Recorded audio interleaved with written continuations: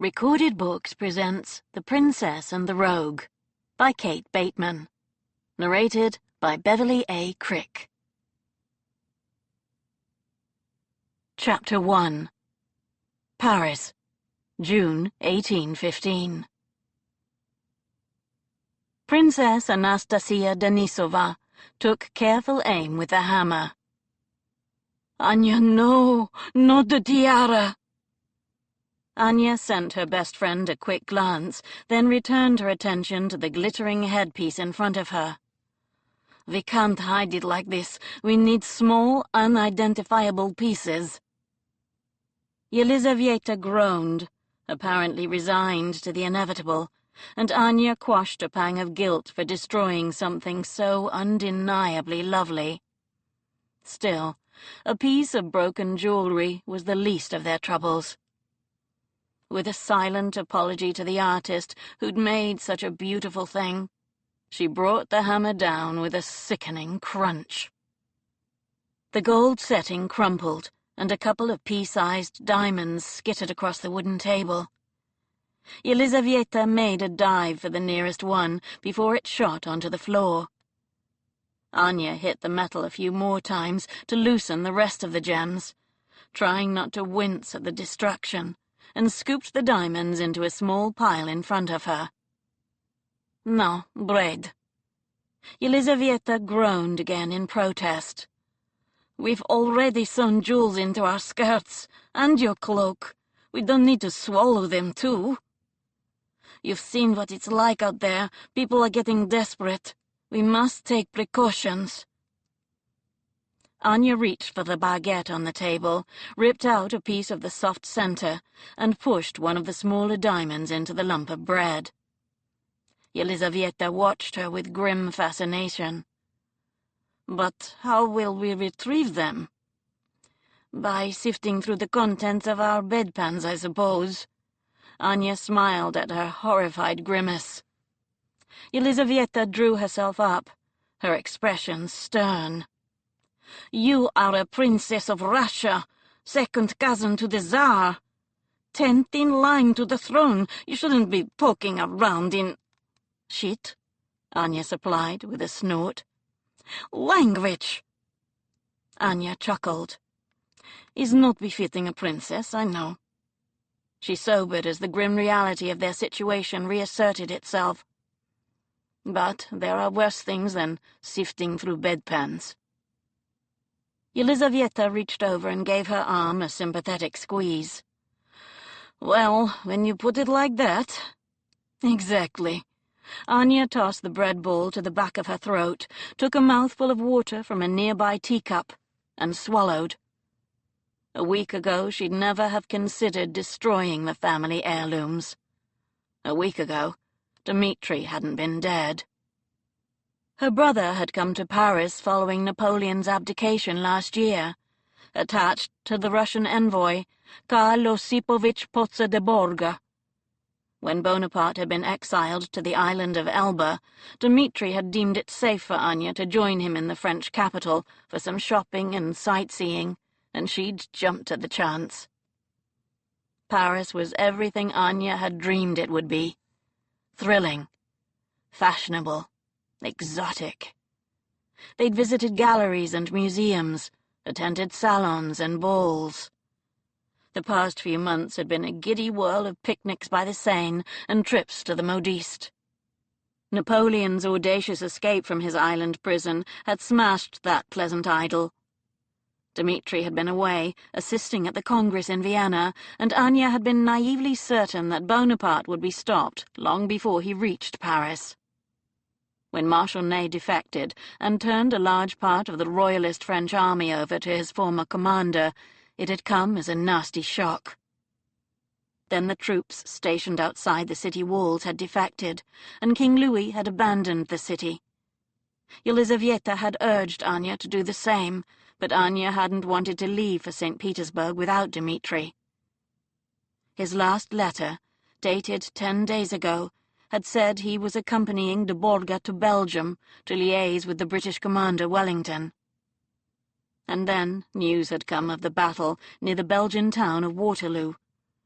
The Allied British and Prussian troops had defeated Napoleon, but at a terrible human cost. Anya told herself there was no need to worry about Dmitri. He was a diplomat, not a soldier. He wouldn't have been anywhere near the battlefield. He was just too busy to write, that was all. She considered travelling to Brussels herself, but there wasn't a carriage to be had. Almost every wheeled conveyance was being used by panicked citizens to leave the capital. And how could she hope to find him in all the confusion? No, she would stay in Paris and wait for him to come to her. Anya stared down at the glittering stones on the table. She barely recalled the visit from General de Borga. All she remembered was the blood leaching from her face when he told her of Dmitri's death. The sick dread that had clutched her heart, Yelizavieta's arms around her as her grief escaped in noisy, gasping sobs. Now, 2 days later, her tears had dried. A hollow, aching sadness remained. She'd told Yelizavieta they would return to St. Petersburg, but in truth it held little appeal. What was left for her there? A series of beautiful empty palaces filled with the ghosts of happier times. Her parents had died 5 years ago, both carried off by the same fever. Now that Dmitri was gone, her closest male relative was some distant cousin in Moscow, who'd hound her to marry the first fortune-hunting fool who came her way. Her father had refused plenty of suitors over the years. Men like the scheming Vasily Petrov, who hadn't wanted her, merely the cachet that marriage to a Russian princess would bring. Anya was adamant that her union, like that of her own parents, would be based on mutual respect and appreciation, and not financial inducement.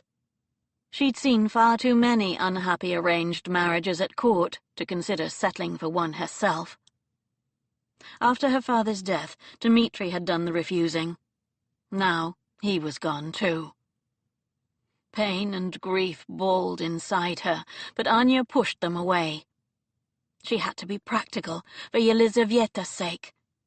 She pinched off another piece of bread, inserted another diamond, and swallowed it down. Concealing a selection of gemstones inside their clothes was an expedient thing to do, considering the volatile situation outside. It was a long way from Paris to St. Petersburg. 2 women alone would be an easy target for would-be thieves. If Anya's baggage was stolen, they'd have the jewels sewn into the hem of her cloak.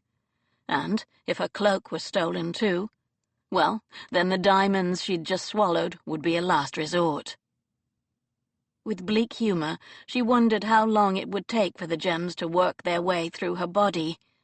A few days, probably. How horrified her former tutors would be to know she'd been called on to make such an obscene calculation.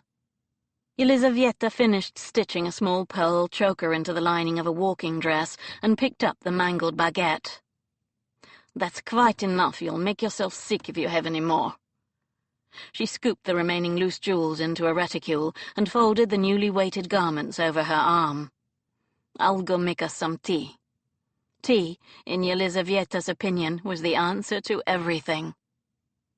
After she left, Anya sat listening to the heartbreakingly normal sounds of the street outside. Carts rattled. Birds sang. Tradesmen haggled. How could the world carry on as if nothing had happened? How was it possible to feel so alone amongst hundreds of thousands of people? The ache in her chest intensified. Thank God for Yelizavieta. Without her dear friend, she'd be truly alone in this world. Footsteps echoed on the stairs, too heavy to be Yelizavieta returning with a tea tray. Anya frowned. Another visit from General de Borga?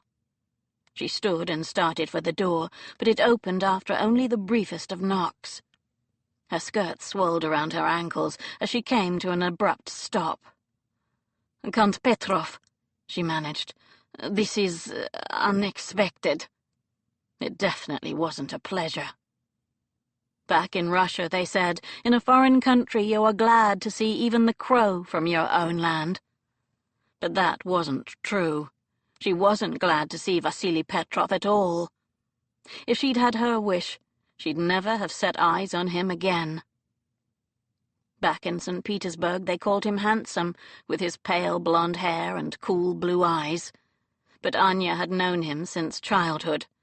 He was sly and vindictive, always jockeying for position. A preening peacock who bragged of his female conquests and his luck at the gaming tables with equal pride. She narrowed her eyes.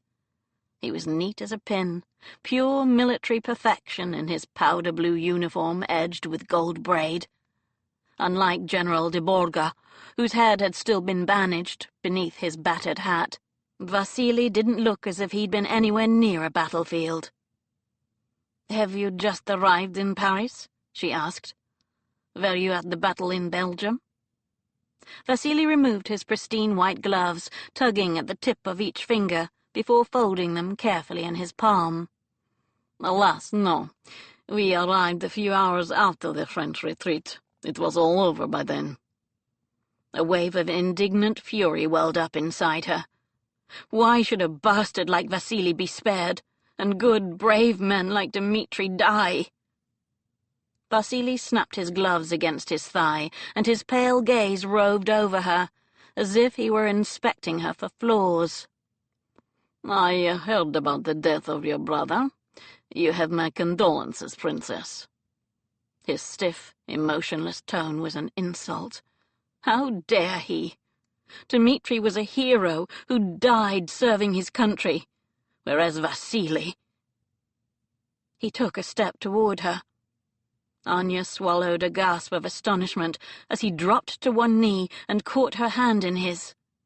She tried to pull away, but he had a firm grip on her fingers. "Princess Anastasia." "Anya," he murmured. "With Dmitri gone, you need a protector, a husband. Please, do me the honor of—" Anya shook her head in horrified disbelief. "Don't be ridiculous. I'm going back to St. Petersburg, on my own. I don't need anyone's protection." Vasily's fingers tightened painfully on her knuckles. "No, Princess. You're going to marry me." Chapter 2. Anya quelled a spurt of incredulous anger. "I most certainly will not. My father denied your suit 3 years ago, as did my brother when you persisted. You want my dowry, Vasily. You have no regard for me at all." A cynical smile curved the corners of his mouth beneath his blonde mustache. She'd always disliked men with mustaches. "I don't deny it," he said coolly. "Why should I apologize for being ambitious? We'll make a good team, you and I. You're intelligent for a woman. You know how to run a household, order servants. You'll make an excellent hostess." His gaze swept her features, and a greedy, lecherous look kindled in his expression, which made her skin crawl. "You know full well you're beautiful. Admit it, you loved having all the boys panting after you at court, didn't you? And this ice princess facade? I'll melt it. Bedding you will be no hardship at all." Anya snatched her hand away from his. Her expression must have shown her disdain, because he raised an amused brow. "What's the matter? I'll make you like it." She sent a panicked glance at the door. Where was Yelizaveta? Vasily was watching her closely. In a sudden move, he stood, pulled her to her feet and yanked her hard against his chest. Anya cried out and tried to pull away, but he caught her wrists in his fists, like manacles. "You don't have any choice in the matter, Princess," he hissed. "We will be wed, as soon as I can find a priest." "Release me at once." An ugly, belligerent glint lit his eyes. "You'll wed me if I ruin you."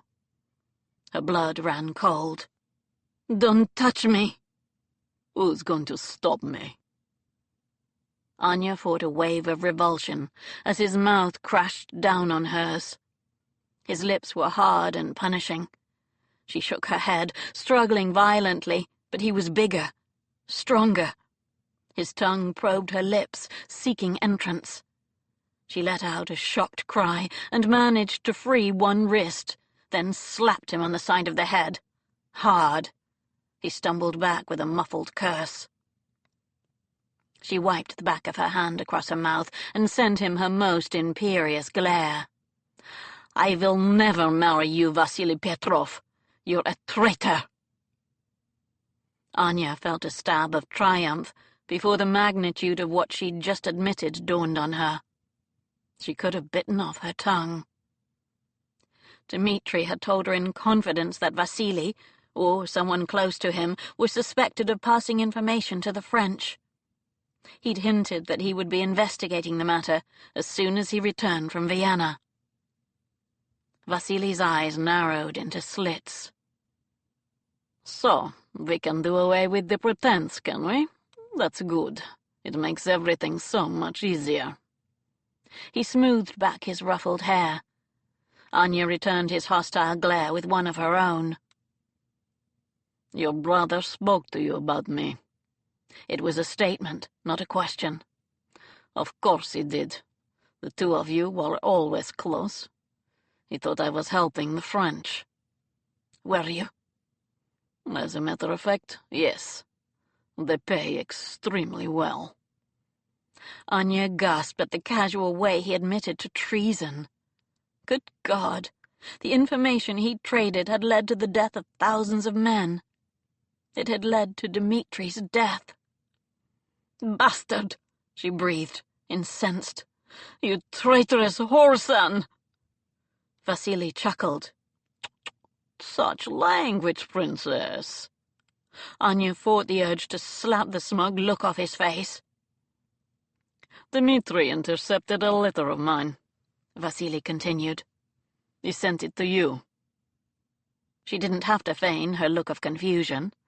"No, he didn't." "Don't lie to me. Where is it?"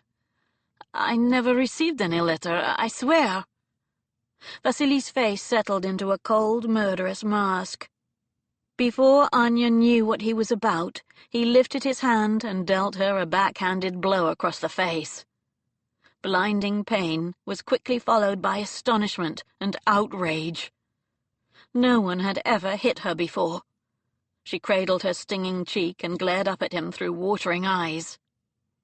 He gave a sickly smile. "It doesn't matter. Whatever evidence you have, or don't have, your brother is dead, and a wife can't give evidence against her husband." Anya sucked in a breath at his horrifyingly simple plan. He would marry her to ensure her silence. She would be trapped in marriage to this brutal, sneering thug. Vasily backed toward the door. "You will stay here until I return. And don't think to run. There's nowhere I won't find you. If I have to come after you, I will be most displeased." He flicked a glance at her burning cheek and smirked. "Your brother always allowed you too much leeway, but you'll learn to respect your husband." Anya glared up at him and smiled. "Never." Vasily sensed Yelizavieta's presence behind him a fraction too late. He swung around, but she brought the Chinese vase down on his head with all her strength. It shattered as it made contact with his skull. His eyes slid closed, and his big body collapsed onto the rug with a satisfying thump. "Excellent timing," Anya gasped. "Thank you." Yelizavieta glanced down at Vasily's prone form with a grimace of distaste. A patch of blood was seeping through the blonde hair on the back of his head. Anya battled a wave of nausea. "Is he dead?"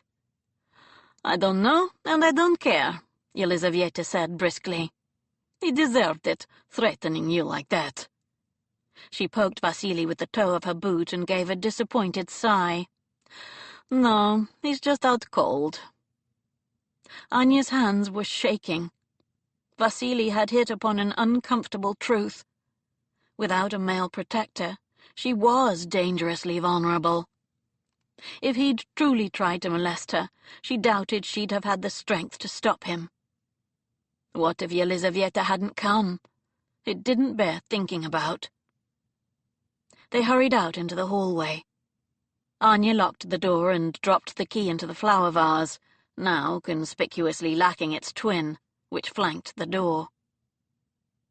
"We can't stay here, not now that he's found us."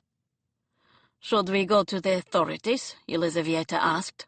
"Or to General de Borga?" "I doubt either could help. The whole city's in turmoil. There's too much going on." Anya shook her head, her thoughts in a whirl. "Although this chaos might work to our advantage. If we disappear now, we'll be harder to trace." She didn't doubt Vasili's threat to follow her. His pride was fierce, and he hated to be thwarted. She hurried toward her bedchamber, with Yelizaveta hard on her heels. Vasili would expect her to head back to Russia. Even if they managed to evade him on the journey, he would catch up with them in St. Petersburg and attempt to enact his absurd plan there.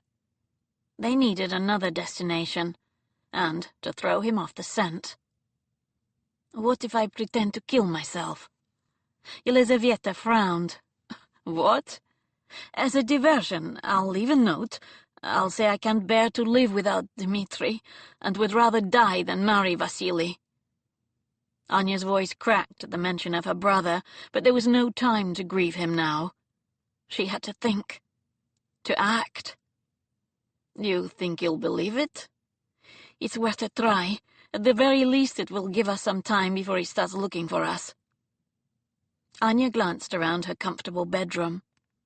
She had a wardrobe full of clothes, silver-backed brushes and mirrors, a host of expensive luxuries she'd always taken for granted. She pushed down a brief pang of regret. "We'll have to leave all of this behind." Yelizaveta nodded decisively. She selected a small bag and thrust a few choice articles inside, then picked up Anya's traveling cape and the reticule of diamonds. "Thank goodness we didn't leave these in there with him." Anya pulled her leather jewelry box from the back of the wardrobe. "I have some coins, and we can take a few more jewels. Vasili won't know what's missing." She grabbed the satchel she used for watercolor paints and thrust her favorite pair of leather ankle boots inside, along with a shawl and a few clean chemises. "Hurry! Heaven knows how long we have before he wakes up."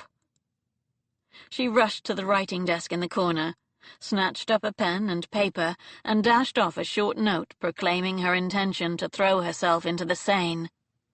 That done, she joined Yelizaveta at the front door to the apartment. 1,000 contradictory thoughts crowded her brain. Good God, how had it come to this? Thrust from a life of peaceful contentment into one of terrifying uncertainty, all in the space of a few days.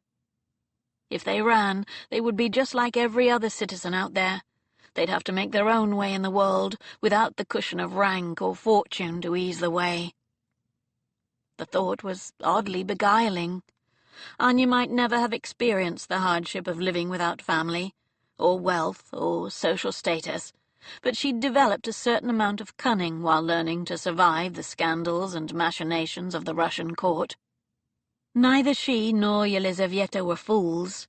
They were determined and resourceful. They would rise to this challenge. And really, could whatever awaited them out there be worse than the fate Petrov had planned for her? She doubted it. Anya took a fortifying breath. This might be an ending, but it was also a beginning. A chance to experience all that life had to offer. Her whole life she'd been seen as little more than a means of enrichment or a political pawn. It was time to see what she could achieve on her own. She grasped Yelizaveta's hand. "Are you sure you want to come with me? I can give you enough money to get back to St. Petersburg if you want."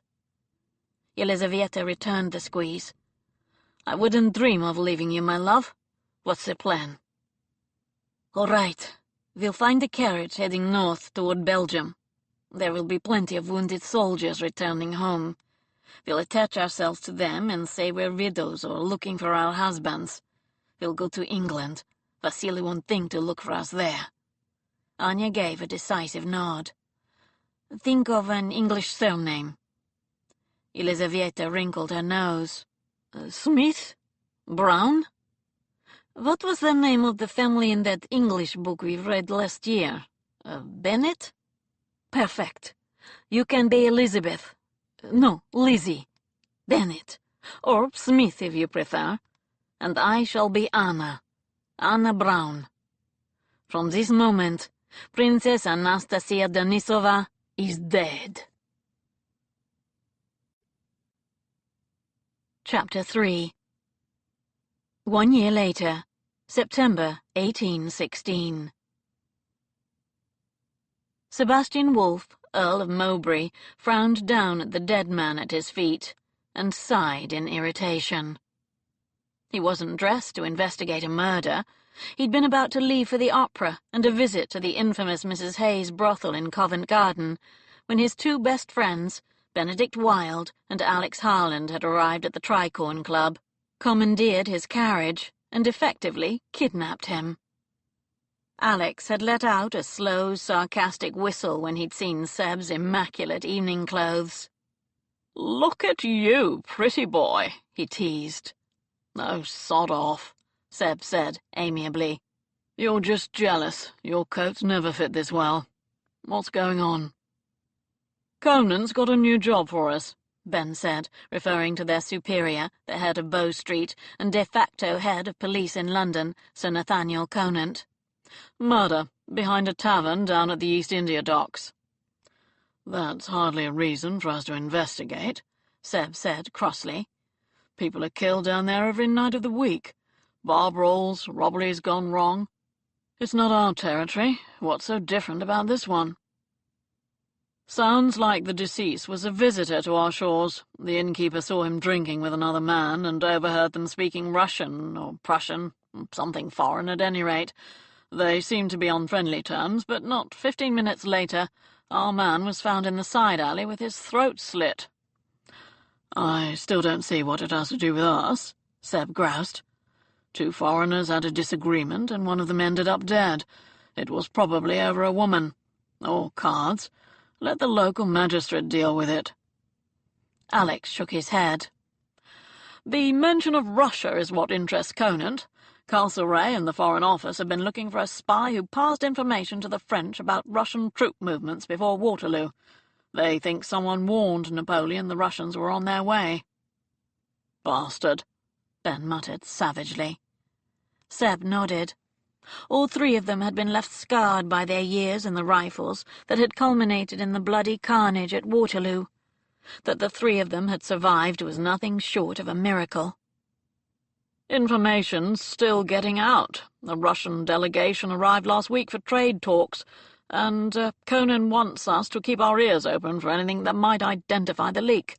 So we're investigating anything that involves Russians, dead or alive." Seb snorted. "Keep our ears open. Ha! Only one of my ears works, thanks to Bonaparte." "I'll keep my eyes peeled," Alex added dryly, and Benedict chuckled at their gallows humour. A cannon blast at Waterloo had permanently damaged the hearing on Seb's left side. Alex had lost a portion of his peripheral vision in the same explosion. The carriage lurched to a stop at the end of a dark alley. The three of them got out, eliciting a slew of bawdy comments from a couple of whores on the corner. "Oh, come here, gents. Sally'll show you a good time." Ben ignored them and headed for the front door of the tavern. "I'll talk to the landlord." Seb nodded to the man posted at the alley entrance to protect the crime scene and slipped between the overhanging buildings, followed by Alex. Here, in the stinking slums that clustered round the Thames docks, murder was commonplace. Human life was cheap. Seb wrinkled his nose against the rank smell of piss and stale beer that mixed with the fetid odour of the nearby river to create a nauseating miasma. The creak of ships moored at the water's edge could be heard above the rattle of carts and the occasional angry shout. A rat scurried behind a pile of refuse. Blood and death didn't bother him. He'd seen so much of it during his years in the rifles, he'd become immune. Sometimes the fact that it didn't affect him worried him a little. His emotions, good and bad, seemed distant, unimportant. Had he lost the ability to be horrified or surprised by anything anymore? Seb dismissed the thought and crouched down, careful to avoid the black pool of blood that glistened on the filthy cobbles. No point ruining a good pair of boots. The dead man wore plain clothes, nothing flash that would have attracted the attention of a thief. He lay sprawled like a marionette whose strings had been cut. Seb searched the man's pockets and withdrew a leather money purse. "This wasn't a robbery." Alex pointed at the man's hand. "He's still wearing a ring on his little finger, too. Someone wanted him dead, but not for gold." Seb tugged the ring from the corpse and squinted at it in the dim light. It was too dark to see the markings on it, so he slipped it into his waistcoat pocket. "I'll take this home and look at it there." Alex bent to examine the man's neck. "It's a clean wound, almost professional. Someone knows their way around a blade. There's not much evidence of a struggle. The poor bastard probably never suspected a thing."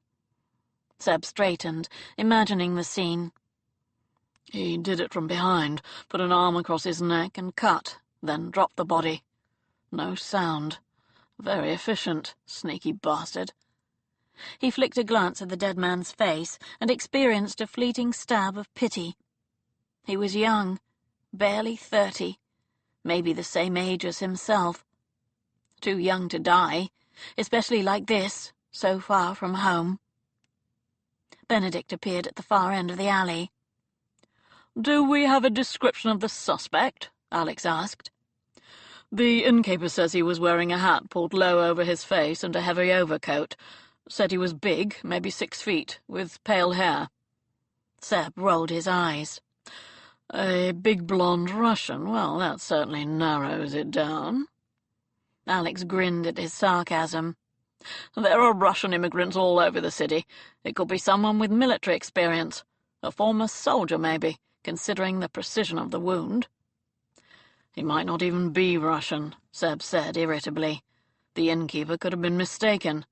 They could have been speaking Cornish or Welsh. We're wasting our time." Ben shrugged. "Well, I doubt there's any more to learn here. At any rate, let's go. The locals can take it from here." Back in the carriage, Seb said, "So Conan wants us to listen out for Russian gossip, does he? At the Tricorn?"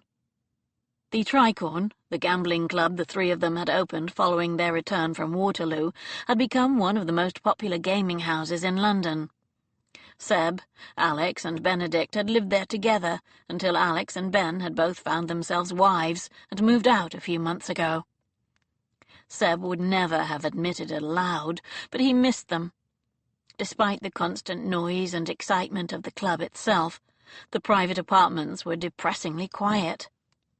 He never brought women back there. He enjoyed the privacy of his personal domain, but it was rather dull with just him and the servants rattling around. Not that he was lonely. Of course not. But maybe he should take in a lodger?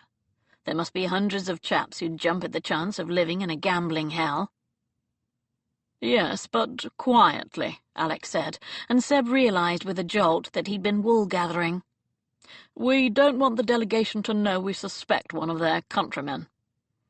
"I haven't seen any Russians at the club yet," Seb said, "and even if they do come, I doubt they'll be discussing sensitive information in such a crowded place." "They might if they're speaking Russian and don't think anyone else can understand what they're saying," Alex said reasonably. "Or if they're very drunk. In vino veritas, as they say." "What good is it to us even if they do talk?" Seb grumbled. "Can you speak Russian? Because I bloody well can't." "I can say a few curse words," Benedict chuckled, "and ask for a drink, but that's about it." "Maybe we should find ourselves a native speaker," Alex said. "Employ them to loiter about on the gaming floor, listen in to conversations. I'll make some inquiries." Seb reached into his waistcoat and withdrew his pocket watch. "Bugger, I've missed the first half of the opera. I might as well go straight to Covent Garden." "You're never going to find a decent woman in a brothel," Ben said with a slight frown. Seb sent him a smile sure to irritate. "That's precisely why I'm going. It's the indecent ones I'm after." Alex leaned forward, his hands dangling loose between his knees. "Since Ben and I moved out, you've been playing and working too hard." Seb snorted. "That's bollocks. I don't gamble. I rarely drink to excess. Women are my only vice. What is it about you married people? You get yourselves leg-shackled, and then nothing will do but to try and snare everyone else in the parson's mousetrap. You're like two fussy old women. I'm not ready to settle down just yet. I'm having far too much fun being a reprobate." "Marriage really isn't that bad," Alex laughed. Seb rolled his eyes. "Haven't you got better things to do than nag me about my love life? Or maybe, being married men, it's your own lack of action between the sheets that has you so interested. Trying to live vicariously, boys." Alex snorted at the insult. "Not me. Emmy's at a charity gala tonight, but rest assured when she gets home she'll show me just how much she's missed me." His lips curved in a contented smile, and Seb grimaced in disgust. "I'm not lacking in that department either, thank you very much," Ben added smugly. "Marriage does not equate to celibacy, Seb." "I never said it did. I just didn't think you'd both be so content to get it from the one source for the rest of your days." Seb shook his head in mock horror. "Seems a damn shame, when you think of all the available women out there, crying out for the love of a good man." Alex shook his head. "You haven't attended many ton functions recently." "Because I'm sick of fending off scheming debutantes and bored housewives. No woman's worth facing an irate husband or an angry father over pistols at dawn." Seb leaned back into the comfortable squabs of the carriage. "Tarts are honest and uncomplicated. They don't expect anything more than a tumble in the sheets for the price agreed. There's no hurt feelings, no clinging when it's time to end things, no delusions of marriage." He glanced between his two friends.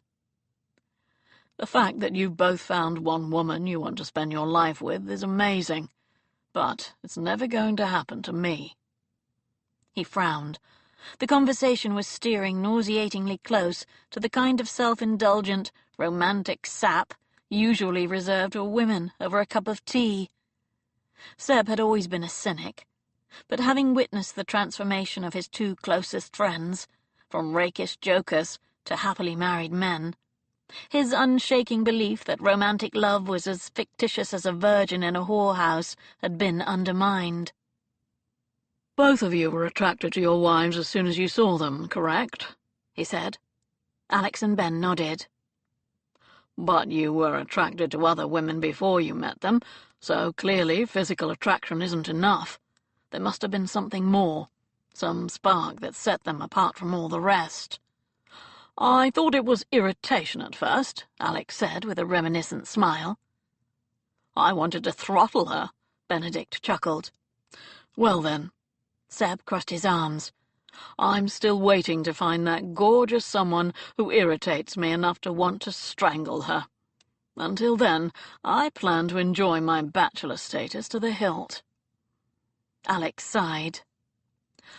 "I thought we could come for supper. I miss Legrasse. I've been dreaming of his puddings for weeks."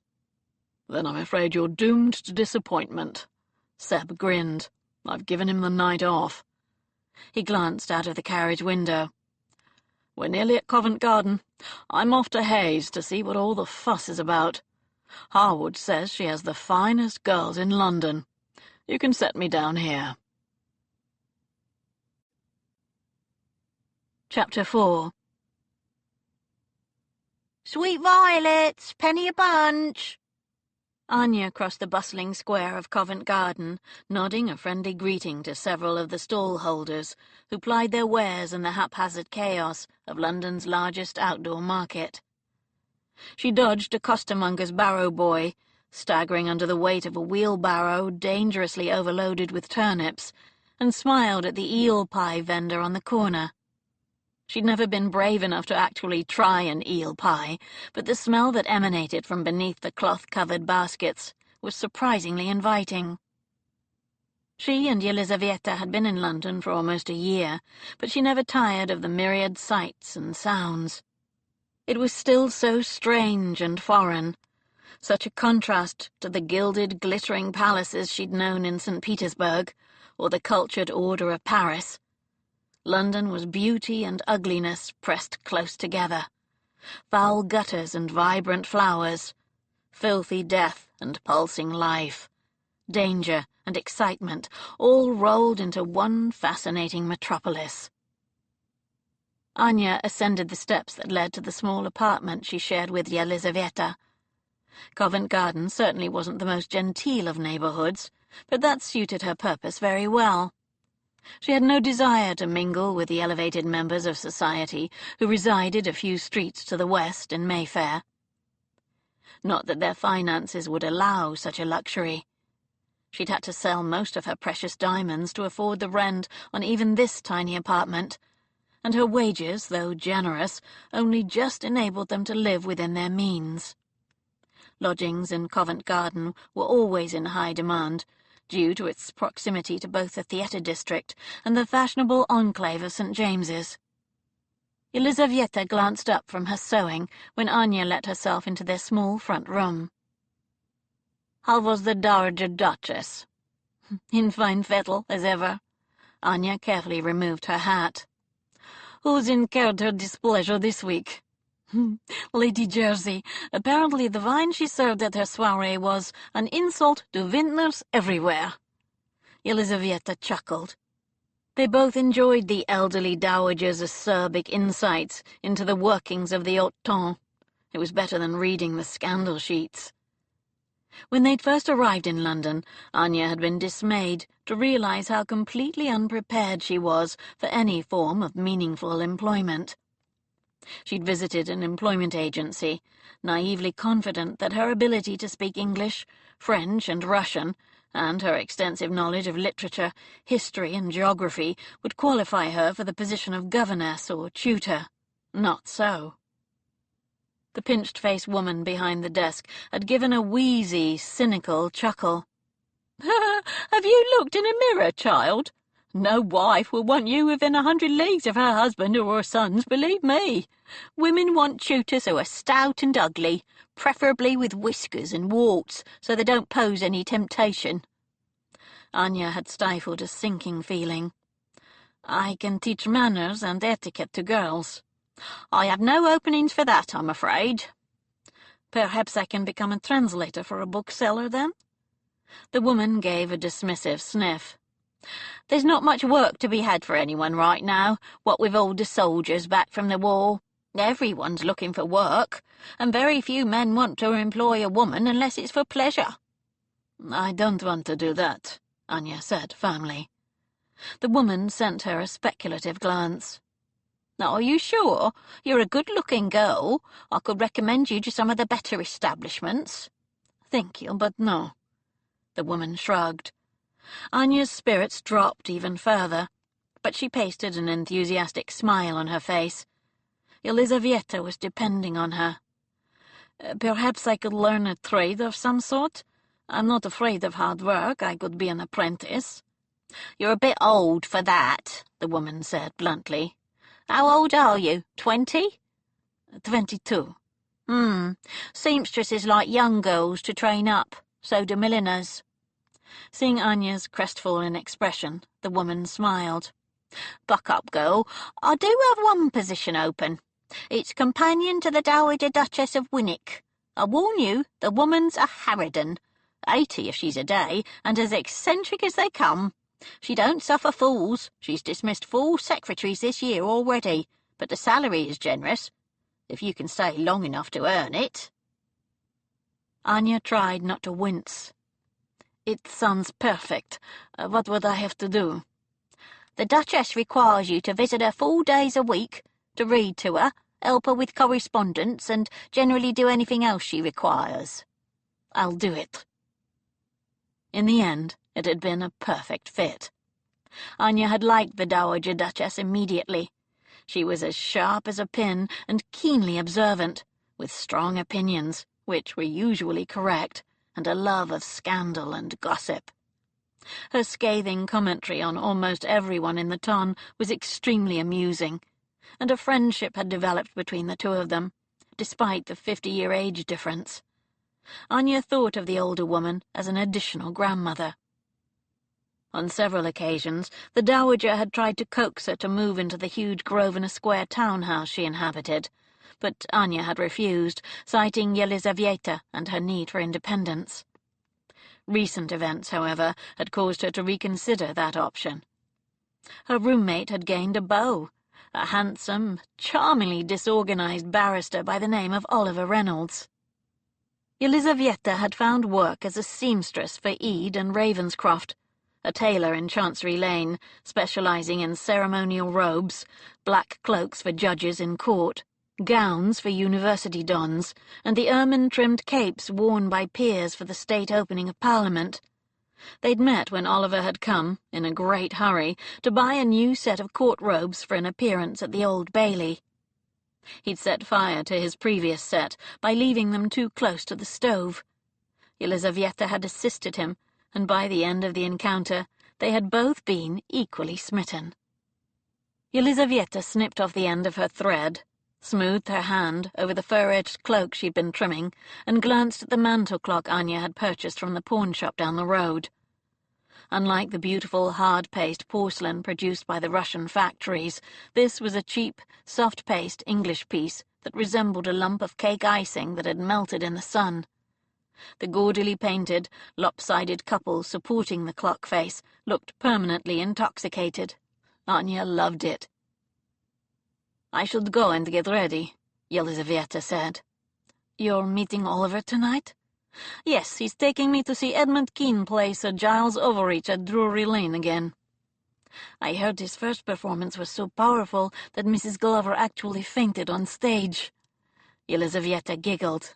"Oh yes, he's quite terrifying, which gives me the perfect excuse to clutch Oliver and for him to put his arm around me."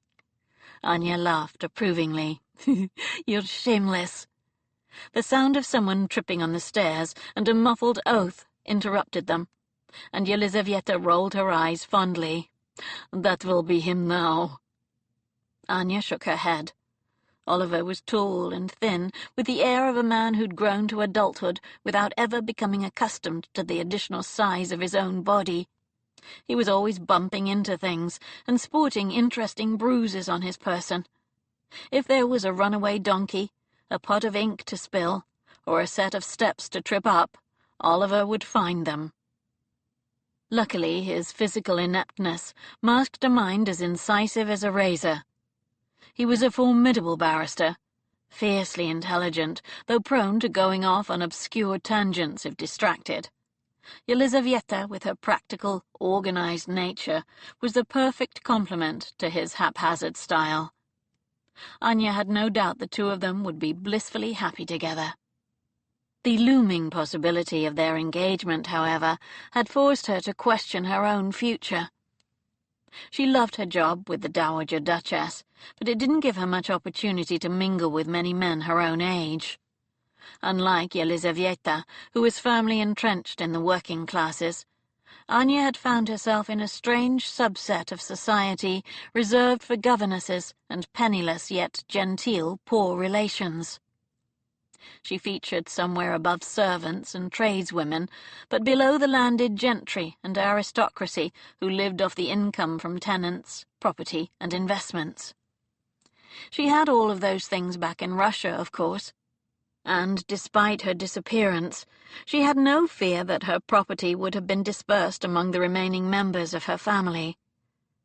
A few weeks after they'd arrived in London, she'd written to her trusted man of business in St. Petersburg, informing him that she was taking an extended tour of Eastern Europe. She'd been sure to request that should anyone, especially one Vasily Petrov, inquire about her, that Mr. Lermontov feign complete ignorance of her whereabouts. Since Lermontov's family had served as financial advisers to the Denisovs for well over 100 years, Anya was confident of his discretion. Oliver's arrival interrupted her recollections. "Good evening, Miss Anna," he said, removing his cap to reveal a thatch of mussed sandy hair. His smile widened as his gaze found Yelizaveta. "And good evening, Lizzie. Sorry I'm late. There was a rat on the steps of my office, but when I went to chase it away, it turned out to be a kitten. The poor little mite was soaking. Some cruel bugger had tried to drown it, I think." His brows drew together in a disapproving line. "Of course, I couldn't just leave it there to die. I had to get it some milk and find someone to look after it, and—" He extended his arms to the side in a hapless gesture. "Well, the end result is that I'm late. Are you ready? We'll have to hurry if you want to catch the opening act." Yelizaveta shot Anya a laughing look at her beloved's habitual tardiness and sent him a dazzling smile. "You're a good man, Oliver Reynolds. Not everyone would have been as kind as you." Oliver's neck reddened at her praise. "Let me just get my hat and gloves and we can be on our way." Yelizaveta took the few steps needed to cross the room and enter her bedchamber, and reappeared moments later, tying the laces of her cloak. "There, all ready. Are you sure you'll be all right on your own?" Her last comment was addressed to Anya. Anya nodded, amused by her friend's concern. She refrained from saying that if anyone accosted her, she'd be sure to hit them over the head with a vase. Yelizaveta still didn't like to joke about their near miss with Petrov. "I won't be here for long," Anya said. "I'm going next door. I promised Charlotte I'd continue the girls' lessons. You two have a wonderful evening." Chapter 5. Half an hour later, Anya slipped through the back door of London's most exclusive brothel and smiled at the owner, her friend and neighbour Charlotte Hay. The infamous madam was dressed in the height of fashion, her naturally blonde hair arranged in an elaborate style, her voluptuous figure displayed to its best advantage in a gown of lavender silk. Anya divested herself of her gloves and bonnet. "Are the girls ready?" "They are indeed. Tess is looking forward to reading a whole chapter on her own, and Jenny's been practising her penmanship all week. Amy's with a customer, but she'll be down as soon as she's free." Anya's smile dimmed a little. When she'd first realized that the house next to the modest apartment she and Yelizaveta had rented in Covent Garden was a brothel, she'd been dismayed. But a chance encounter with Charlotte on the front steps had led to an invitation to tea, and Anya had discovered that the notorious Mrs. Hay was one of the kindest, wittiest women she'd ever met. The interior of the brothel was as tastefully appointed as an ambassador's residence. Charlotte had spared no expense to make her rooms as luxurious and appealing as possible, and the strategy had clearly worked, because the place was frequented by only the wealthiest and most aristocratic of clients. Despite her stunning good looks, Charlotte herself did not entertain clients, although she received no shortage of offers. Anya had never asked how she'd ended up as one of London's greatest procuresses, but from a few things Charlotte had let slip, she deduced that an unfortunate incident with a duplicitous fiancé had set her on the path to what most people would regard as ruination. There was, and never had been, a Mr. Hay. Charlotte, in turn, had never pried into Anya's past, although Anya had no doubt that she was burning with curiosity.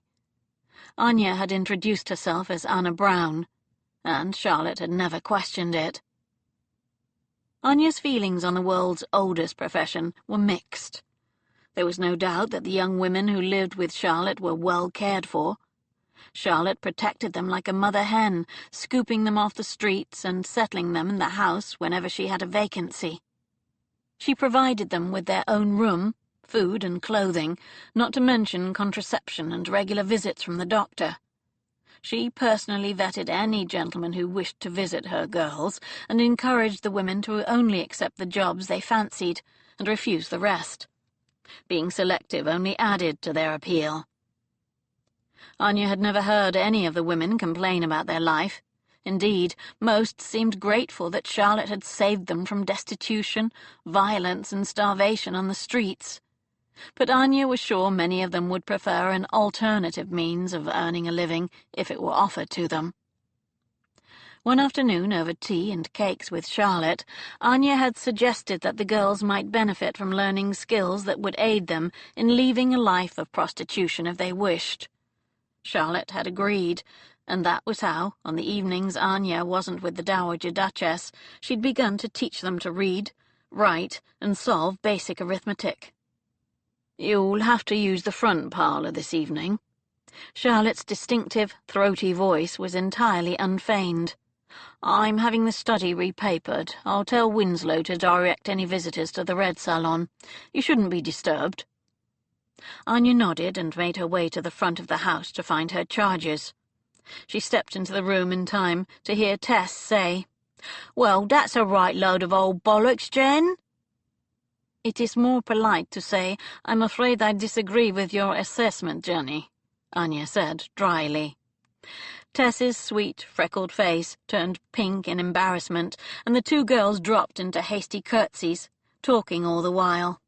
"Oh, Miss Anna, I'm so sorry. I had no idea you was there." "It's quite all right, Tess. I've heard far worse. But still, do consider modifying your language. As a milliner's assistant, you'll need to be polite to the customers." Anya had to hide a smile at the irony of chiding anyone on their vocabulary.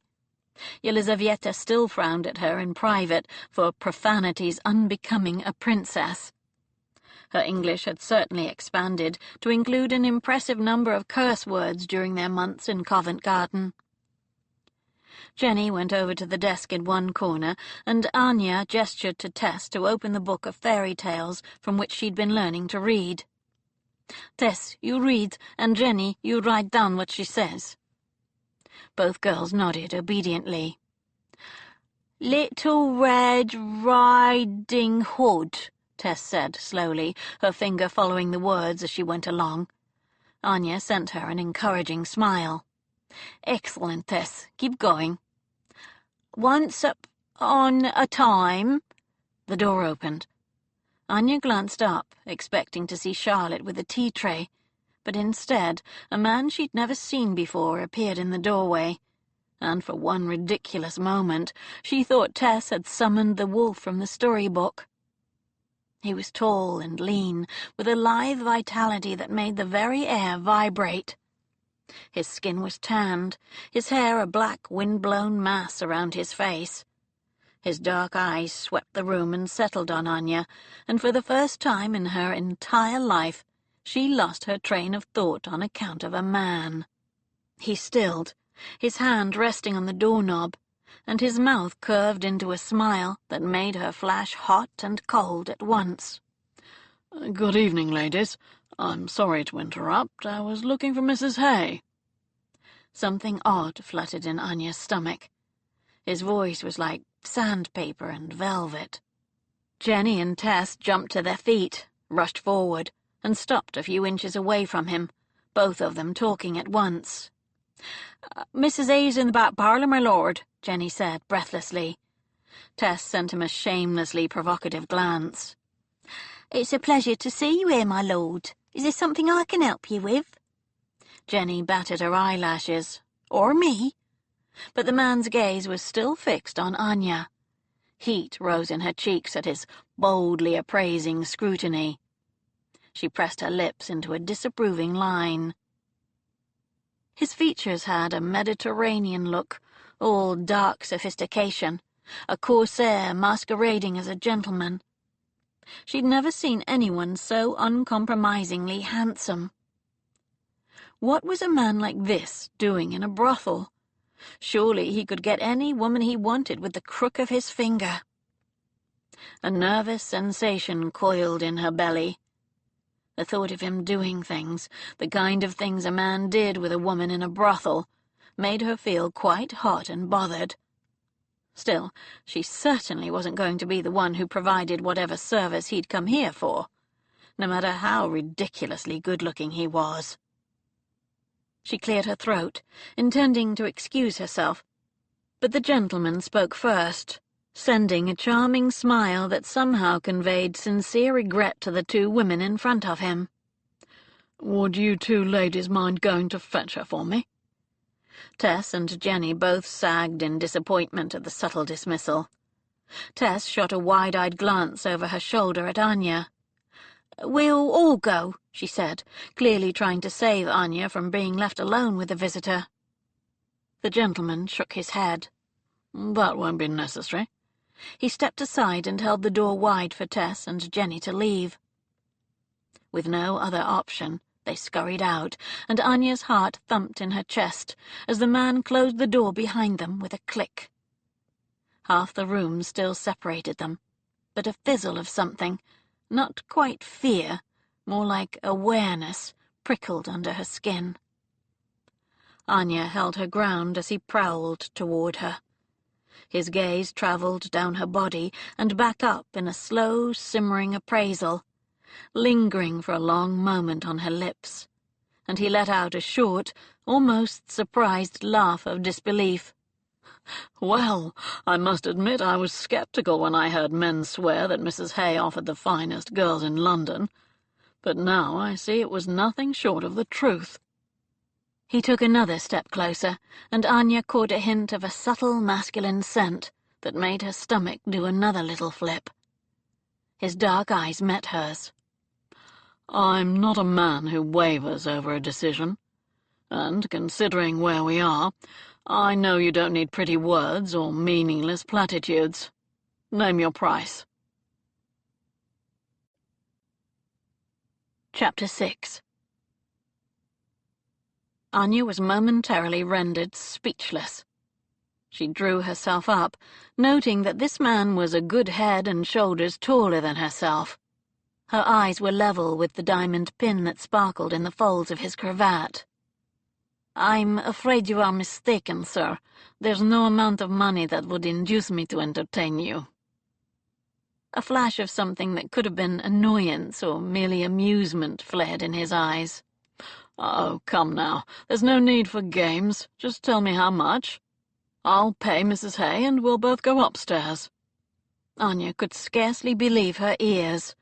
The part of her that wasn't rooted to the spot with amazement and irritation was, paradoxically, rather flattered that he seemed so determined to engage her services.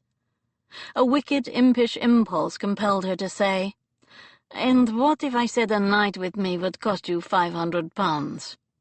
"Then I would pay it." She jerked her shocked gaze to his, and realized he was entirely serious. Who was this man? Jenny had called him my lord. He must be both as rich as Croesus, and out of his senses to squander such an exorbitant sum on one night with a stranger. This close, she could see the sensual fullness of his lips, the faint hint of dark stubble on his jaw. Her pulse pounded in her throat.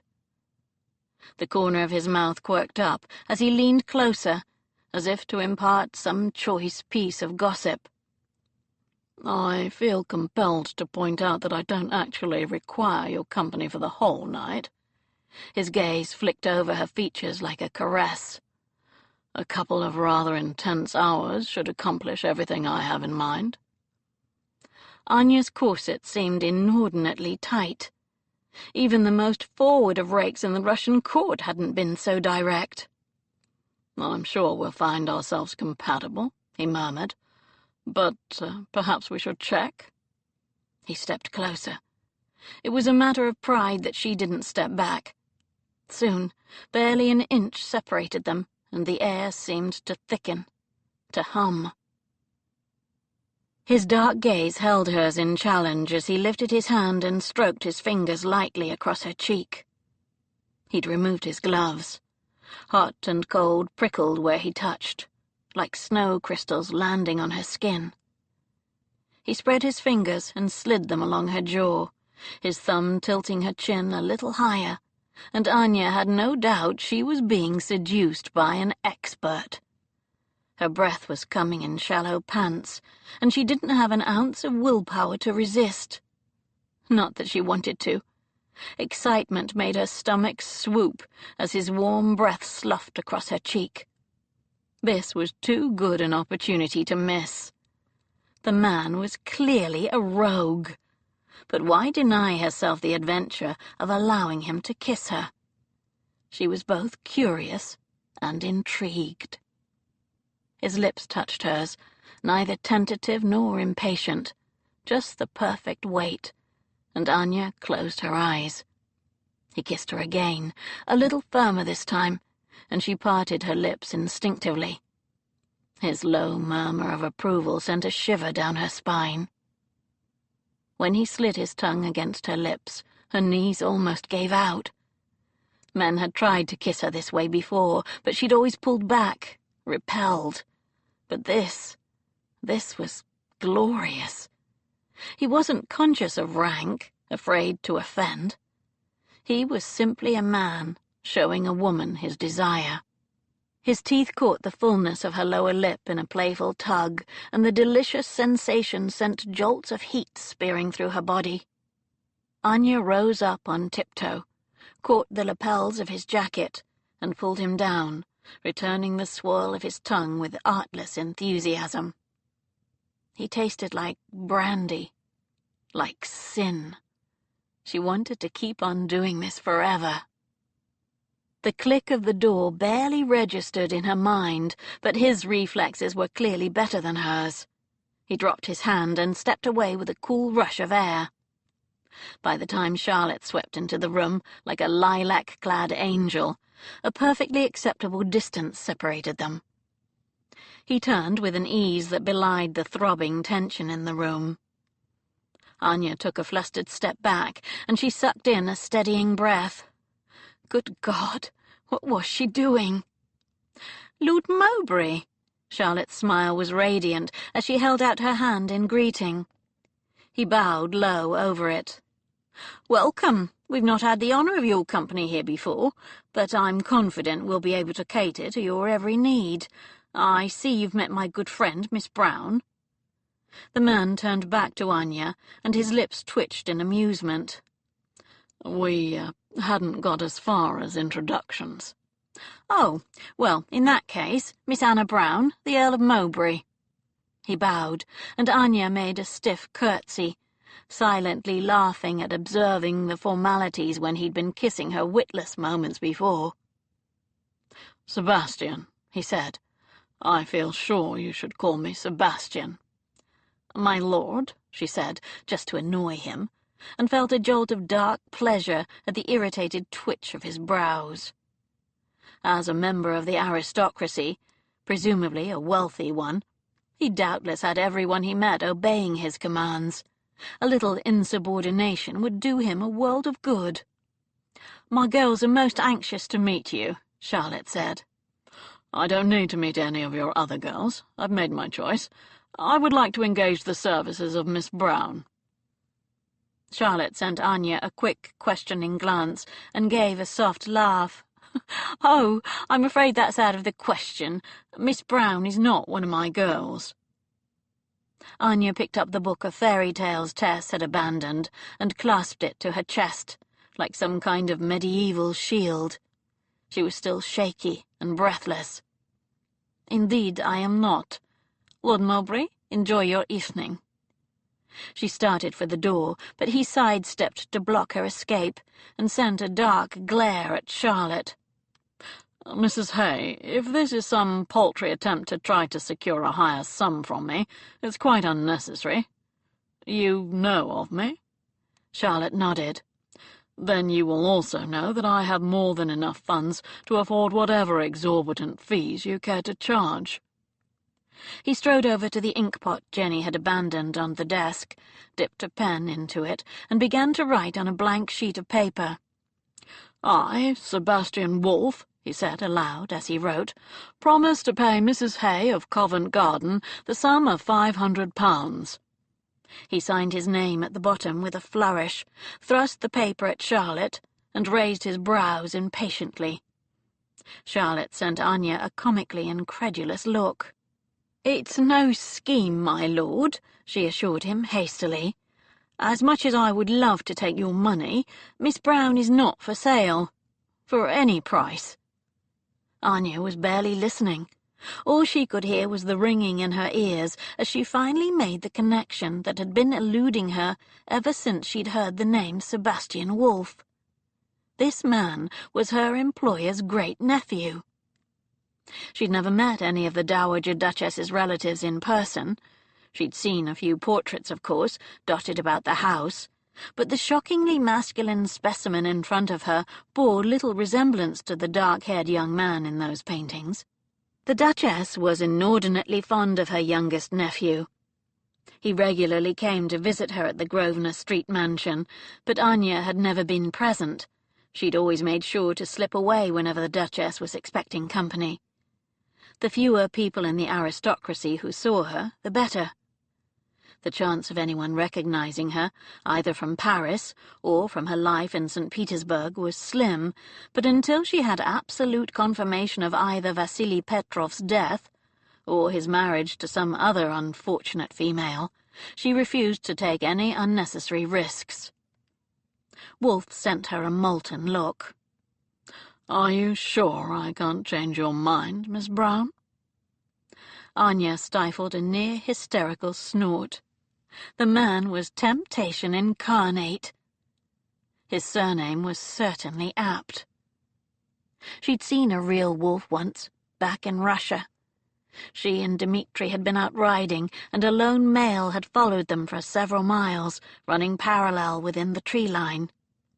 She'd caught flashes of its silver-grey fur, heard the tireless crunch of its paws in the snow as it ate up the miles, easily keeping pace with the horses. This man had the same unblinking stare and sinuous grace.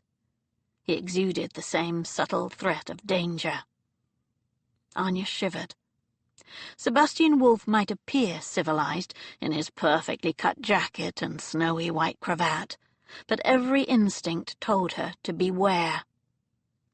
She'd thought Vasily's clumsy assault in Paris had given her a permanent distaste for men, but she was horribly tempted to take Wolfe's outstretched hand and allow him to draw her upstairs, to let him show her the pleasure he seemed arrogantly confident of providing. The thought was enough to shock her into action. "Good night, my lord." With a regal tilt of her chin, she hurried from the room and heard Charlotte's husky laughter as she moved forward to intercept him. Anya rushed back to the kitchen, desperate to leave, and found a cluster of girls chattering like a bunch of excited magpies. "Is it true?" Amy asked, catching Anya's sleeve. "The big bad wolf? He's never been here before." "It is him," Jenny insisted. "My friend Kitty's seen him hundreds of times at the theatre." "The last of the unholy trinity," Amy sighed reverently. "Unholy Trinity?" Anya echoed. "That's what everyone used to call them. Lords Mowbray, Melton and Ware. Before the war, before they were earls, they were the most shocking rogues you can imagine. But Melton and Ware are married now. Mowbray's the only one left." Long Meg, a ravishing natural redhead, chuckled. "Wonder what he likes. I bet he's a right handful, big man like that. Think he wants a 5-fingered handshake?" She made a crude gesture with her hand, fingers meeting thumb, as if encircling a pipe. Jenny gave a theatrical shiver. "Have you seen the size of his hands? I tell you, girls, I do him for free." Anya snatched up her bonnet and gloves and made for the door. She truly didn't want to hear any more of the conversation, but she couldn't help looking back as Charlotte came in. "What does he want, Charlotte?" Jenny asked. "Let me take care of him," Amy pleaded. "I'll do whatever he asks," Long Meg declared. Charlotte looked unusually harried. 2 small lines had appeared between her brows. "Not the main course," she said briskly, sending Anya a speculative look that Anya couldn't begin to decipher. "Just something to take the edge off." The girls let out a collective sigh of disappointment, but Anya's stomach tumbled in dismay. For all his protestations of wanting only her, it seemed Lord Mowbray was prepared to accept the ministrations of any female after all.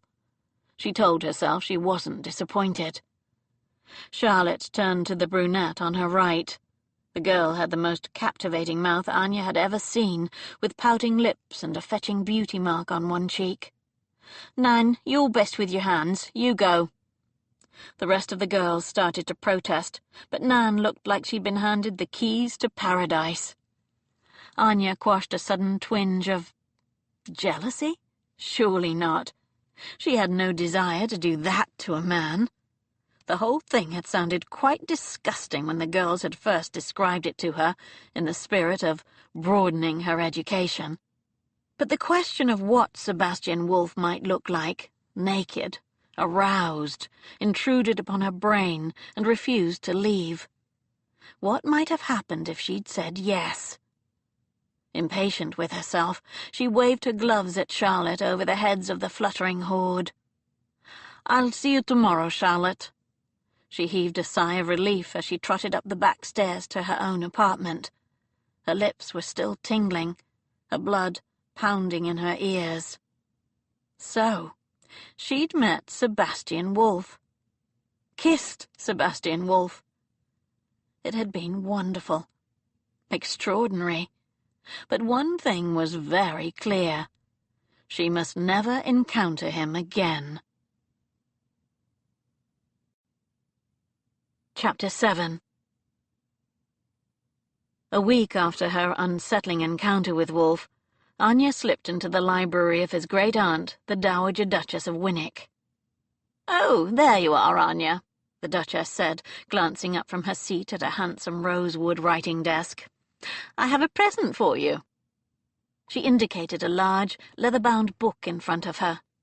"It's a collection of Russian fairy tales.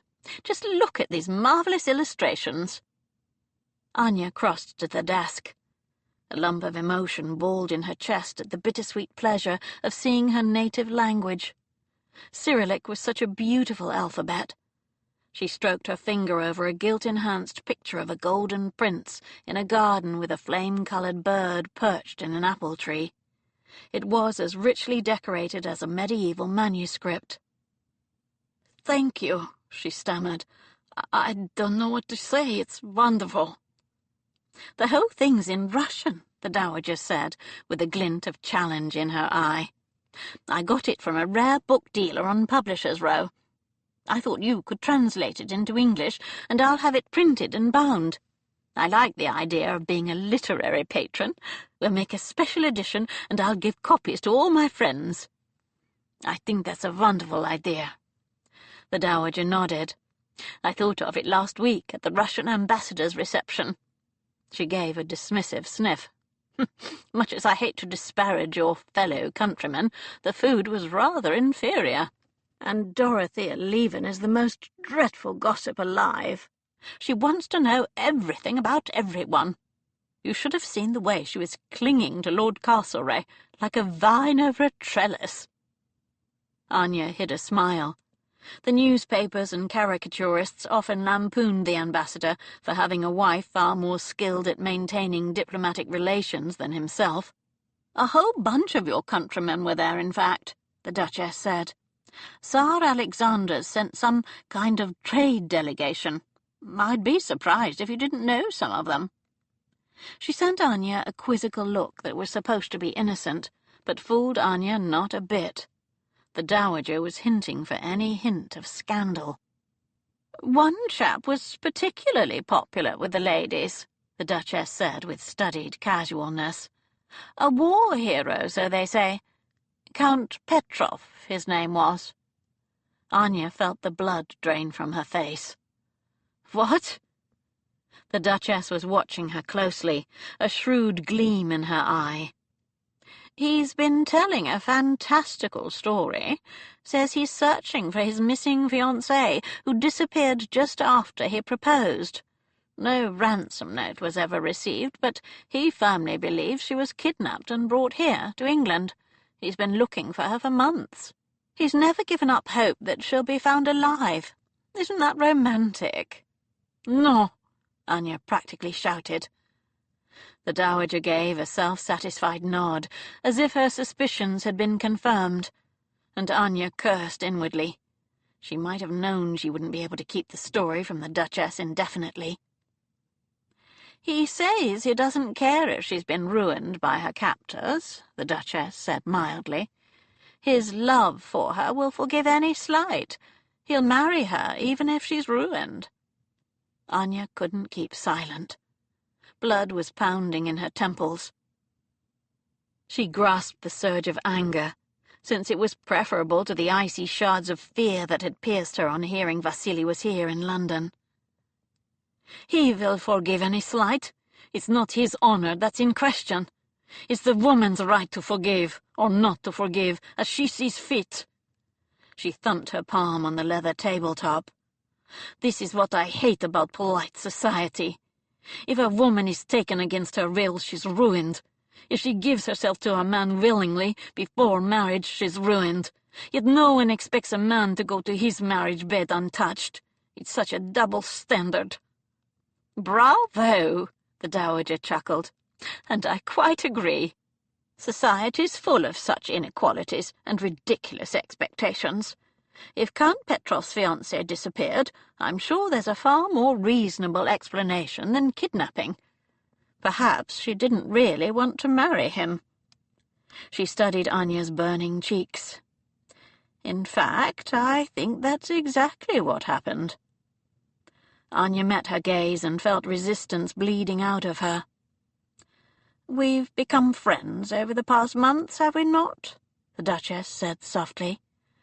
"Yes, ma'am, and I have been extremely grateful for your kindness toward me." The Dowager snorted. "Oh, pish, it's hardly kindness to enjoy the company of an intelligent young woman. Most girls in the ton are vapid, well-bred twits. I get far more from you than you get from me. And you can trust me to keep your secrets, child. You are Petrov's missing fiancée, are you not? The Princess Denisova?" Anya sighed. "I am the princess, or at least I was, but I am not Petrov's fiancée. He wanted to marry me, and I refused, on several occasions. He did not take the rejection well." "Men rarely do." The Dowager's expression darkened. "Did he hurt you, child?" "He would have done if Yelizaveta hadn't hit him with a vase. I tried to make it look as though I'd killed myself. We escaped Paris and came here. I hoped he'd forget all about me." "Apparently not," the Duchess said grimly. "What a tangle. I take it he's the reason you never wanted to attend any society gatherings with me?" "Yes." "Well, he's here now, whether by luck or design." A mischievous twinkle appeared in her dark eyes. "Do you know, I've grown quite tired of the ton lately. So exhausting. I need a little time in the country to rusticate. You can keep me company." She closed the book of fairy tales with a decisive thump. "Bring this along. It's much quieter at Everley. You'll be better able to concentrate." Anya reached down and gave the Dowager an impulsive hug. The older woman stiffened in surprise, then returned the gesture with an affectionate chuckle. There, there. It will be all right. Do you recall my youngest nephew, Sebastian?" Anya straightened in alarm. Recall him? She hadn't stopped thinking about him for the past week. That kiss had been the stuff of epic fantasy and fevered, confusing dreams. She'd finally asked Charlotte what had happened after she'd left the brothel. To her surprise, instead of taking Nan upstairs, Lord Mowbray had made his excuses and left. She shouldn't have felt relief. The man was a stranger. A healthy, single male, fully within his rights to sate his physical needs wherever he chose. She shouldn't care who or what he did. But part of her was glad. "I don't believe you've ever met him," the Duchess said, oblivious to Anya's inattention. "Nor his older brother Geoffrey. He's heir to the dukedom, of course, but a bit of a stick in the mud. Sebastian's my favourite. He's an utter rogue, but always willing to help. I'll ask him to accompany us to Everley as an outrider for extra protection." "Oh, I'm sure that won't be necessary," Anya said quickly. "I'm sure he's very busy. Didn't you tell me he owns a gambling club?" "He does, indeed." The Dowager nodded, a hint of pride in her expression. "And he's made a damn fine go of it, too. I expect you're right, however. He is very busy. Perhaps he can suggest a couple of burly young men instead. It doesn't hurt to be sensible." Anya's shoulders sank in relief. The thought of seeing Sebastian Wolf again was unsettling. "How long do you need to get packed?" "An hour or so. And I would like to say goodbye to Yelizaveta. She finishes work at 4. "Oh, she's welcome to come too. Everly has 22 bedrooms. Anya shook her head. "She wouldn't want to leave her employment, or her beau. I think she'll be glad of the space." The Dowager nodded in understanding. A weary sense of déjà vu gnawed at Anya as she walked back toward Covent Garden. Going to the country was a sensible precaution, but she hated the thought of running away. It felt like cowardice. The fact that she needed to hide from Petrov yet again made her blood boil with impotent frustration.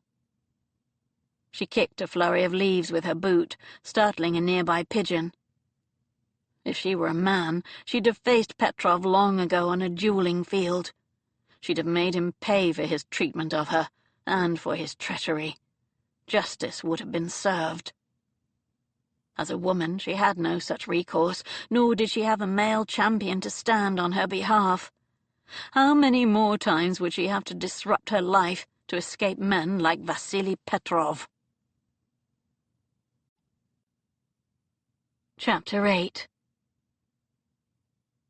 Benedict poured 2 generous tumblers of brandy and held them out.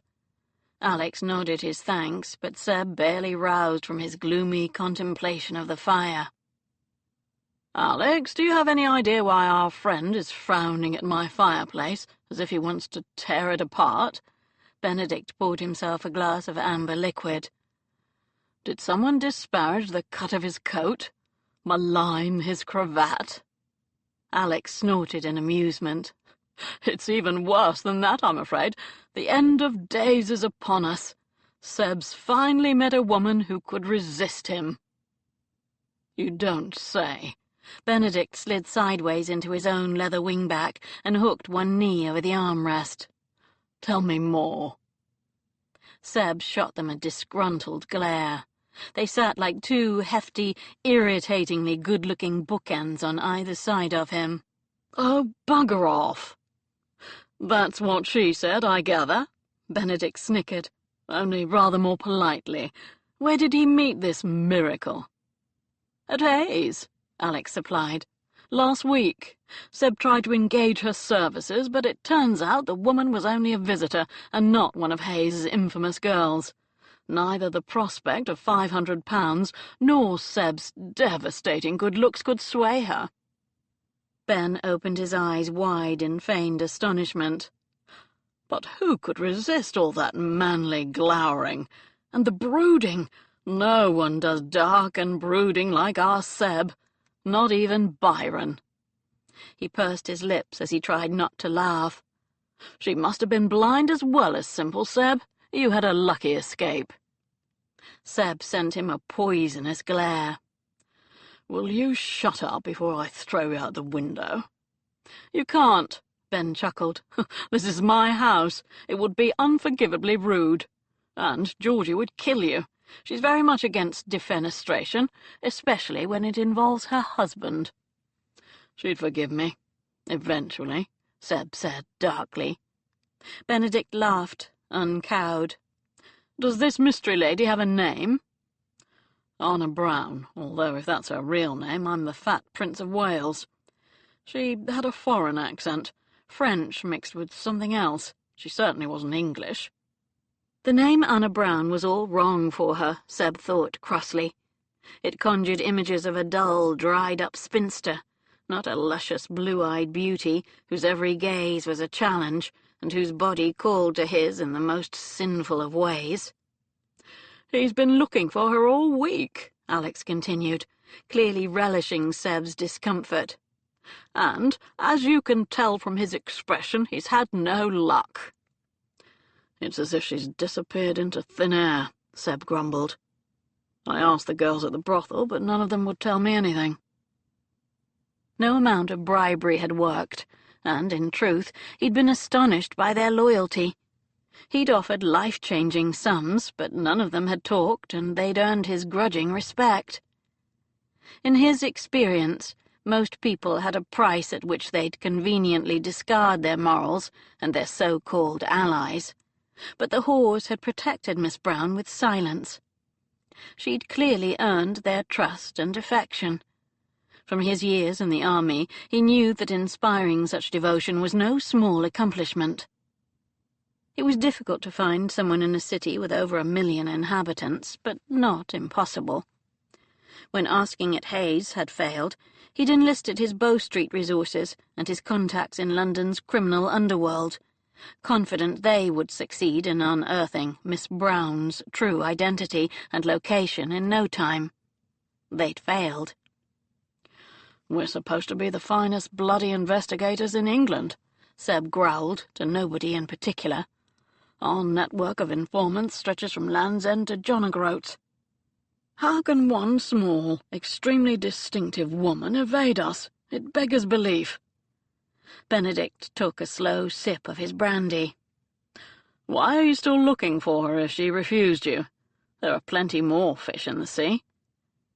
Seb took a gulp from his own tumbler and tried to find words that wouldn't make him sound like a raving lunatic. He could barely explain it to himself.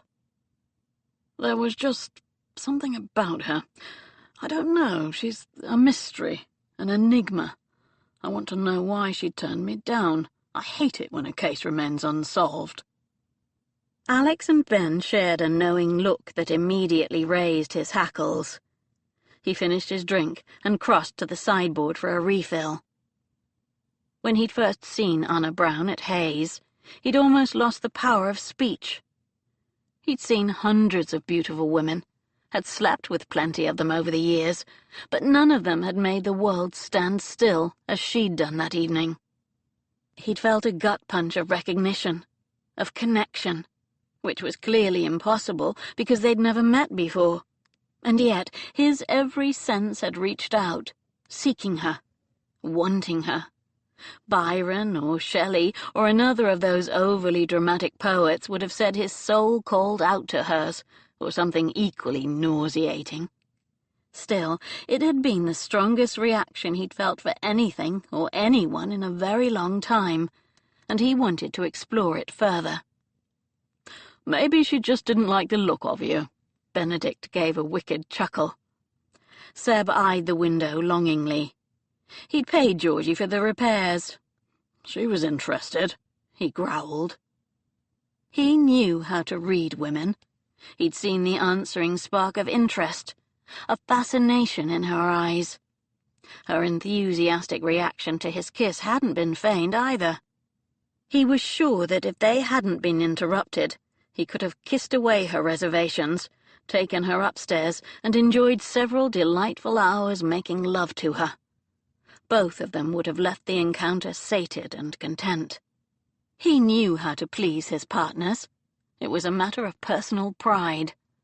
Now things were left unfinished between them, and it bothered him. Maybe she's happily married, Alex said. Seb shook his head. She wasn't wearing a wedding band, and she didn't know how to kiss. He'd found her artless enthusiasm utterly delightful. Ben and Alex shared another raised eyebrow look at the revelation that he'd kissed her. A widow, then? Wouldn't have been introduced as Miss Brown, Seb finished. They all sat in contemplative silence for a moment. I should have offered more, Seb muttered. Alex let out a sigh. There you go, thinking money can solve every problem. It usually does, admit it. Life's a great deal easier now that the three of us have it. So cynical, Alex tutted. She's not the only woman who ever turned him down, Benedict said suddenly. Don't you remember, Alex, there was that girl years ago when we'd just come down from university. What was her name? The silly one with black hair, from Norfolk. Julia Cowes, Seb supplied wearily. Trust Benedict to drag up that sorry farce. He'd been all of 19, young and relatively innocent, intoxicated by his first taste of London and foolishly convinced he was in love. He'd quickly learned his lesson. Alex snapped his fingers. "That was it! The fair Julia! At one point I thought you were on the verge of asking for her hand." "Her hand wasn't the only thing she wanted to give me," Seb said dryly. "It was also her father's crippling mortgages and her brother's impressive gambling debts. As soon as she found out I was only a second son, untitled and penniless to boot, she dropped me like a hot brick. I thank her for showing me just how mercenary the ladies of the ton can be." "A salutary lesson," Alex murmured. "She came to see me last month, actually," Seb said. "She married old Skeffington while we were away in Portugal." Benedict frowned. "Isn't he at least 60? "He is, but as rich as Midas, which made him an attractive prospect, at least financially. Julia thought I'd be interested in an affair, seeing as her husband was so often away from home." Benedict rolled his eyes. "Please tell me you refused." "Of course. No married women. Ever." "I'd never cheat on Emmy," Alex said fervently. "And I wouldn't cheat on Georgie," Benedict added. "And not only because she'd have me shipped off to the Arctic if I were unfaithful. I don't want to sleep with anyone but her." Sebastian shook his head, pretending to be disgusted by their post-marriage monogamy. In truth, Ben and Alex's marriages were two of the few happy ones he'd ever encountered. They'd both been fortunate enough to make a love match. They not only desired their partners in a physical sense, but they'd also found an inner compatibility that bound them together, one of shared humour and values. Seb's own family was the antithesis of that, a sordid tangle of infidelity and scandal. It was the worst-kept secret in the ton that his father hadn't been married to his mother at the time of his conception. The Duke's first wife, Lady Sarah, had died giving birth to his older half-brother Geoffrey. Seb was the result of an affair the Duke had had with a volatile Italian Contessa, Maria Wolfe, herself already a young widow. When Lady Sarah had died, the Duke had promptly married the already pregnant Maria to legitimize his son and ensure he had a spare, in case Geoffrey proved as sickly as his mother. The marriage had not proved a happy one. Seb's mother had been far too spirited to be content to stay in the country seat and play Duchess. She'd returned to London and taken a series of lovers, and the Duke had remained in the country and continued his rakish ways with a steady succession of ever younger actresses and courtesans. Seb's mother had died of smallpox when he was 8, and his father had vowed never to remarry. Women, he declared, just weren't worth the bother. In a perverse show of solidarity for his spirited mother, and a desire to distance himself from his domineering father, Seb had adopted the surname Wolfe at school and used it ever since. It was no wonder his views on the subject of marriage were jaundiced. "I suppose it's not surprising that you thought Miss Brown would take your £500, Alex mused, almost as if he'd followed the direction of Seb's thoughts. "Julia would have jumped at the chance. So would most women, in fact." "Which makes me wonder why Miss Brown said no." Seb frowned. "She didn't look particularly well off. Her dress was decent quality, but several seasons old, and she wasn't wearing any jewellery." "There's only one explanation," Benedict said. "If she's not already married or a widow, she must be a virgin, holding out for a respectable offer." Seb's stomach twisted. Surely fate wouldn't be that cruel. "What was she doing in a brothel, then?" he demanded. "No respectable single woman would be on friendly terms with an infamous madam and a gaggle full of light skirts. It doesn't make any sense." The mystery of the whole situation plagued him. Not only why the elusive Miss Brown had refused him, But why he, in turn, had refused the undeniably lovely alternative Mrs. Hay had offered him that evening. He'd lost all interest in other women. It was damned irritating. Where the hell had she gone? "Enough about Seb's love life, or lack of one," Alex said. "Any news on the Russians and our potential spy?" Benedict shook his head. "Georgie and I attended the Levens reception the other night and met most of the Russian delegation, including Prince Trubetskoy. I invited him to the Tricorn for a few rounds of cards, so we'll see if he takes me up on the offer." Seb shrugged. "And I haven't had any luck finding out what crest was inscribed on that ring we took from the dead man at the docks. I'll keep trying." "The dread Dowager Duchess was at the Levens," Ben added with a smile. "She said you hadn't visited her in an age." Seb grunted. "That's not true. I had supper with her only last week. And besides, she mentioned something about going to Everley for a week or two." He clapped his hand to his forehead in sudden recollection. "Oh, hell! She asked me to lend her a couple of men to escort her down to Oxfordshire. I completely forgot." He glanced over at the clock. "When?" Ben asked. "Today." "Oh, dear," Alex chuckled. "Someone's going to get a dressing down." Seb stood and tossed back the remnants of his brandy. "Bugger. It's too late to ask anyone else. I'll have to go myself." The Ton called his great-aunt the dread Dowager Duchess with good reason, but the old battle-axe was one of his few family members he actually liked. He'd feel dreadful if anything happened to her. And a promise was a promise, after all. He might be all kinds of scoundrel, but he always kept his word. Ben peered out of the window. "It looks like rain," he said with an infuriating smile. "Have fun." Seb sent him an obscene hand gesture that had endured since the Battle of Agincourt, and cursed his own sense of familial duty in 3 different languages. Chapter 9. Anya slipped through the bustling flower market, still brooding. It was sheer luck that she glanced up and saw the tall figure descending the front steps of Hayes. Male callers were commonplace at any time of the day or night, but there was something about the flash of pale hair and the size of the man that sent a prickle of warning down her spine.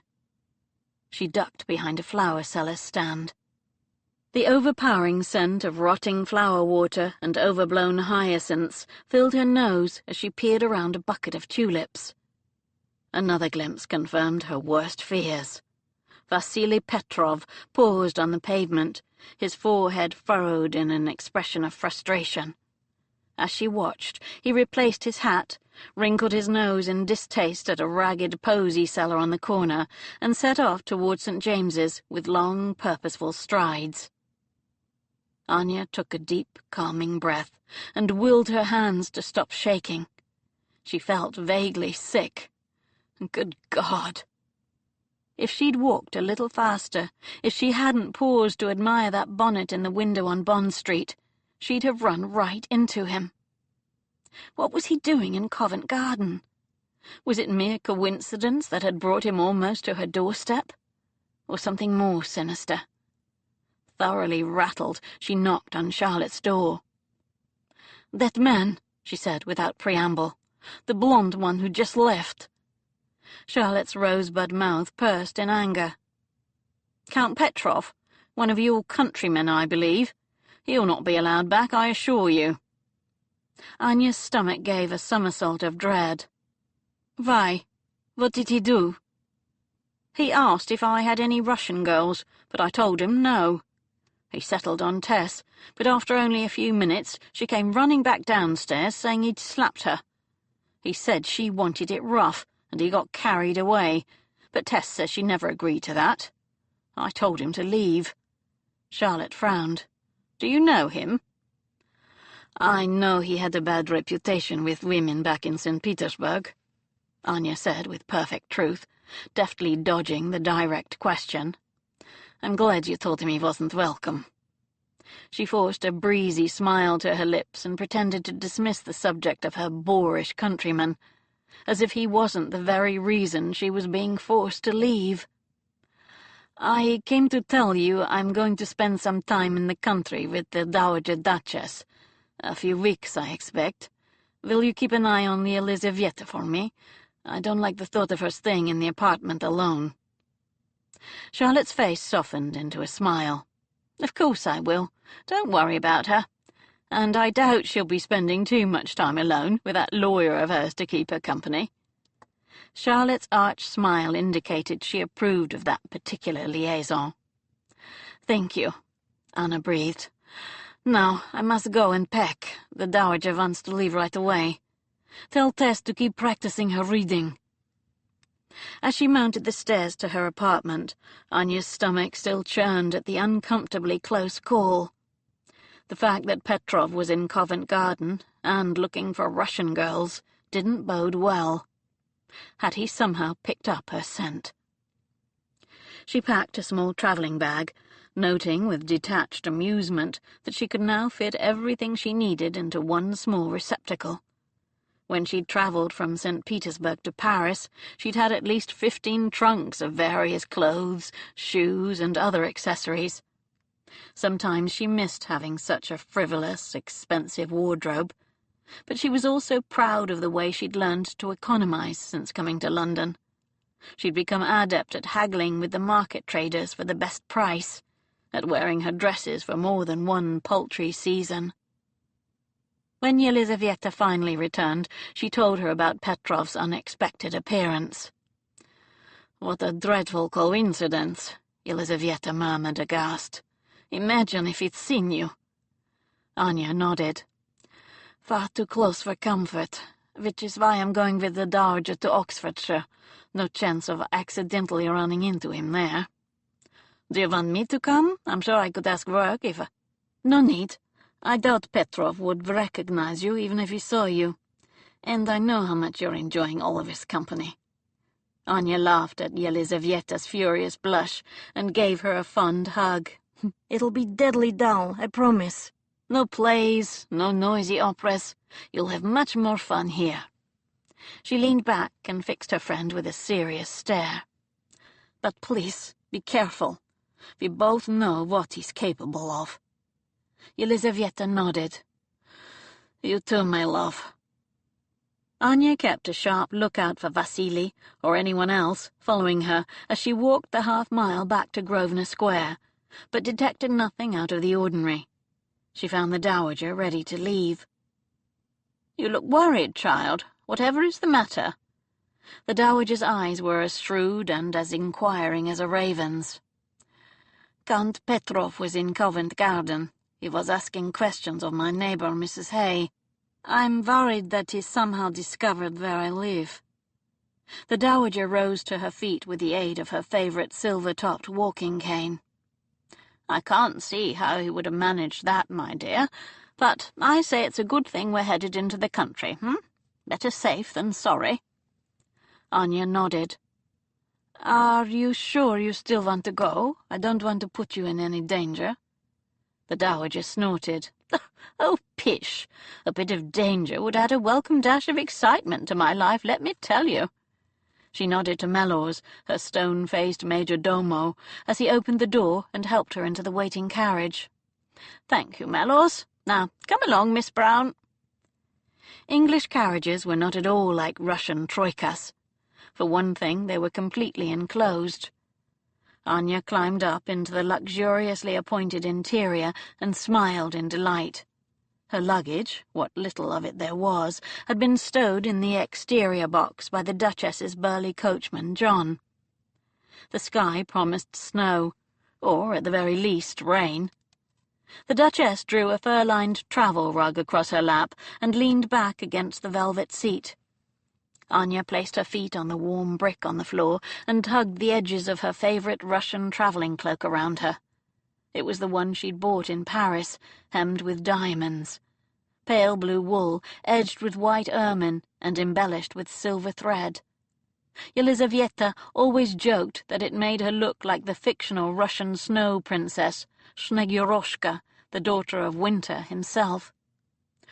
"Ready, your ladyship," John the coachman called down.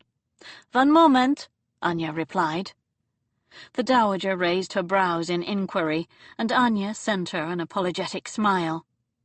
"It is a Russian superstition.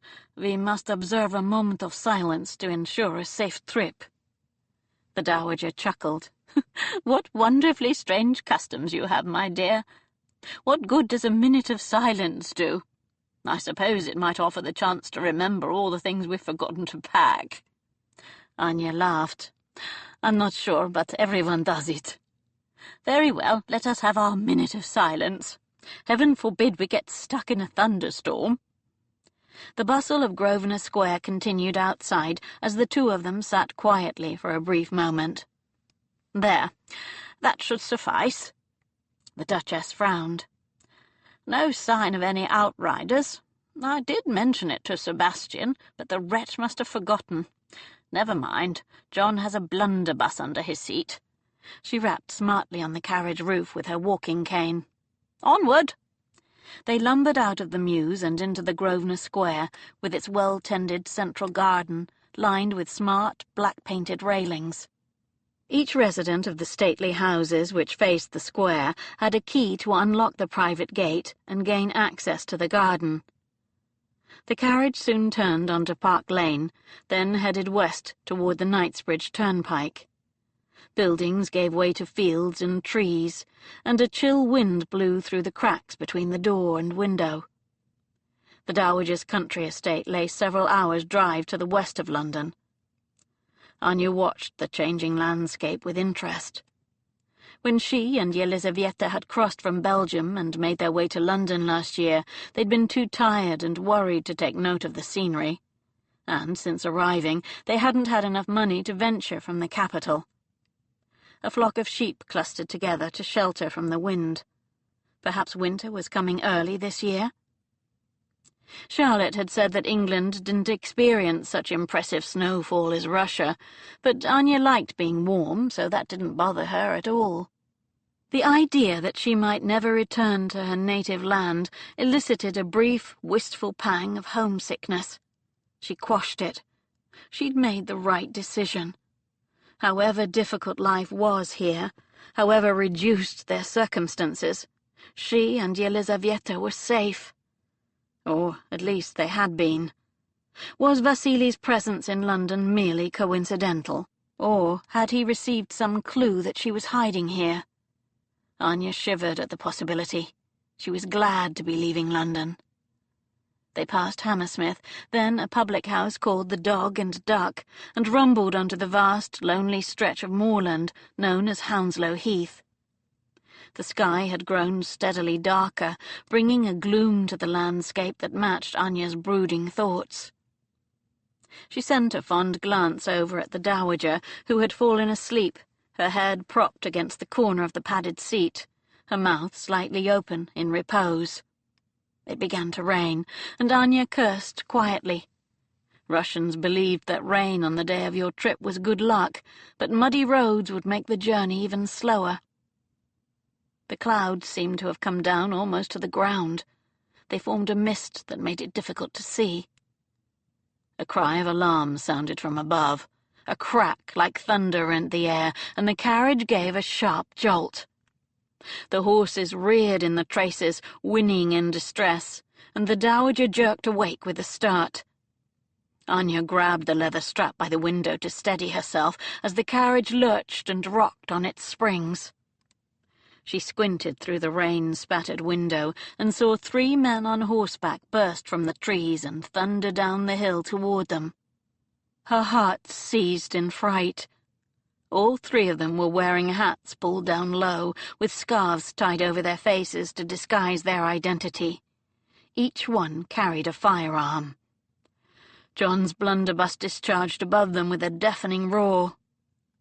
"What on earth is going on?" the dowager demanded. "Footpads, ma'am," shouted the coachman. Metal clicked as he struggled to reload.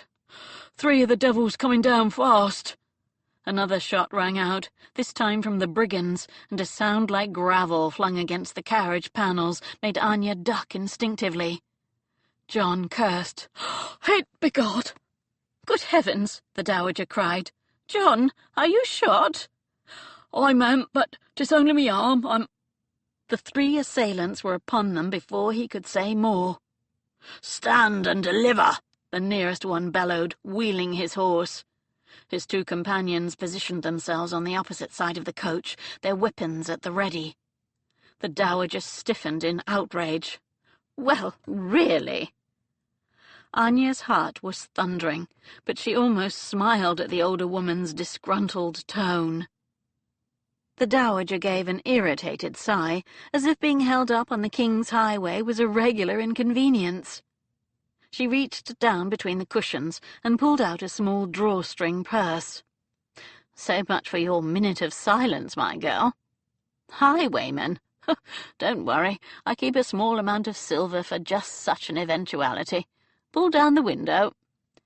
An icy blast of rain splattered Anya's face as she slid down the glass. The dowager tossed the purse out of the window, where it landed with a dull chink in front of the hooves of the leader's mount. "There," she called out crossly. "There was no reason to injure my coachman, you brute." While the other 2 robbers kept their weapons trained on the coach, the leader dismounted and scooped up the purse. He weighed it in his hand, silently assessing its value, then slipped it into the folds of his dirty brown jacket. The dowager spoke again. "Now, I'm sure you fine gentlemen have homes to go to, and I very much dislike being kept out here in the cold. Move aside." Anya held her breath, hoping the ordeal was over, but the leader shook his head. "No, out of the coach." Anya frowned. The man's voice was thick, his vowels slurred. Was he drunk? A cold shiver of fear slid down her spine. Get out? That wasn't usual, was it? Surely robbery was all these ruffians had in mind, and nothing worse. "Get down? We'll do no such thing," the dowager said imperiously. "It's raining." Anya gasped as the door was wrenched open. "I said, get out!" The man reached in and grabbed her by the arm. She reared back, struggling. "Unhand her!" The Duchess took a swing at the man with her cane, but it was no use. Anya was pulled clear from the carriage. She half fell onto the road and gave a gasp of pain as her ankle twisted beneath her. Her foot slipped in an icy puddle. "This her?" the leader rasped, glancing over at the other 2 riders as if for confirmation. He caught the hood of her cape and tugged it back to expose her face and hair. Confused, Anya glanced up at the nearest man, but all she could see was a pair of pale eyes between hat brim and scarf. The eyes narrowed on her face, and he nodded briefly. "Da, is her. We go." Anya's stomach plummeted as she placed the man's accent. Russian. These weren't footpads. They were kidnappers. How in God's name had Vasily known where to find her? "Come on then, take her." The leader tugged Anya to her feet and thrust her toward the second man. She began to fight in earnest. She swung her fist and made contact with her captor's jaw. He cursed and stumbled back, and she pressed the advantage, clawing at his face. His scarf fell away, revealing a swarthy, ugly face she'd never seen before. He gave her a shake that made her teeth rattle in her skull. "Stop, woman!" The mounted Russian reached down to pull her up onto his horse, but they were interrupted by the 3rd man's warning growl. "Quick, someone comes! A rider!" The relentless beat of hooves reached Anya's ears, and a thrill of hope tightened her chest. She squinted back down the road. A black horse came thundering around the bend, its mane and tail flying. The rider was a dark shape hunched low over the horse's neck. His greatcoat streamed behind him like wings, like some hell-sent rider of the apocalypse. Anya's breath caught in her throat. The rider straightened in the saddle. He had a rifle in his hand. Surely he wasn't going to try to shoot from a moving horse.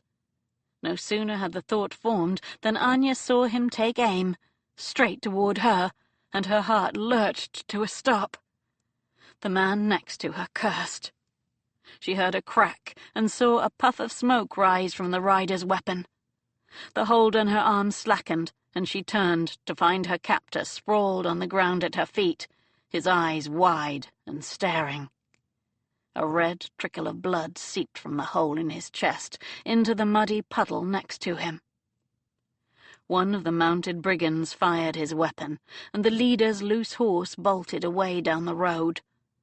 The approaching rider ducked and fired again from a second gun, and the Russian slumped dead in the saddle. His mount reared, confused by the suddenly unresponsive weight on its back, and the body slipped sideways. The terrified horse raced for the trees, but the corpse's foot was still caught in the stirrup. It bounced along, caught by the leg as it went. Anya could barely comprehend what she was seeing. She glanced up at the third and final footpad. His scarf had fallen from his face, and she got a good look at his features. With a harsh shout, he kicked his heels to his horse's sides and thundered off up the hill after his fallen brethren. Anya turned and suppressed a scream as her saviour's enormous horse clattered to a stop directly in front of her. It reared, pawing the air, almost threatening to trample her. But the rider kept his seat with consummate skill, and she felt a surge of admiration. As a horsewoman herself, she knew the strength it took to control such a gigantic beast. She peered up at the rider, her heart pounding, trying to see the man who'd come to her rescue, but he was silhouetted against the grey sky, and rain obscured her vision. Then the dry voice of the dowager came echoing from the interior of the coach. "Well, Sebastian, that was quite the entrance. Still, better late than never." Chapter 10. Seb's heart thundered against his ribs as he brought his lathered mount under control. What the bloody hell had his great-aunt got herself into now? He'd spurred Eclipse into the fray without a thought. After so many years in the rifles, it had been second nature to ride toward the enemy when shots had been fired, and he dealt with the footpaths swiftly and efficiently. He was only sorry he hadn't been able to reload his Baker quickly enough to finish off the third man. He glanced up at his aunt's coachman, who was in the process of tying a handkerchief around his bleeding forearm. "You were hit, John. How badly are you hurt?" "Nothing too bad, me lord. Just a few pebbles of shot. Good thing them rascals had fowling pieces and not rifles like yourself. They ain't half so accurate." He sent Seb a wide grin of admiration. "That was some fine shooting, sir, from a moving horse." Seb sent him an answering smile. "Well, I should hope so. I spent 3 years in His Majesty's Rifles. Never thought I'd need the skill in England, though." Reassured that the coachman wasn't seriously injured, he turned his attention downward. Dorothea was peering out of the carriage with a faintly amused expression. But it was the woman standing beside the carriage, the one in the pale blue cloak, who caught Seb's attention.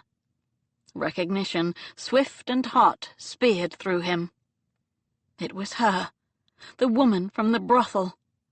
What in God's name was she doing sharing a carriage with his great-aunt? "You!" He wrenched his gaze from her shocked face and glared at Dorothea. "What the hell is going on?" The dowager sent him a congratulatory smile. "I'm so glad you arrived, Sebastian. That was impeccable timing. It was a shame you had to kill them, however." He glanced at the corpse on the roadside. "They were footpaths. They would have hung anyway. This way was quicker."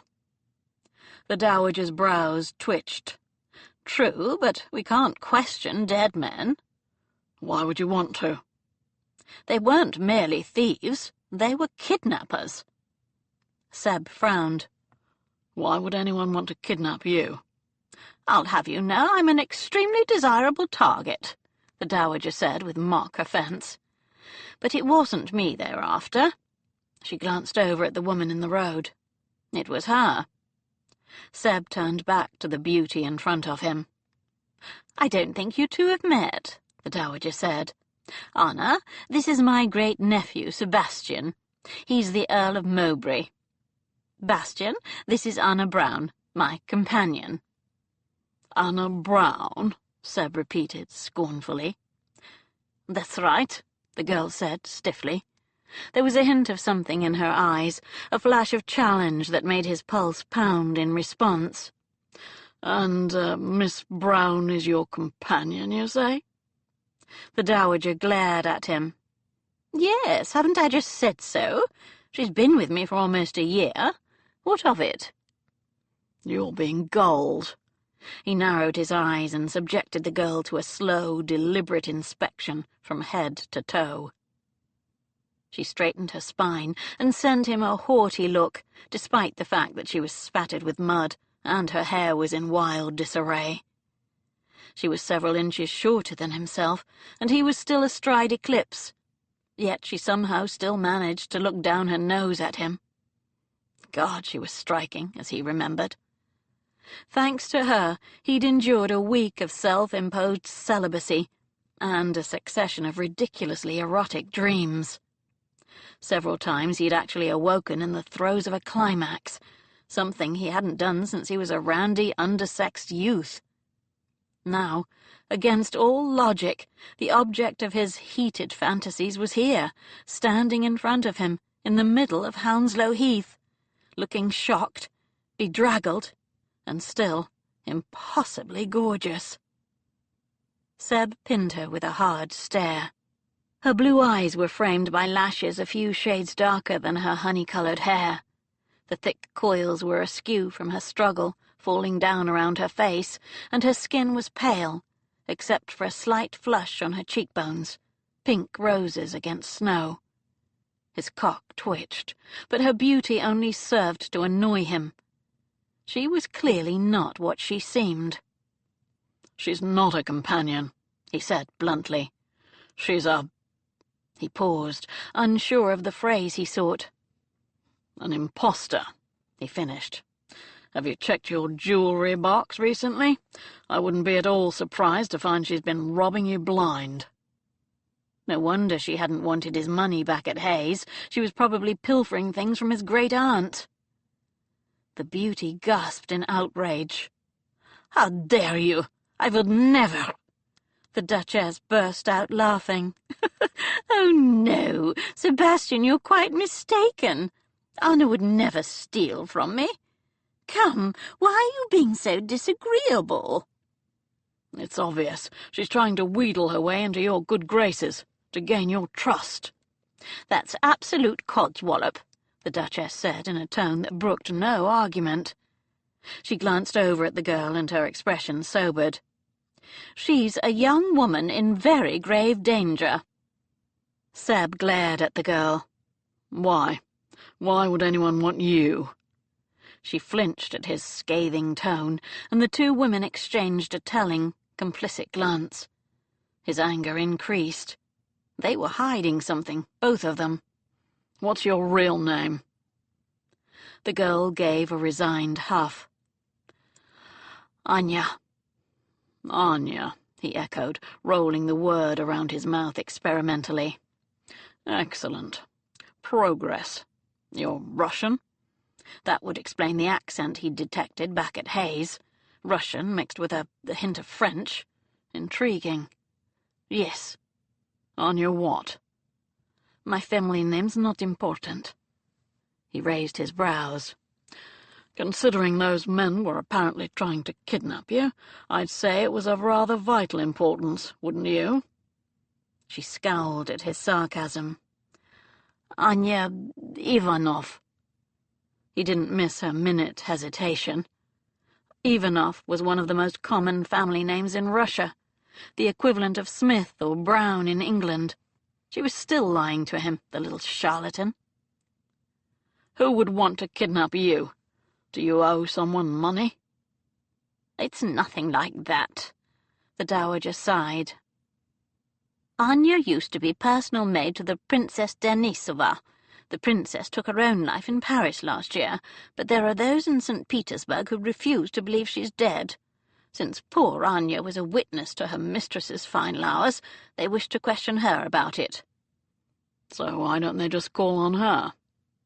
Anya refuses to speak of it, and I fully understand her reluctance to reopen such painful wounds. The Princess Denisova is gone. There's no more to say. The Dowager nodded decisively. I was taking her to Everley to escape those who would bedevil and distress her, but it appears they were more determined than we anticipated. A thoughtful look came into his aunt's face, which gave Seb pause. He'd witnessed that same calculating expression before. It usually preceded Dorothea giving someone a scathing set-down, or making a startling pronouncement sure to offend. The more I think about it, the more it makes perfect sense. What does? He asked warily. Well, clearly Anya needs more protection than a feeble old woman and a handful of servants can provide at Everley. She needs someone used to dealing with rogues and scoundrels. You must protect her, Sebastian. Take her back to the Tricorn with you. What? No, Seb said. At precisely the same moment the girl said, Absolutely not. I can't let you carry on to Everley unescorted, Seb protested. The Dowager waved her hand. Oh, pish. I can't imagine I'll be held up twice in one evening. John is barely hurt, and I have lots of servants to cotton me when I get there. She turned to the girl. You'll be vulnerable in the country, now they know you're with me. Sebastian is the best there is. You can stay with him, under his protection, until those seeking you give up and go home. Now wait just a minute, Seb said. The Dowager sent him a wide smile, the faux innocence of which fooled him not a bit. Dorothea was meddling, curse her, and he could only guess at her motives. She wasn't matchmaking, that was for certain. She wouldn't foist someone of the lower classes at him as a potential wife, however beautiful she might be. Even before he'd been made an earl, he'd been expected to choose some talentless twit from the ton if he ever wanted to marry, which he most assuredly did not. Did she mean the girl for his mistress? He doubted it. Dorothea seemed genuinely fond of her. He couldn't believe she'd willingly offer her up for ruination.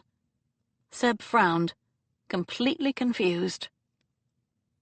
You've been on your own at the Tricorn since Alex and Benedict found themselves wives, the Duchess continued reasonably. She turned to Anya. He was only saying the other week how boring it was. You can host her in one of their old suites, Sebastian. You'll barely notice she's there. Her rheumy eyes sparkled with devilry. A gentleman's club is no place for a lady. Since when had he ever been concerned with propriety? Talk about the devil quoting scripture. She's not a lady, she's a lady's companion. And really, is now the time to be quibbling over social niceties? Our lives were in mortal danger tonight. Dorothea set her jaw, and a militant light came into her eyes. You wouldn't deny me this one request, Sebastian, would you? Ugh. Seb felt himself caught, pinned like an insect on a naturalist's board. He cast around for another argument, but the girl spoke up. The men are dead or gone, ma'am. There's no reason for us to change our plans. Do you really believe whoever sent them won't try again? The Duchess asked. The girl shot a panicked glance over at Seb. But it wouldn't be seemly for us to live under the same roof. Who will know? It's not as if you'll be going out together in the ton. Indulge me, child. I won't rest easy until the threat to you is gone. The edge of desperation in the girl's tone made Seb feel a lot better. Indeed, the more he thought about it, the more he realized this was the perfect opportunity to install the defiant chit under his own roof and discover exactly who she was and what she was about. Why was he even arguing? On second thoughts, I believe your plan has considerable merit, Dorothea. The girl looked at him in dawning horror. Seb suppressed a smile. I can protect her far better at the Tricorn than at Everley. No, she shot a desperate, pleading glance at the Duchess. "Who will read the papers to you?" "Oh, I'll get one of the other servants to do it, and I have plenty of friends to visit in Oxfordshire. I won't be bored." She beckoned Anya closer to the carriage, and Seb strained to hear their hushed conversation. "I couldn't live with myself if anything happened to you, my dear. You're the granddaughter I never had." A suspicious sheen gathered in the Dowager's eyes, and Seb blinked in shock, because Dorothea rarely allowed herself to exhibit anything as unseemly as emotions. The girl sighed, then nodded. "As you wish." She shot a glance of pure dislike at him, as if this was somehow all his fault, and his body throbbed in response. Anticipation poured through his veins at the forthcoming challenge. Oh, this was going to be fun. He maneuvered Eclipse forward. "You'll have to ride with me. Put your foot on mine and give me your hand." With a huff she did as he instructed, and he hauled her up to sit sideways in front of him, her legs draped over his thigh. The feel of her slim body in his lap made his head spin. Eclipse sidled sideways in protest at the additional weight, but Seb controlled him easily with a squeeze of his knees. The fur trim of her cloak tickled his throat as he put his arms around her waist. Her hair whipped across his cheek, and the scent of her filled his nose. She smelled delicious, like jasmine and rain, and he suddenly felt like laughing aloud. He felt positively barbaric, like a Viking raider returning home with his prize. He wheeled them in a wide circle as Dorothea sent them a cheery wave. "Do be careful, my dears. Send word as soon as you can." Seb kicked his heels to Eclipse's flanks. The horse started forward, and triumph surged through him. Anna Brown, Anya Ivanov, whatever she wanted to call herself, was at his mercy. She was lying to him, and he wouldn't stop until he'd uncovered every secret she was guarding. Chapter 11. Anya's head was spinning. How had she ended up galloping back toward London in the arms of this handsome, arrogant stranger? A man who'd dispatched 2 of his fellows with apparent ease and even less remorse. She couldn't shake the feeling that she'd been saved from one set of kidnappers, only to be snatched away by another. Out of the frying pan and into the fire. And the Dowager Duchess, her dear friend, had sanctioned it. No, that was unfair. The Dowager hadn't betrayed her secret, not even to her own kin. And there was logic behind the decision to ask Wolfe to guard her. The man was a literal hero. He'd received numerous medals for his service during the wars against Napoleon, and his recent ennoblement had, according to the Dowager, been awarded for some invaluable service he'd provided for the Prince of Wales. He certainly knew how to handle a rifle. The skill it must have taken to shoot the man who'd been holding her was astonishing. A wave of nausea rose up as she recalled the blood in the mud. She'd never seen a dead man before. She was intensely aware of her captor. The wind was bitter, but his arms were strong, and his warmth pressed against her side. For a brief moment, she allowed herself to absorb the sensation of simply being held. She hugged women, Yelizaveta and Charlotte, all the time, but they were small and soft and sweetly perfumed.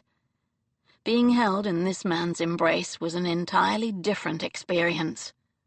One that was, paradoxically, both comforting and nerve-wracking. To distract herself from his proximity, she said, "You took a terrible risk shooting that man from horseback. What if I'd moved? You could have killed me instead." That would have put an end to Vasily's scheming. He gave an arrogant snort. "Unlikely. Thanks to Bonaparte, I've had plenty of practice in shooting from that distance. It was a calculated risk." Anya raised her brows at his supreme confidence, even as a twinge of envy assaulted her. If only she possessed such a deadly talent. Vasily would think twice about threatening her if she could shoot the tassel from his boots at 50 paces. Unfortunately, rifle shooting hadn't been part of her extensive education. She'd never even fired a pistol. She readjusted her position. It was uncomfortable on his lap, both physically and emotionally. The hood of her cloak had come down. Her face was cold, but she could feel the heat of Wolf's breath against her neck. She shivered with an unsettling awareness. Side saddle was no way to travel any great distance. "Stop," she demanded. "This hurts my... it's too uncomfortable." Wolf reined the horse to a halt. "Giving orders, Miss Brown?" he said dryly. "You've certainly learned to emulate the imperious tones of your employer." Anya bit back the scathing retort that sprang to her lips. She was supposed to be a servant. She really should try to be more reverential, even if it pained her. "I was merely going to suggest that I ride behind you, my lord," she murmured, trying to appear properly chastised. "You mean astride?" His disdain was clear. Ladies didn't do that. They didn't raise their skirts above the knee for modesty's sake. Well, damn that. Let him think she came from peasant stock. They could ride much faster if she were behind him, and it would be far more comfortable for the horse. She lifted her chin. "Yes." Anya restrained herself from telling him she could probably ride better than he could, skirts or no skirts. She and Dmitri had been taught by a pair of Cossack brothers who were masters of the skill and had once been part of a famous circus act. She'd learned tricks that would put an equestrian at Astley's amphitheatre to shame. With an indifferent shrug, Wolf let her slide to the ground, then swung her up behind him. Her face heated as she hitched her skirts above her knees and settled herself with him between her open thighs. It was an utterly indecent position. Thank God she was wearing thick woolen stockings, and that her cloak was long enough to cover most of the exposed leg. She tugged her hood up to protect her from the rain, and, with great reluctance, looped her arms around his waist. The position drew her front against his back. Not an inch of space separated them. The sensation of his hard muscle against her breasts and stomach made her catch her breath. He was so big, so wide, and so unmistakably male. There wasn't a soft place on him anywhere. He tensed at the sudden contact, then caught her hands and repositioned them higher up on the flat plane of his stomach. "Hold on," he said gruffly.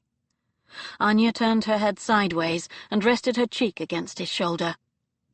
She could feel the play of muscle beneath his clothes as he rocked gently with the horse's gait.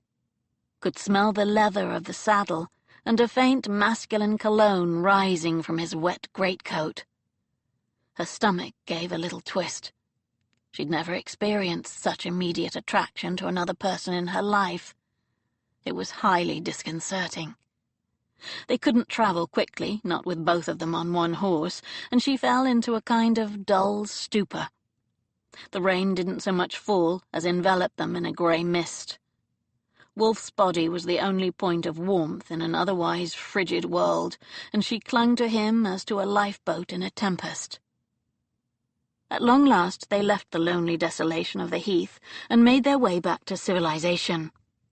Hamlets gave way to the outskirts of the city, then more populated streets, and eventually she spied the familiar green expanse of Hyde Park.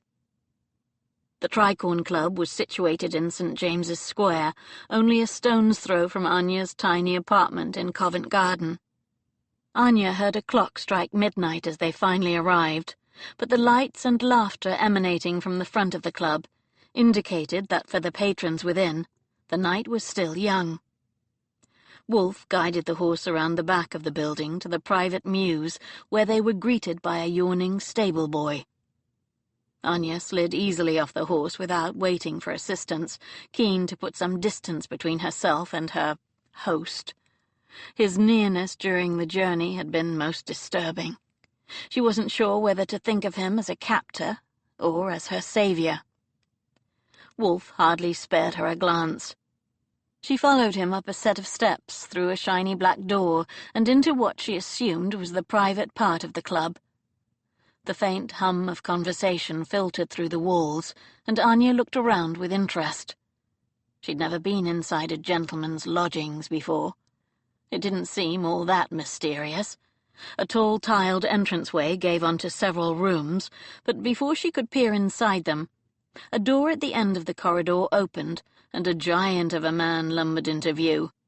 He was as broad as a Cossack, with a square jaw and a nose that had clearly been broken more than once. "Ah, Mickey," Wolf said, greeting the giant with a smile that softened his face and made Anya's heart catch in her throat. "We have a visitor.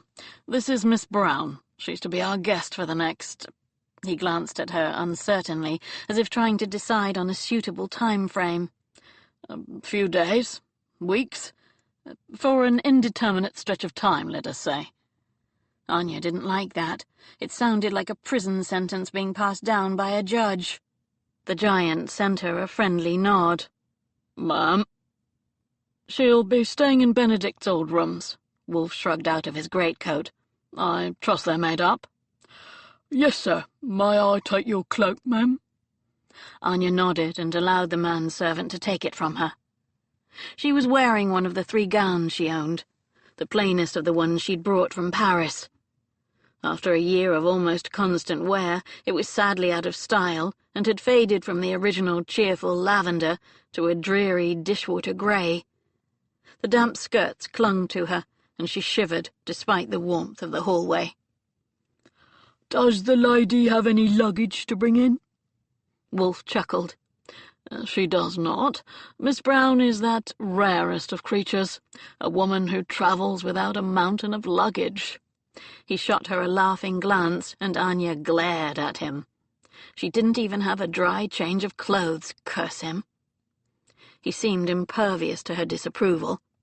He strode forward, and she followed him, peering into the various rooms as they passed. They all appeared to be tastefully and expensively furnished, although with a decidedly masculine flavour.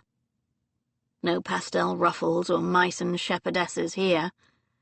She followed him up a wide, curved staircase and along another corridor. He opened a door into a suite of rooms that contained a desk and chair and a pair of comfortable-looking armchairs grouped in front of an unlit fire. He gestured to an inner doorway. "Bedroom's through there." Anya was so tired she barely managed to nod. She had no energy to fight. The warmth of the house seemed to be leaching the strength out of her. She wanted to crawl into bed and sleep for a week. He stepped back from the door. "If you need anything, I'll be in the rooms next door. We'll talk in the morning. I shall expect you in my study at 10 o'clock. Good night." Anya frowned as she heard the key turn in the lock, then snorted in amusement. He clearly trusted her as little as she trusted him. No matter.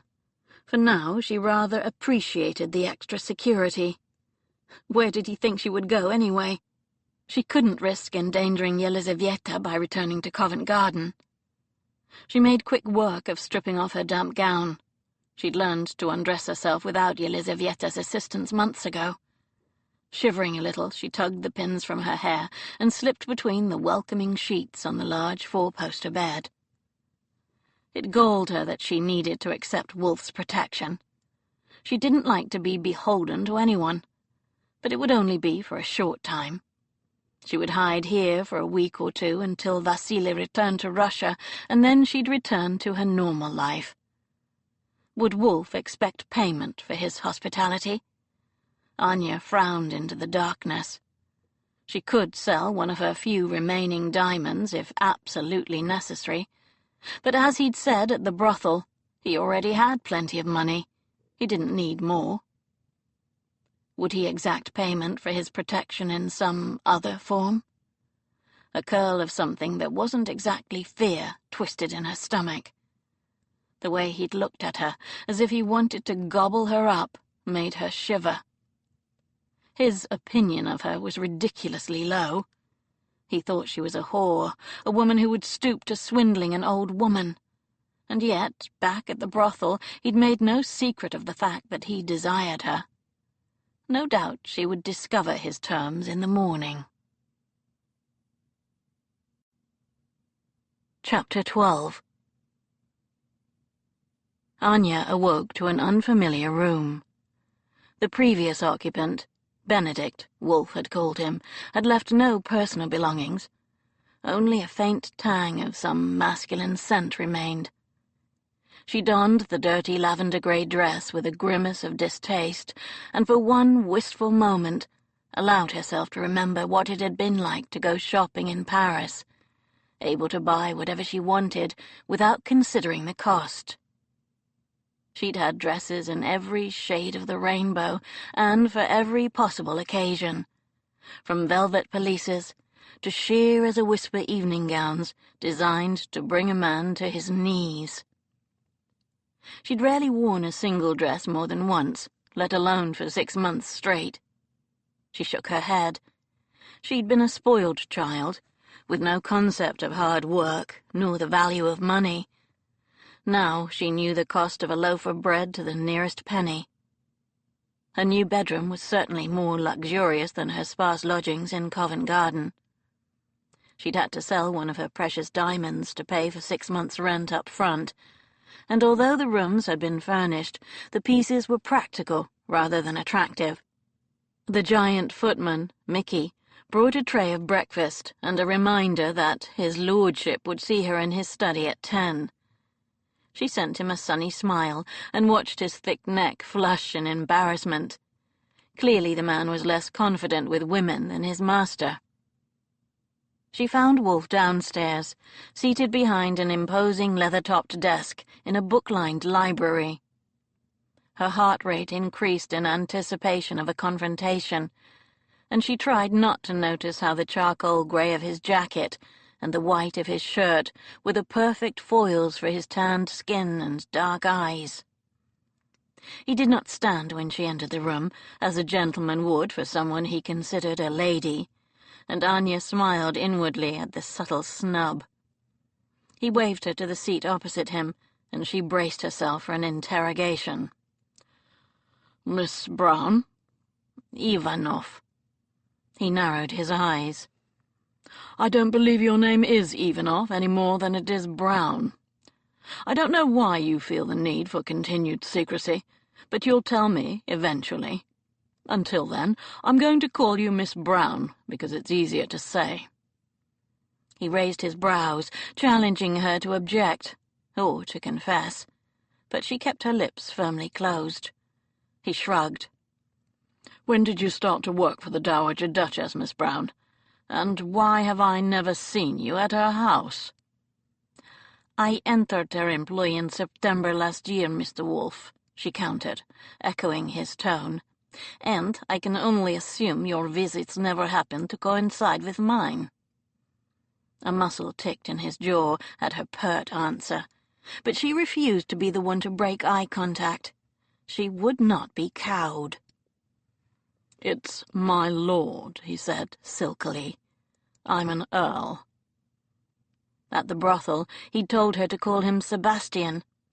Clearly that privilege had been withdrawn. She opened her mouth to reply, but he forestalled her.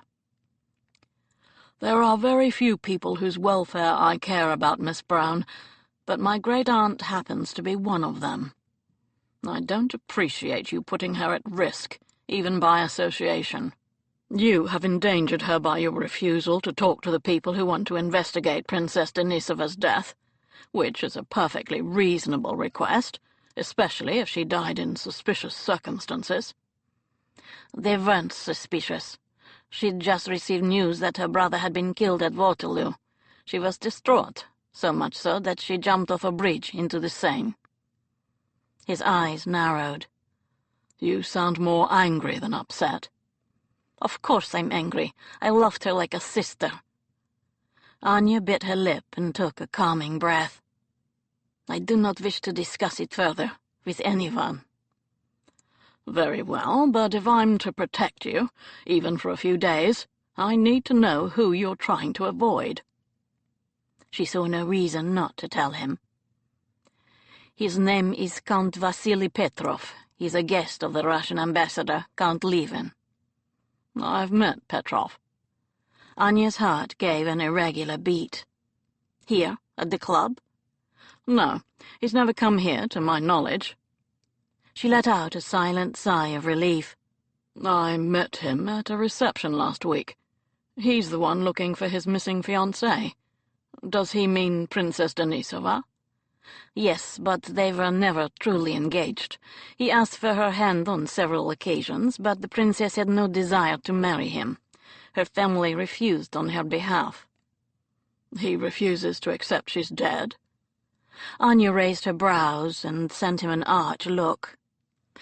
"He's the kind of man who thinks so highly of himself that he cannot believe a woman would leave him, or refuse him." She injected just enough scorn into her tone that he caught the inference. She believed him guilty of the same sin. His brows drew together, but he didn't rise to the bait. "Why did you come to England after the death of your mistress? Why not return home?" "I'd been the princess's companion my whole life. She was my dearest friend. With her gone, there is nothing left for me in Russia. My parents are dead. I had no fiancé or husband waiting for me. The princess gave me some of her jewels before she died, so I decided to make a new start somewhere fresh. I sold them to pay for my passage and applied for a post as secretary companion to your great-aunt." He watched her silently for a moment, absorbing this, and she fought not to fidget. "All right, the Duchess clearly likes you." He paused, and Anya just knew he was mentally adding, "although God knows why. So I'll humour her. For now. I assume Petrov's diplomatic duties will only keep him here for a short time. He may have discovered your connection to the Dowager, but nobody knows you're here with me now. You'll be safe as long as you stay put." "One man might know. The one who escaped last night. He could have recognized you as the Dowager's nephew." "That's true, although unlikely. I doubt he got a good look at me from that distance. Did you see his face?" "Yes." "Would you recognize him if you saw him again?" "I think so. Your servants won't talk?" He sent her an affronted look. "Of course not. They're loyal to me."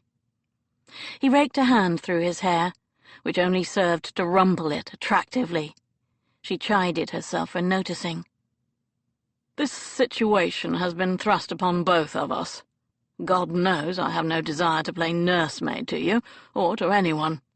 But I've never been one to shirk my duty. We must simply make the best of it." Anya nodded.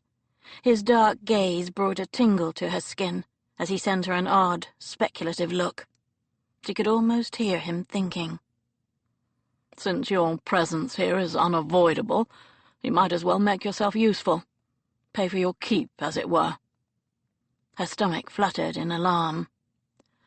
"I happen to be working on a case for Bow Street that requires the translation of a number of Russian documents. You can decipher them." Her tension eased a fraction, accompanied by the very faintest sense of disappointment. She'd thought he meant to proposition her again.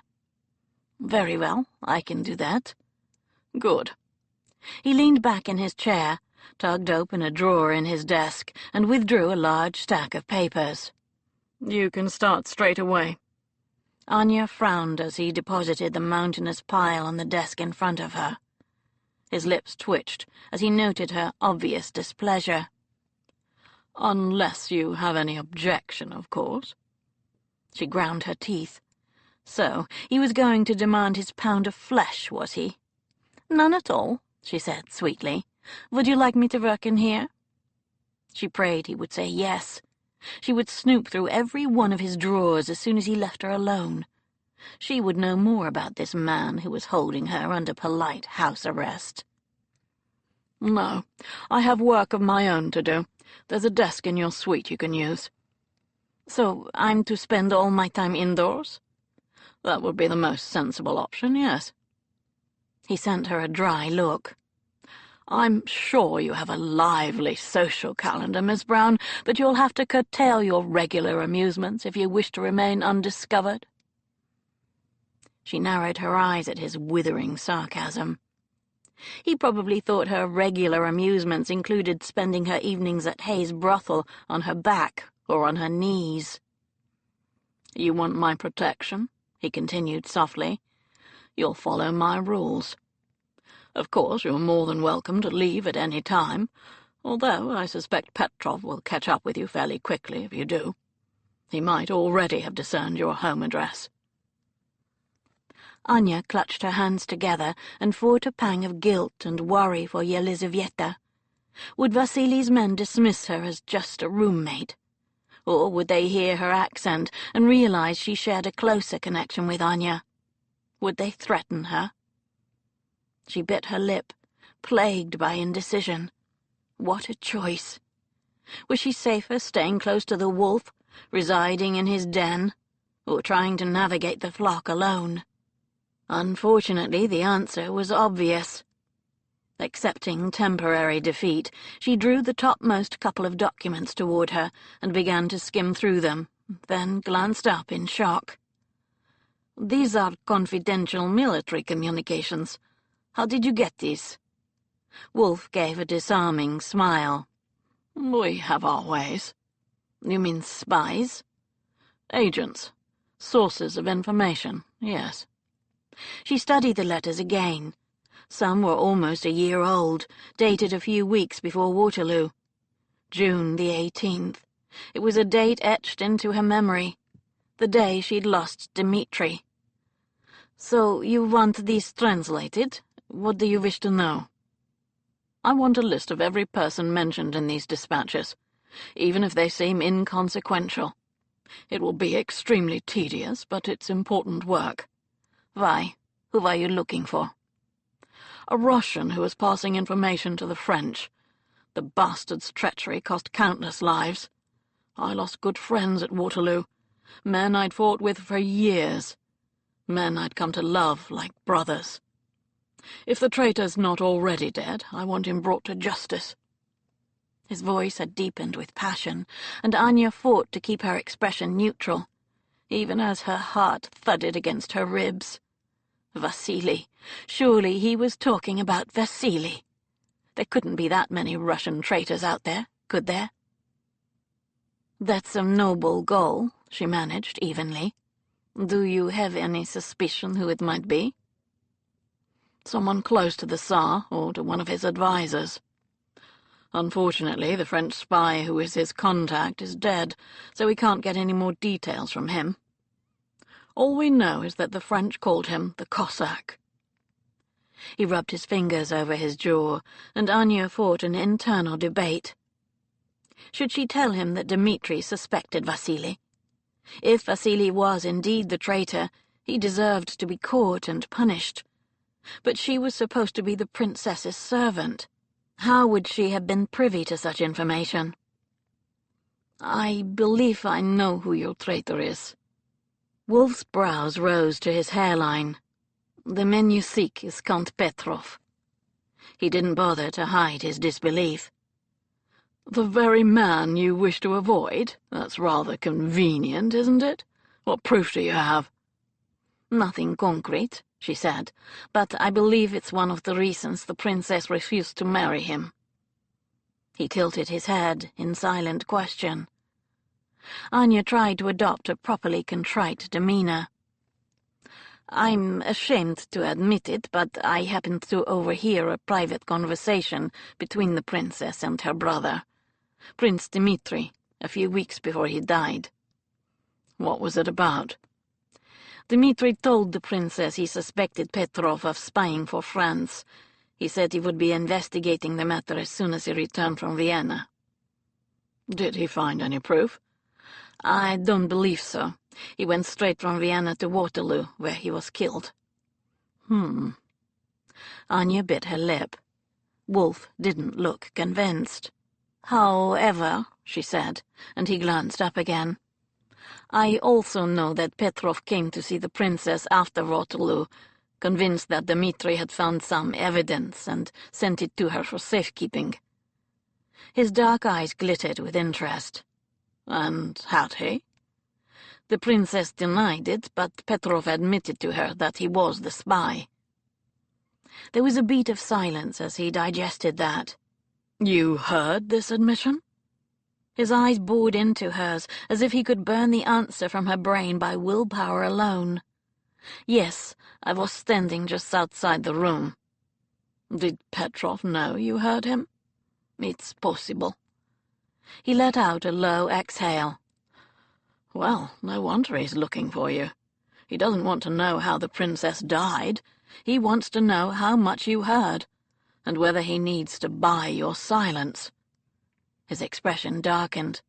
Or ensure your silence.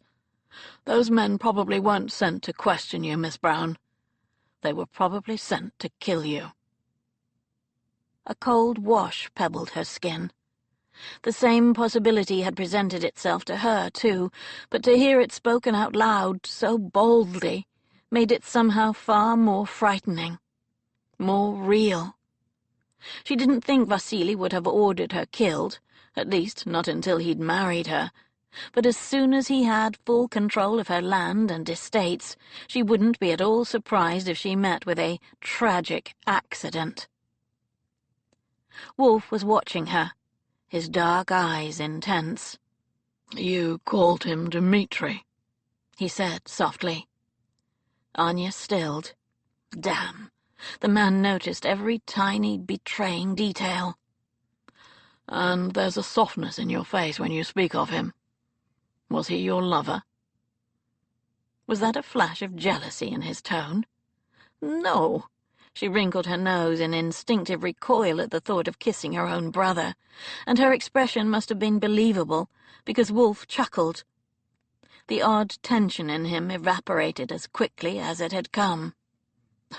"I take it from that reaction that he was not." "Prince Denisov was my friend," she said reproachfully. "He was a good man. I loved him like a brother." Wolf leaned back in his chair, his long, lithe body seeming to take up an inordinate amount of space. "If you're telling the truth, then we share a common enemy." Anya bristled at the inference that she might be lying, but he ignored her silent offense. "We need proof. I can't just go and accuse him of being a traitor. Petrov has powerful friends. Depending on his role, he might even have diplomatic immunity. Bow Street will need concrete evidence before it can act." He nodded at the pile of papers in front of her. "Let's hope we find something in there." He tilted his head, still thinking, and Anya tried not to notice the intimidating breadth of his shoulders and the blunt, masculine beauty of his hands. Even relaxed, in his own domain, he exuded competence, an aura of quiet power. "If Petrov is the spy, then he's dangerous. He might even be a murderer. Another Russian, probably an informant, was killed last week down at the docks." He tapped his fingers on the leather desk. "The suspect was a tall, light-haired man. It could have been Petrov." Anya swallowed a lump of fear. That Vasily was capable of such a violent act was no surprise. He was a brute who used his size to intimidate. If only Dmitri had sent her whatever proof he'd found. She could have given it to Wolf. He could have arrested Vasily, and her problems would have been over. She would have been free to leave here, instead of being forced into close proximity with Wolf, a terrifyingly handsome, enigmatic man. He was, without a doubt, the most attractive man she'd ever met. Not some golden prince from a fairy tale, more like his dark-haired, cynical step-brother. The scapegrace of the family who'd left home to seek his fortune and become a dark sorcerer. His features were saved from being pretty by a masculine jaw and the upward slant of his eyebrows, which gave him a faintly diabolical air. His self-confidence bordered on arrogance, but she couldn't deny the allure of the glint in his eyes, The man was a walking promise. His nearness made her aware of him as a man, and herself as a woman, in a way she'd never before considered. They were unchaperoned, completely alone, save for some distant servants below stairs. And yet she trusted him. Rogue he might be, but there was honor at his core, beneath the cynicism. He was clearly no stranger to violence, but unlike Vasily, she doubted he'd ever use force with a woman. He was so charming, so beguiling. He could probably tease out desires a woman never even suspected she possessed. Anya gave herself a mental shake. She would not be another one of his conquests. Chapter 13. Anya spent the rest of the day reading through the pile of correspondence Wolf had given her, noting down the various names. She also scrawled a brief note to Yelizaveta and another to Charlotte, telling them not to worry, but that she was being personally protected by the Dowager Duchess's great-nephew and would be staying at the Tricorn Club for an indefinite period. She smiled as she imagined their different reactions to reading that. Yelizaveta would be scandalized at the impropriety, and worried for both her safety and her morals. Charlotte was far more likely to crack one of her saucy, speculative smiles and pour a drink in her honor. Anya folded both sheets together and directed them to Hayes. Vasily had somehow managed to learn that she worked for the Dowager Duchess. It wasn't impossible that he might also discover her home address and set someone to intercept the mail. Since Hayes received a great number of missives every day, from gentlemen making arrangements, one more note would hopefully not attract any undue attention. At lunchtime, Mickey brought in a tray of stew and crusty bread, and agreed to have the stable lad deliver the letters for her. The baguette was as good as the ones Anya had eaten every morning on the Rue de Passy in Paris. Wolf clearly had a talented chef. It was a pleasure to enjoy even simple soup when it was made with gristle-free steak and more than one vegetable. Yelizaveta was a competent cook, but their straitened circumstances meant they'd rarely brought the best cuts of meat or the freshest produce. Desserts had become a distant memory. She went back to the translations. They were frustratingly difficult to decipher, thanks to some truly appalling handwriting, and all were exceedingly dull, concerned mainly with rations and supplies, troop movements, and ammunition requests. By dinner-time she was thoroughly bored, and no closer to discovering anything useful than she had been that morning. She pushed back from the desk and tried to ease the aching muscles in her neck. As if on cue, Mickey appeared, hunching his giant shoulders in what she assumed was his way of trying to appear less intimidating. "His lordship thought you'd like a bath." He gestured to a door just across the hallway. "There's one of them new-fangled bathing rooms in there, linens too." Anya almost did a little dance of delight when she discovered the large copper tub filled with water. It was big enough to immerse her whole body in, double the size of the miserable tin hip bath she and Yelizaveta shared back at their lodgings. She stripped with unseemly haste, piled her hair in a haphazard coil on the top of her head, and sank into the steaming water with a sigh of bliss. Tension leached out of her as she luxuriated in the warmth. She let down her hair and washed it thoroughly, noting that the soap was a feminine jasmine scent. She raised a brow. Did Wolf have such a regular supply of women who bathed here that his household kept a supply of floral soap? Or had he somehow guessed it was her favorite? Probably the former. When the water finally cooled enough to be unpleasant, and her fingers and toes resembled wizened prunes, she dried herself off and ducked across the corridor to her own rooms. The idea of putting her dirty dress back on was depressing. but she stopped short on the threshold of the bedroom when she saw what lay across the bed. A dress, one that certainly didn't belong to her. She stepped closer, reaching out to touch it before she even realized what she was doing. It was exquisite, something Charlotte would wear, a gorgeous midnight blue watered silk gown with little puff sleeves and a draped bodice. A note lay on the fabric, the white card stark against the shimmering blue. "Your lavender gown offends me, as it would anyone with a modicum of taste.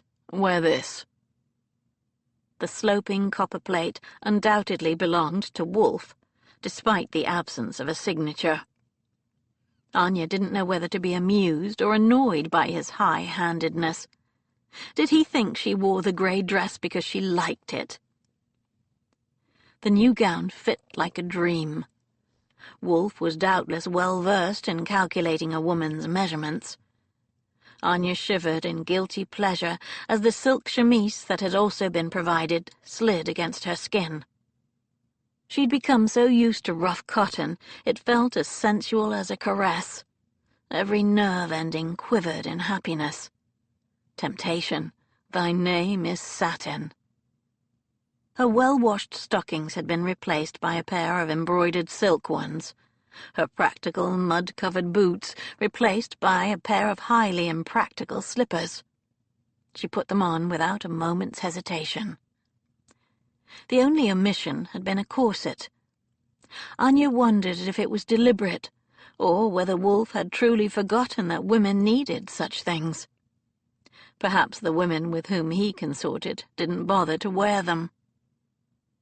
The girl who stared back at her from the mirror was a foreign creature, someone she hadn't seen for over a year. With a jolt, she felt like herself again, like Princess Denisova, poised and carefree, able to go anywhere, do anything. It was a lie, of course. She was Anya Ivanov now, trapped in this cage of her own making. What good did it do to pine for what was gone? Mickey rapped on the outer door. "There's dinner downstairs, miss." "Will his lordship be eating with me?" "Not tonight. He's dining out." Anya quashed a feeling of pique. She shouldn't want to see Wolfe's reaction to her in these clothes. She followed the giant down the curved staircase and into a room with a gleaming mahogany sideboard and matching table. A single place setting had been arranged at one end, and she ate in solitary splendor. The lack of company was made up for by the exquisite food: salmon, beef, almond syllabub. Mickey offered her wine, and Anya took 2 glasses of a wonderful French burgundy.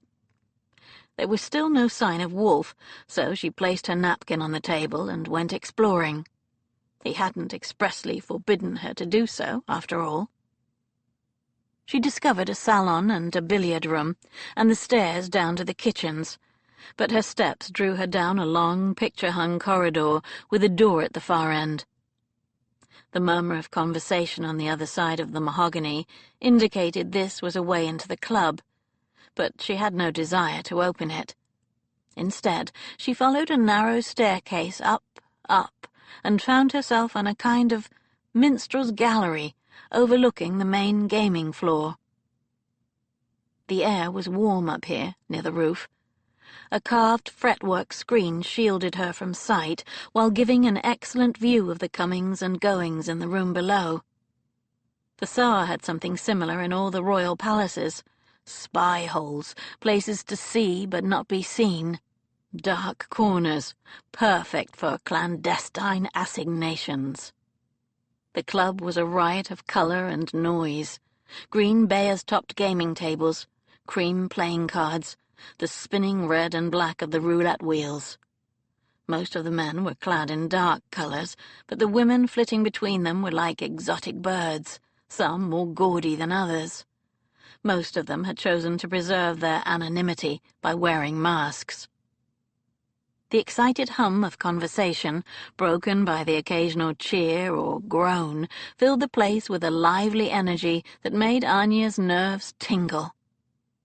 A movement behind her had her heart leaping to her throat, and she knew without looking that it was Wolf. She kept her face to the front as he stepped close behind her, felt the disturbance of the air as his legs brushed her skirts. The subtle scent of his cologne made her suck in an unsteady breath. "Who gave you permission to be up here?" No one, but then no one forbade me either. He rested his hand on the rail next to her hip and leaned forward to look at the scene below. Anya sneaked a glance at him from the corner of her eye. The glow from the lamps lit his features, while the fretwork screen cast a pattern of shapes across his face. He looked like a jungle cat, speckled by foliage, watching his prey from the shadows. He was so tall, so evidently physical beneath those elegant clothes, but she didn't find his size intimidating. Instead, she found it rather thrilling. He turned, resting his hip against the rail, and focused his attention on her. His gaze burned the side of her face. "That dress is a definite improvement." "Thank you. I appreciate it, although you must know that it will take me some time to repay you." He flicked his fingers in a dismissive gesture. "I don't expect you to. It's a gift." She opened her mouth to argue, but he placed his index finger over her lips, and she was momentarily shocked into silence. He wasn't wearing gloves. The sensation of skin on skin sent a shimmer of bright energy through her. "Not a gift for you," he said, and there was laughter in his voice. "For me, as someone who likes his guests to maintain a certain level of sartorial elegance." He dropped his hand, but her lips still tingled. "So, tell me what you were doing at Hayes if you weren't supplementing your income as one of her girls. I'm curious." Anya stiffened at the unexpected change of topic. So they were back to that, were they? She should have known he wouldn't let it go. He was a man who liked answers. Would he believe her reasons for being there were entirely innocent? A perverse part of her wanted to see how he'd treat her if he thought she was a fallen woman. Fair game. Would he try to proposition her again? Did she want him to? She certainly wanted to be kissed again. The memory of it made her whole body thrum. "I had some business there," she murmured vaguely. He reached out and touched the side of her neck, the faintest brush across her skin. Instant flames bloomed beneath his fingers. "Business? His tone was dubious. It was clear he didn't know what to believe. Are you promised to another?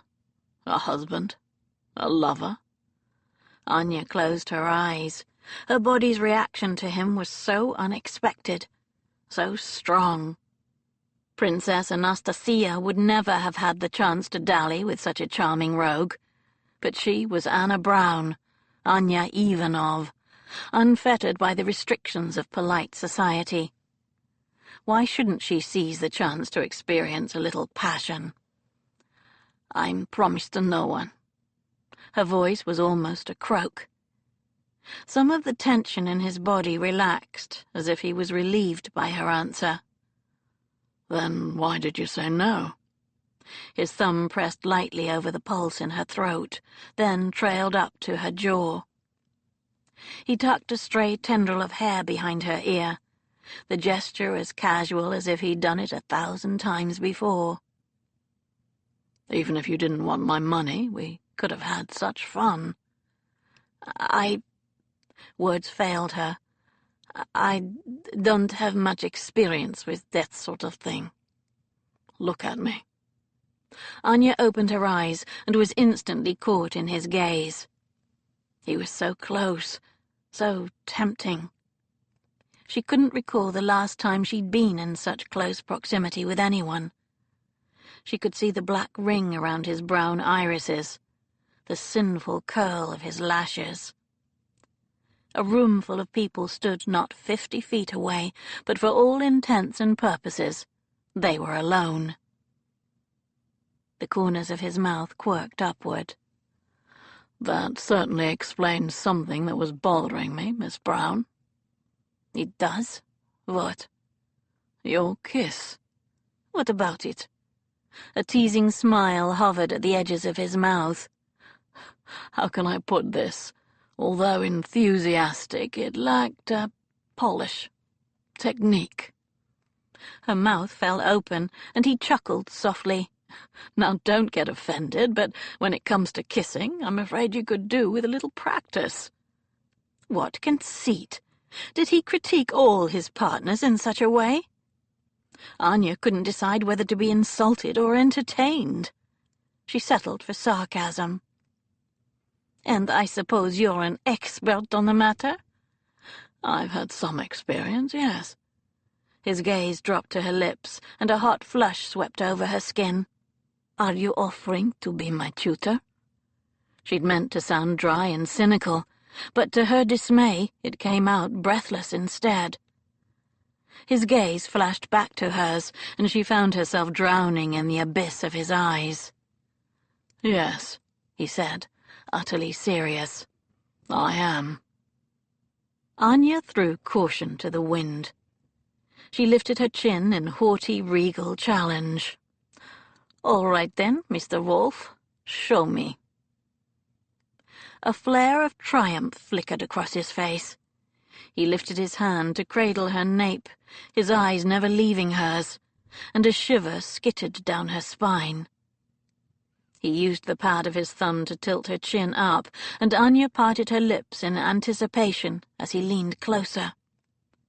The sandpaper roughness of his jaw as it brushed against her cheek was both alien and thrilling. His lips found hers. When he skimmed the sensitive flesh of her lower lip with his teeth, Anya almost groaned. She felt him smile against her mouth.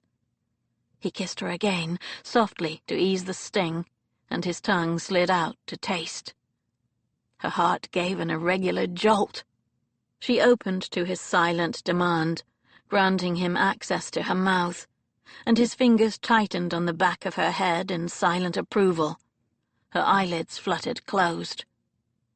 He kissed her slowly, languidly, as if they had all the time in the world. His tongue tangled with hers, a glorious advance and retreat, a voluptuous slip and slide of breath and skin that made her feel like she'd had one too many glasses of champagne.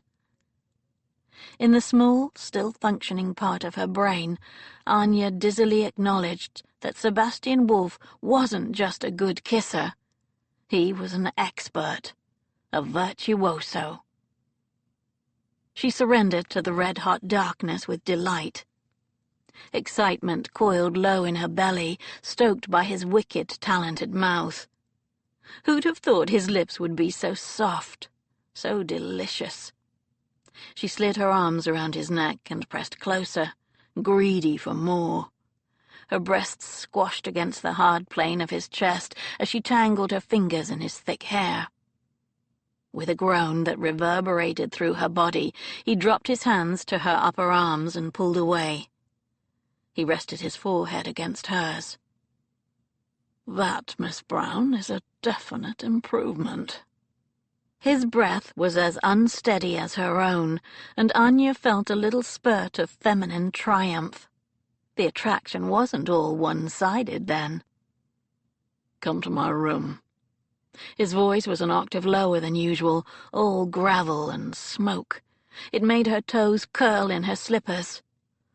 Let me show you the rest. The pop of a champagne cork and a raucous cheer from below pulled her back from the brink of insanity. Anya took a step back, amazed and rather appalled by the fever he'd ignited so effortlessly. "No, I can't. Good night, my lord." She turned and fled down the stairs. To her relief, he let her go.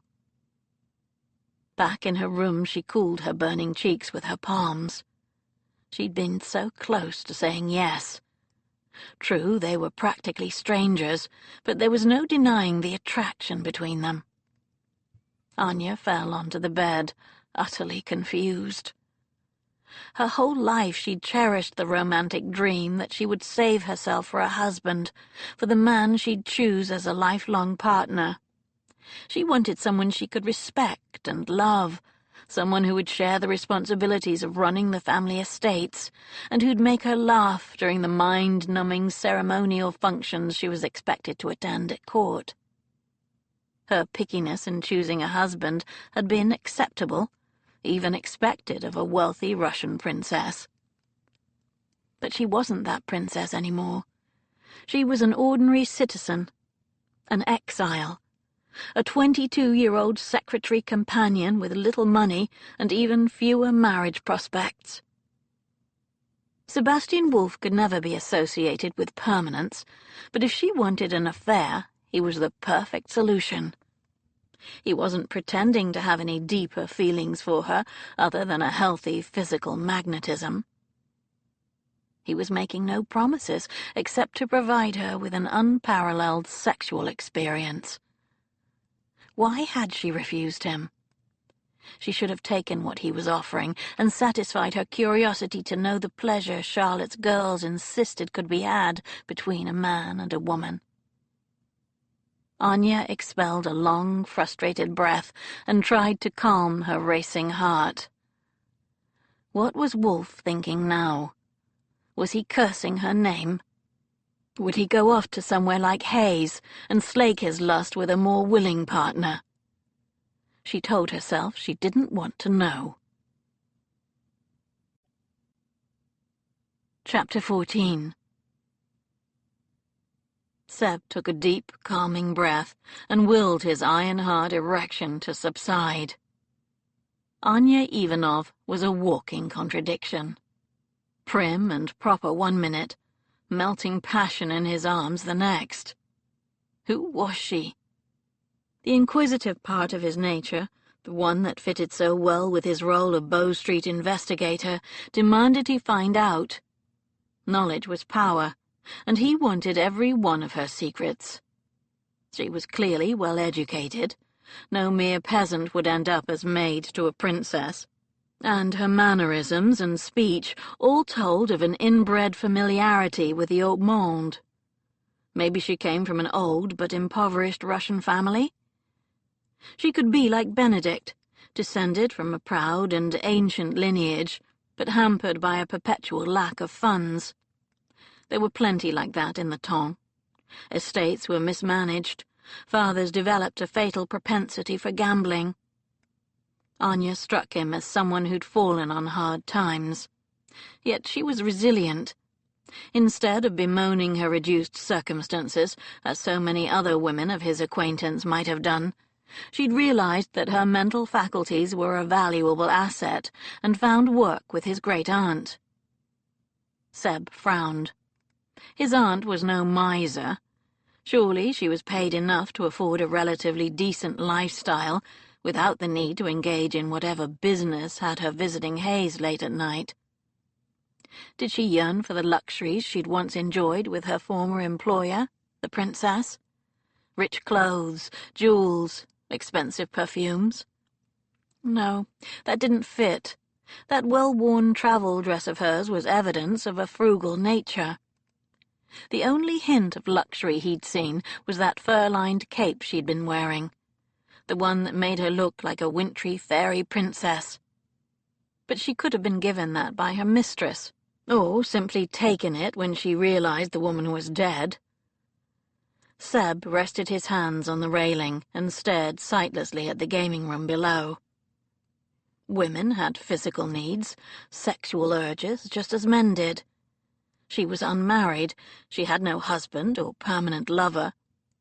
Perhaps she'd been at Hayes for precisely the same reason he'd been there, to scratch an itch. He hadn't heard that Charlotte Hay provided for women as well as for men, but it was possible. But if she had been there for pleasure, why hadn't she chosen him? Not only wouldn't she have had to pay, but he'd offered her the eye-watering sum of £500 for the pleasure.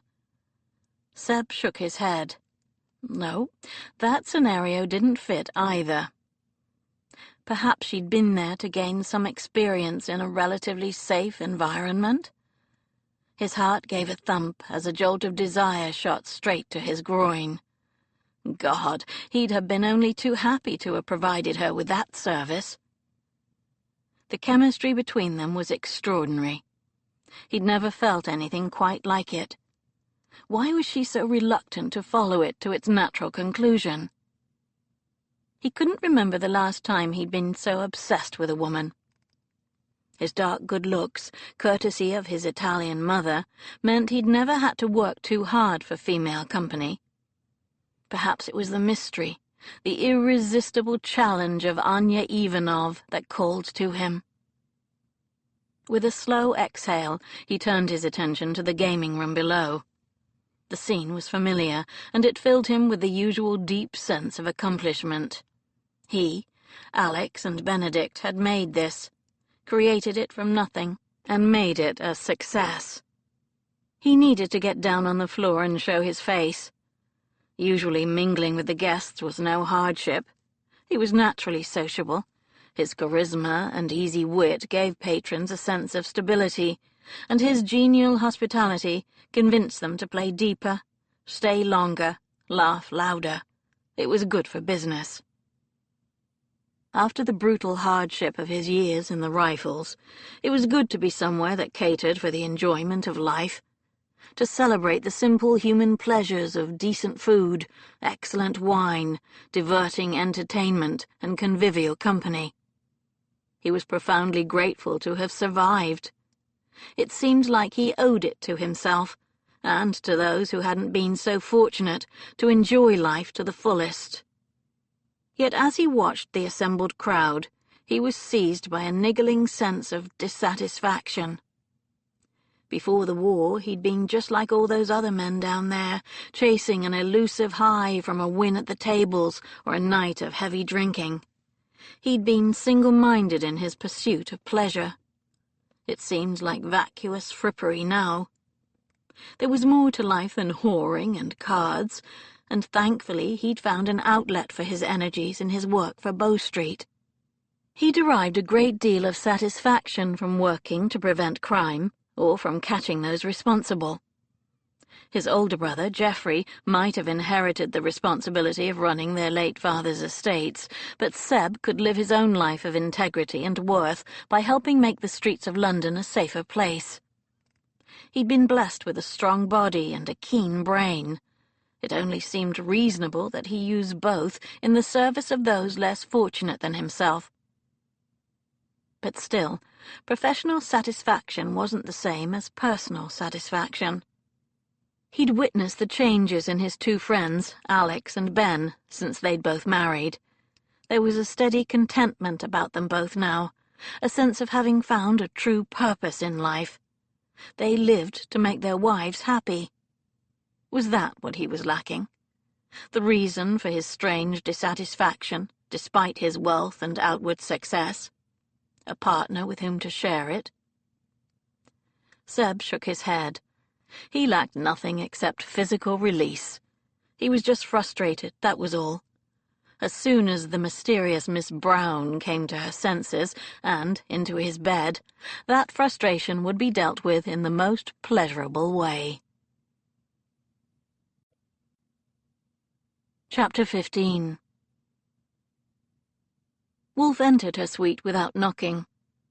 Anya glanced up from the desk and then swiftly back down, determined to pretend the incendiary encounter on the balcony the previous night had never happened.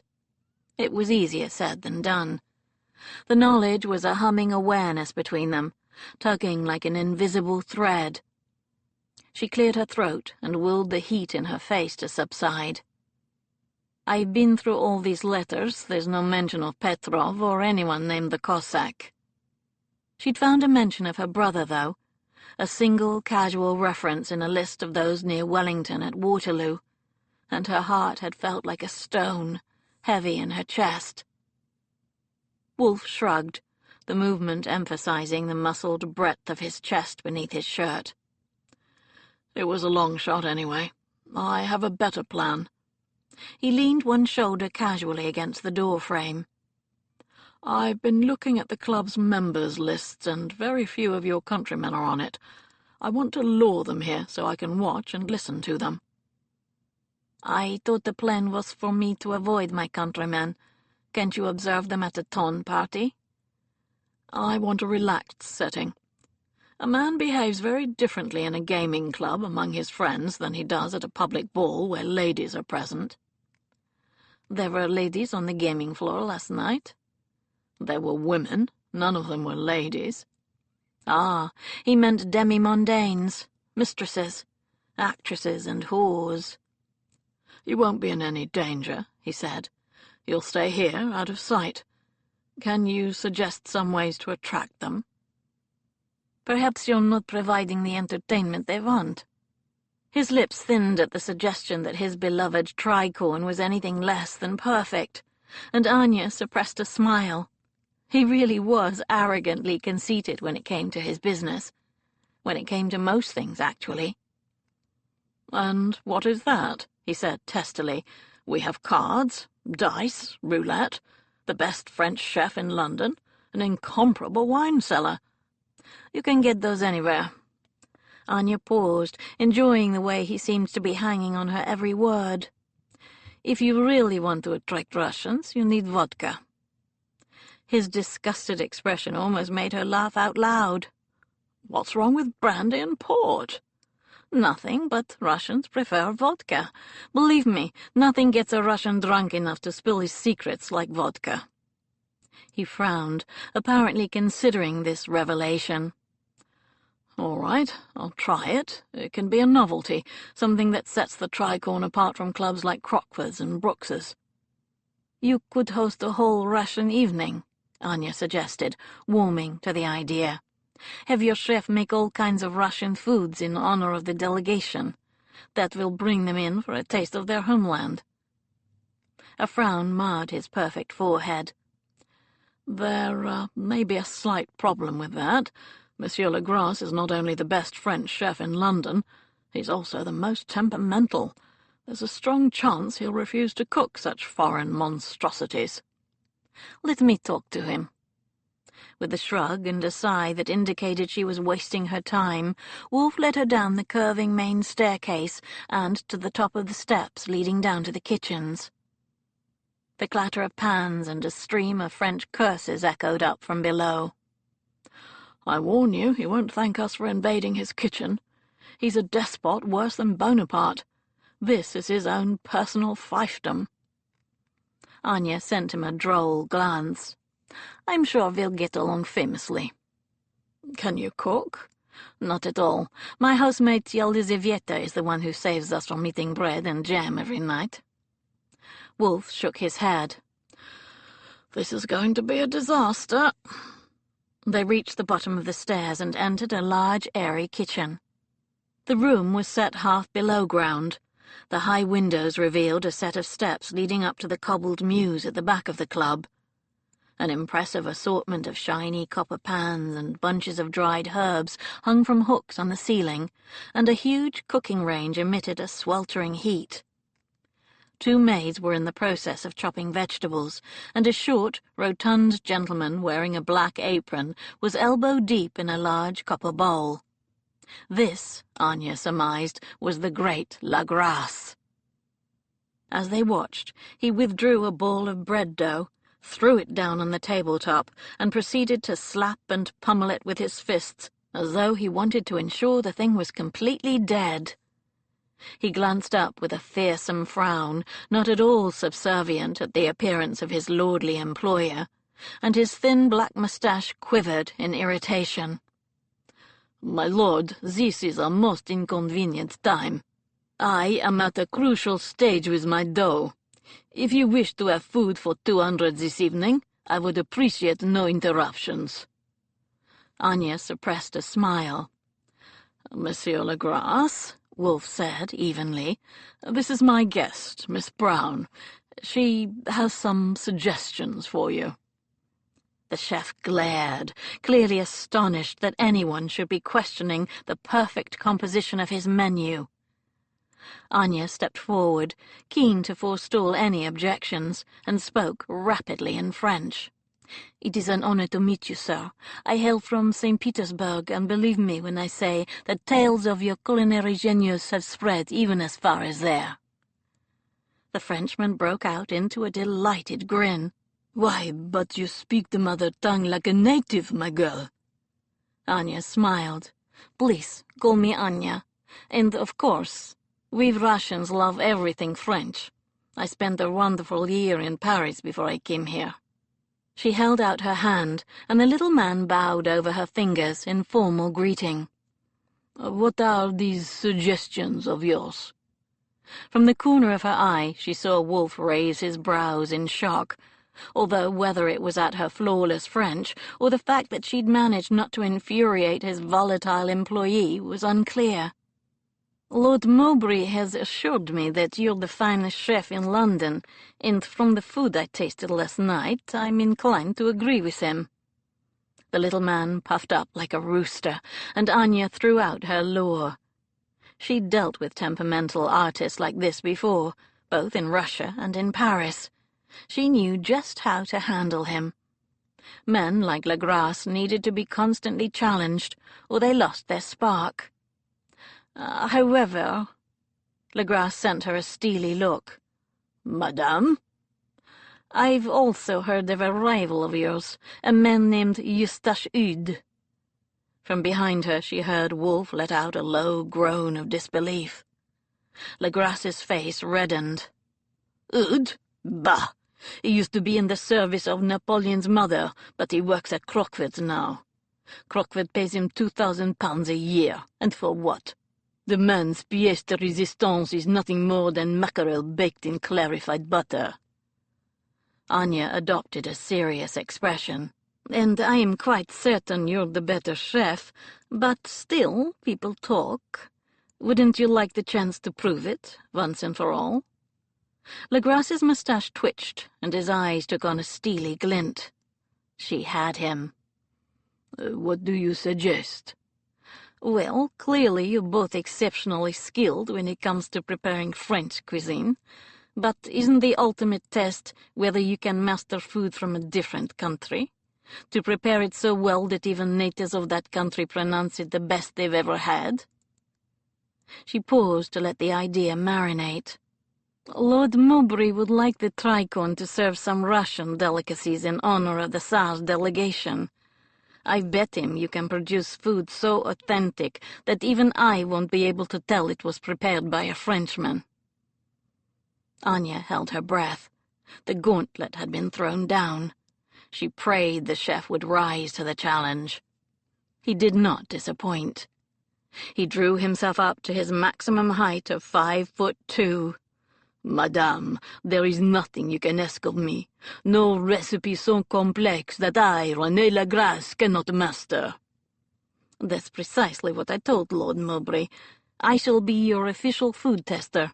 I will judge each dish before we serve it to the club's patrons." "Which foods do you suggest?" Let me think. The first that comes to mind, of course, is blini. They're tiny little Russian pancakes, similar to your crepes, only made with a yeasted dough, which makes them lighter. You can serve them with any number of things, sweet or savory. I personally like them with smoked salmon, sour cream, and caviar. Or with honey. Legrasse nodded. "Very well, but pancakes are not very complicated." "That is true. You could try meadowcake. It's a layered honey cake which takes a great deal of skill. There are hundreds of regional variations. You must make layer upon layer of honeyed pastry and alternate it with sweetened cream or custard, then cover the outside of the cake with pastry crumbs. It is incredibly labor-intensive. The Tsarina, Elizabeth Alexeyevna, gobbles it up whenever it's served." Legrasse's eyes widened. "You've dined at the Empress Court?" Anya bit her lip as she realized her slip. "Oh, well, I went there a few times, certainly, with my mistress, Princess Denisova. I would go down to the kitchens and sample the leftovers." The chef nodded, apparently satisfied by her explanation. "Very well. You may bring me recipes." "Thank you, Monsieur Legrasse." I know you will rise to the occasion." Anya turned on her heel and swept back up the stairs, confident Wolfe would follow. "That," he said when they'd reached the safety of the hallway, "was masterful." The undisguised awe in his tone made her preen a little. "I have medals from my military campaigns, Miss Brown. I have faced Bonaparte's cannons and cavalry, but even I would hesitate to suggest to a Frenchman that he bake a Russian cake." Anya sent him a triumphant grin. "You speak French?" "Well enough to know that you're wasted as a secretary. You should be a diplomat. I've never seen such soothing of ruffled feathers. When you mentioned Oud, I thought he was going to stab you with a bread knife, but you played him like a fiddle." "We have a saying in Russia, you catch more flies with honey than vinegar." Wolfe smiled. "Or, in this case, with honey cake. Where are you going to find the recipes? Can you write them down for him?" "Oh, I don't know any by heart. Perhaps I could go—" "You're not going anywhere," he countered, reading her mind with infuriating ease. "If you need anything, I'll send someone to get it."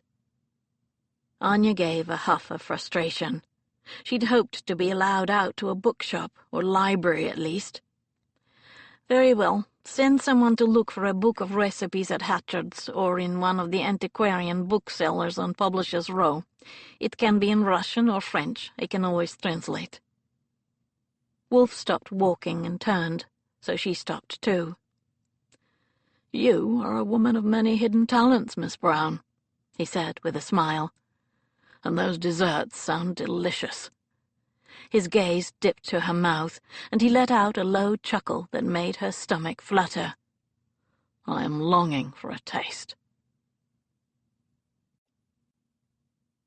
Chapter 16. Wolfe left the house shortly after their visit to the kitchen. Anya heard the slam of the door with a slight twinge of resentment, but she was saved from boredom by the arrival of a package and a letter from the Dowager Duchess. "Oxfordshire is deadly dull without you, my dear. You will be relieved to know that John Coachman is none the worse for our adventure on Hounslow Heath. I'm sure Sebastian is guarding you well. Do try to restrain the urge to strangle him, despite what I'm sure will be endless provocation. His methods may be unorthodox, but I have complete faith in his abilities, as does my good friend Sir Nathaniel Conant at Bow Street. I imagine you're feeling quite cooped up. I've sent you our little project to keep you amused." Anya opened the illustrated book of fairy tales that had accompanied the letter and began to read. 3 hours later she'd been swept away to a world of beautiful women, brave princes, dark woods, and wondrous animals. She'd read of Baba Yaga the witch, and Vasilisa the beautiful, of the Zaryevna frog, and Zarevich Ivan, the firebird and the grey wolf, of Father Frost, Diet Moroz, and the snow princess Snegoroshka. Perhaps she was sensitive about the subject, but she noticed that many of the tales featured people hiding their true nature. Princes hiding as frogs, people cursed into golden birds or fearsome bears. She quashed a guilty twinge. She was hiding her own identity for a perfectly good reason: self-preservation. There were lots of wolves in the tales, too. One helped Ivan catch the firebird, but more often than not, the creature's role was ambiguous at best. They could be noble and fearless, or pitiless and sly. Of course, wolves featured in the stories of many other countries. The English book Tess had been reading told of Red Riding Hood's encounter with a wicked, predatory beast. Anya wrinkled her nose. She'd always had a soft spot for the wolf in that tale. What if he were really a man trapped in the body of a beast? What if he fell under the spell of the beautiful girl? What if she tamed him? He'd be the very best protector. She let out a soft laugh at her own foolishness. Wasn't that what every woman dreamed? That she'd be the one to gentle the beast? No doubt they believed it right up to the moment they were eaten up for dinner. She wasn't such a fool. After lunch, she made her way down to Wolfe's library. She tried to snoop through his desk, but most of the drawers were locked. Disappointed, she nevertheless found a small tin of watercolour paints, a pencil, and some blank sheets of paper, and entertained herself by sketching instead.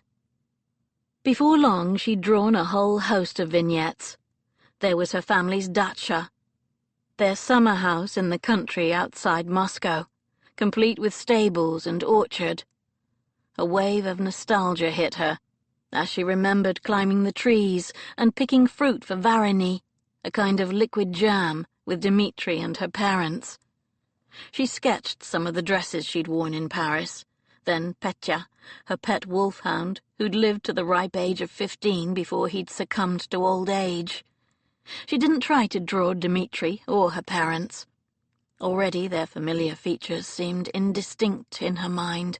To capture them on paper was more than her artistic ability allowed. Lastly, she drew the tiara she'd destroyed. The design formed in her mind with guilty clarity. 2 rows of graduated diamonds formed the top and bottom borders, kokoshnik style. More diamonds suspended like drops of rain within an open lattice of anthemion leaves, alongside sapphires, the bottomless blue of a Russian lake. She allowed herself a little artistic license. If she ever won a fortune at cards, she would take this drawing to a jeweller and ask him to remake it. Money would be no object, so she'd have the gems set in white gold or platinum instead of the original yellow gold. The silvery colour would make the diamonds shimmer like sunlight on snow, the perfect diadem for the ice princess they'd once called her. She shook her head at such fantasy.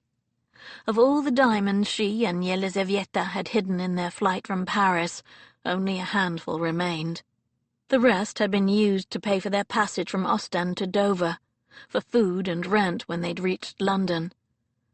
They'd received far less than the stone's true worth on several occasions. They were always unscrupulous characters ready to take advantage, but they'd been desperate and unwilling to attract attention by making too much of a fuss. The last time she'd been forced to sell a gem, she'd followed Charlotte's suggestion and gone to the Royal Jewellers, Bridge and Rundle. The proprietor, the elderly Mr. Rundle, had treated her with the kind of polite disdain at which the English so excelled. He'd given her shabby dress and practical boots a knowing glance, and accepted her story of being given them by her deceased employer with subtle incredulity and silent disapproval. It was clear that he suspected her of being a demi-mondaine, selling the favours given by a lover, or, at the very least, of having dubious associates. But his eyes had brightened when he'd realized the gems were of the highest quality, and he'd paid her a fair sum. Anya had no doubt they'd end up around the wrist or neck of some man's lady-love. She liked to imagine they'd be bought by a doting husband, but life had taught her to be cynical. From what she'd seen of society, whether in Moscow, Paris, or London, most men barely tolerated their wives, let alone bought them expensive baubles. It was the mistresses who received the expensive trinkets. She wondered how many pieces Wolfe had bought for women over the years. The sound of the back door opening and Mickey's deep growl welcoming his master had her sitting straighter in her chair. The 2 men conversed for a few moments, too low for her to hear, but she heard Wolfe's inquiry after her whereabouts. "Your study, sir," Mickey said, and she braced herself as Wolfe strolled down the hall and into the room. He was dressed, as ever, in exceptionally well-fitting clothes. His dark jacket moulded faithfully to his broad shoulders. His buff breeches outlined his slim hips and long muscular thighs. His hair was rumpled from the wind, and his face glowed with health and vitality. Anya swallowed. Why did he have to look so damned appealing? It wasn't fair. She did not stand to greet him. He'd lent her no such courtesy. He sauntered over to the desk and glanced at the pages in front of her. "What are these?" "Just some idle sketches." She tried to slide the drawing of the tiara under the pile, but he leaned one hip against the desk edge, reached out, and pulled the papers toward him. Anya felt an embarrassed heat mount in her cheeks. "These are very good," he said, and the genuine admiration in his tone warmed her even more. He tapped the sketch of the tiara. "Is this a design you have imagined, or a reproduction of an existing piece?" It was real. It belonged to Princess Denisova's grandmother. "Did she leave it back in Russia?" No, it was destroyed, a casualty of war. A sudden flash of memory assailed her. Her mother wearing the tiara to some great state banquet, laughing and carefree on the arm of her handsome father. She quashed a wave of sadness. Family tradition held that every Denisova bride should wear the tiara on her wedding day. She'd certainly put an end to that. Not that she had any plans to marry anyway. Wolfe accepted her explanation. He reached into his coat and withdrew a gold signet ring. "You recall that Russian I mentioned, murdered down at Blackwall? He was wearing this. There's a crest. How do I find out which family it belongs to?" Anya studied the engraved central stone. The armorial showed a plumed helmet, a shield with a single dagger, and a crescent-shaped dash. "As a matter of fact, I know. This is for the Orlov family. Count Grigory Orlov was a lover of Catherine the Great. He's famous for presenting her with the Orlov diamond, a stone as large as half a chicken's egg. It's set into the imperial scepter. There are numerous Orlovs in Moscow and St. Petersburg." Anya bit her lip, afraid she'd displayed too intimate a knowledge of the Russian court. Orlov's grandson, Count Pavel, had proposed to her once, but he'd been several years younger than herself, and almost a foot shorter, and she'd declined his offer. She preferred tall men, like Wolfe. She gave herself a mental slap on the head. "Thank you, Miss Brown. That is most helpful." He stood and glanced at the gilt clock on the mantelpiece. "Le Gras is almost ready for our first taste test. I managed to procure a few recipes for him to try from the Austrian ambassador, Prince Esterhazy. His wife, Princess Maria Theresia, is a patroness of Almack's." Anya schooled her expression into one of polite interest, despite the fact that she'd met the prince and princess several times back in Russia. Plump, dark-haired Maria Theresia was only a year younger than herself. She'd been married at 17. Now, 21, she was already a fixture in London society. "Dinner will be served in half an hour. I trust you can be ready by then." His expression suggested the same polite disbelief as Mr. Rundle. He clearly thought women needed hours of primping. Anya gathered her papers and stood. "Of course. Am I to expect the pleasure of your company, my lord?" "You can, indeed." "How nice," she said, with faint irony. "You'll excuse me if I don't change for dinner. I'm afraid my wardrobe is somewhat restricted." She looked down at the blue dress she'd been forced to don again that morning. It was too extravagant for daytime. The bodice was scandalously low, but there had been no sign of her lavender gown. She had a horrible feeling Wolfe had ordered Mickey to dispose of it.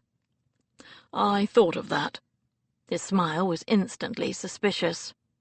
"I had to go to Bond Street anyway, so I visited a few modistes while I was there. You'll find a selection of dresses in your room." He brushed an invisible speck of lint from the sleeve of his already impeccable coat and lifted his brows in clear dismissal. Anya bit back a retort and swept from the room. She found no fewer than 4 new outfits on her bed. In addition to 2 day dresses, there were 2 more evening gowns, some scandalously sheer silk chemises, and a collection of accessories like scarves and gloves. The sight of the gloves made her heart beat faster. Was Wolfe going to let her go out? She hoped so. She was sick of being cooped up indoors. She suppressed a groan of delight as she stepped into one of the new gowns. The deep claret colour was flattering, the workmanship exquisite. What was Wolfe's game? Was he trying to buy her affection, her capitulation with dresses? Did he, in his mind, already see her as a kept woman, a mistress he could dress and undress at will? The thought made her shiver, and she stiffened her spine. She would not accept charity, nor could she be bought. Even if she had to sell every one of her remaining diamonds, she would pay him back. Chapter 17. Seb caught himself drumming his fingers on the table and forced them to still. What was wrong with him? He'd stayed out of the house all day to avoid being under the same roof as his irritatingly beguiling guest, but now he couldn't wait to see her, to spar with her again. His blood pounded in anticipation. He shouldn't have given in to the impulse to buy her clothes, especially not ones that wouldn't have looked out of place in a high-society ballroom. But the sight of her in that shabby lavender gown had caused him something close to physical pain. He told himself it was purely aesthetic preference. A woman that beautiful shouldn't be dressed in threadbare, styleless garments. It was an affront to the natural order of things. Thanks to his half-Italian parentage, he possessed an eye for beauty that stemmed all the way back to the Renaissance. His ancestors had doubtless patronized artists like Caravaggio and Donatello in the same way he enjoyed buying his boots from Hobie and his coats from Weston. He wasn't a tulip of fashion, like the ridiculous dandies who flounced about town in pale satins and silks, but he made no secret of the fact that he enjoyed the sybaritic pleasure of a well-cut coat and a perfectly tied neckcloth. Benedict and Alex never stopped mocking him about it. His love of beauty extended to his choice of bed partners, too. But despite his reputation as a rake, he'd always been discerning. Beauty alone wasn't enough to hold his interest. He required intelligence, a quick wit, and a sense of humour from his paramours, too. His guest had all those things, and more. The dining table had been laid for two. With a start, Seb realized he couldn't recall the last time he'd actually dined at home. He'd taken to eating with Benedict and his wife Georgie, or Alex and his wife Emmy, or grazing from the buffet in the public half of the Tricorn. More often than not, he'd ask Mickey to bring him a plate of food in his study, so he could eat with one hand and read a report from Bow Street with the other. No wonder Legrasse scowled at him. He hardly noticed what he was eating most of the time. Tonight he would savour every bite, just as he would savour the company of his guest. She was a woman of contradictions. She liked caviar and knew the Serena's favourite cake, but she was also friends with some of London's most expensive courtesans. None of it made sense. He'd set Jem Barnes, one of Bow Street's youngest informants, to the task of listening out for news involving any more Russians in the criminal underworld. If there were plans afoot to capture his reluctant houseguest, he wanted to hear of them. He sucked in a breath when she appeared in the doorway. Why in the name of all that was holy had he bought her a dress in such a provocative deep red? It was hard enough to keep his thoughts and his hands off her as it was. It would be well-nigh impossible now he'd seen her in that fever dream of a dress. The low-cut bodice displayed the perfect globes of her breasts and the soft architecture of her shoulders and throat. She'd piled her hair up on her head, but a few thick tendrils brushed her collarbone and skated temptingly close to the valley between her breasts, like a trickle of honey, one he wanted to trace with his tongue. Seb cleared his throat and gestured to the place setting opposite him. "Good evening, Miss Brown. Have a seat." He did not rise or pull the chair out for her as he would have done for a woman of higher social rank.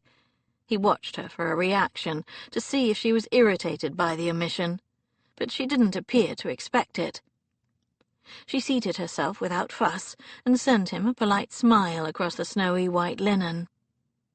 "Good evening, my lord." Her scratchy yet prim tones sent a jolt of desire straight to his groin, and he placed his napkin across the straining fabric in his lap. She took a tentative sip of her wine. Her throat dipped as she swallowed, and he wanted to taste her skin. He had a brief vision of sweeping everything to the floor, the flowers, the silverware, the glasses, the porcelain, of pulling her clean across the table for a kiss beyond all civilized bounds, of putting his mouth between her breasts and— "This is excellent wine," she said demurely. Seb coughed. Thankfully Mickey entered carrying a tray, followed by the tiny, stomping figure of Legrasse. The disparity in height between the two men was comical. Mickey could have used the chef as an armrest.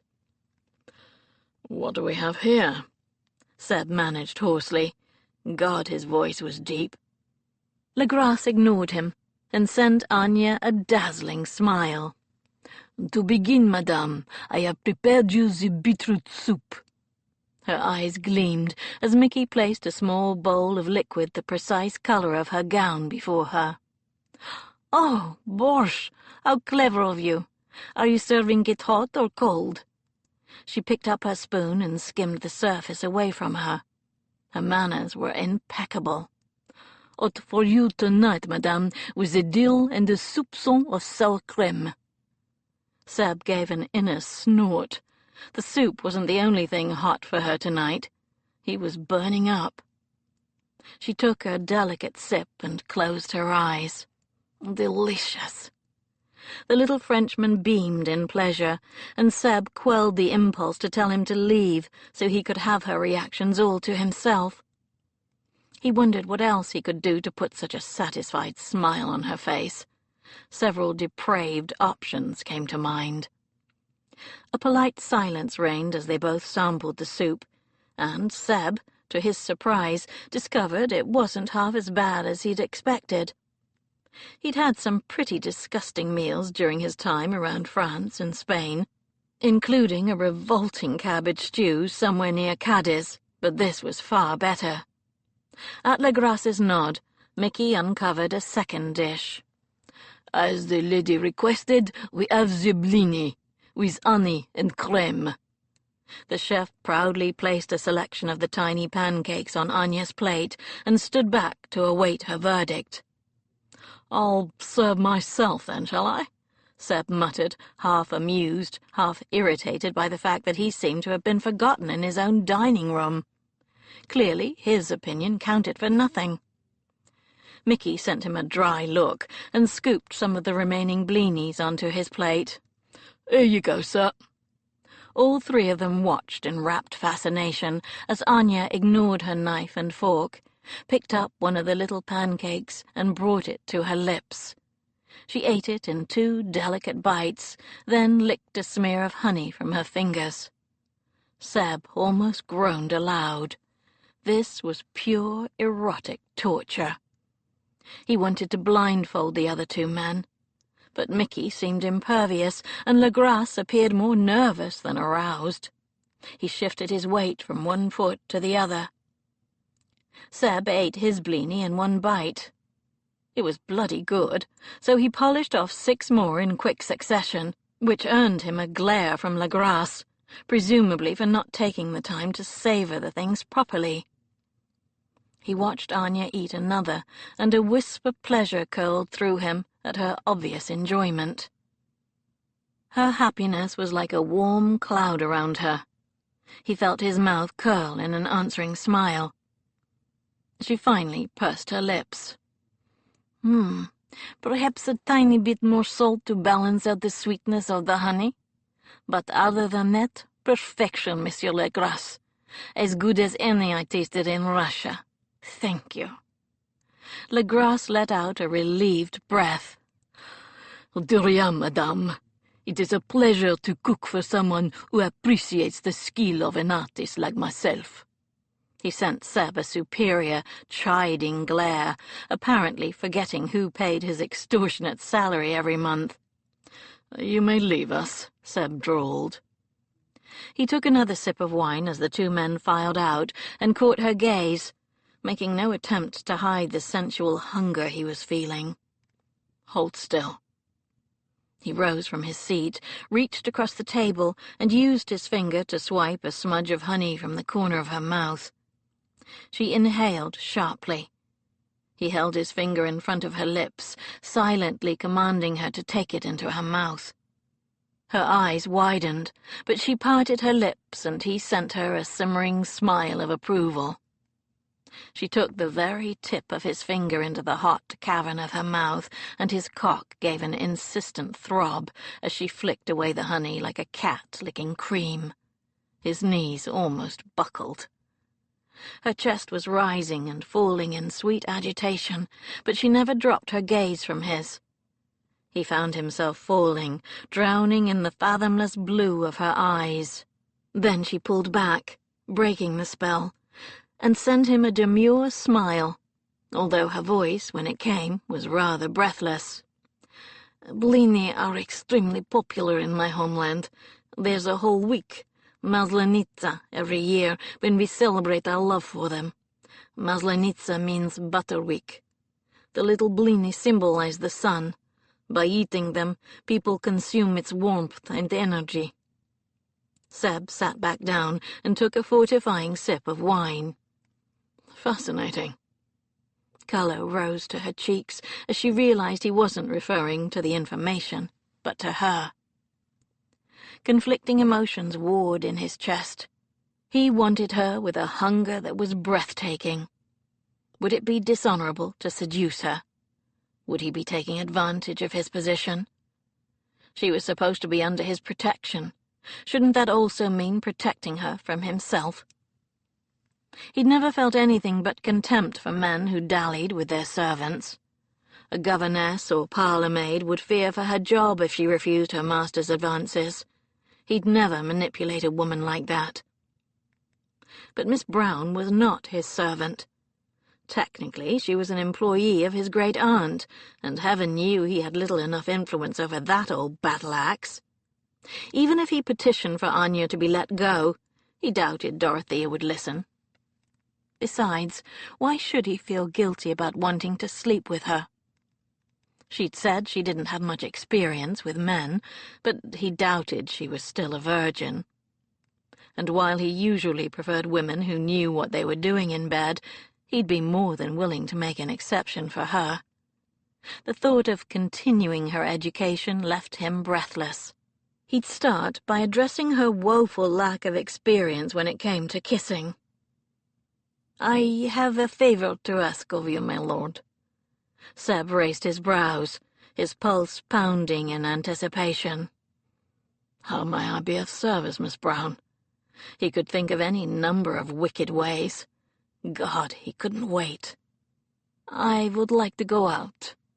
My pleasure. Wait, what? Chapter 18. You bought me gloves, Anya said. She glanced longingly out of the window.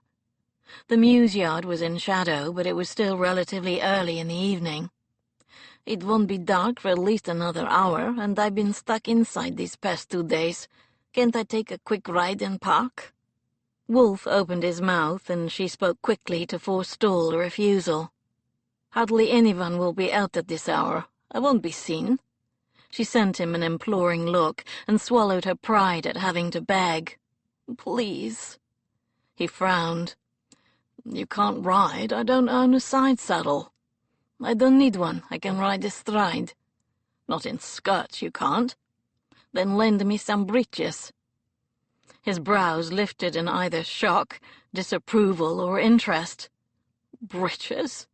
He glanced down at his own athletic frame, and his lips twitched in amusement.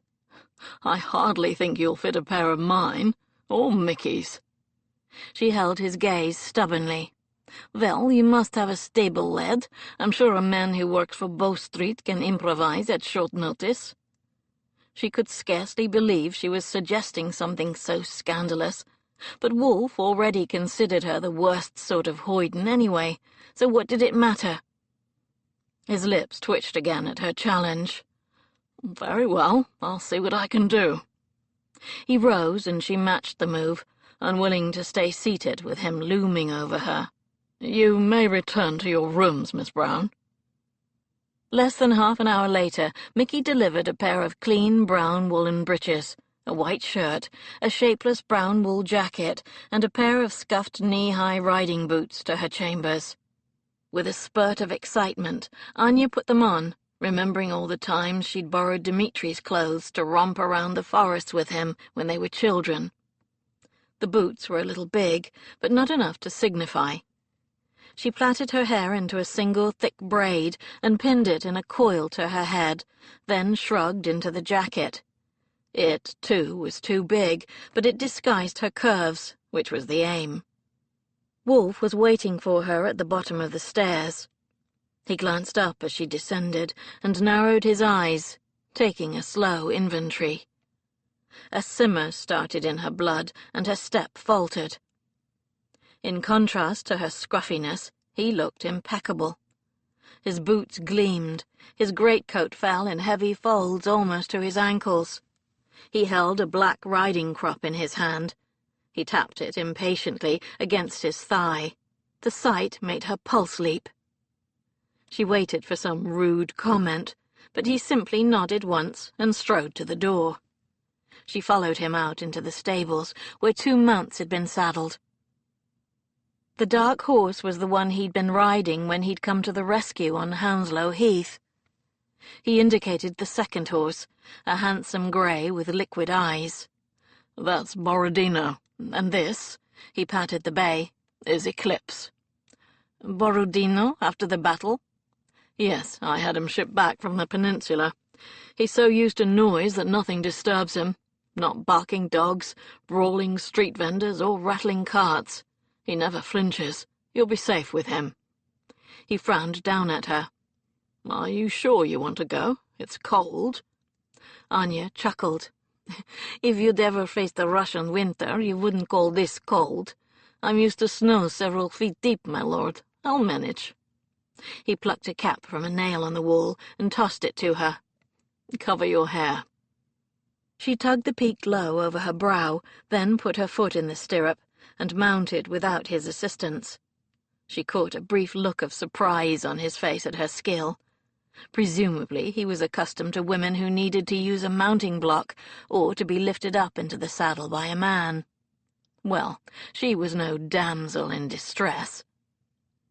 She adjusted the reins as he mounted his stallion with a fluid movement that spoke of endless familiarity, and they urged the horses out into the mews yard. Wolf watched her for a moment to see how she handled her mount, then led on, apparently satisfied. "Stay behind me. You're dressed as a groom. You must act as one. If anyone sees you, they'll assume you're exercising the grey." Anya nodded meekly, unwilling to do anything to make him change his mind. "We'll go to St. James's Park. It's closest." Within minutes they rode through the gated east entrance of the park and started along one of the tree-lined paths designated for riding. As expected, the place was almost deserted. "We can't stay long. This place is dangerous at night, no matter how genteel it appears in the daytime. It's a notorious haunt for prostitutes." "I thought the gates were locked at night." "They are, but it's estimated there are over 7,000 keys in private possession, so it might as well be left open." She brought her mount level with his and glanced up at the sky. "It smells like it's going to snow." He shot her an amused glance. "You can smell impending snowfall." "Of course, you can sense it in the air." She shrugged. "Perhaps it's a Russian thing. We're clearly experts. Just as no two snowflakes are alike, so no two snowfalls are alike. There's wet snow, slushy snow, dry, powdery snow, snow that's perfect for making snowballs. We have at least 4 different words for a snowstorm. Metal is wind-driven snow. Vyuga is a common literary term. Buran is a regional word used in Siberia, and purga is more like a blizzard." He shook his head with a chuckle. "Well, you're not likely to see a blizzard here in England. The most we usually get is a light dusting. Winters used to be much colder a century ago, so I'm told. The Thames regularly froze over, and each time it did, a frost fair would be held on the ice. All kinds of stalls would pop up, with tradesmen selling everything from spiced ale to gingerbread and roast oxen. It sounds wonderful. The last one was 2 years ago. I was off fighting in Portugal, but Dorothea said they let an elephant out by Blackfriars Bridge to prove the thickness of the ice. I would have loved to see that. We're so used to frozen rivers in Russia, we never do exciting things like that. I suppose the novelty has worn off. Still, they say it was the harshness of our winter that defeated Napoleon when he invaded with his Grand Army. He was beaten by General January and General February. Anya's smile faded as she recalled the grim statistics that had been reported in the news sheets at the time. I heard he lost hundreds of thousands of men on that campaign. He did indeed, Wolfe said. Poor bastards.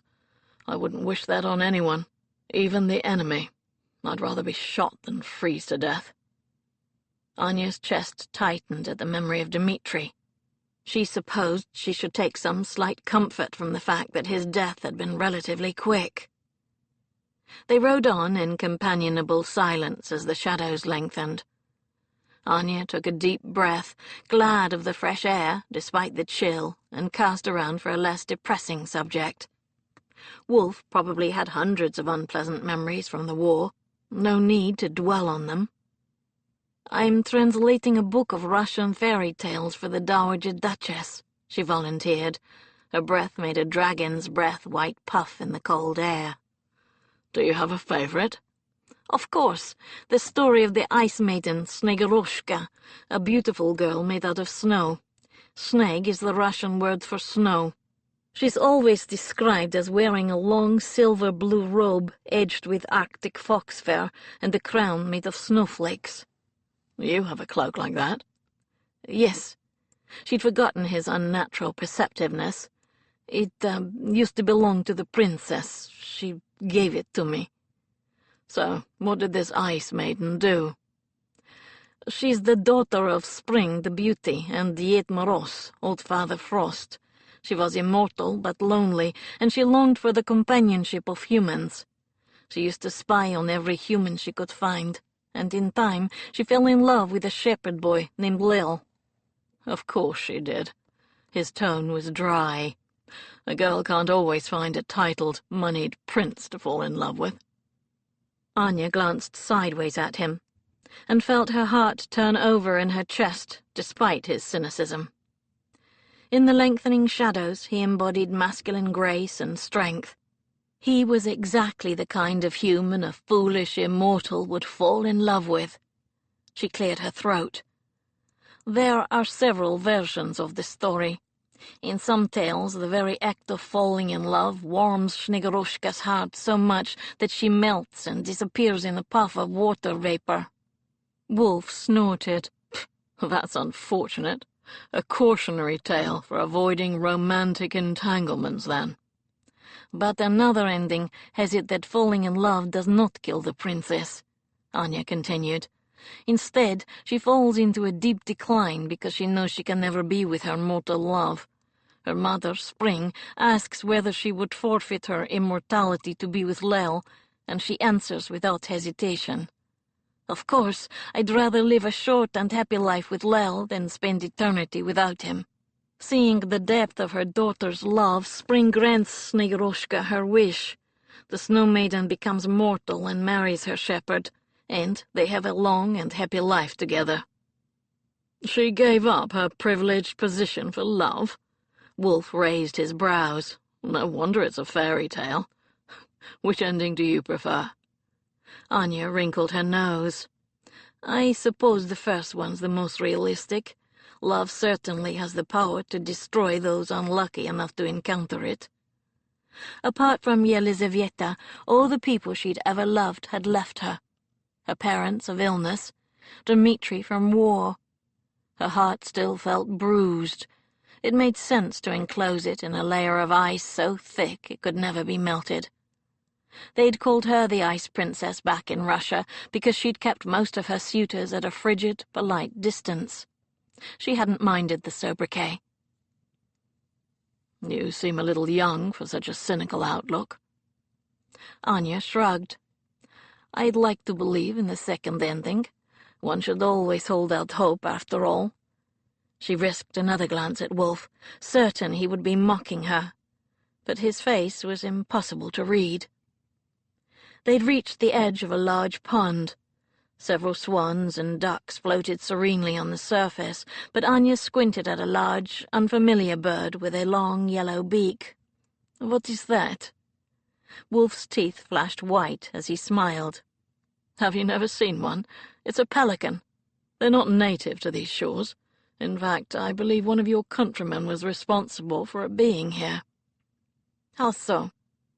"According to legend, some Russian ambassador presented King Charles II with a pair of pelicans back in the 1600s.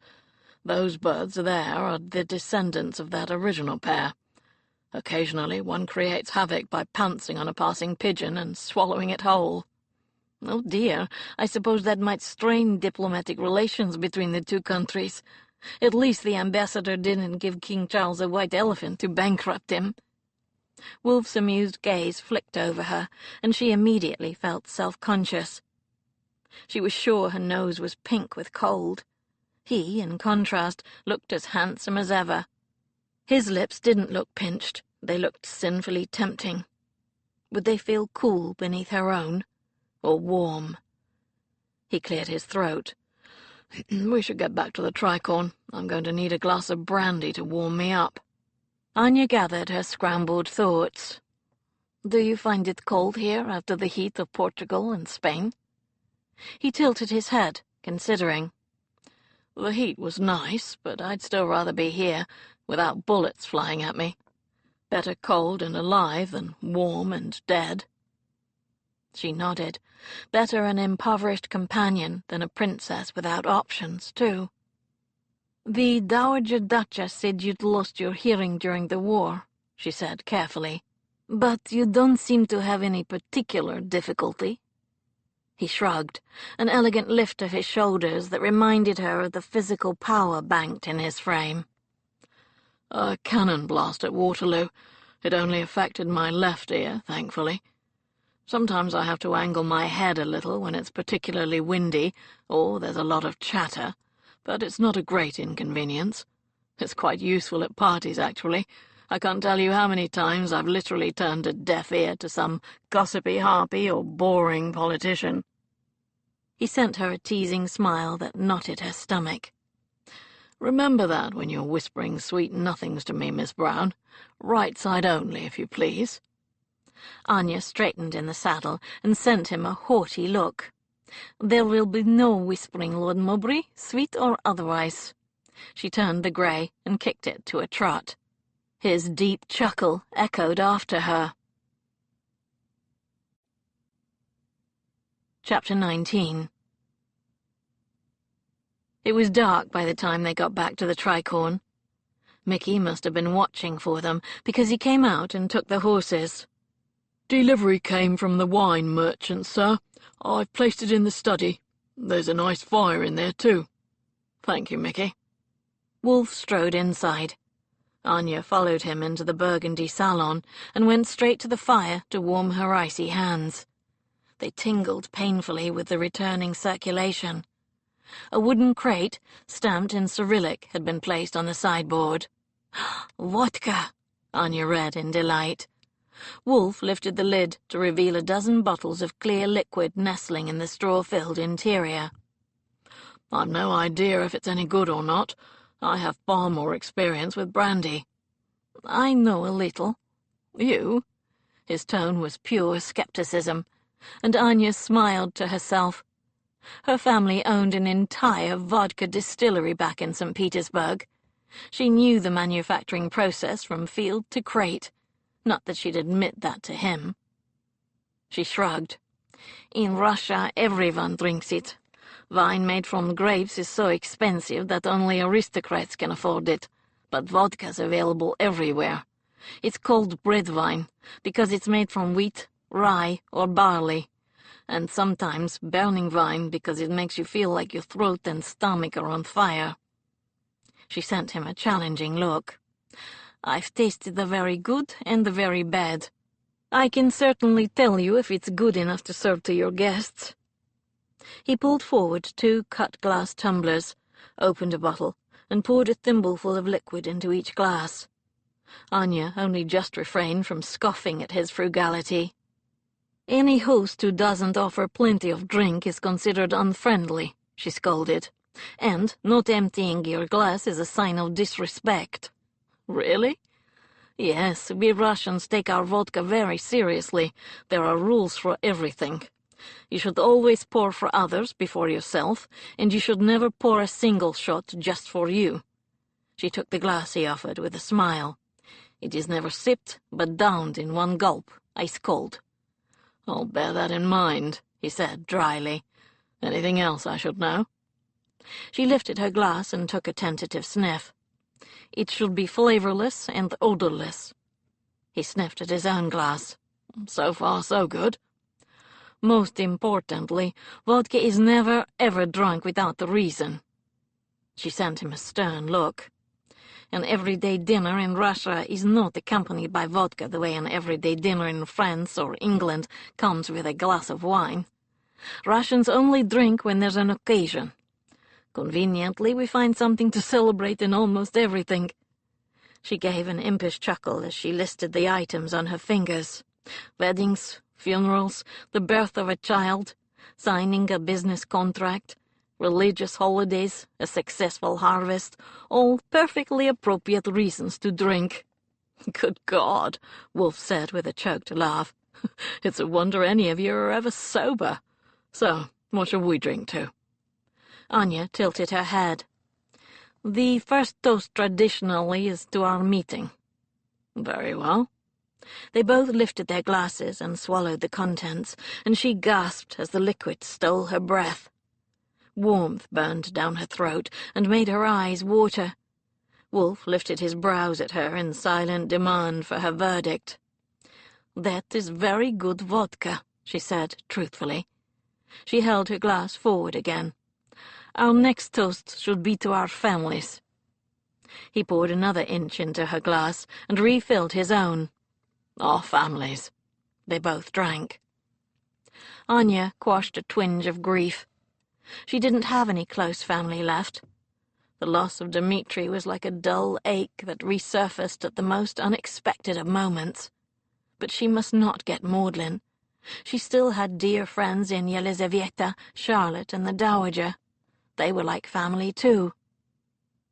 "The next is to our health." She offered her glass again, and Wolf, after a slight hesitation, refilled it.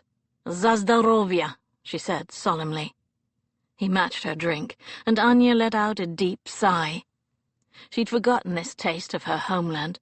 It was certainly doing its job of warming her up. Her stomach felt as if it were glowing, and her senses were tingling pleasantly. "Of course, the more eloquently you can express the occasion, the more it confirms that it's special. For example, my brother always used to say, 'May we have as much sorrow as drops of vodka left in our glasses.'" She sent Wolf a contented smile. "That's nice, don't you think?" "It is." He carried the bottle over to one of the chairs positioned by the fire. "Come, sit down." He sat, but Anya ignored the other chair. Instead, she sank to the floor, grateful she still wore breeches. They allowed much better freedom of movement than skirts. She raised one knee and leaned back against the front of the chair with a happy sigh. Wolf lifted the bottle and sent her a questioning glance. She offered forward her glass. "So, what's your favorite toast?" She raised her glass and met his eyes. "To tables breaking of abundance and beds breaking of love." She tipped her head back and drank.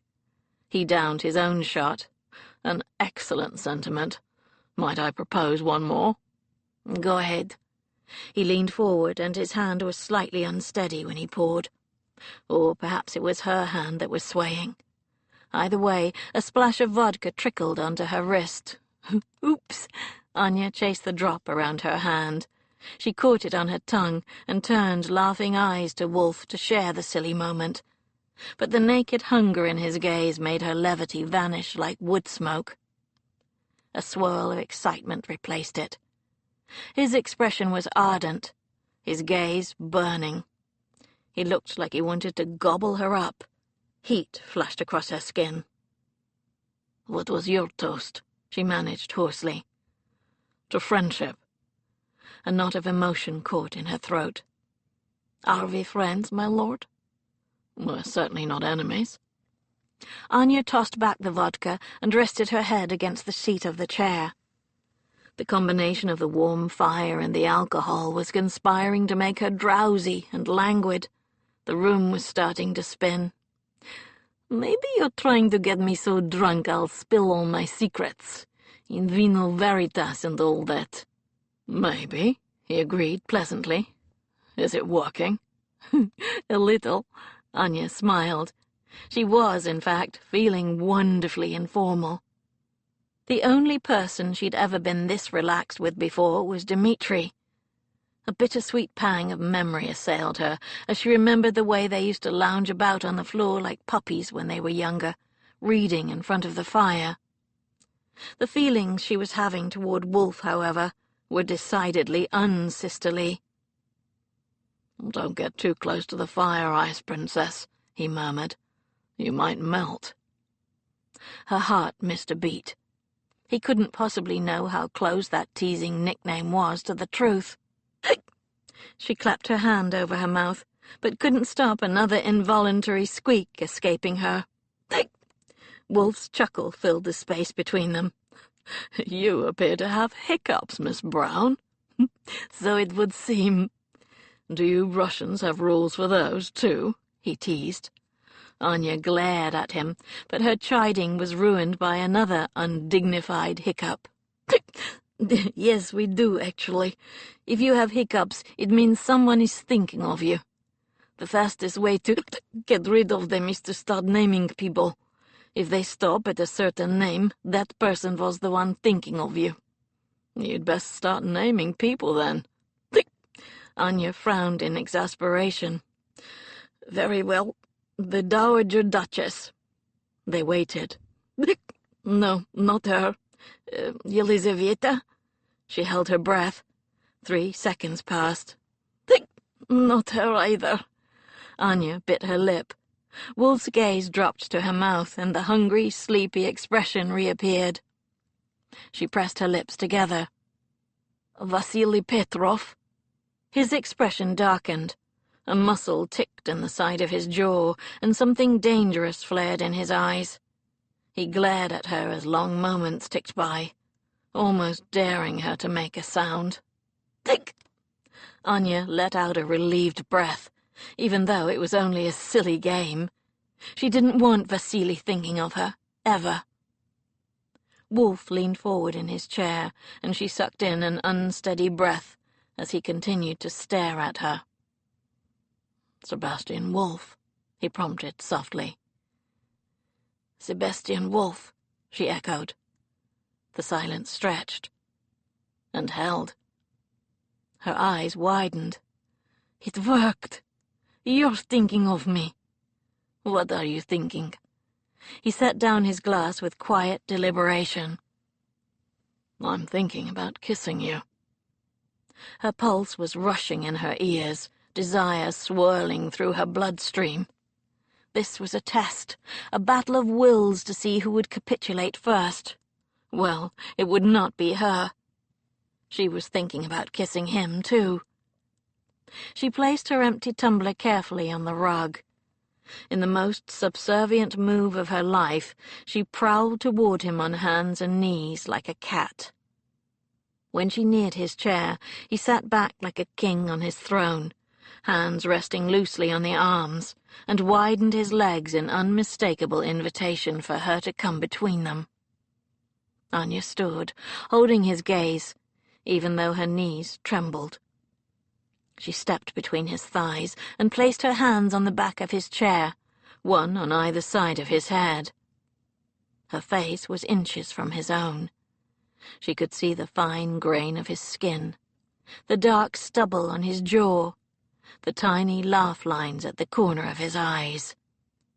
The scent of him filled her nose, a hint of vodka mixed with a woodsy, masculine fragrance, and a tang of leather and horse.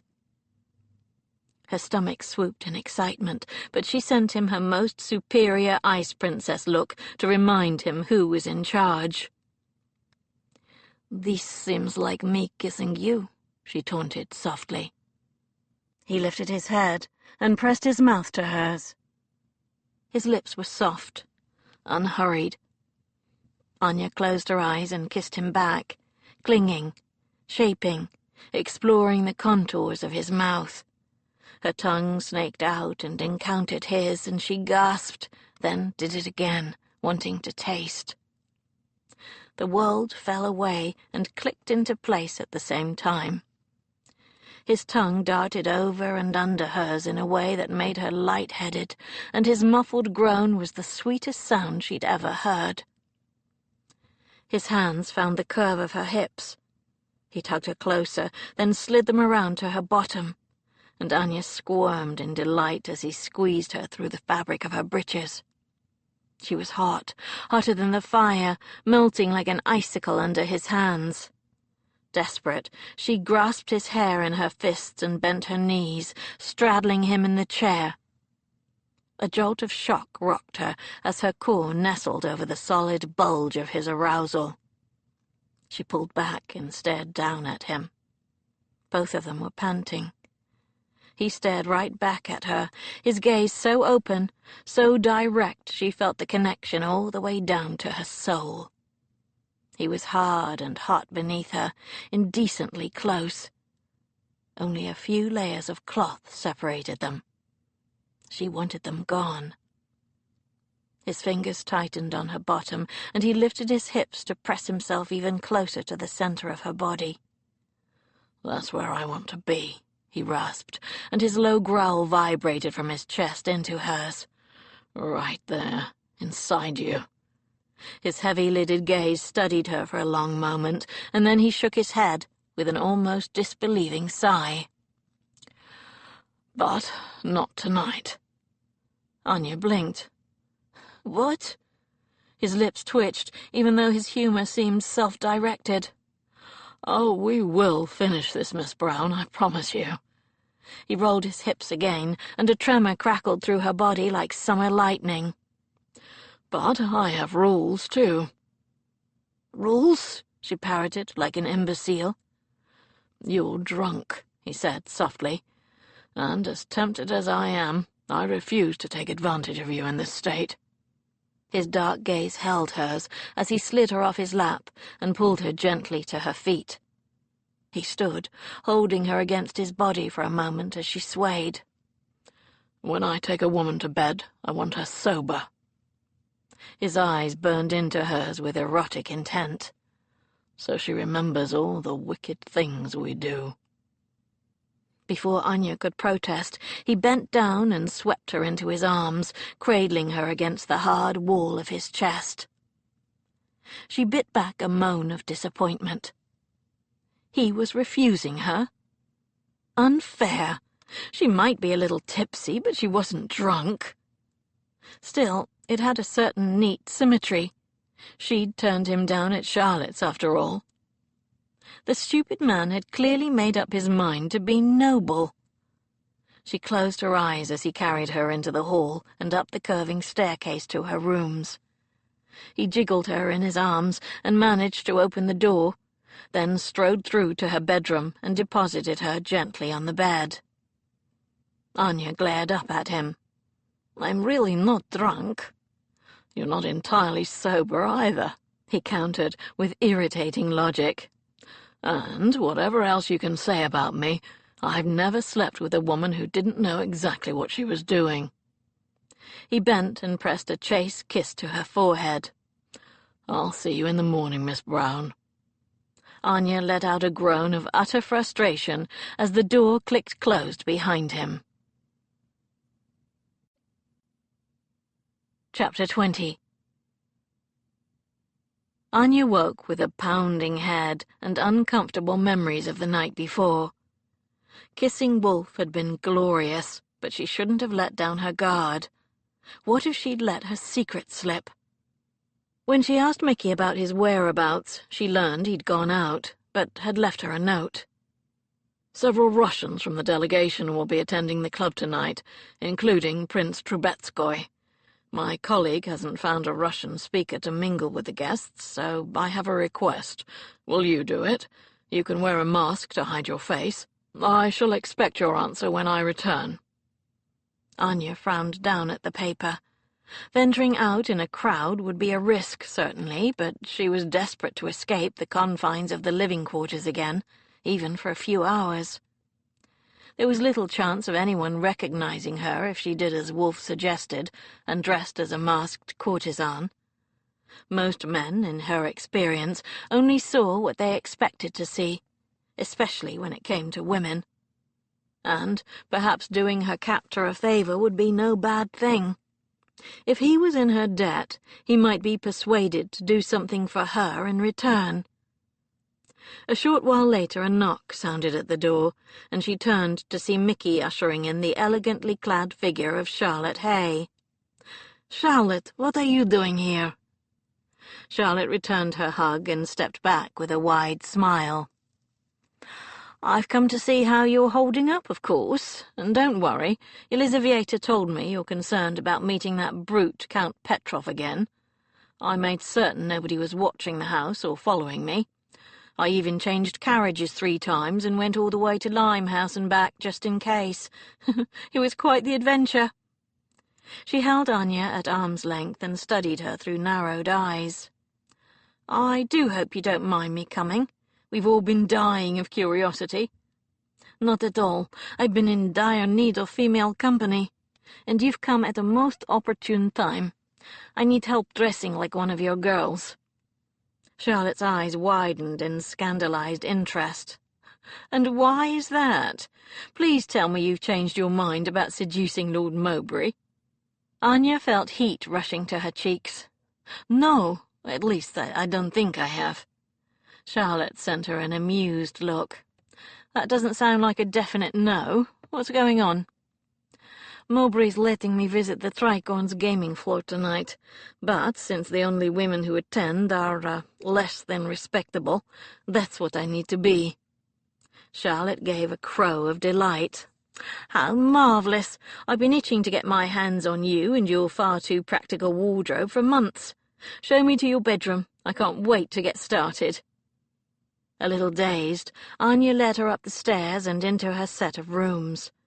Charlotte looked around approvingly, and when Anya showed her the gowns Wolf had provided, she gasped in delight. "Mowbray bought you these?" she breathed, wide-eyed. "Darling, you're going to look ravishing. Now, strip." Anya did as she was told.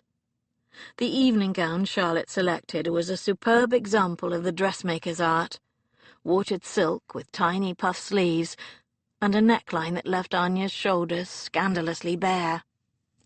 The provocative colour changed from peacock blue to kingfisher green in the light, and the material made a satisfying swish, like a whispered secret whenever she moved. The front was cut so low it almost showed her nipples, and Anya resisted the urge to try to cover herself. An ingenious built-in corset held everything in place and would, hopefully, avoid disaster. "Who would have guessed you were hiding a bosom under there?" Charlotte teased. As a princess, Anya had clothes that had always been of the highest quality, but they had, by and large, been quite demure. This dress was neither of those things. It was a daring, silent statement that proclaimed the wearer a powerful, confident woman. And Wolf had chosen it for her. Was that how he saw her? It was hard not to be flattered. "Never underestimate the importance of clothes in a woman's arsenal," Charlotte said, her tone serious.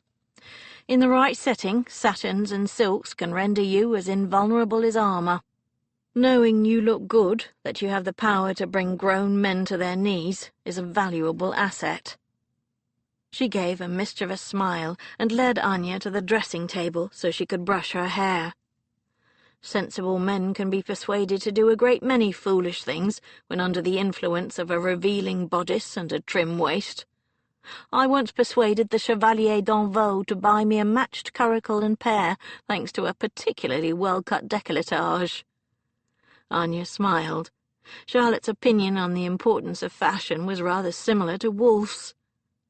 She sat still as Charlotte pinned her hair into an elegant upswept style and added the blue ostrich feather plume that had come along with the dress. To Anya's eye, she looked underdressed without a tiara on her head and a glittering necklace at her throat, but still it had been a long time since she'd made such an effort over her appearance, since she'd felt so attractive. A teal-coloured opera mask would cover her from forehead to nose, and her worry dissipated at the anonymity it would provide. Charlotte opened her reticule and extracted a pot of rouge, which she dabbed sparingly onto Anya's lips and cheeks, then stood back to admire her handiwork. "Perfect. You'll break hearts tonight, Madame Incognito, I guarantee it." She collapsed gracefully onto the side of the bed. "So, tell me everything. Has Wolfe kissed you again?" Anya fought a guilty flush. "What do you mean, again?" Charlotte sent her a chiding look. "He kissed you that night at my house. Don't think I didn't notice, young lady. The atmosphere in that room was crackling. He didn't take his eyes off you the entire time, until you looked at him and then he looked away. The whole thing was vastly entertaining, better than watching an opera." Anya sighed. "Yes, he did kiss me that night, and he's kissed me again since then. So very thoroughly. And you enjoyed it," Charlotte predicted, with a gleeful bounce upon the bed. "Yes, very much." Anya couldn't stop the smile that sneaked across her lips at the memory.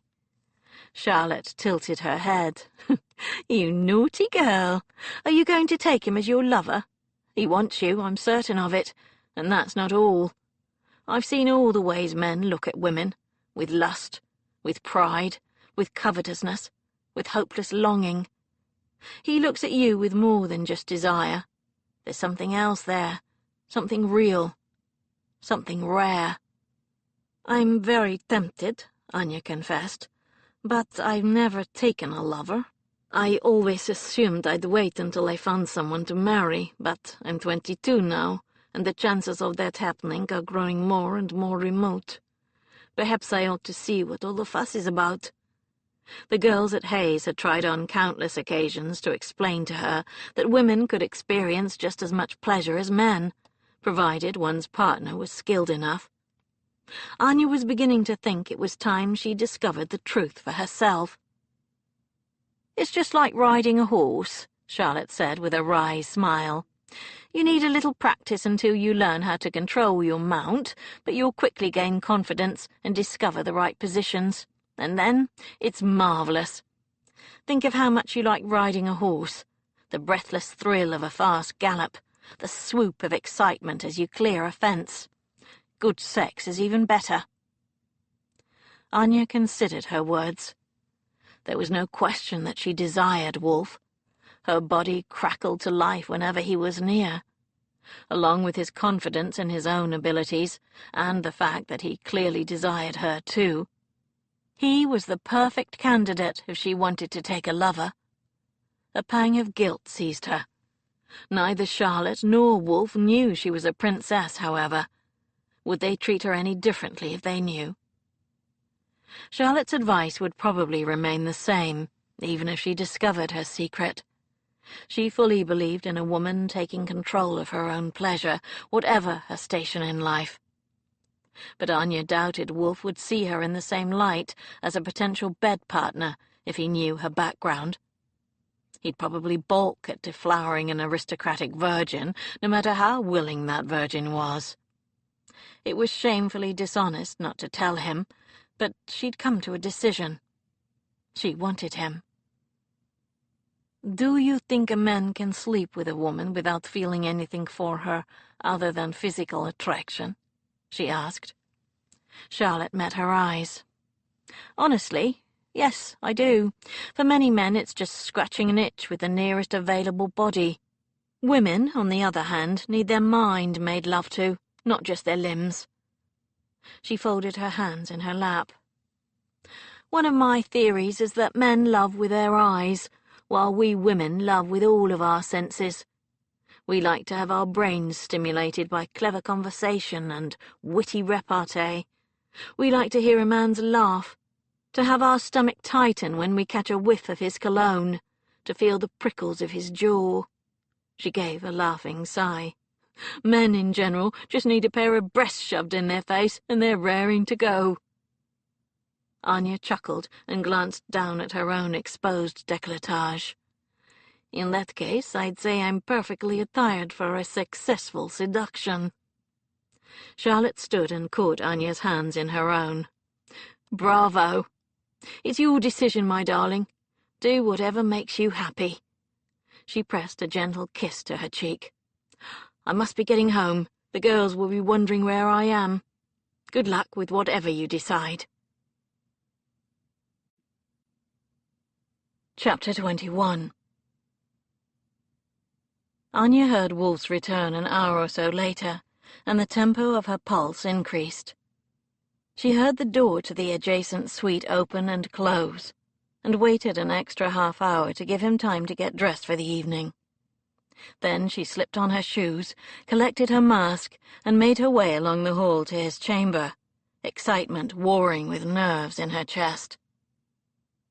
He opened the door, clearly expecting Mickey, because his gaze swiftly readjusted downward about 8 inches to her face. And then his eyes swept the rest of her, and Anya held her breath. His chocolate-brown gaze seemed to devour every inch of her, and her skin heated in response. He smiled, a lazy smile that caused his cheek to crease into that almost but not quite dimple, and her heart gave an irregular kick. He was so full of vitality, so ludicrously handsome, that she felt momentarily dizzy. The stark black and white of his formal evening clothes made him look both commanding and slightly wicked, like Lucifer on his best behavior. "You look exquisite, Miss Brown." Anya dropped him a pert little curtsy. "Why, thank you. Charlotte came and gave me some help to get ready. We both approve of your choice." She peered around his body, trying to sneak a glimpse of his rooms, but he placed both hands on the door frame and leaned forward, denying her entry to what he obviously considered his private, inner sanctum. The move only increased her desire to see it. He leaned close enough for her to catch a faint whiff of cologne and warm skin, but she ignored the traitorous clenching of her stomach. "I take it from your outfit that you've decided to lend me your assistance this evening." "That's what I wish to discuss with you." Anya ducked neatly beneath his outstretched arm and slipped past him into his room. He turned with a muttered curse, and she bit back a smile. "So this is the lair of the big bad wolf," she teased. "I must confess, I've wanted to see it." She studied the red leather-topped desk and overstuffed armchairs with a chuckle of delight. Rather disappointing. I was sure there'd be more ravished virgins and piles of human bones." He crossed his arms and sent her a look that was part amused, part exasperated. "Make yourself at home," he said dryly. He prowled toward her, and she took a retreating step back. "So, what was it you wanted to discuss?" "If you want me to help you spy on my countrymen, you need to give me something in return." He raised his brows. "You want payment?" "Of a kind. Skills. I've realized I need to be more proficient in certain areas." His mouth twitched, and she flushed as she belatedly realized the potential for misinterpretation in her words. "And you want me to teach you?" he drawled. "I do." She quashed the highly improper thoughts his words had summoned. At first I thought of asking you to teach me to shoot a rifle or a pistol, but then I realized that's not very practical. I'm unlikely to ever need to know such things. You could teach me some ways to defend myself without a weapon, however.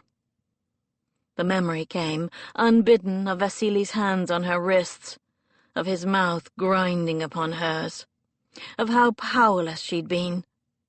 She never wanted to be in that position again. "Knowledge is power," she said softly. "Please, show me." He gave a slow exhale. "Right now?" She nodded. "I'm not sure there's much you can do while wearing that dress," he said. "But I suppose I can show you a couple of basic moves." He took another step and stopped less than an arm's length away. "Because of your height, you're at an immediate disadvantage, so you'll need to be inventive when it comes to bringing down your opponent." "How?" "Fight dirty. Hit him in the crotch," he said boldly. "Or punch him in the throat. If he can't breathe, he can't fight." Anya nodded earnestly. "Pull his ears, or better still, bite them. Jab at his eyes. And if you can grab his nose, snap it to the side. It'll bleed like the devil." Anya's gaze automatically went to the perfect line of his nose. Considering the number of battles in which he'd been involved, she'd have thought it would have been broken a time or two. The man was clearly charmed. He smiled, and Anya returned the gesture, delighted with this new information.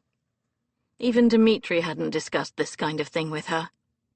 Then she jumped as Wolf reached out, caught her fingers, and raised their joined hands between them. Her blood pulsed in her fingertips as he intertwined their fingers, and then bent hers back with gentle force. "Bend his fingers back," he said softly, and his voice was lower, a rough murmur that seemed suddenly far more intimate despite the gruesome subject matter. He increased the pressure just to the edge of pain. "You might break a few bones that way." He released her, only to bring his hands up to her shoulders, left bare by the cut of the dress. Anya sucked in a breath. He slid his hands upward to encircle her neck. A shiver of awareness slithered down her spine as his fingers disturbed the fine hairs at her nape beneath her upswept hair. His palms were warm against her skin as he applied just the slightest pressure. His gaze snagged hers. "If someone's trying to throttle you, put your hands together and bring your arms up and out over his. That should break his hold. Try it." Anya did so, and was pleased when the instructions worked. He let his arms fall back to his sides, but his gaze dropped to her mouth, and awareness thickened the air between them. A bright, expectant tension, like the hush before a thunderstorm. Anya could feel the warmth radiating from his chest. Her body felt like melting wax. "We should get down on the floor." Her eyes widened. "What?" "The gaming floor," he clarified with a thoroughly wicked chuckle. "Get your mind out of the gutter, Miss Brown." He stepped back and strode to the door, then shot her a challenging look over his shoulder. "Come on, let's put you to work." Chapter 22. The noise from the tricorn was an audible murmur from behind the connecting door. Wolf pushed it open, and a wave of sound assaulted them as they stepped into a picture-lined hallway. Mickey stood at the far end at a podium, greeting guests who entered through the front door. "The gaming rooms are on the upper level." Wolf took her elbow and led her up an impressive curving double staircase. At the top he paused and took 2 glasses of what appeared to be champagne from a tray on a stand. He handed one to her. "For courage, but only 1 glass." His gaze clashed with hers, and his lips gave a devilish quirk. "Tonight I want you sober." Anya took a deep gulp. Sober because she needed her wits about her to listen to her countrymen? Or sober because he wanted to make love to her in that state, as he'd promised last night? Her heart pounded at the thought. They crossed into the main salon, and Anya looked around with interest. This half of the Tricorn was more opulent than the private apartments, as luxurious and tastefully decorated as Hayes, as ornate as her own residences back in Russia. Wolfe nodded to a couple of acquaintances.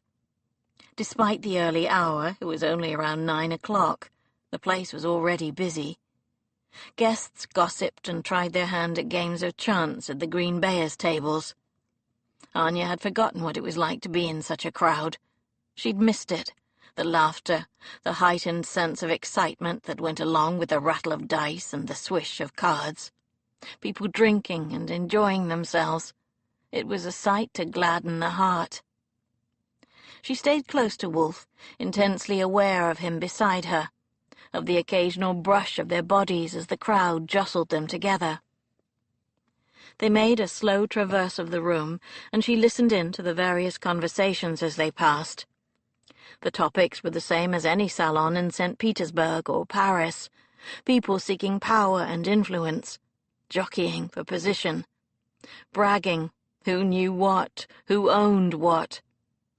The women they passed were elegant and animated, cheering their escorts with rouged lips and painted cheeks. Wolfe greeted several people, shaking hands and patting shoulders, while never relinquishing his grip on her arm. He didn't introduce her to anyone, and the men slid knowing glances at her exposed skin and drew their own conclusions. Clearly, it was not unusual to encounter a woman on Wolfe's arm. They ended up at the far end of the room near a quartet of musicians, and Anya smiled as he turned his deaf ear to them. "I think you would make an excellent diplomat," she said. "You make everyone comfortable enough to spill their secrets." "That's the aim, to gather information." "You enjoy your work for Bow Street?" "Yes, it feels like I'm doing something useful. My older brother, Geoffrey, has a seat in the House of Lords, but making laws holds no interest for me. Government moves too slowly for my taste. I prefer situations that yield more immediate results." Anya nodded. She understood that. Justice was sometimes best served outside the strict parameters of the law. "What games are played here?" "Faro, cribbage, écarté, loo, whist, 21, piquet, rouge et noir, whatever the clients want." "Do people try to cheat?" He gave a dry chuckle. "All the time. Cardinal Mazarin used to call it making the most of the game, I believe, but we don't tolerate it here in any form. We employ those who know what to look for." "Such as?" "Someone with an accomplice who looks at their opponent's cards over their shoulder and sends a signal to give an advantage. Last month a chap tried to use the reflection in a silver snuff-box to sneak a look at the cards as they were dealt. There are numerous other ways. Weighted dice, marked cards." "How do they mark cards?" "You make a tiny scratch with your fingernail so you know which one is a queen, for example. Or you give it a wire edge by scraping the side to make it rough.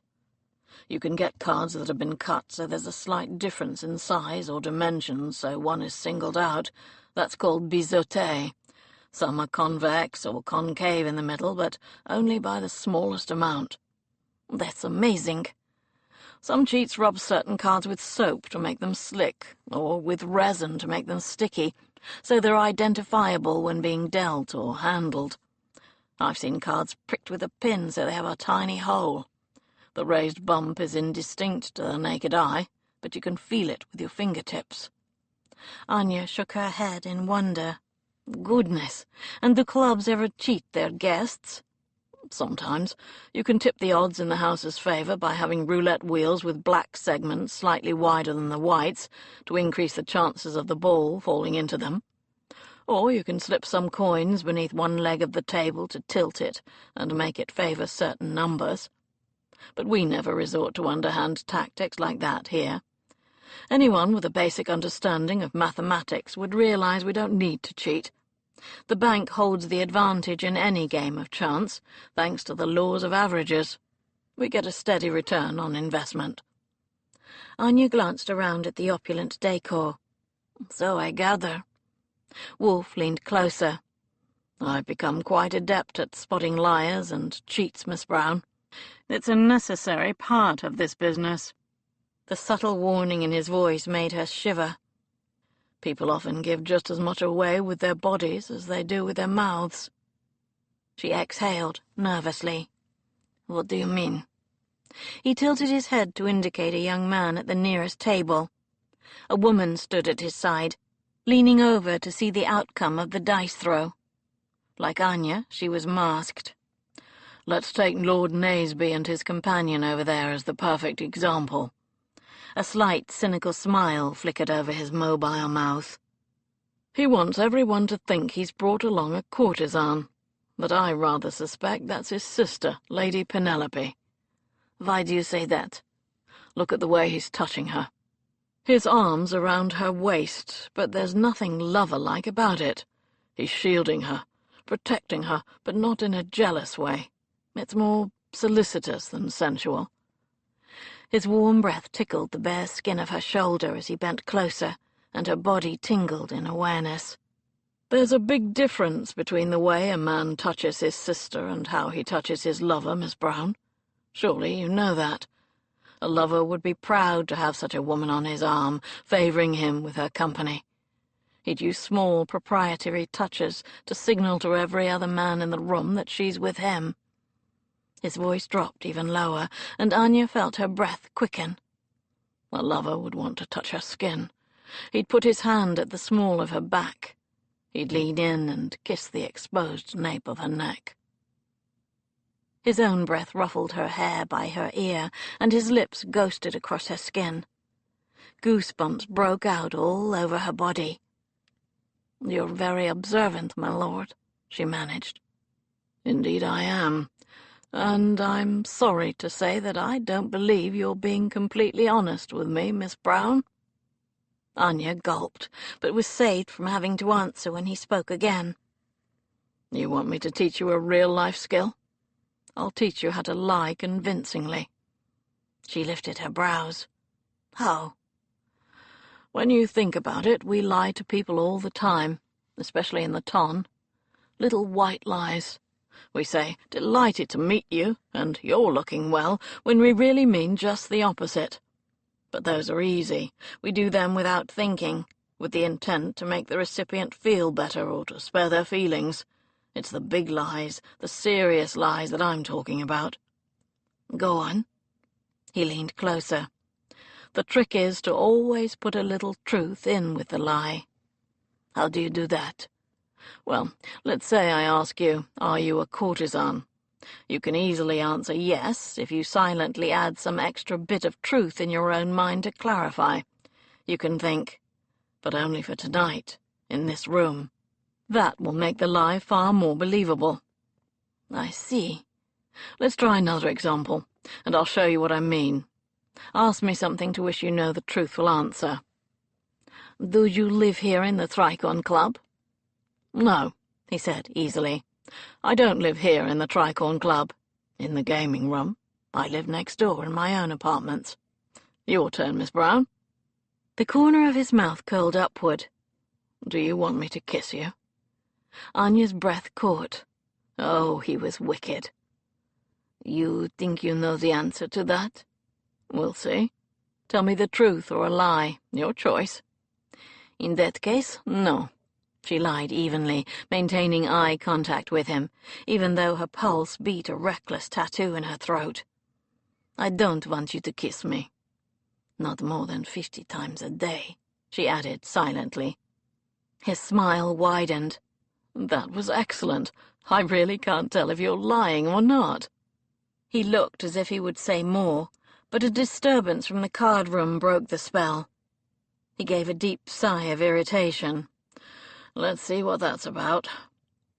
He ushered her across the floor and growled deep in his throat when he spied a pair of young men slumped at one of the tables. Both were clearly well on the way to inebriation, judging by their loud, slurred conversation and heightened color. "Here's another life skill," he growled. "How about I show you how we get rid of troublemakers here at the Tricorn?" "Doesn't Mickey just pick them up by their collars and throw them out into the street?" It's tempting, but no. I have a more subtle method. He beckoned to one of the hovering staff members. Evening, Tom. I see Alvanley and Stoke are already in their cups and starting to get annoying. I think it's time for them to leave. The thin man smiled. Very good, sir. Anya sent Wolf a confused glance as the servant slipped out of the room and returned moments later with 2 glasses filled with what looked like more liquor. He delivered them to the troublemaker's table with a polite bow. What's this? The red-faced man with the disordered neckcloth peered upward, angry at the interruption to his card game. I never ordered these. On the house, gents, Tom said calmly. Compliments of the establishment. Stoke, or Alvanley, whichever one it was, softened visibly. Oh, well, mighty kind of you. Both gamblers accepted their drinks and downed them in a drunken toast. Wolf smiled. Watch this. In 5 minutes they'll be asleep. Anya gasped. You've drugged them? Just a few drops of mandrake tincture in their brandy. Not enough to cause any lasting harm, just temporary insensibility. Legras has the recipe. Sure enough, not 5 minutes later, both men began to yawn. Stoke, or Alvanley, sagged in his chair, while the other one slowly slumped forward until his forehead came to rest on the card table. He let out a snore. Tom leapt forward and caught the glass from the man's limp hand before it could fall to the floor.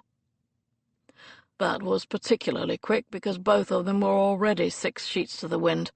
It takes a bit longer on someone who's sober, Wolf explained. Amazing, Anya murmured. That's far better than using force. Just imagine if she'd had something like that when dealing with Vasily. Obviously, as a means of defense, it still relied on getting the target to ingest it, but she would have felt far safer knowing she had the ability to render him, or any other threat for that matter, unconscious in a matter of minutes. Do you think I could have some of this stuff? Wolf sent her a skeptical look. And have you used it on me? I think not. She frowned. I promise on my life I will never use it on you, nor on any of your staff. You did agree to provide me with means to defend myself without weapons, remember? In exchange for you listening in to your countrymen, which you have yet to do. He led her back into the main room and indicated a group of 4 men dicing at a table with Lord Naseby. That Prince Trubetskoy, one of the Russian envoys. Go and see if you can hear anything useful. Anya nodded, and he slipped away through the crowd. She'd actually met Trubetskoy on several occasions back in Russia. She didn't know him well, but he would doubtless recognize her if he saw her unmasked. Still, she was sure she looked so different now from the prim and proper ice princess he'd met in St. Petersburg that she'd be safe. Russians had a saying, listen more, talk less. And certainly some of the Tricorn's guests should have heeded that advice. Anya hovered close to the group, and, as Wolf had suspected, they were chatting freely in Russian between themselves. She quickly learned that the one called Kutsov was on a prolonged losing streak, that Krupin was pining after a well-endowed girl named Misha, and that all 4 of them planned to visit Hayes later that evening. Anya smiled at the thought of Charlotte's delight at having 5 such good-looking new customers. Unfortunately, her loitering did not go completely unnoticed. The man named Kutsov slid over and caught her playfully around the waist. "Good evening, pretty lady," he breathed in heavily accented English. And Anya caught the fog of vodka on his breath. "Give Mika a kiss for good luck." Anya twisted her head away. As the man undressed her with his eyes, she resisted the urge to give him a set-down, and, instead, tried to imagine what Tess or Jenny would say in the situation. She gave a coquettish giggle and tried to mimic the accented tones of the Covent Garden flower sellers. "Oi, easy, sir. I'm with another gent tonight. He might not take kindly to you breathing all over me. She wriggled free of his arm and stepped back, only to bump into a large body positioned directly behind her. The newcomer caught her arm. "Leave her alone, Kutsov," the man said easily in Russian. "There are plenty more where she came from. No need to piss off the locals by stealing a cheap whore." Anya's blood turned to ice, and with a sickening sense of dread, she turned to see the man from whom she'd been hiding for more than a year. Chapter 23. Vasily Petrov looked exactly the same. Anya glanced into his pale eyes and felt a wave of fear and loathing. His gaze was cold, as dead as a Siberian winter. Unlike the others, he was dressed in his military uniform, all gilt braid and pale blue jacket, exactly as he'd been the day he'd told her Dmitri was dead. His hair and blonde moustache were neatly trimmed, and he flashed her a charming, meaningless smile, unaware that she knew he'd just insulted her. She was reminded of a quote from Shakespeare, "Oh, what may man within him hide, though angel on the outward side?" Vasily hid a heart that was blackened and corrupt. Cruelty simmered beneath the surface, soul deep. Desperate to escape, she ducked her head and swirled away, thankful for her concealing mask.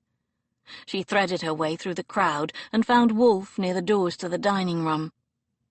He was talking with an elderly gentleman, but when he saw her, he held out his arm in a gesture of welcome and drew her into his side. The older man sent Anya an indulgent smile and nodded at Wolf. "I'll keep you informed, Mowbray, and cede the field to this delightful young lady who desires your company." He walked away, and Anya turned her body into Wolf's chest, savouring the sensation of safety. She placed her hands on his shoulders and went up on tiptoe to whisper in his ear. "Petrov is here." He sent her an easy, polite smile. She stared at him in confusion.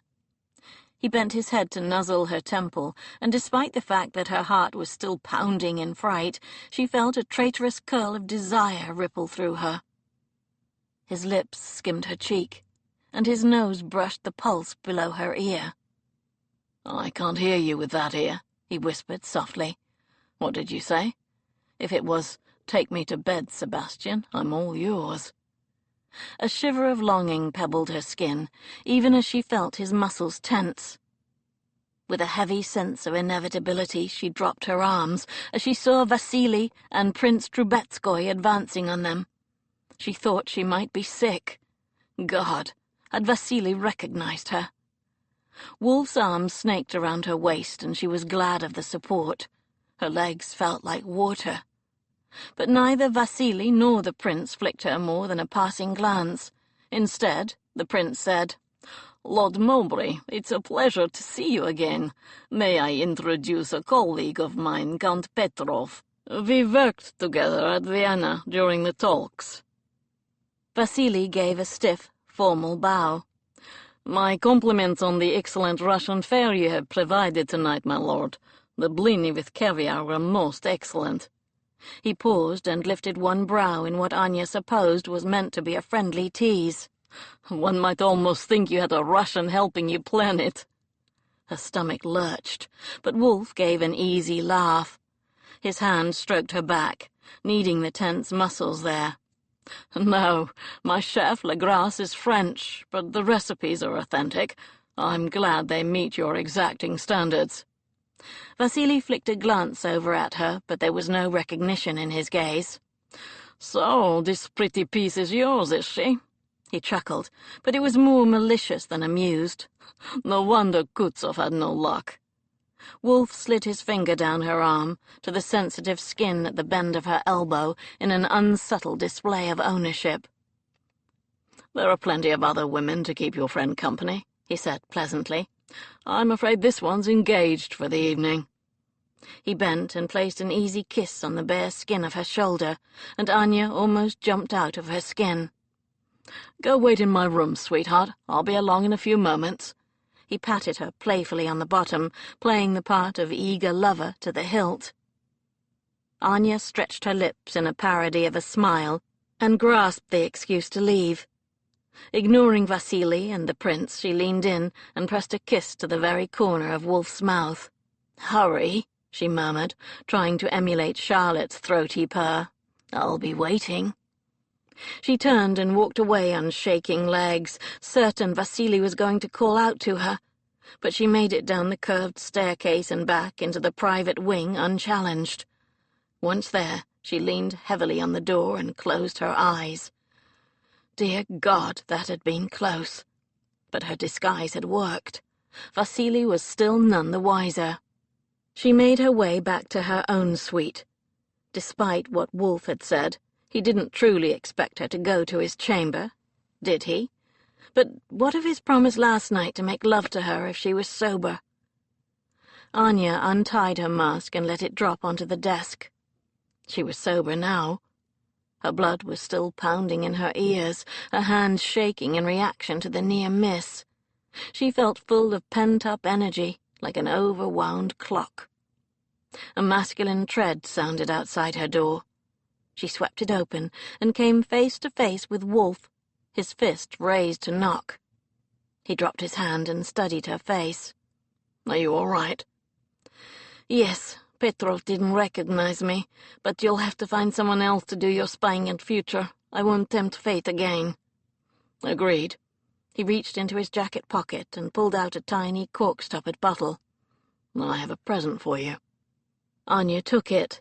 It was barely an inch long, the kind of bottle used for perfumed oils, with a thin glass tube protruding down into the clear liquid it contained. Anya sniffed it. "What is it, perfume?" "No, it's a measure of Legrasse's tincture." Anya smiled in delight. "For me? Thank you. You don't know how much safer I'll feel, knowing I have this on my person." "My pleasure." His gaze roved over her, and an appreciative smile curled his lips. "Have I mentioned how fetching you look in that dress?" "I believe so." "You'd look even more fetching out of it." Anya sucked in a breath, and his wicked gaze clashed with hers. "You're sober tonight, Miss Brown. Will you let me show you pleasure? I promise you I can." How was any woman supposed to refuse an offer like that? Anya wanted nothing more than to throw herself into his arms and scream yes. But a thread of conscience nagged at her. If he knew she was highborn, he'd probably run a mile in the opposite direction. She shouldn't bed him under false pretenses. Yet this was the perfect opportunity to take what she wanted without fear of repercussions. Unlike every other man who'd made advances toward her, he wouldn't be sleeping with her to improve his social standing or to trap her into marriage. There was no ulterior motive. His only goal would be to give and to experience pleasure. She swallowed. At least she could tell him some part of the truth. I once had a bad experience with a man." His eyebrows met in a dark scowl. "Who? When?" "It doesn't matter, but it made me cautious." A muscle ticked in his jaw. He looked furious on her behalf. "Did he force himself on you?" "No, but he would have if my friend hadn't come to my aid. I was made very aware of my own helplessness. I didn't like it." Anya stared into his eyes and spoke from the heart. "I don't think you men truly understand the enormous level of faith women put in you at any given moment. With very few examples, you are stronger. You can simply take what you want. So any time a woman is alone with a man, she must trust that he won't use his superior strength to take advantage. She must hope that he has a core of honor, of decency not to abuse his position." "Do you trust me?" She didn't hesitate. Maybe she couldn't trust him with the full truth of her identity, but with her body, yes, she trusted him implicitly. "Yes." "Good, because I would never do anything to hurt you. We can go as fast or as slow as you like." Anya took a deep breath. "Then yes. Show me pleasure. Please." Wolf exhaled, then sent her an amused look from beneath his brows. "We'll get on a lot better if you actually let me into your room."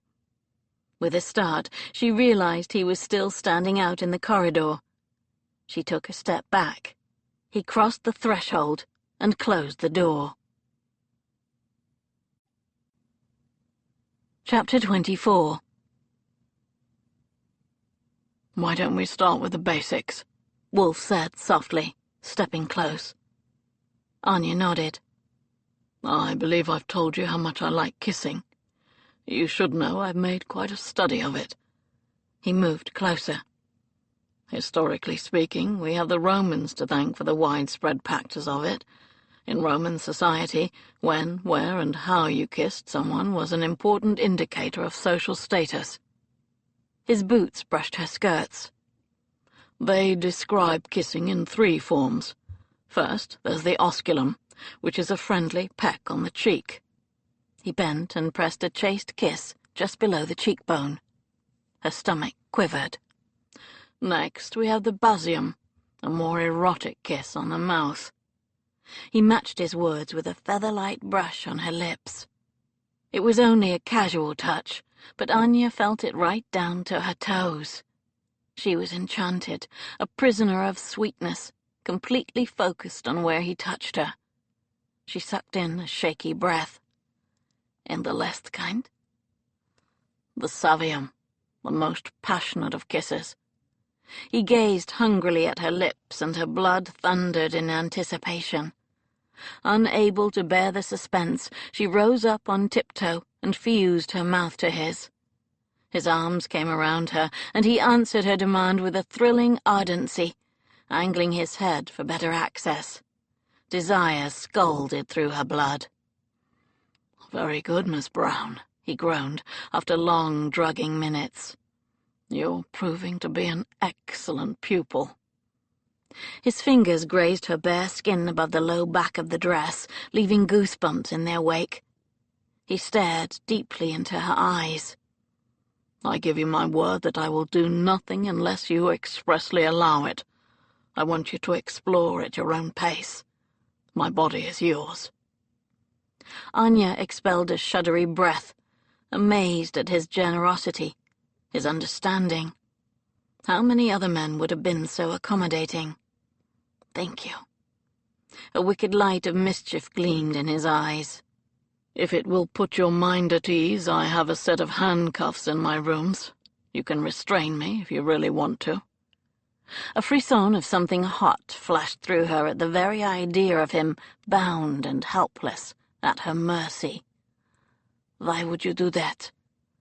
"Because I want you to touch me. I want it so badly. I'll give you complete control and take whatever scraps you're willing to give." Anya could barely breathe.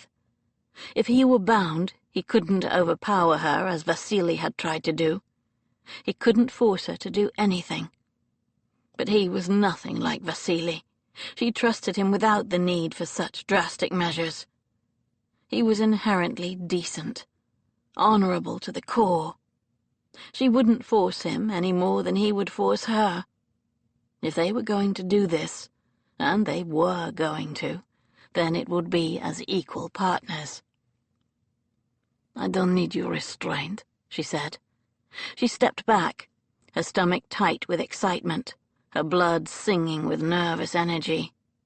"But I do want you to put your hands behind you until I say." She could hardly believe her own daring. She reminded herself she was a princess, accustomed to ordering people to do her bidding, and indicated the chair in front of the desk with an imperious flourish.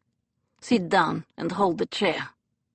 She tensed, thinking he'd refuse, but all he said was, "Can I remove my coat first?" "Of course." Her heart pounded as he tugged at his cuffs and shrugged out of his evening jacket. It took some contortion. The fit was very snug. He swiveled the chair on its front legs and turned it to face her, sat down and reached behind him to clasp the back legs. He lifted his brows in haughty inquiry. "Now what?" Anya swallowed. She stepped forward until her knees bumped his, then pulled out the single gold and diamond stick pin that secured the front of his cravat. She placed it carefully on the desk, avoiding his heavy-lidded gaze, untied the white linen of his neckcloth, and unwound it from around his neck. She dropped that to the desk, too.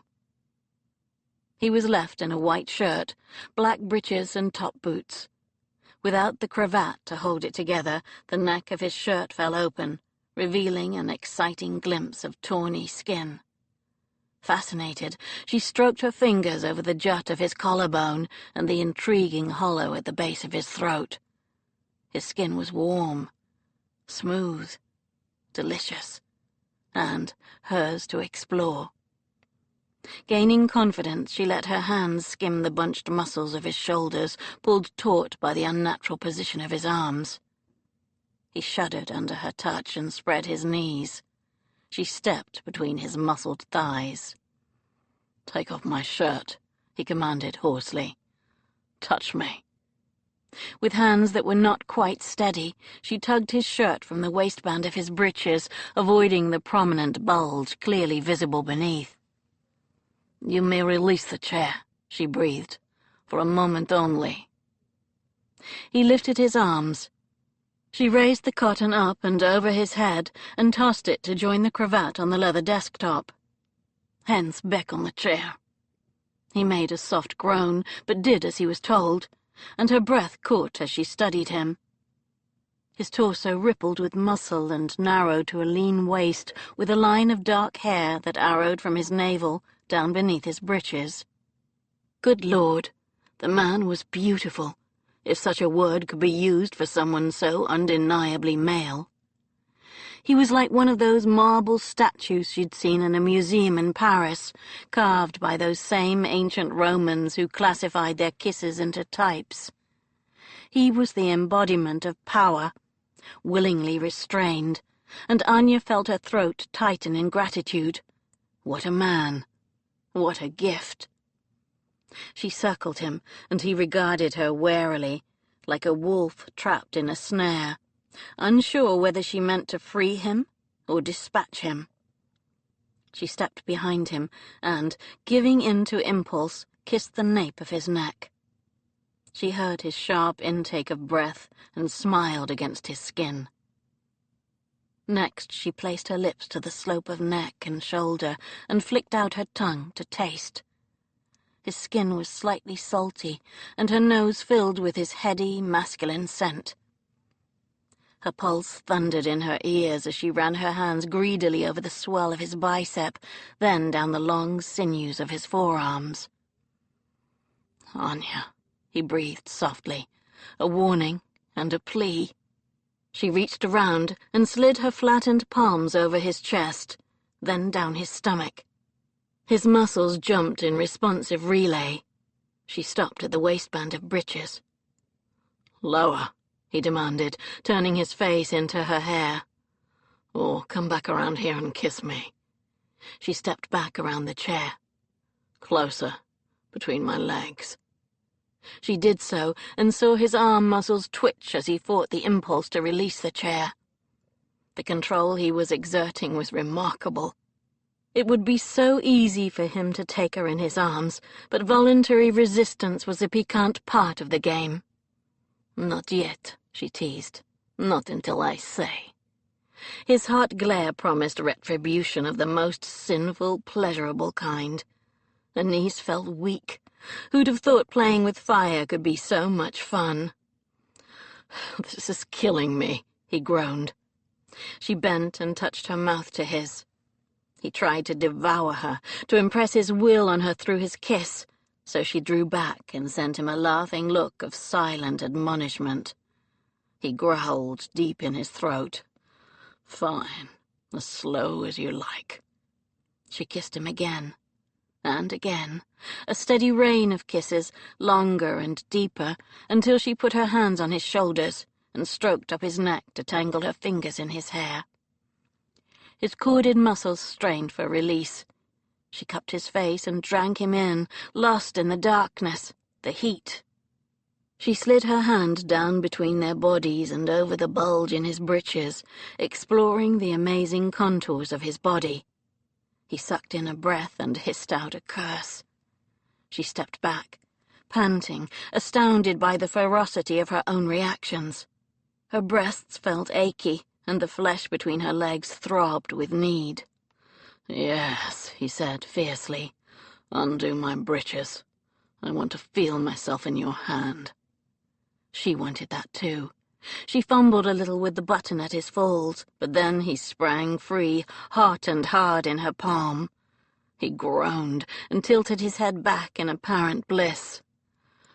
"Wrap your fingers around me. Tighter."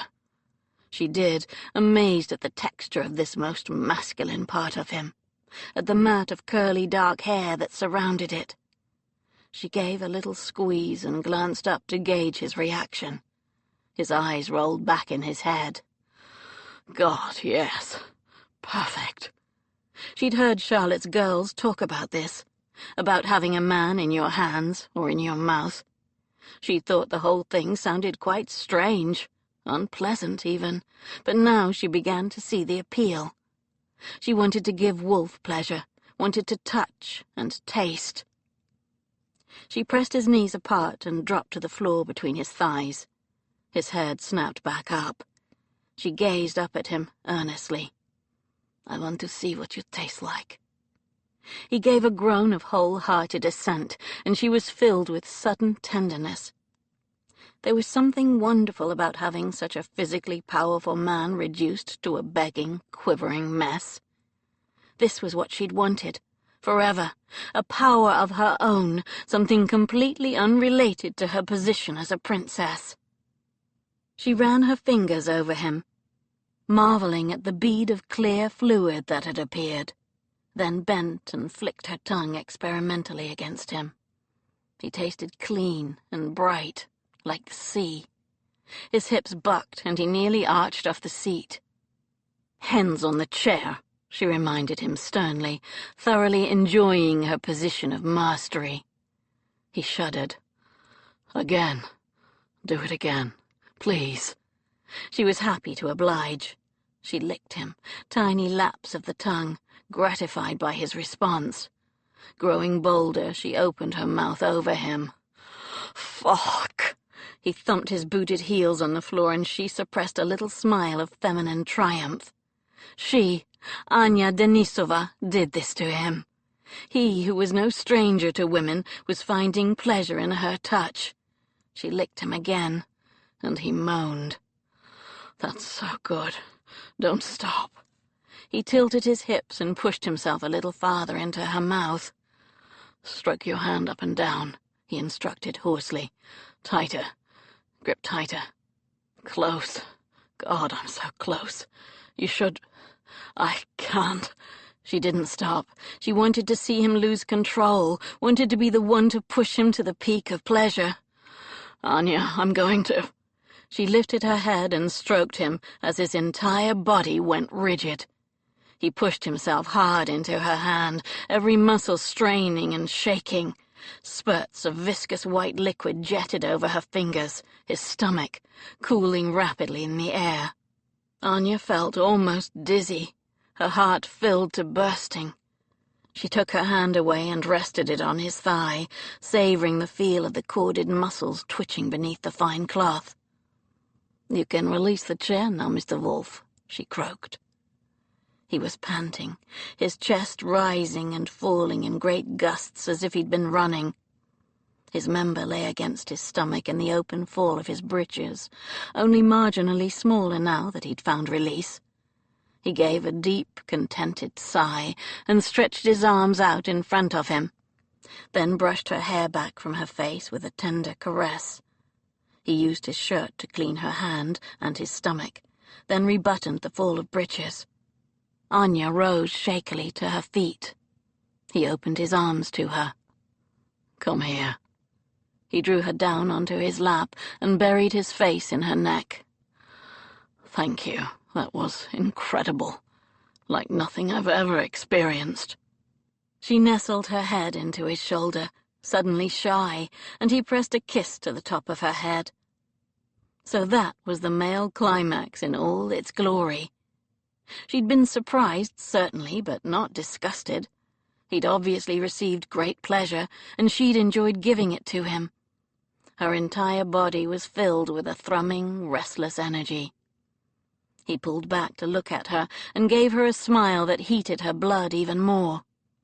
"Now it's your turn." Chapter 25. What the hell had just happened? Seb felt as if he'd been taken apart and put back together in a completely different configuration. Never had he allowed himself to be so vulnerable during a sexual act, so completely at the mercy of another. Usually it was him taking charge, issuing commands to direct his bed partner with cool, practiced assurance. Not this time. He'd never realized how sexy it would be to cede control. He'd liked it. No, more than liked it. He'd loved it. Anya's hands and mouth had been gently questing. Instead of firm competence, she'd been sweetly tentative, and it had been the most erotic experience of his life. He'd meant to put her at ease, to give her the power to explore him after her admission of a prior bad experience, but he'd been the one to receive the gift. The fact that she'd placed her trust in him was profoundly gratifying. He felt honored that she'd chosen him to help her past her misgivings. Having a woman finish him with her hand or her mouth was usually something he did to take the edge off before engaging in full sex, but on several previous occasions he'd caught himself looking out of the window, thinking of something else, as if he weren't fully present in the room. That certainly hadn't been the case this time. His attention hadn't wavered for a moment. He'd never forgotten who was with him. Anya, an extraordinary, infuriating enigma, a puzzle he would solve as soon as he returned the favor. Sebastian, it seemed ridiculous to call him Wolf after what they'd just done, helped her to her feet and stood. Without a word, he took her hand and led her through the doorway into her bedroom. Anya went, unresisting. Who would have thought, when he'd propositioned her back at Charlotte's, that he would end up being her first lover in truth? She had no misgivings. He was the perfect man to relieve her of her unwanted virginity. He was gentle, despite his size, honorable, despite his reputation. No lamp had been lit. The 4 upright posts of the bed loomed out of the darkness. He turned her by the shoulders so her back was to him. "This dress is very fetching, but I'd prefer to see you out of it." His fingers were swift and sure as he unbuttoned her as efficiently as any lady's maid. The bodice of the dress was boned to act as a corset, too, so when she peeled it off her arms and let it fall to the floor in a puff of teal, she was left in only her silk chemise and drawers. The cool air on her skin was a thrilling contrast to the warmth of his breath on her shoulder, and a wonderful confusion swelled in her belly, the promise of secret delights. She shivered, but not from cold. She was no longer an ice princess, untouched by earthly desires. Anya could feel herself warming, melting like the fictional Snegoroshka. The problems with that were obvious. She couldn't afford to care for Wolf any more than she already did. Even now she was dangerously attracted to him, not just physically, but emotionally, too. She respected him, trusted him. He was a good man, fiercely loyal to those he loved, dedicated to his work for Bow Street and to making his business a success. He was strong enough and cynical enough to protect her from men like Vasily. But their brief liaison couldn't possibly last. They were like 2 ships blown together by a freak storm. They would part company soon enough, but at least for tonight they could enjoy each other's company to the utmost. The heat of his chest warmed her back through the thin silk of her chemise. He slid his hands to her hips and tugged her back against him, soft against hard, and she marveled at the difference in their size. He was huge, hot and muscled, but she felt nothing but worshipped as he bent and kissed her neck, her jaw, the sensitive hollow behind her ear. She tilted her head to grant him better access, a wordless demand. "Do you like that, Miss Brown?" he teased, with a low laugh. "You'll like this more." He shaped her waist, then slid his hands upward to cup her breasts. Anya gasped. They seemed to swell into his palms, heavy and aching as he squeezed them gently through the silk. He brushed his fingers over the sensitive peaks, and she moaned in delight at the strange, wonderful abrasion. She turned in his arms and ran her hands greedily over his skin, exploring the contours of his chest. His heart beat strong and steady beneath her fingertips, and he sucked in her breath as she skated her fingers over his flat male nipples. Filled with a devilish impulse, she leaned into him and flicked her tongue over one. His fingers tightened in her hair. "Wicked girl." He peppered hot kisses over her face, her cheek, the corner of her eye, then found her mouth again and kissed her long and deep. "Two can play at that game." In a lightning move, he lifted her chemise over her head and lowered her to the bed. Anya gasped at the feel of his chest bare against hers. He kissed his way down her throat, then rubbed his lightly stubbled jaw over the soft skin of her breasts, creating a shiver-inducing friction that had her squirming in delight. He trailed his tongue in a lazy, ever-decreasing circle around one rosy peak, and when he captured it between his lips, she gave a soft, startled cry of wonder. All sensible thoughts fled.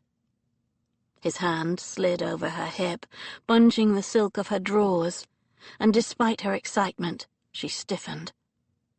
He lifted his head and caught her gaze. "Relax. Let yourself get accustomed to my touch." His voice, deepened by desire, made her shiver. Still, holding her gaze, he stroked his palm over her stomach, then, lower still, between her legs, petting her through the silk. To her mortification, she felt dampness there, the evidence of her desire.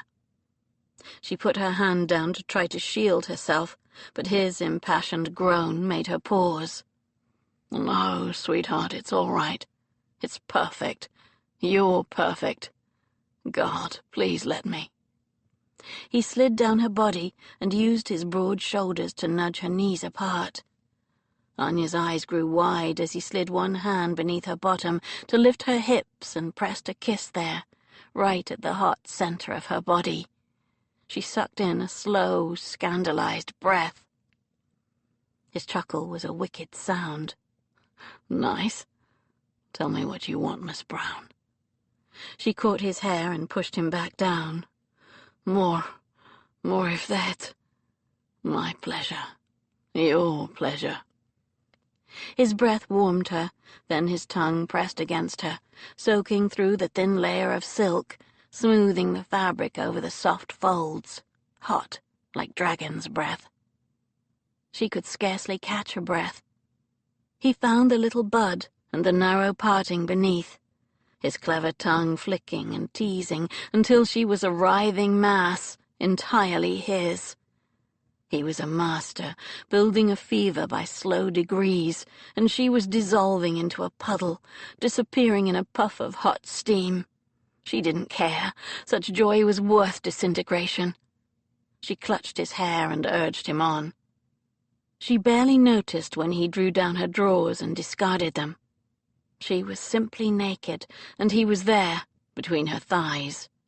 She arched as his fingers and mouth joined forces to drive her insane. He lapped at her hungrily, as if he wanted to devour her and ease her at the same time, to satisfy her every wicked craving. He worshipped her. She twisted and writhed as he found the entrance to her body and entered her slowly with his finger. She gasped, then relaxed, trusting him completely. He did it again. And again, his fingers moving in tandem with his tongue.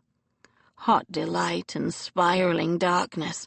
The tension built and built until it was almost unbearable, but before she could do more than gasp, her entire body simply exploded.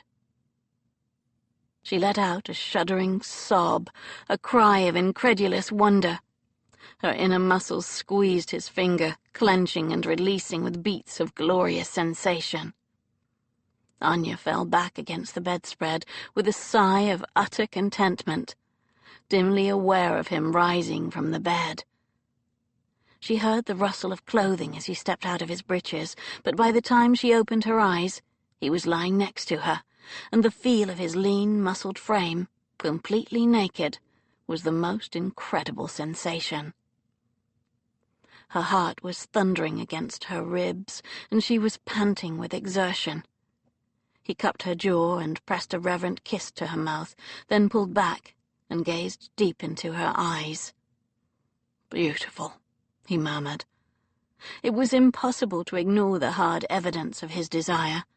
It pressed against her thigh, hot and insistent, and, with a start, Anya realized he was ready for more, despite what she'd done to him in the chair. He raised his brows at her in laughing question. "Feeling relaxed now, Miss Brown?" "I am indeed, Mr. Wolfe." "Think you can take more?" She held his gaze. "Yes, I want everything." He made a sound of pleasure and moved over her. She revelled in the glorious weight of him pressing her into the bed. She'd never felt more cherished, more protected. He propped himself up on his forearms to relieve her of some of his weight, and his hair-roughened thighs slid against hers as he settled between her hips. With a shudder, she felt him, slick and solid at the entrance to her body. He took her hands, laced his fingers through hers, and spread them wide against the bed. It should have been alarming, a position of utter submission. But instead, Anya felt powerful, beautiful, like some glorious sacrifice to the pagan gods. She'd chosen this, desired it above all else. Yes. He pressed into her just a fraction. Anya arched up in instinctive reaction to the strange, stretching sensation. He was bigger than his fingers. It felt odd, a little uncomfortable, but not painful. She released her breath and relaxed, and he slid in deeper. He buried his face in her neck, and she could feel the shudders racking his body as he fought to slow his pace. "God, you're so tight," he groaned. "So good. Feels so good." She couldn't help a tiny inward smile at the sound of the sophisticated, worldly Sebastian Wolfe reduced to panting monosyllables. His voice was ragged with longing. At least she wasn't the only one losing her mind. A ball of unexpected emotion tightened her chest. Hers, even if it was only for tonight. This glorious man was hers. She arched beneath him. "More. Give me more. Don't stop." He let out a shaky, laughing exhale. "Whatever the lady wants. Your wish is my command." He slid back, then forward again, and she felt the glowing embers of her previous climax flutter back to life. He set a lazy pace, but soon it wasn't enough. Anya clutched his shoulders and urged him on, as his steady rhythm gradually became more urgent. Her body fit his like an exquisite glove, yielding sweetly as the sparks of pleasure grew. Control began to spiral away. She lost the ability to speak English. She reverted to Russian, panting, issuing hoarse commands and pleas in her native tongue. "Yes, there. No, wait. Yes, more." It wasn't modest or restrained. It was wild, perfectly abandoned. He caught her thigh and drew her leg up around his hip, and the slight change in angle sent her one step closer to oblivion. He drew her on a breathless upward arc until another crest of pleasure crashed over her, beating against the confines of her body in a sparkle of scarlet and black. With a hoarse groan, he withdrew from her body and pressed himself against her belly. Every muscle in his body went rigid. Anya clutched him tight, savoring the sweat-slicked heat of him, the glorious masculine weight as he spent himself against her. Panting, she blinked up at the ceiling, drowning in the aftermath of sensation. No longer a virgin, but she didn't have a single regret. She'd never felt so replete, so utterly boneless. Making love with Sebastian Wolf was like being caught in a tempest or a blizzard, a sublime force of nature. She felt shaken, and yet oddly peaceful. He rolled aside with a deep sigh of repletion. God in heaven, woman, that was good. The bed creaked as he lifted away from her and left the bed. She could only just see him in the light that filtered in from the study, but it was enough to appreciate the sight of him totally and unashamedly naked. She stared at his beautiful broad shoulders, the long line of his back, the hollowed indents on the sides of his buttocks. Her mouth went dry. He poured water from the pitcher into the porcelain bowl on the washstand, dipped and wrung out the washcloth, and brought it back to her, utterly unself-conscious. Anya felt heat rise in her cheeks as he gazed down at her with a smile. Here, use this. Pretending she'd done this countless times before, she used the cloth to clean the pearly fluid from her skin, glad that he was being so matter-of-fact about the whole process. He was clearly used to such casual intimacy. The thought that he'd done this with other women sent a shaft of jealousy through her, but she pushed it away. Tonight, he was hers. He tugged back the covers and she slipped beneath them. Would he leave her now? He slid in beside her and gathered her in his arms, turning her so her back was curved into his chest, and Anya let out a deep sigh of contentment. She'd never been naked with another person before, but it felt so natural to be with him like this. She smiled into the darkness and closed her eyes. The heat generated between their bodies was incredible. He pressed a kiss to the top of her head, and her heart gave an odd, panicked flutter. She might have been ice before, but she was well and truly melted now. Chapter 26. Wolf wasn't there when she awoke, but Anya couldn't recall him leaving during the night. Pale light filtered through the window, and she realized it was only just past dawn. What was she to make of his absence? Should she be insulted? Grateful? Relieved? A sliver of apprehension wormed its way into her belly. Last night it had been so easy to lose herself in the moment, to forget that morning would come. But she'd have to face Wolf sooner or later. Would he treat her differently today? Would he carry on as if nothing had happened?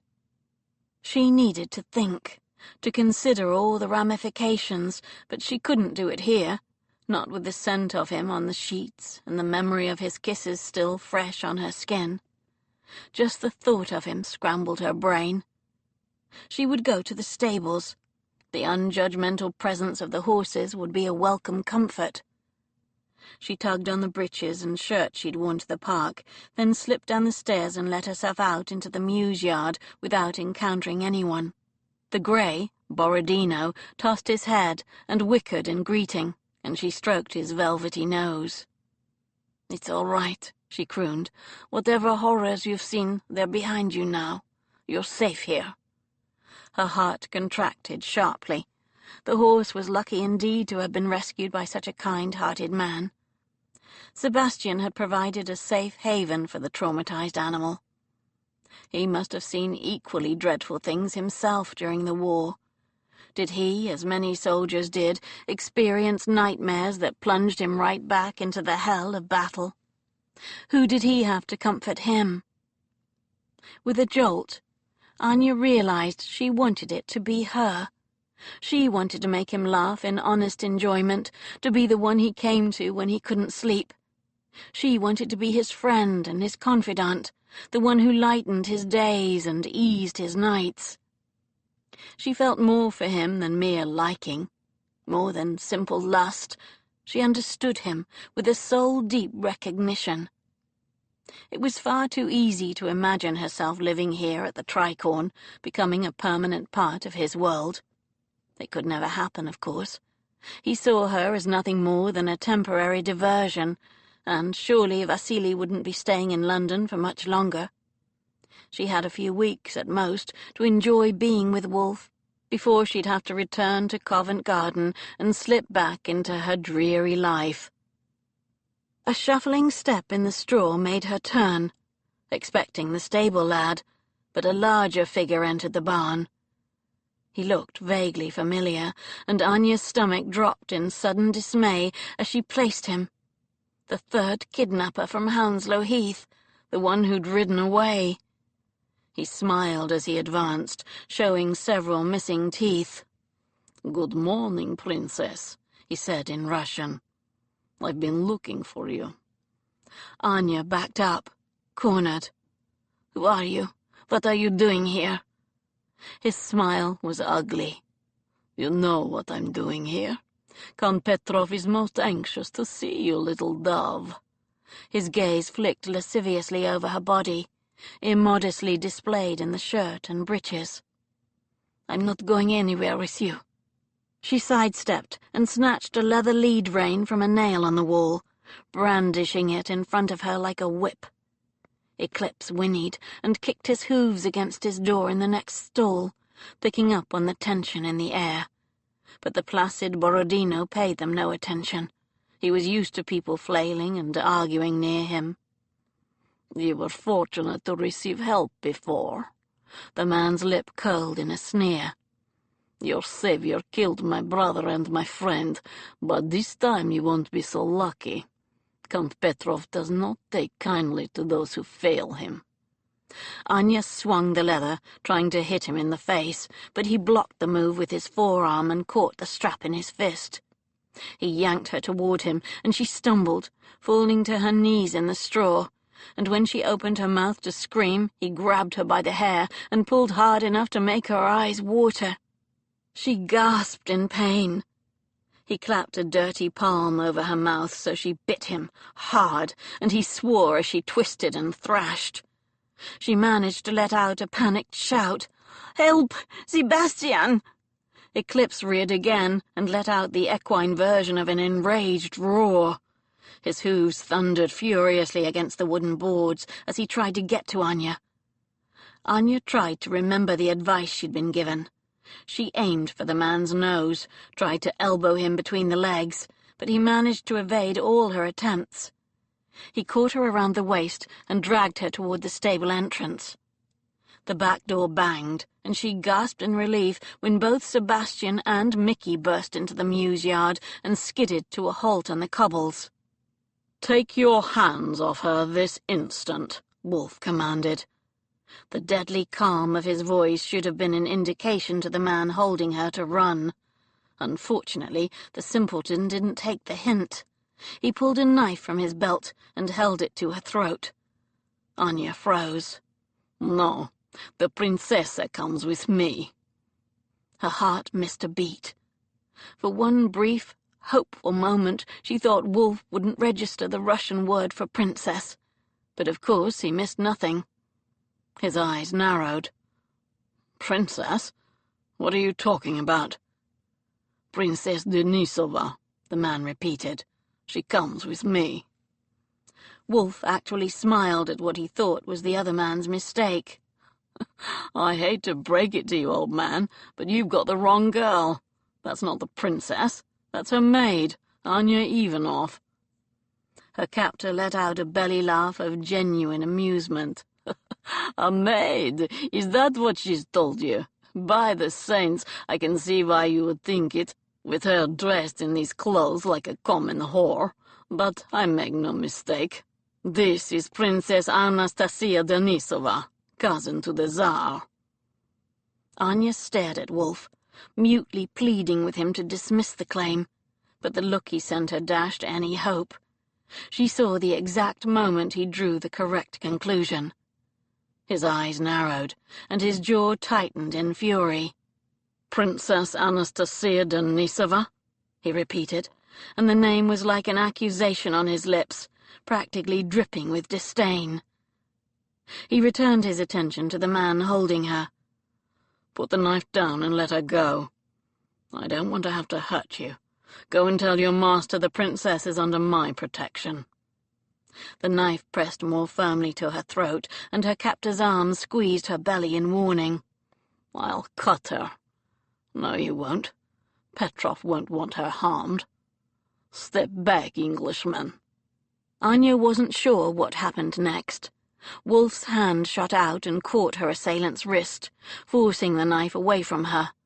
The arm holding her waist slackened, and she stumbled forward into Mickey's beefy arms. She turned to see the Russian slash the knife in a wild arc toward Wolf, who ducked and then dealt the man a punishing blow to the temple and another to the underside of his jaw. The knife clattered to the ground, but the big Russian wasn't beaten.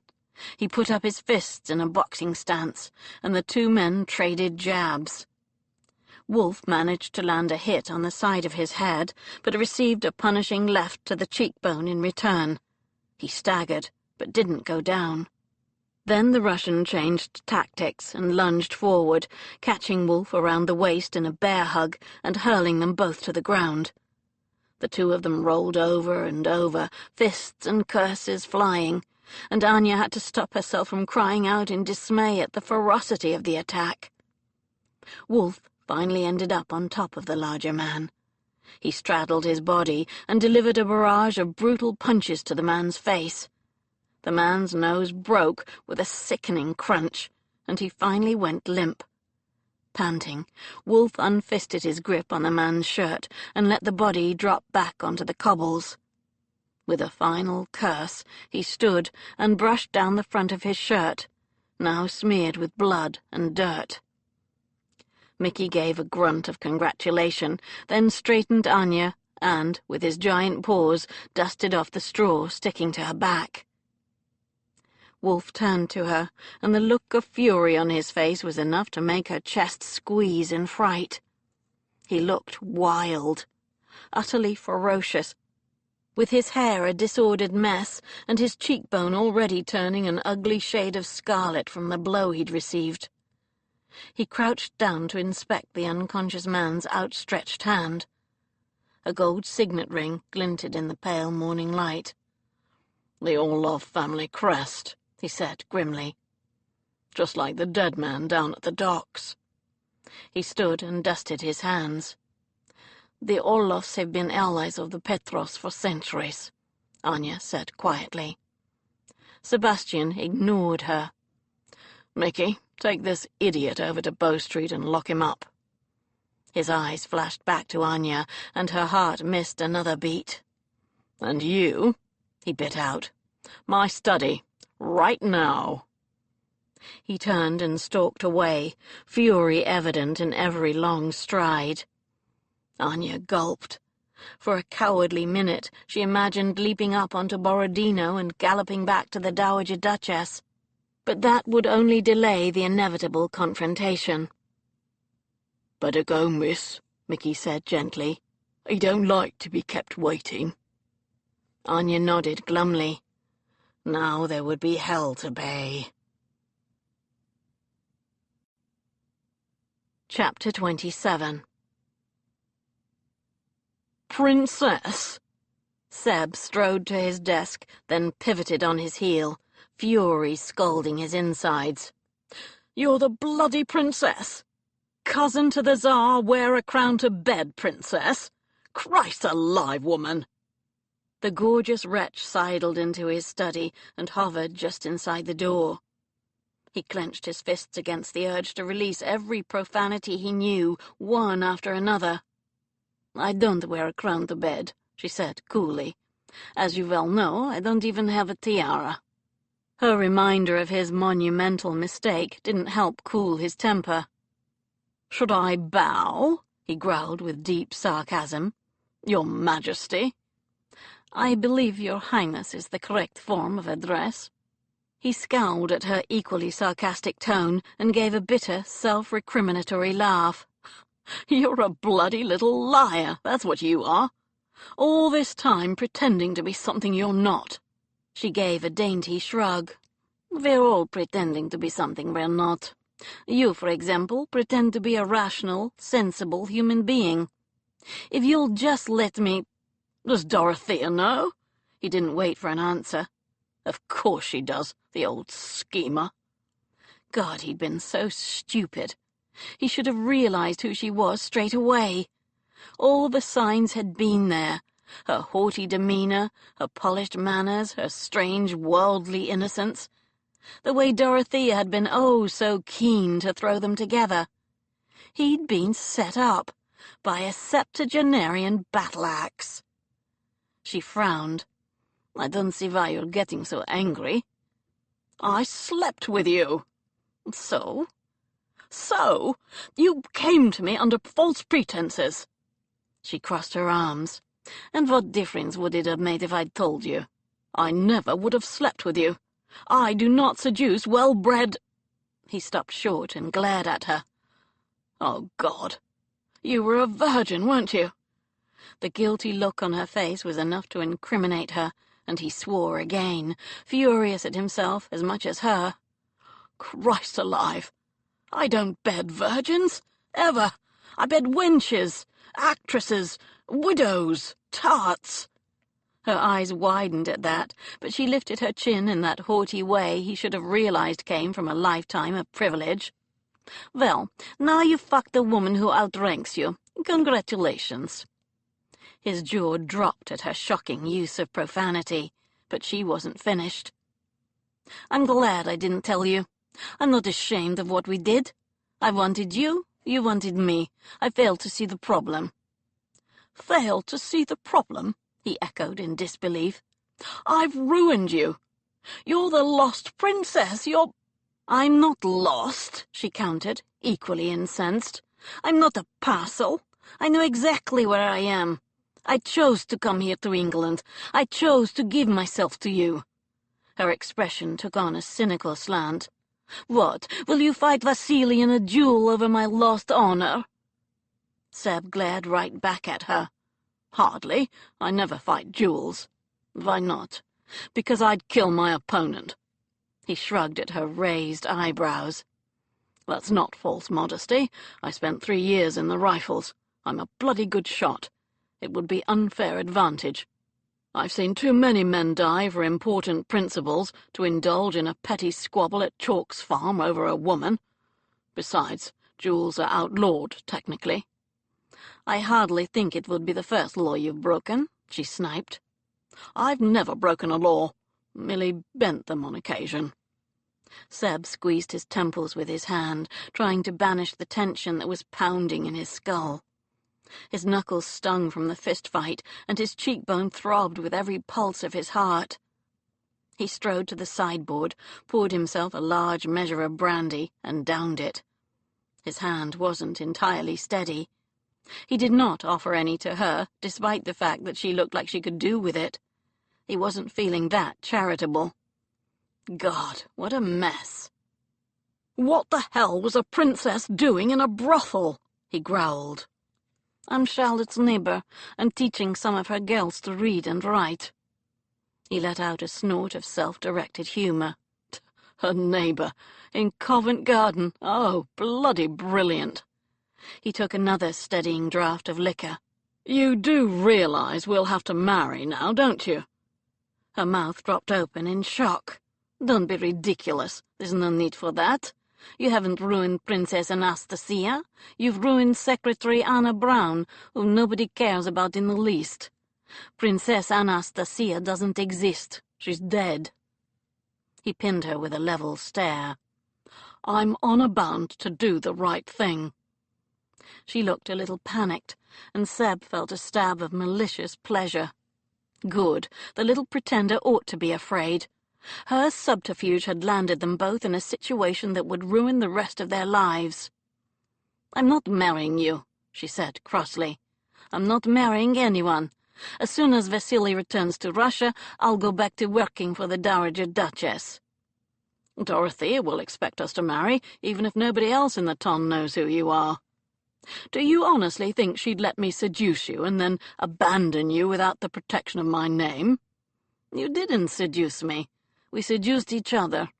And you didn't—" Her face turned a delicious shade of pink. "That is to say, you finished—" She trailed off again in acute embarrassment, and Seb was more than happy to let her squirm. "There's no chance that I could fall pregnant from the encounter," she finished stiffly. He shrugged. "It's the principle of it." "I don't care about principles. You don't want to marry me, and I have no desire to wed someone who's only offering because he feels guilty, or because of some misplaced sense of honor. Nobody will know what happened between us, not even the Dowager, unless you tell her, because I'm certainly not going to mention it." Seb raked his fingers through his hair. He didn't want to marry the infuriating woman, of course, but her strident refusal still stung. "Tell me the truth about Petrov. Is he really your fiancé?" "No, never. He wants what I am, what I stand for. A title, a fortune, generations of good breeding." Her lips curled in disdain. "But what is a princess? Nothing. Polite conversation and perfect manners. A broodmare for little princes. I was worse than useless. At least here in London I've learned some practical skills. I can light a fire, sew a seam. I've taught the girls at Hayes to read."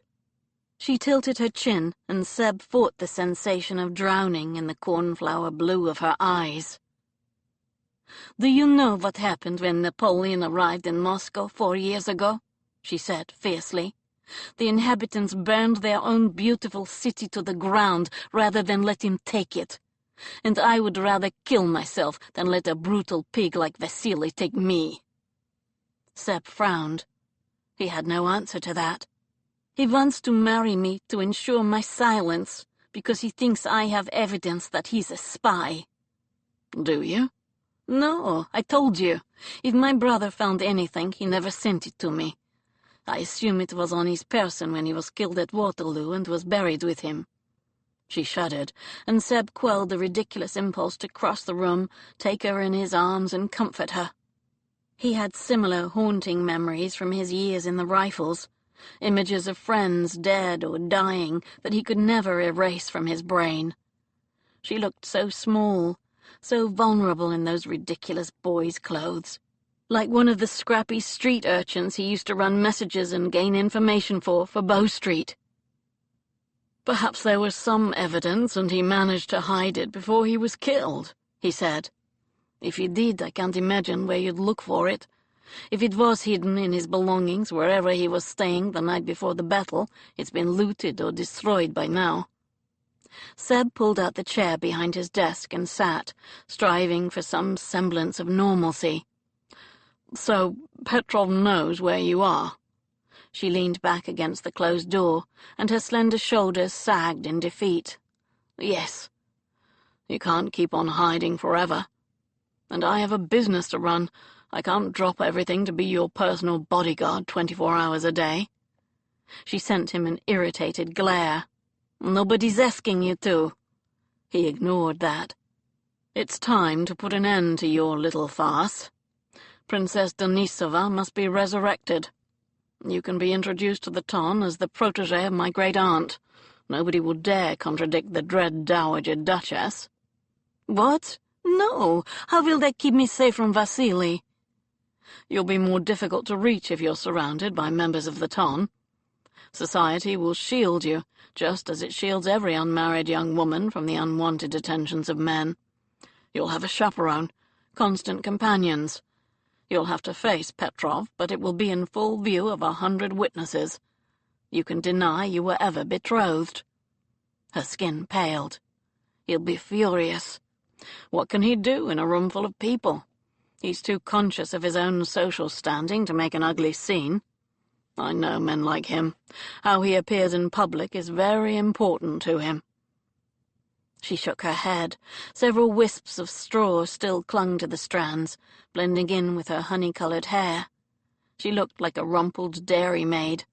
One he still wanted to tumble, damn it.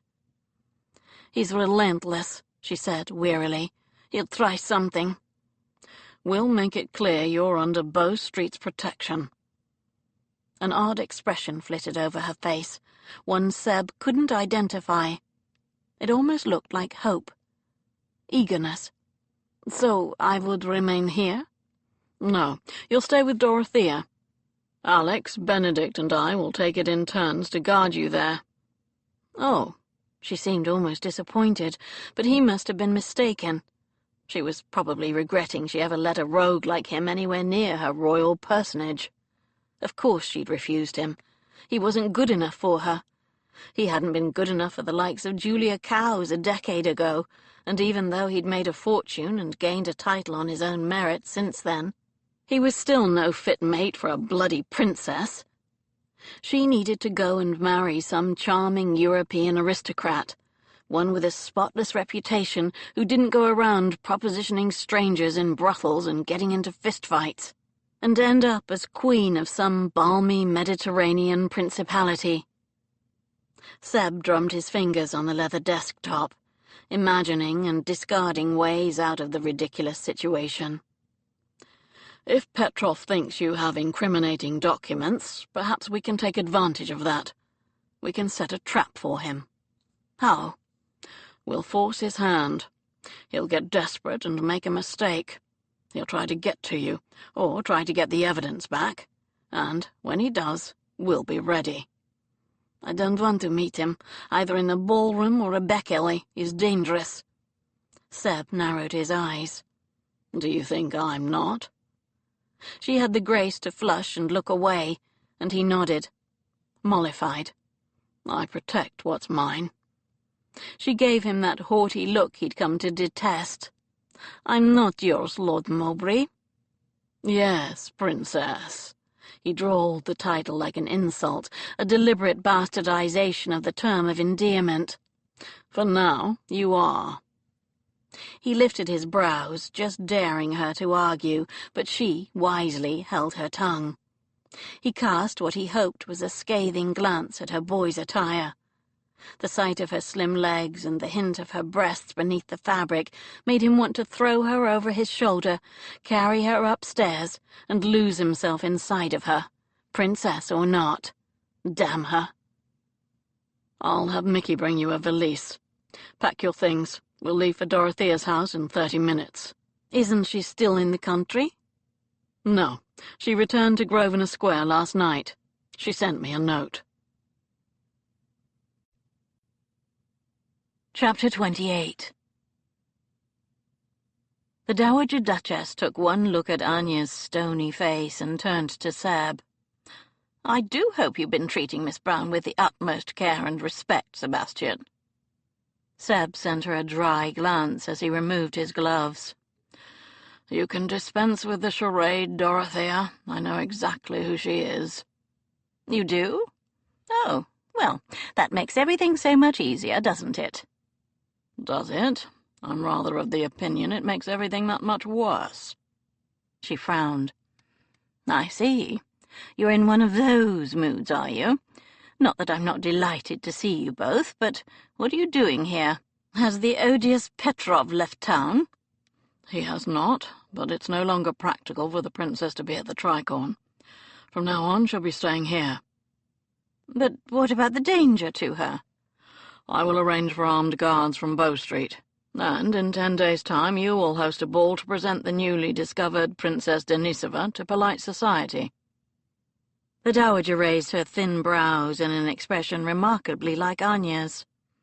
"Only 10 days, Sebastian? Are you mad?" "I have every faith that you can accomplish it. You will invite the whole world, and they will come." "And Petrov?" "Invite him, too. And you must hint that there's a mystery surrounding the princess. That will get people talking." Anya finally spoke. "To what purpose?" Seb glanced at her, and his chest tightened. She'd changed into one of the morning gowns he'd bought for her, a pale sage green that clung to her figure, and made her look like some woodland sprite or naiad. He could hardly bear to look at her. Already she seemed different, more self-possessed, more unapproachable, as if an invisible shield had formed between them. An image of her, pink and tipsy in front of the fire, assailed him, but he tamped it down. There would be no more evenings like that. Petrov will start to sweat, wondering what we have on him, and whether we're about to expose him in public. And will you? Dorothea asked.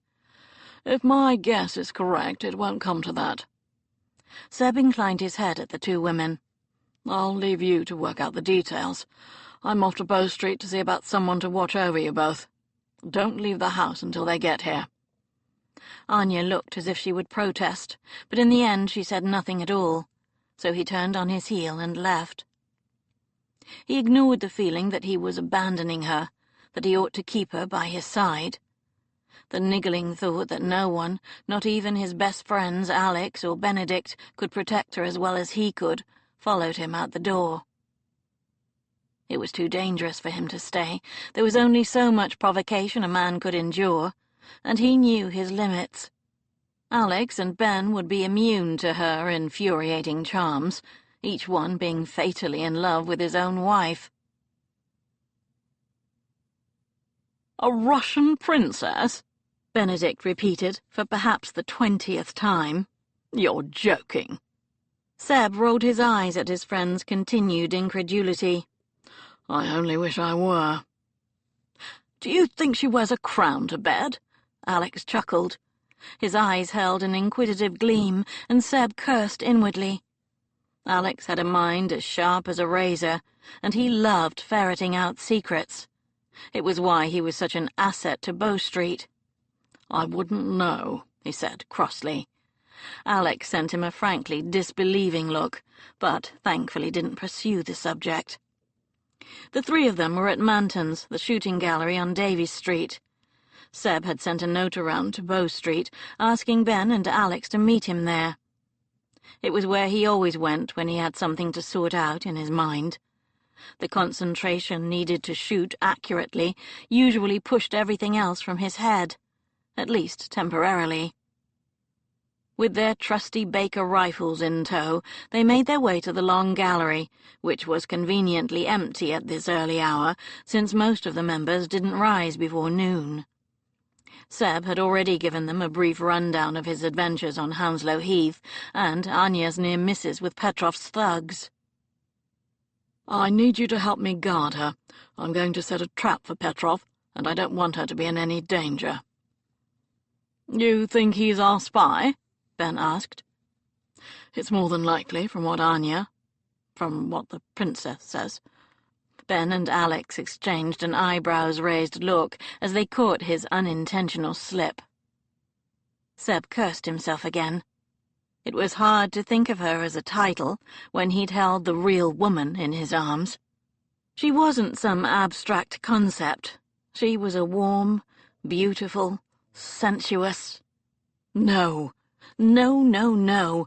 Even thinking of her in that way was probably treasonous.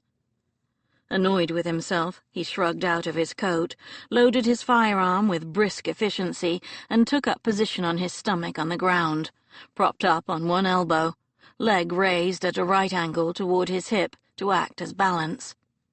Alex and Ben did the same, on either side of him. He rested his cheek on the wooden stock and looked down the sight on the top of the barrel. With his left eye closed, he positioned the upright pin in the middle of the V and aimed at the paper target at the far end of the room. He cleared his mind. He became aware of his pulse, his breathing. He slowed his breaths, waiting for the pause between heartbeats before he squeezed the trigger. The paper target quivered as the shot hit the center. He reloaded with brisk efficiency. Bloody woman. She'd lied to him, manipulated him. He hated to be controlled, either by others or his environment. That was one of the reasons he joined the Rifles instead of the regular army. As a rifleman, he was, more often than not, in control. The one with the target in his sights. The balance of life or death hinged on the pressure of his finger and the accuracy of his eye.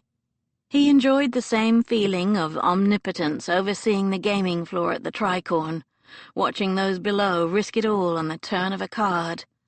Such foolish whimsy was not for him. He liked being master of his fate. And yet, when it came to Anya—no, Princess Denisova, he had no control whatsoever. The bloody woman had played him for a fool.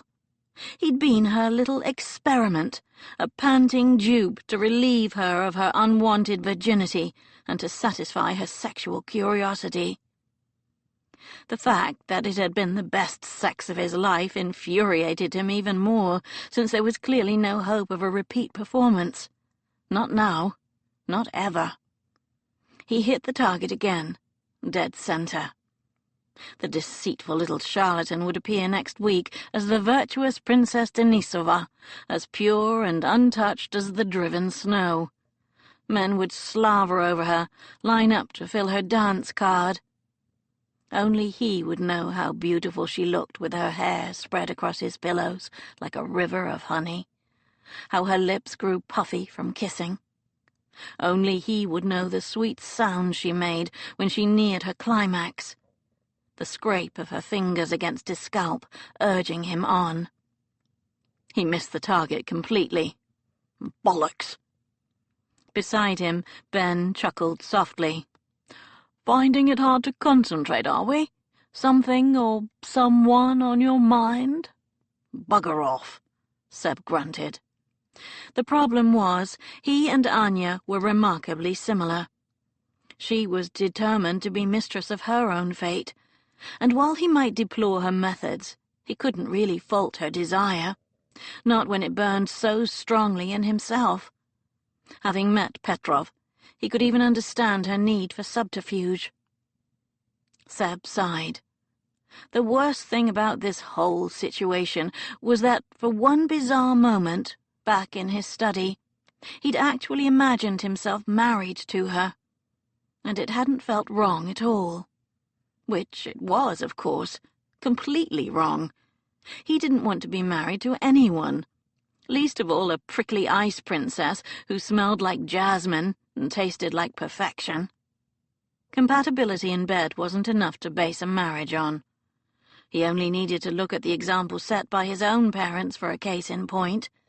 They were certainly no shining example of matrimonial bliss. Seb frowned at the distant target. He certainly desired Anya physically, but honesty compelled him to admit that what he felt for her was more complicated than mere lust. He'd liked her, with her quick wit and her ridiculous superstitions. He admired and respected her, despite her stubbornness, or maybe because of it. He loved the way she challenged him. She fed his soul, met his energy with her own. In a paradoxical way, she both stimulated and calmed him. He yearned for her. "Well, you know we're with you, whatever you need us to do," Alex said. Ben nodded in agreement. "Sounds like you had quite the week with her at the Tricorn," Alex prodded. "The princess sounds like a fascinating woman. Brave, too, if she was willing to risk exposure to help us listen to the delegates. I'm sure Emmy and Georgie would get along famously with her." Seb let out a non-committal grunt. "They'll get to meet her at the ball. And she's not fascinating. She's irritating. Always issuing demands and ignoring my orders. I spent the entire week trying not to strangle her." With a flash, he remembered Alex and Ben urging him to find some gorgeous someone who irritated him enough to want to strangle her. Seb blinked. Anya was that someone. He wanted to scold her and hug her simultaneously. He wanted to show her off to the world and keep her all to himself. Bugger. He had to stop thinking about her. There could be nothing permanent between them. Their one night had been a brief, glorious interlude, one he would probably dream about for the rest of his natural life, but it was over. From now on, it would be purely business. He would keep her safe from Petrov, because he was a Bow Street runner, and it was his duty to protect and serve the inhabitants of the city. And he would watch from the sidelines when she chose some less tarnished, more suitable partner to marry, and disappeared out of his life forever. Chapter 29. Wolfe was correct in his assessment that the late invitation would have no effect on attendance, Anya thought. Acceptances flooded into the Grosvenor Square mansion, and she read each one aloud to an increasingly ecstatic Dowager Duchess. A few guests tried to deliver theirs in person, to sneak a peek at the newly discovered princess before the night itself, as though she were some strange animal just introduced at the Royal Exchange. But all callers were denied by the stone-faced Mellors. The prospect of throwing open the house had invigorated the Dowager. Anya's middle finger developed a calloused bump on one side from transcribing a myriad dictations. Orders for flowers and wine, for musicians and beeswax. The staff had been whipped into a frenzy of polishing and dusting, and even the Duchess's cook, a no-nonsense Scotswoman named Mrs. MacDougall, had been prevailed upon to cede her kitchen to the world-famous La Grace for the night. He was promising an unparalleled dining event. Of the Tricorn's 3 owners, Anya saw only 2. Benedict Wilde and Alex Harland, both equally charming, had taken turns to guard her. They'd regarded her with keen interest, as if intrigued to see the difficult woman their friend had been saddled with at the Tricorn, but neither had spoken to her any more than was strictly necessary.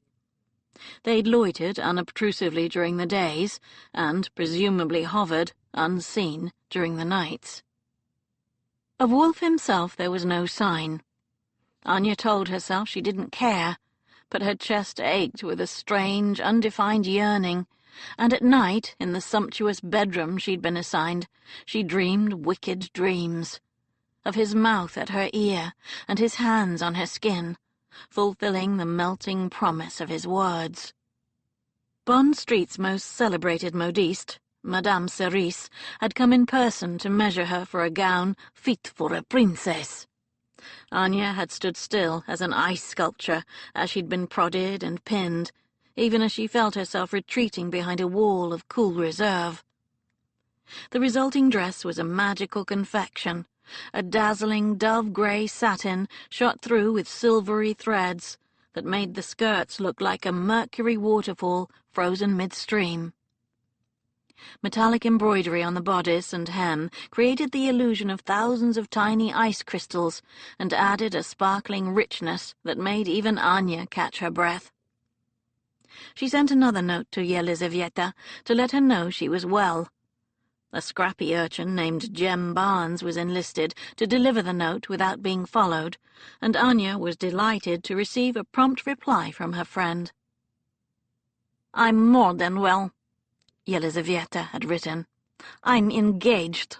Oliver and I went for a walk in Regent's Park yesterday, and, after dropping the ring in a flower bed, poor darling, he asked me to make him the happiest of men and be his wife. Of course I said yes. I know that you will wish me happy, my dearest friend, and I cannot wait to see you in person. I'm so glad that you're staying with the Duchess now and have the protection of the men from Bow Street, but I still worry for you. I won't rest easy until Petrov is back in St. Petersburg and far away from both of us. With love, etc. Yeliz." Anya's happy tears at Yelizavieta's engagement had mingled with a gut-wrenching, bittersweet grief. Yelizavieta, her childhood rock, her other half, her faithful companion and youthful confidant, was leaving her. And while she was so happy for her friend, she couldn't shake the feeling that everything was changing, and not necessarily for the better. Everything she'd once taken for granted, everything safe and secure, was slipping between her fingers like sand through an hourglass. Soon she would be left with nothing but memories and thin air. She didn't want to examine her feelings for Wolfe too closely. They were too complicated, too contradictory. He'd seen her as nothing more than a duty to be discharged. He'd washed his hands of her as soon as he could. Anya gave a mournful sigh. He was also generous, unselfish and honourable to the core. When she'd given herself to him, she'd thought it only physical attraction. But somewhere along the way a whole host of deeper emotions had become engaged. Now she was both furious with him for abandoning her, and desperate for a glimpse of his surly, handsome face. The night of the ball finally arrived. Anya accepted the ministrations of the frisier to arrange her hair, and allowed Tilly, the Duchess's timid maid, to lace her into her dress, and apply a fine coating of silvery powder to her skin with an enormous powder puff. Her shoulders and chest shimmered in the lamplight like pale moonbeams, and Anya studied the stranger in the mirror, searching for some hint of recognition. She was every inch the poised, perfect princess. Her blue eyes looked huge in her pale face, her rouged lips a striking contrast to the silver dress. This was not the same carefree girl who'd left Russia 18 months ago. There was a sadness in her eyes now, an understanding that the world was both more cruel and more wonderful than she'd ever imagined. There was determination, too, and pride, and a new, distinctly feminine awareness. Tonight, her first foray back into polite society would be an ordeal. It would have been far more bearable with Wolfe at her side, poking fun at the pomp and circumstance, and staring down those who would challenge her right to be there. Without him she felt as cold and frozen as a bulb beneath the surface of the soil. He was the warmth she needed to thaw the ice and coax her into the sunlight. He'd taught her to glow, to burn. But he was not in the drawing-room when she joined the Dowager Duchess before their grand entrance to the ballroom. A few select guests had assembled, and Anya felt all eyes upon her as she paused in the doorway. "Princess!" Dorothea came forward to take her hand. "You look wonderful, my dear. Come and meet everyone." A tall man with sandy hair and a friendly face stepped forward. "Princess Denisova, allow me to present my eldest great-nephew.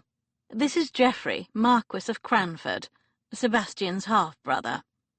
The man bowed low over her hand. "Delighted to meet you at last, Princess." Anya studied him. There were few physical similarities between the two men, apart from their height. Geoffrey's hair was a lighter brown, and unlike Wolfe, who only had to look at her to melt her into a puddle, Geoffrey's eyes were soft and unthreatening. His ready smile reminded her of Dmitri, and Anya felt an instant affinity. "I hear you like to ride," he said. "Seb tells me you're an excellent horsewoman." Her stomach twisted at the thought that Wolfe had complimented her, albeit in her absence. "Yes, I do." "Then perhaps you'll do me the honour of meeting me in the park sometime. We can exercise our mounts together." "I would like that very much." He presented her with a small box wrapped in ribbon. "It is customary to give young ladies a token on the eve of their first official ball." He smiled. "I'm aware that this is not your first ball, Princess, but it is your first English ball, and I hope you'll accept it in the spirit of friendship." Anya tugged open the ribbons to reveal an exquisite silver-beaded evening bag. "It's a reticule," Geoffrey said, unnecessarily. "I'm sure you've 100 already, but I'm told ladies can never have enough. You can keep coins in it, or handkerchiefs, or whatever else it is you like to cart about with you." Anya smiled up at him in genuine pleasure. "Thank you. It matches my dress, but I do hope you've already placed a coin inside." "A coin?" "It's a Russian superstition. If you give someone a purse or any other kind of money holder as a gift, you must put some money inside. If it's empty, it's said to cause bad financial luck." She shrugged wryly. "It's seed money. The belief is that it grows and attracts even more money." "That's a nice theory." He reached into the pocket of his waistcoat, pulled out a gold sovereign, and handed it to her solemnly. "Here you go. May it multiply into a vast fortune for you, my lady." The Dowager chuckled at their antics. "Any more superstitions I should know about?" Geoffrey asked with a smile. "Have I perhaps been putting my feet into my boots in the wrong order this whole time? Should rice pudding only ever be eaten during a full moon?" Anya laughed. His dry sense of humour was rather like that of his brother. "Oh, there are hundreds. We Russians are a superstitious lot." She gestured toward a vase of flowers on the side table. "For example, while it's never a mistake to take a bouquet of flowers when invited to someone's home, you must make sure that bunches for festive occasions have an odd number of flowers. Bouquets with an even number are reserved for funerals." "Heavens," the Dowager said lightly. "I had no idea. 1, 2, 3... She began counting the blooms, then let out a sigh of relief. "Thank goodness, 15. I feel so much better now. Our ball is a guaranteed success." She turned toward a shadow in the doorway. "Ah, Sebastian, there you are." Chapter 30. Seb's gaze found Anya the moment he stepped into the room, and all the air left his lungs in a rush. He'd had the same sensation when he'd taken that artillery blast at Waterloo, a roaring in his ears and a squeezing of his chest that almost knocked him backward. She was wearing some silver concoction and smiling up at his brother, and Seb had never seen anything so blindingly beautiful in his life. The past week had been hell. The Tricorn, usually his one place of comfort and repose, had been dull and empty without her. She'd breathed life into it, despite the short time she'd been there. He'd found evidence of her occupation everywhere, a stack of papers piled haphazardly in the library, half-read books left lying, spine up, on tables, the tantalizing scent of her perfume in the air. Every time he entered a room, he was haunted by images of her defying him, teasing him, challenging him. The servants had noticed her loss, too. Legras had been grumbling about unappreciative audiences for days, and even Mickey had been unusually morose. Tonight, Seb was as edgy as before a military push. Dorothea had done an excellent job of intimating that there would be some kind of revelation, and the ballroom was already uncomfortably crowded with guests, all waiting to meet the silvery goddess in front of him. The presence of so many people made him nervous. It would be difficult to protect the princess when Petrov made his move, as Seb was sure he would. The Russian would doubtless come to repeat his demand for the evidence he thought she possessed. Seb had sent Anya strict instructions to stay inside the ballroom, no matter how overheated it became. There would be no chance of the Russian getting her alone. He'd had agents following Petrov all week, but the man had done nothing out of the ordinary. The runners watching this house had reported a figure lurking in Grosvenor Square yesterday evening, but the man had slipped away before he could be identified. Had it been one of Petrov's minions? Seb had men stationed around the perimeter, just in case. That Petrov might decide to silence Anya with a sniper was not beyond the realm of possibility. A good rifleman, one as skilled as Alex, Ben, or Seb himself, could hit a target through a window from 100 yards away. The thought of a bullet passing anywhere near her made his blood run cold. Anya turned as Dorothea announced him, and he watched the smile she'd given Geoffrey fade, replaced with a polite, wary expression. And for the first time in his life he was conscious of being jealous of his brother. He'd never begrudged Geoffrey the title or the responsibility of running the estate he'd one day inherit, but he hated him stealing a smile from Anya. Geoffrey was a marquis. He'd be Duke of Southwark when their father died. He'd be a suitable match for her. Seb clenched his jaw. "What have you there?" Dorothea glanced with undisguised interest at the leather-covered jeweller's box he'd collected earlier from Ludgate Hill. Seb forced himself to step forward and offer it to Anya, with a casualness that belied the emotional weight of the gift. Already he regretted the foolish impulse. "If you're going to go out in the ton, you should dress the part," he said stiffly. Their gloved fingers brushed as she took the box, and even that slight contact was enough to send a shiver of awareness through him. A gasp escaped her as she opened the lid. "I took your drawing to Bridge and Rundle," he said. The tiara was perfection, the physical embodiment of her elevated status. He'd meant it to serve as a reminder of the cavernous gulf that separated them, the Bow Street bastard and the fairy tale princess, a reminder of just how different they were.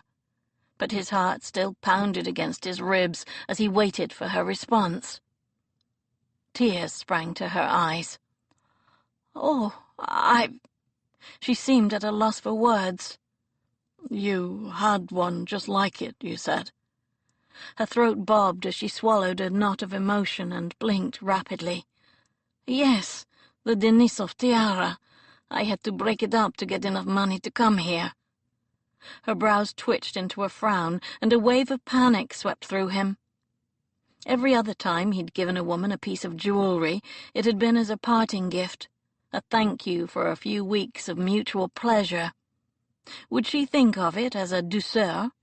They'd only shared one night, but he prayed she wouldn't interpret it as a crude attempt at payment. There weren't enough jewels in the world for that. But her fingers skimmed over the sapphires and diamonds like a lover's caress, and he found he could be envious of inanimate objects, too. Then her glistening eyes lifted to his, and the rest of the world fell away. "Thank you," she managed huskily. "This means so much to me. You have no idea." He had a fair idea. The yearning and rapture on her face was reward enough for the foolish, quixotic gesture, even if it revealed the depths of his regard for her to anyone with a pair of eyes. He wasn't wearing his heart upon his sleeve. He'd put it in a bloody jeweller's box and handed it to her with a room full of witnesses. Shit. He should have bought her a fan or a silver card case, some meaningless, less sentimental trinket that would have left him less emotionally naked, less exposed. But he'd wanted to see that smile of hers, and restoring some small part of her family heritage had seemed like a good way to do it. "It's almost exactly as I remember it," she breathed softly. "Except for the setting. The original was gold. I like this better." He managed a careless shrug, as if it weren't the most expensive gift he'd ever given, as if he hadn't paid a king's ransom for it and bullied and threatened Rundle for the past week to have it ready by tonight. She pressed her lips together. "It must have cost a fortune. How can I ever repay—" "There's no need for repayment," he growled, and she flinched at his unintentionally gruff tone. "It's a gift, freely given. Take it." Her eyes searched his, looking for God knew what, but then she inclined her head. "Then, thank you, Lord Mowbray. You're very kind." His lips twitched. "That's not my reputation." "Oh, my!" Dorothea sighed, craning her neck to peer at the tiara on its bed of crushed black velvet. She glanced approvingly at him.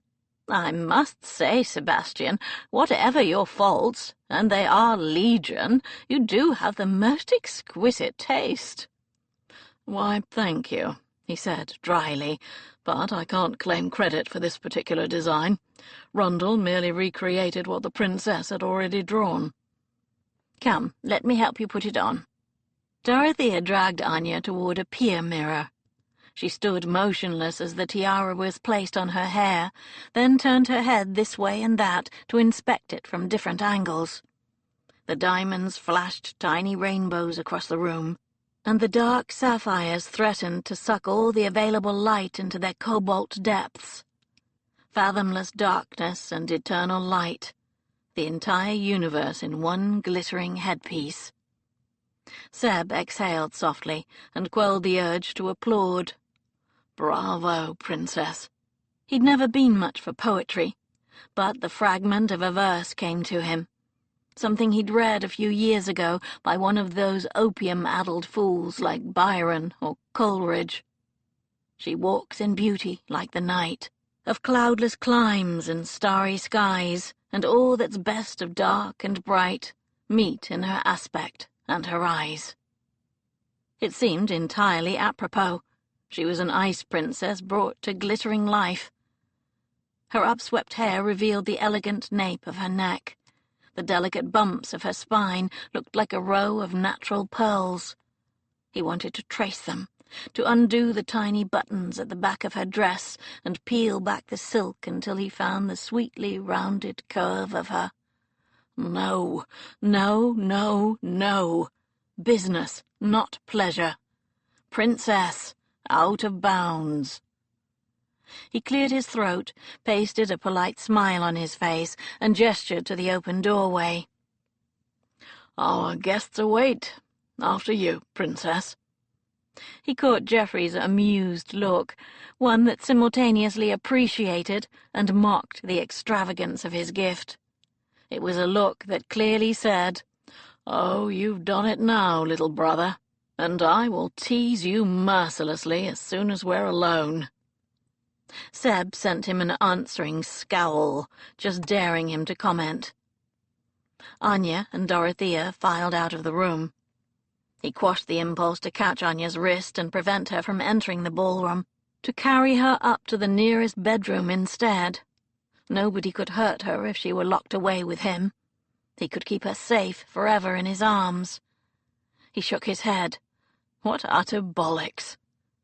Mellor's dulcet tones echoed through the hall as the doors to the ballroom were thrown open, and Seb glimpsed a sea of expectant faces all turned toward them. "The Dowager Duchess of Winnick, and Her Highness the Princess Anastasia Denisova." Seb blinked. Anastasia. He'd never even given her full name a thought. She was simply Anya, the girl who made him imagine ridiculous, impossible futures, the girl who drove him mad. He had to get a hold of himself. The private world they'd created at the Tricorn had been a temporary illusion. This was the reality. She was public property. He had to share her with the world. He frowned, struck by a sudden revelation. Good God! Was this what it felt like to be married? Was sharing your partner only made bearable by the knowledge that you were the one who got to take her home? The only one to receive her private smiles? The only one who got to see her naked? Did husbands savor those private moments, like a dragon hoarding treasure just so they could endure evenings like these?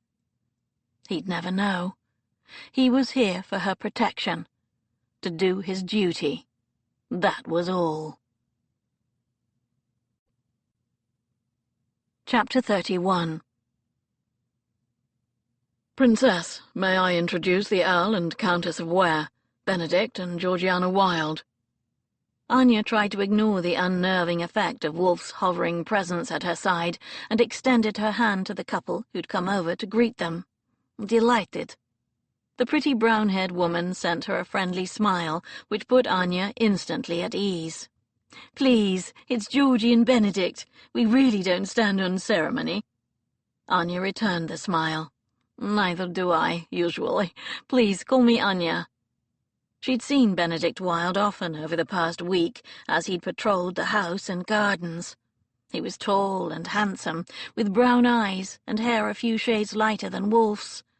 She'd thought him quite lofty and fearsome, but the softening of his features whenever he happened to glance at his wife made her revisit that opinion. "Georgie runs Caversteed Shipping," Wilde said. "It's quite the international enterprise." His expression of unashamed pride made Anya envious. "Her ships trade with Russia all the time. I'm sure she's dying to discuss such boring details as international tariffs and shipping routes with you." There was a teasing chuckle in his voice. His wife elbowed him playfully in the ribs. "Benedict, you make me sound like the dullest woman in the room." He raised his brows with a chuckle. Never. I love it when you talk commerce. It makes me feel more intelligent just by association. And it might not be a bad idea to look into expanding your trade in Russian spirits.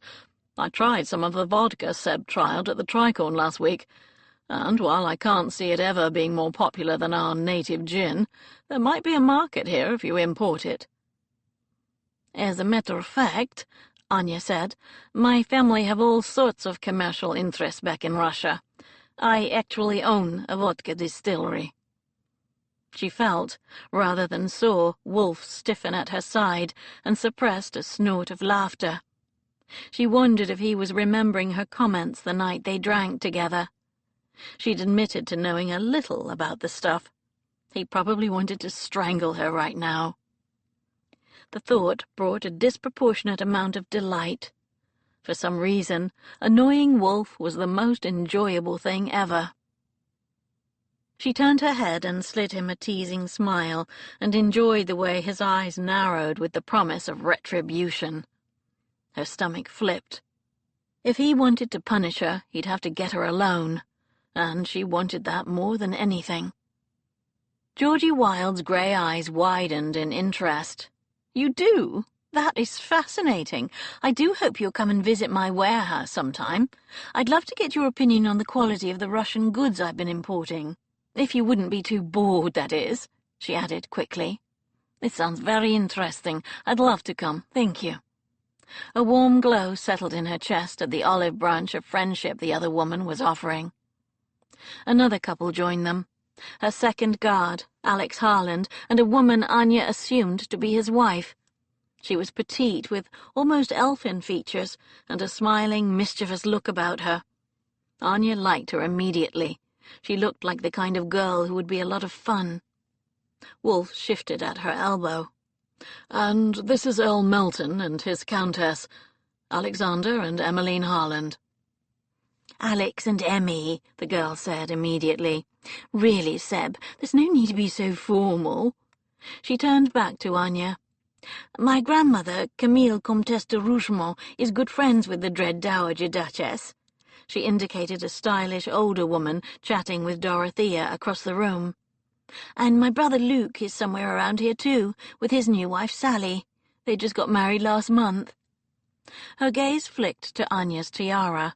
Her eyes widened in appreciation, and a smile spread over her face. "Those," she said reverently, "are exceptionally fine diamonds." Her husband gave a little snort of amusement. "You would know, my love." She shot him a chiding glance and smiled back at Anya. "I'm a great lover of diamonds." "And emeralds and rubies and, well, most jewels in general, really," her husband finished dryly. Benedict and Georgie both chuckled. Alex pulled his wife closer to his side and tucked a tendril of her hair behind her ear in an affectionate, unconscious gesture. "Do try to recall your promise, darling. What do we do with jewels?" Emmy rolled her eyes. "We look, but we don't touch," she parroted, in the flat tone of one who'd repeated the phrase ad infinitum. Alex smiled down at her. "Exactly." She let out a dissatisfied sigh. "Is it from Bridge and Rundle? It looks like their work." She sent a sideways glare at her husband. "I haven't been there in ages. I'm not allowed within 30 paces of the place." Anya frowned in confusion. "Because your husband's worried you'll bankrupt him with your purchases?" They all laughed at that, and Anya had the feeling she was missing an inside joke. "That's not the reason," Harlan said. Anya lifted her brows in question at Wolf. "Emmy here used to have an unusual vocation," he said softly. "She was, an importer and exporter of precious stones." Anya turned to the girl in interest. "What he's too polite to say," Alex added in low tones, "is that until recently my wife was a criminal mastermind who liberated certain jewels from their unlawful owners." Anya stared at Emmy in doubled fascination, and the other girl sent her a cheeky grin. Alas, my career was foiled by those dutiful gentlemen at Bow Street. She laughed, her gaze sliding from her husband to Wilde, to Wolfe. They put an end to all my adventures. Alex sent her a wicked, knowing look. "Oh, not all your adventures, surely," he purred. A pretty blush rose to her cheeks. Anya smiled at the teasing and obvious affection between the two couples. It was refreshing to encounter some society marriages where the partners hadn't married for either convenience or duty. Her own parents had looked at each other that way, and her chest ached in longing for something similar for herself. She glanced around the room, looking to see if Vasily and the rest of the Russian delegation had arrived, but while she recognized Prince Trubetskoy and two of the men who'd been with him at the Tricorn, there was no sign of Petrov. She sensed Wolfe shift at her elbow. "Dorothy's beckoning me. Excuse me." Anya watched as he crossed the room, admiring his broad shoulders and long legs. Halfway across, he was accosted by a stunningly beautiful brunette.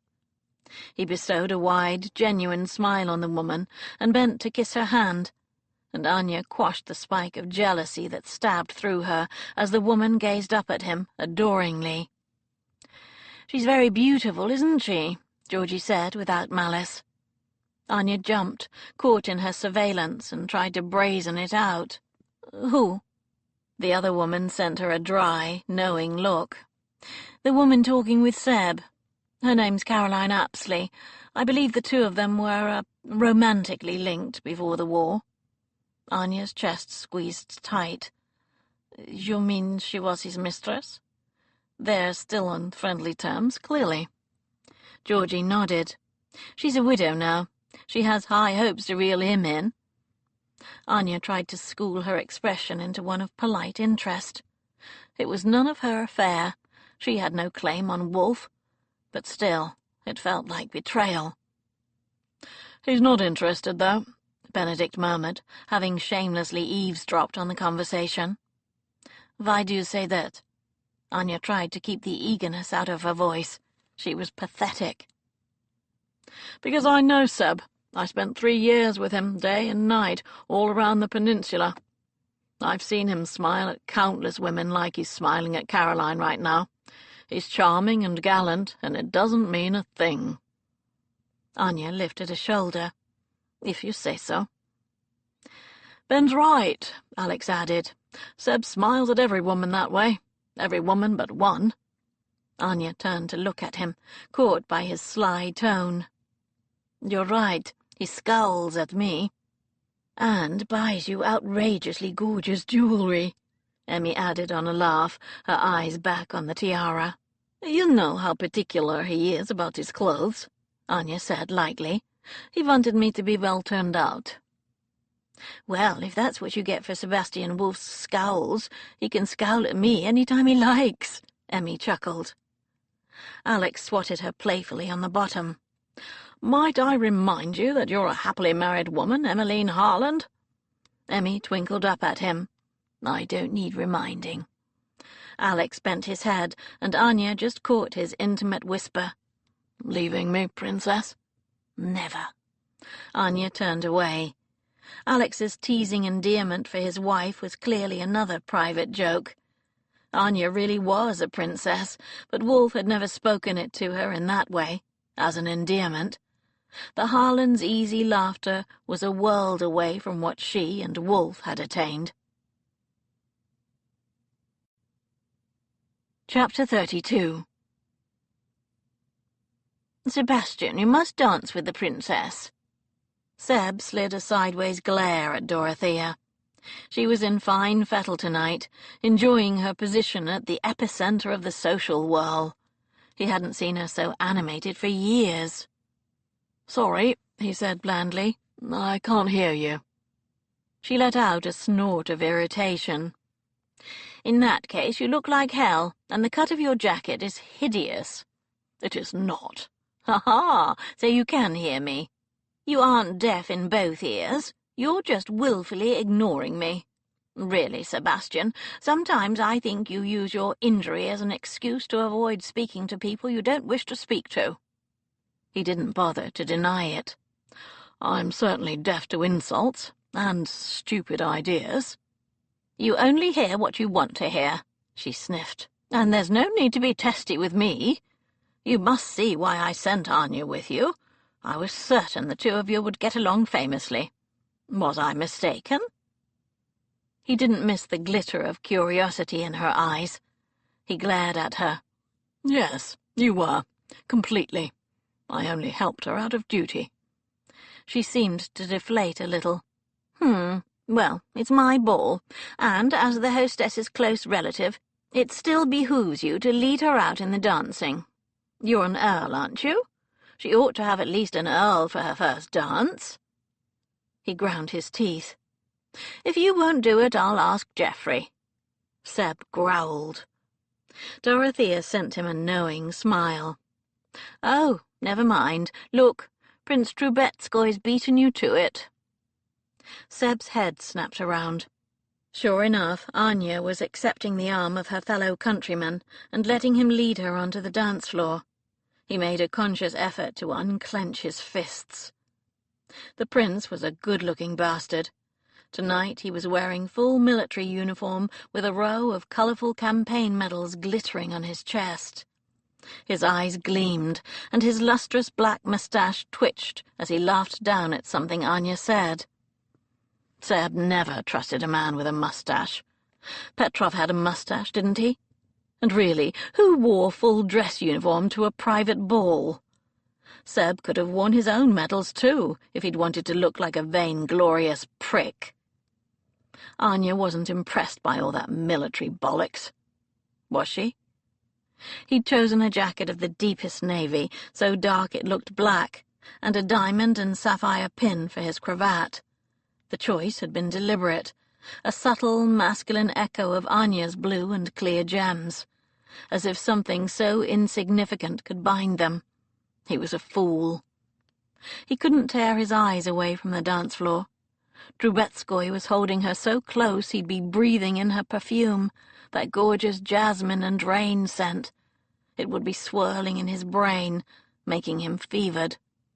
How could he possibly resist her? His hand lingered on the silken skin of her back, and Seb tried not to scowl.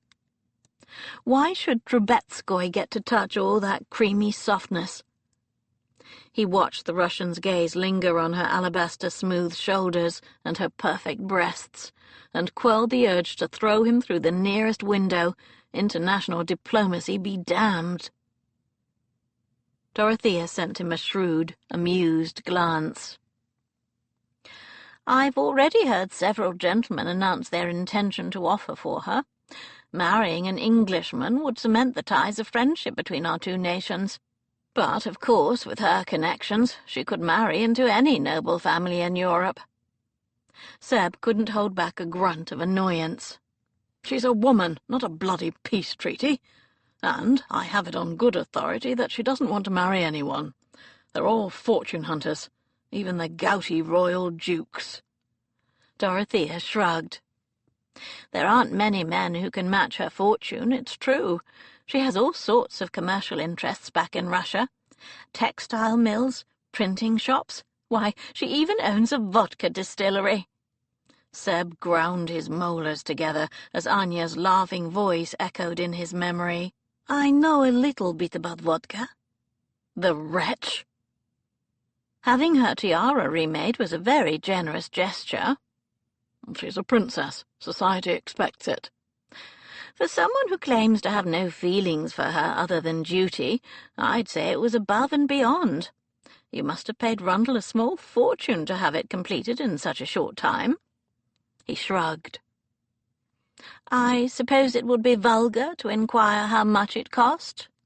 It would. I can afford it. Dorothea regarded him thoughtfully. I'm sure you can, in monetary terms. He didn't even want to ask what she meant by that cryptic comment, so he pretended not to hear, and disengaged himself as swiftly as possible. Do excuse me, I think Alex is trying to catch my attention. Dorothea's derisive snort indicated she saw through his cowardly retreat, but she let him slip away without further comment.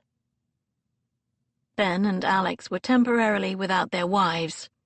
Seb sidled up next to them, and the three of them stood in companionable silence for a few moments. They'd stood this way countless times during the war, surveying the land or fortifications before them for possible danger. Seb felt a deep sense of gratitude that they'd survived to stand here now as free men.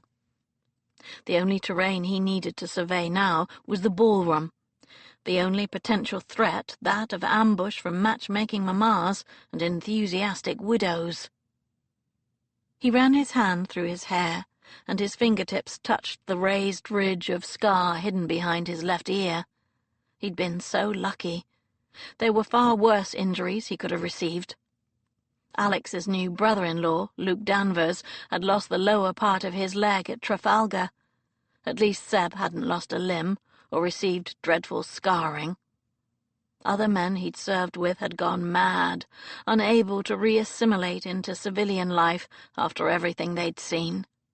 They tried to lose themselves in drink or gambling, ruined their minds in opium dens, or even ended up incarcerated in asylums like Bethlehem. He had nothing to complain about, no reason to feel so frustrated and dissatisfied. "You know," Benedict mused suddenly, "Coleridge once said the happiest marriage he could imagine would be the union of a deaf man to a blind woman." Seb gave an amused snort. "Sounds about right." Ben levelled him a significant sideways look that made him lift his brows. "Do you have a point?" Seb asked. "You might be deaf, my friend. Only on one side." Ben continued as if he hadn't been interrupted. "But the princess isn't blind to your faults. She sees them and likes you anyway. It's inexplicable, but there you are. You'd be the greatest fool in London if you didn't do something about it." Seb frowned at him. "I already did something about it. I asked her to marry me. She said no." Alex and Ben shared a look that made him want to bang their heads together. Smug bastards. "Since when did you two become the experts on matchmaking?" he growled. "God, you're as bad as Dorothea." "We're not experts on matchmaking, we're experts on you. We've never seen you like this with any other woman." "Like what exactly?" "Irritable," Alex chuckled. "Frustrated," Benedict added with a grin. "Discombobulated. It's a joy to watch." Seb ground his teeth again. At this rate he wouldn't have any molars left with which to chew. "Ask her again," Alex insisted. "It's a woman's prerogative to change her mind, after all." "Not a chance. She's given me her answer." Seb glared across the room to where Anya still swirled in Trubetskoy's arms. She looked gorgeous, happy, perfectly at ease. Scores of men were hovering at the periphery, all eagerly waiting to claim her for a dance. None of them knew her. All they saw was that beautiful face, those glittering diamonds. Seb was the only one who realized her polite smile never reached her eyes, who'd seen her laughing at the pelicans in the park, or downing vodka like a hardened criminal in front of the fire. He closed his eyes. He still wanted her. It was like a sickness in his blood, a constant gnawing ache. "Fine, I'll ask her to dance." The crowd parted like the Red Sea before his glowering expression. He strode forward and waited, arms crossed, at the edge of the dance floor, until Trubetskoy swelled her to a laughing, breathless stop. A couple of idiots tried to step forward and claim her attention, but Seb fixed her with a determined glare, just daring her to accept anyone else, and shouldered them all out of the way. He held out his hand. "My dance." Her eyes widened at his commanding tone, but she sent Trubetskoy a polite smile and grasped his fingers. The contact burned, even through her elbow-length gloves. Seb turned her as the musicians struck up a waltz and slid his free hand down to rest at the lower curve of her spine. With the faintest pull, He drew her toward him, and she inhaled sharply, as if the light touch heated her blood, too. He swung her into the first turn. She trod on his foot. Her long skirts covered the misstep, but Seb enjoyed the hectic blush that flooded her cheeks. She wasn't as composed as she wanted to appear. Good. "Quick!" she blurted out in a panicked whisper. "Now you have to step on my foot." "What?" "It's a Russian superstition." He rolled his eyes. "Not another one. Don't tell me we have to sacrifice a chicken and spread its entrails in the street or something equally ludicrous." She narrowed her eyes at him. "Nothing so gory. The person who was stepped on just needs to return the favor." "Why?" "Because if you don't, we'll be enemies forever." He sent her an ironic look. "We've been at odds for the entire time we've been acquainted, Your Highness. Do you really think it would help?" She met his eyes, and he felt the punch right down to his gut. "Not the entire time," she said softly. His body hardened to the point of pain. Bloody woman, as if he needed reminding. "Step on my foot," she hissed again through her teeth, pretending to smile for the benefit of their interested onlookers. "I'll hurt you." "You won't." "It's ridiculous." "Just do it." He exhaled a put-upon sigh. "Fine." Using the cover of her skirts, he waited until the dance slowed, and very gently pressed the toe of his boot onto the top of her foot, acutely conscious of the fact that she only wore the flimsiest of dancing slippers beneath her skirts. That, naturally, led to him imagining everything else she had on under there, from silken stockings to soft as a snowdrift skin. Seb sucked in a breath. Dancing was a mistake. Just being in the same room with her was a mistake. He almost wished Petrov would appear and make his move, and put an end to this torment. Almost. "You look very beautiful tonight," he said, praying she didn't hear the ridiculous combination of resentment and longing in his tone. She glanced up at him, and he had to remind himself to breathe. Her eyes sparkled. "Thank you. So do you."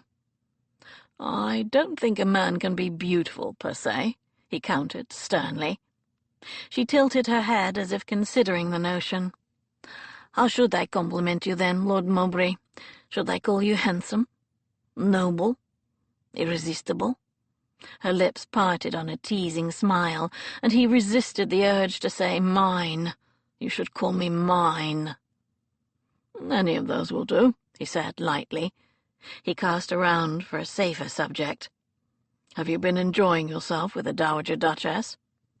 She nodded, and he cursed the fact that they were reduced to speaking of such inane things. God, they'd be discussing the weather next, or the dancing. Inches separated them, but it might as well have been 100 miles. "Geoffrey gave you a reticule," he said, and could have kicked himself for sounding like a jealous fool. "He did. It's lovely, although I prefer the gift you gave me." "The tiara?" She shook her head, making the item in question catch the light like hoarfrost in the dawn. "No." She saw his surprise and hastened to explain. "The tiara is, without doubt, the most wonderful present anyone's ever given me, but I wasn't thinking of that."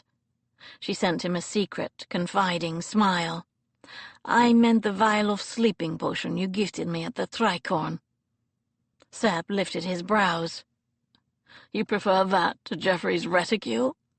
"I do. Unless I hit someone over the head with the reticule, it's of very little use in terms of defense. The tincture, on the other hand, makes me feel invulnerable. It is potential, a chance to control my destiny. It is freedom." Seb tried to ignore the disproportionate amount of gratification her words gave him, and failed miserably. The way she said it, so reverently, made him want to give her a vat of the stuff. Hell, he'd order Legras to cook nothing but mandrakes for the next month. She could bathe in it if she wanted to. The sudden scorching image of her in the bath, flushed and dripping, assailed him, and he almost stumbled. All that in a little bottle, he managed lightly. She nodded, her eyes bright. I carry it wherever I go. Even tonight? He teased. His eyes flicked over her chest. I can't imagine where, in that dress. It's in the pockets of my skirts, she whispered. Well, just remember you swore never to use it on me. She laughed up at him. Of course not. They made another swirl around the floor, and Seb realized with a start how effortlessly they danced together. I enjoyed meeting your friends, she said. They were extremely interesting. Seb made a non-committal sound. I should like to meet them again. He bit back a silent groan. That was all he needed, for her to be everywhere he went, laughing with his friends, posing an impossible temptation at every turn, reminding him of everything he wanted and couldn't have. Napoleon himself couldn't have devised a worse torture. The Harlands and the Wilds stood to one side of the ballroom, watching Seb and Anya dance. Georgie took a thoughtful sip of champagne. No wonder Seb didn't want to stay for dinner with us the other night. He had all that temptation waiting for him back at the Tricorn. They do make a beautiful couple, Emmy sighed. Like a fairy tale prince and princess, Georgie added, her eyes shining. Their husbands both rolled their eyes. You're blind, Alex said, and delusional. They're arguing, I can tell from here. Emmy tilted her head, studying them carefully. No, I don't think so. There's tension there, but it's not animosity. It's more like passion, barely contained. Georgie lifted her brows. You think they failed to contain it? Emmy chuckled. Oh, come on, look at them. Of course they did. So what went wrong? Georgie asked. They're clearly at odds now. Do you think Seb got bored? Is that tiara his idea of a parting gift? Alex shook his head. He hasn't lost interest, believe me. He sent Benedict an amused glance over Georgie's head. He's been like a bear with a sore head all week. Whoever said absence makes the heart grow fonder was way off the mark. In Seb's case, absence makes the heart grow moody and irritable. Poor Seb, Emmy chided. You could be a bit more sympathetic. Alex stifled a snort. Poor Seb, my arse. He did nothing but take the piss out of the two of us when we fell in love with you two. He deserves everything he gets. It's about time someone gave him a run for his money. He caught Benedict's eye again. Do you remember what he said to me at Manton's? What? He said he wanted to strangle her. Emmy looked mystified. Is that a good thing? It doesn't sound like a good thing. Alex slid his arm around her waist and drew her into the cradle of his body. Oh, it is, my little thief. It most definitely is. Georgie and Emmy shared a look. Men are incomprehensible, Georgie declared. We think the same thing about you women. Her husband chuckled. He glanced over at Alex and raised his brows. The question is, of course, whether the stubborn idiot is going to do anything about it. Chapter 33. Anya's heart was beating painfully fast as she and Wolf swirled around the dance floor. His proximity was playing havoc with her composure. Even his slightest touch inflamed her. Part of her resented it. Why him? Why not someone less complicated, more suitable? Still, she savored the sensation of being in his arms, even at such a frustratingly polite distance. The scent of him teased her nostrils, and her fingers tightened involuntarily on his shoulder. His muscles were reassuringly solid beneath the exquisitely cut coat. The warmth radiating from him sent tremors of recognition through her, and a blush rose in her cheeks as she vividly recalled the feel of his body within her own, the heat and abandon, the exquisite combination of friction and glide, his strong body shuddering in ecstasy. She wanted her gloves gone so she could feel the heat and the texture of his skin. She wanted to slide her hand up the slope of his neck, to thread her fingers through his hair and tug him down for a passionate kiss. She wanted to lead him out of this stuffy, overcrowded ballroom and into somewhere dark. A room, the moonlit garden, anywhere private, to slake the thirst and hunger she had for him.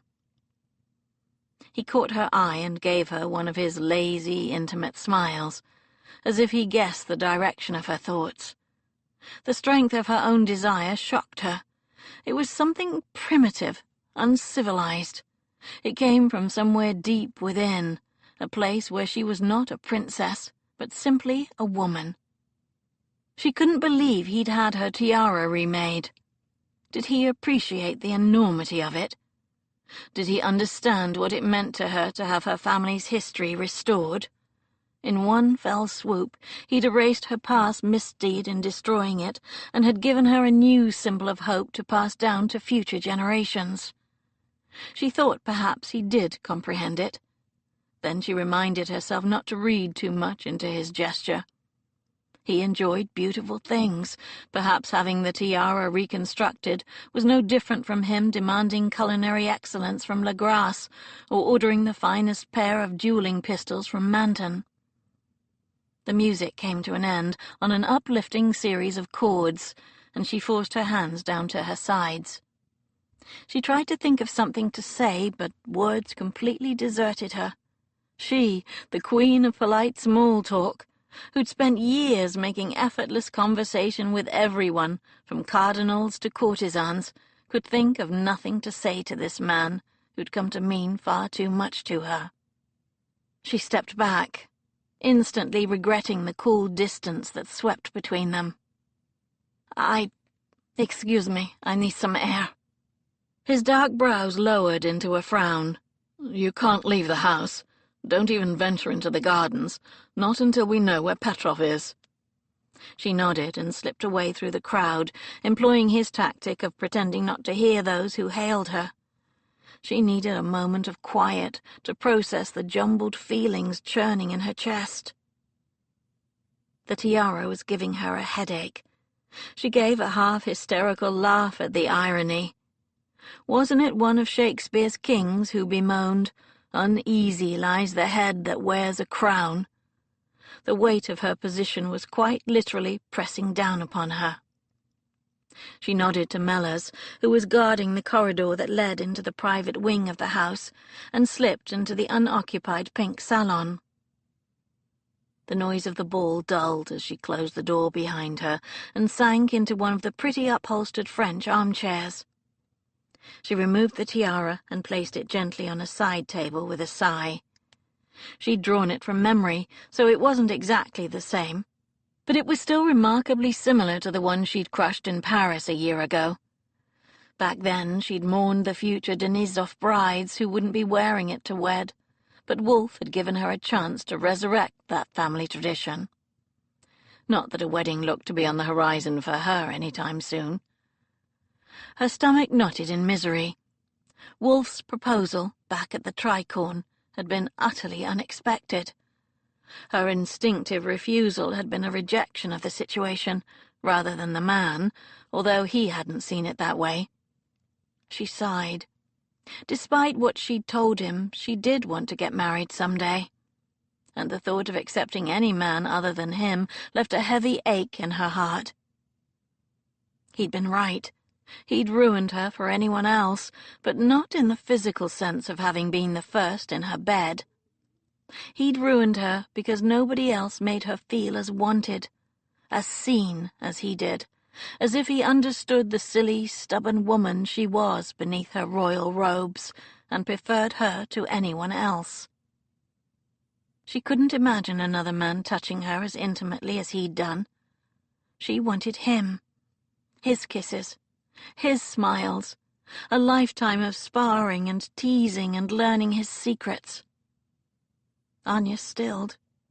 Dear God, she'd fallen in love with him. A rap on the door interrupted her stunned amazement, and Mellors slipped unobtrusively into the room. "There is a gentleman at the back door, my lady. He says he needs to speak with you in private. most urgently." Her heart lurched in alarm. "A Russian gentleman? Count Petrov?" "No, madam. He says he is a barrister, one Oliver Reynolds, the fiancé of your friend Miss Ivanov." "Where is he?" "At present in the scullery. He did not want to interrupt the ball by using the main entrance. Shall I bring him here?" Anya was already on her feet. "No, I'll go to him. Thank you, Mellors." The majordomo nodded placidly. Anya made her way to the back stairs and hurried down them. In the kitchen she could hear raised voices. Legrasse and Mrs. MacDougall were having a difference of opinion on how to make proper custard, but she was too worried to smile at their squabbling. She entered the scullery, and one look at Oliver's face was enough to strike fear into her heart. "Oliver, what is it? What's happened?" The young man raked his hand through his sandy hair. "Thank God! It's Elizaveta. She's been taken." "Taken? When? By whom?" Anya already suspected the answer. "Less than an hour ago. We were returning from the theatre when a carriage pulled up alongside us. I barely paid any attention until 2 men jumped out. One struck me down." He rubbed the back of his head as if in painful memory. "And the other one caught Elizaveta around the waist and bundled her into the carriage. They drove off before I could do anything to save her." He looked as if he was going to be sick. Anya hugged her arms around her waist as equal parts fury and terror coursed through her. "Those men were working on the orders of a man named Vasily Petrov. He's a monster." Oliver's face went even greener, but he reached into his jacket and pulled out a folded sheet of paper. The red wax seal was Petrov's, segmented with a bow and arrow, and a full-masted ship to the lower half. "They threw this at my feet, said to deliver it to you." His Adam's apple bobbed down as he swallowed. "They're going to hurt you, Elizaveta, aren't they?" Anya reached out and clasped his arm in a reassuring grip. "Not if I can help it." She tore open the seal and read the short note. It was in Russian, presumably to limit the number of people who could read it if opened. "Princess, I have your friend. If you want her to remain unharmed, you will bring the letters your brother sent you to the stables of the Dowager Duchess at midnight. My men will be waiting. Do not think to have your English lapdog or his Bow Street brothers accompany you. Come alone, or your maid will meet the same fate as your brother." Anya cursed soundly and glanced at the clock on the scullery wall. It was already 11:30. Oh, God, what was she to do? She didn't have the real papers to give him. They'd expected Petrov to come to the ball tonight and demand the evidence he thought she possessed.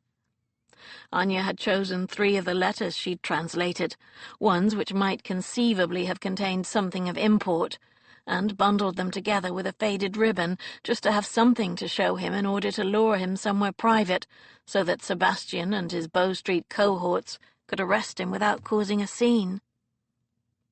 She should have known he wouldn't be trapped so easily. She dropped the letter to the side and gave Oliver a weak smile. "Wait here, I'll be right back."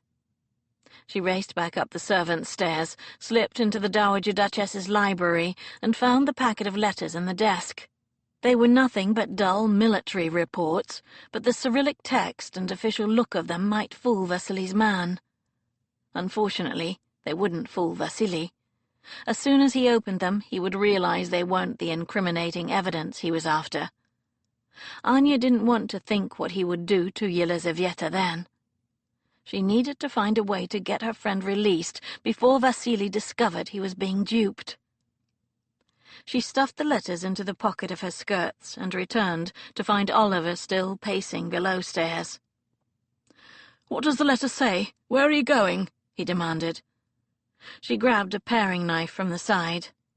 "To meet Petrov's men in the stables. Don't worry," she said with far more confidence than she felt. "I'll get Elizaveta back safely." She would show the envoy the fake documents, but refused to hand them over until Elizaveta was released unharmed. "Will you give me your jacket?" Oliver frowned, but did as she asked, and she slipped the oversized garment over her dress and tucked the knife into the sagging pocket.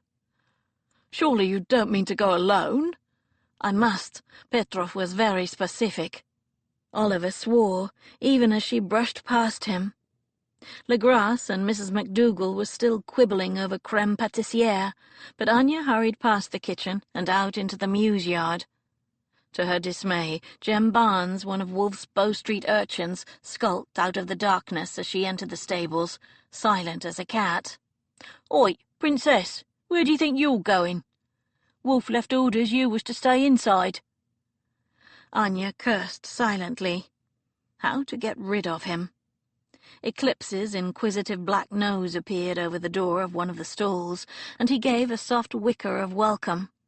She sent the young man a confiding smile. "I just came out here for a few minutes alone. It's so hot in the ballroom. I was going to talk to Eclipse." Jem scrunched up his face.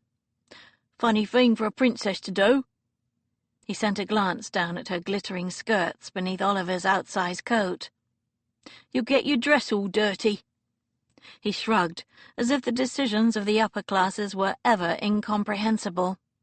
"Well, I can't leave you alone anyways. Wolf would have me guts for garters." Anya had to admire the lad's dedication, even if it was inconvenient. She'd just opened her mouth to tell him some story when a dark shape loomed out of the shadows behind him. Jem must have seen her horrified expression, because he started to turn, but it was too late.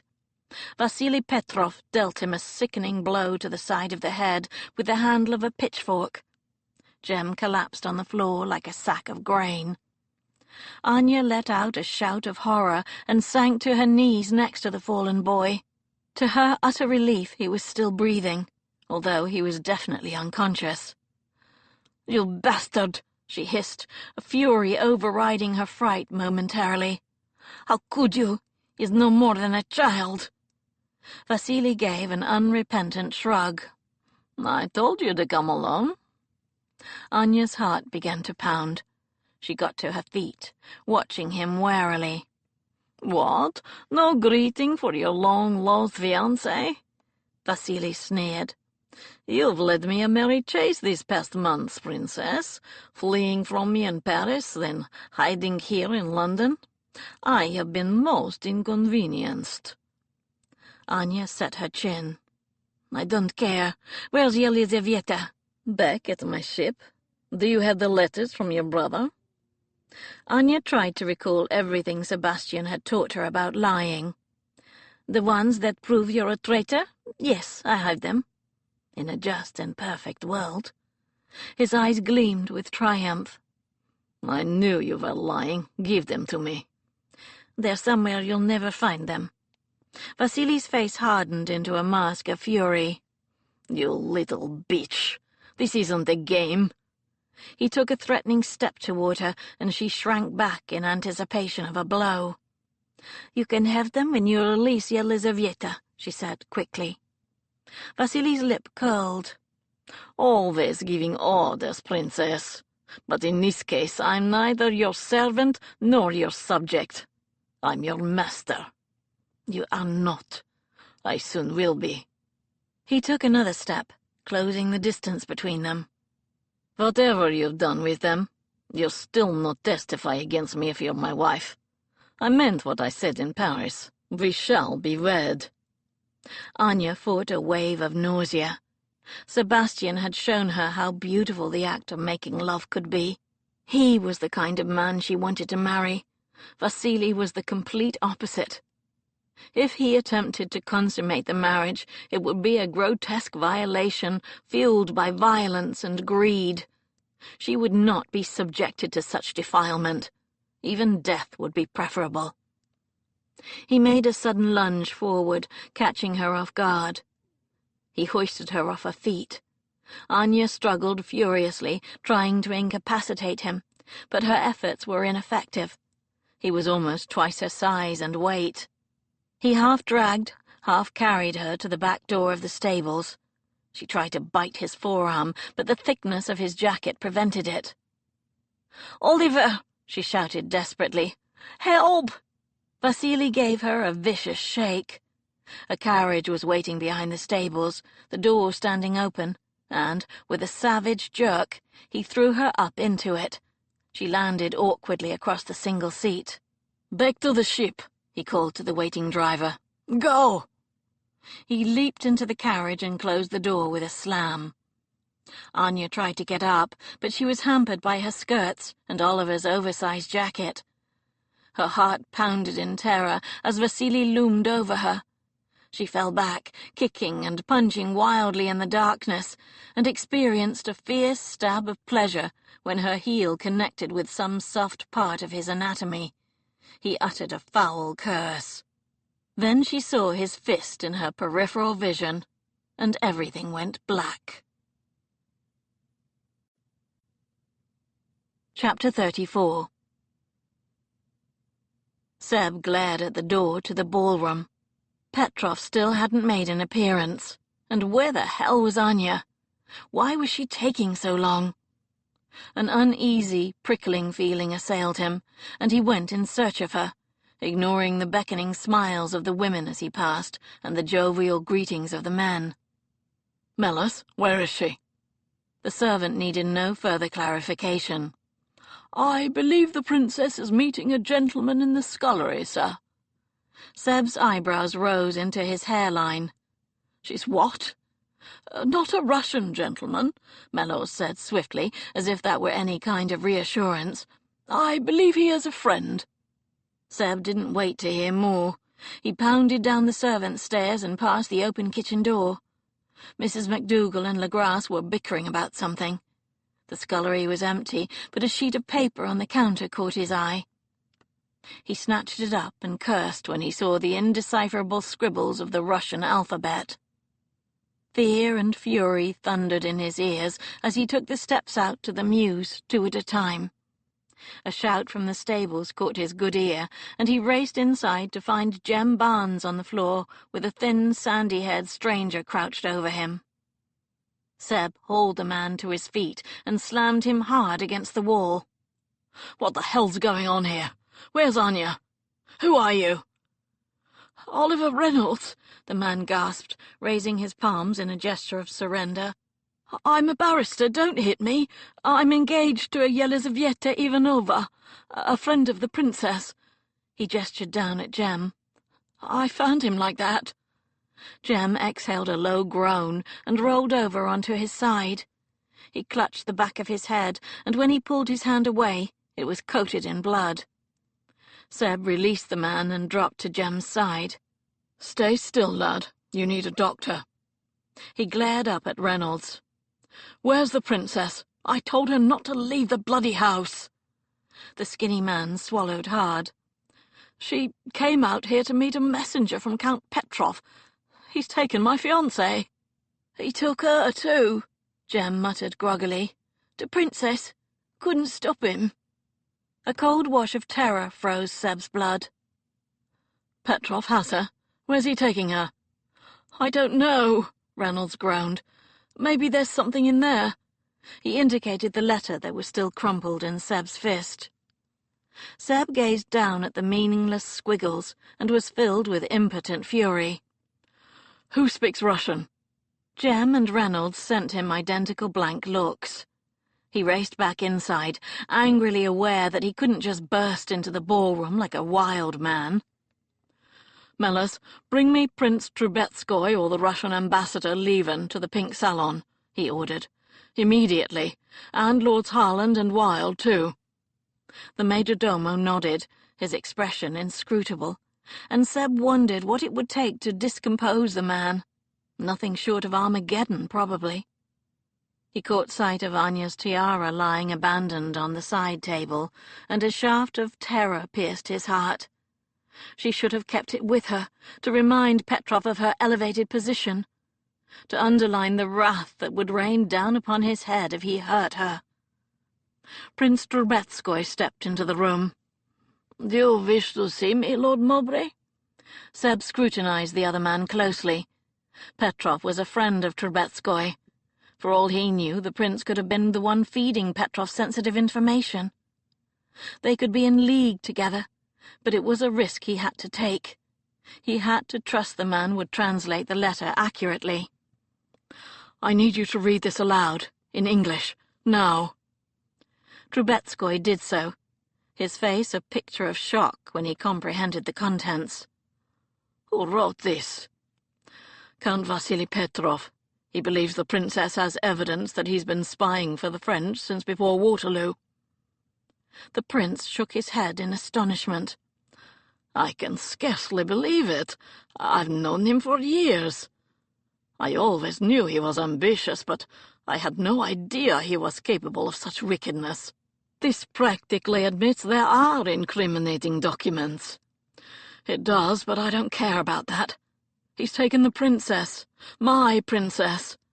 Seb turned to leave. "Thank you, Your Highness." Alex and Benedict entered the library and sent him twin, inquiring glances. "I'm off to Bow Street," Seb said. "Now, what's going on?"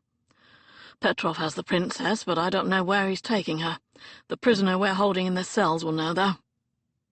"The one who tried to snatch her from the tricorn? He's refused to say anything for the past week," Alex cautioned. Seb lowered his brows. "We clearly haven't been persuasive enough. I'll make him talk. Are you with me?" Neither Alex nor Ben hesitated. "Of course." "Then let's go." "I have pistols in my carriage," Alex offered, hard on Seb's heels as they clattered down the kitchen steps. "Me too," Benedict added. "Good," Seb said grimly. "You're going to need them." A murderous fury slid through his veins as he headed for the stables. He was going to find Petrov and put a bullet through the blackmailing bastard once and for all. His trusty baker was back at the tricorn, but he had a pistol in his saddlebag. It would have to do.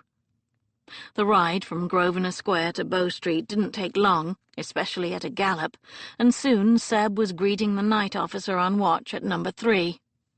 "Evening, George. We need another talk with our Russian guest." The prisoner blinked in sleepy confusion when Seb, Alex, and Ben barged into his cell. Bypassing the usual preliminaries, Seb reached down, hauled him off the hard pallet, and smashed him hard against the wall. "Where were you supposed to take the princess?" The Russian sent him a cocky smirk. "Petrov has her, does he?" Seb punched him in the stomach, and the man doubled over with a surprised "Oof!" The chains around his wrists prevented him from retaliating. Seb bent and whispered in his ear, ignoring the rancid smell of the man's unwashed body. "I'll ask you one more time. Where is the princess?"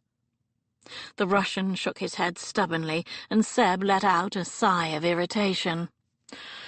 "I don't have time for this." He turned to Ben and Alex, who were flanking the door. "If he's not going to tell us anything, there's no need to keep him alive. Agreed?" Alex merely shrugged, going along with Seb's bluff, and Ben did the same. Seb sent up a grateful prayer for having such intelligent friends. Both of them knew he'd never actually kill a man in custody, however great the provocation, but the Russian didn't know that. The Cossack let out a surprised gasp. "What? You can't shoot me?" "Oh, I can," Seb growled. "Here in England, lords like us can do pretty much anything we like. If you die, I doubt we'll get more than a slap on the wrist. In fact, Sir Nathaniel will probably thank me for not burdening Newgate with another inmate." Ben gave a dry chuckle. "He's doing you a favour, believe me. I've spent some time in Newgate. Death is better." Alex gave an amused snort. Seb withdrew his pistol, a lead ball, and a powder flask from his jacket pocket, and proceeded to load the weapon with brisk efficiency. The Russian gave a strangled, disbelieving cry and retreated to the far corner of the cell, his hands raised in front of him in a paltry defense. "Wait!" Seb poured an exact measure of powder into the pistol's pan and shook his head as if confused. "I just don't understand why you'd stay loyal to someone like Petrov. Do you think he cares about you? He's left you in here to rot for the last week, hasn't he?" He paused to let that sink in, then gave a nonchalant shrug.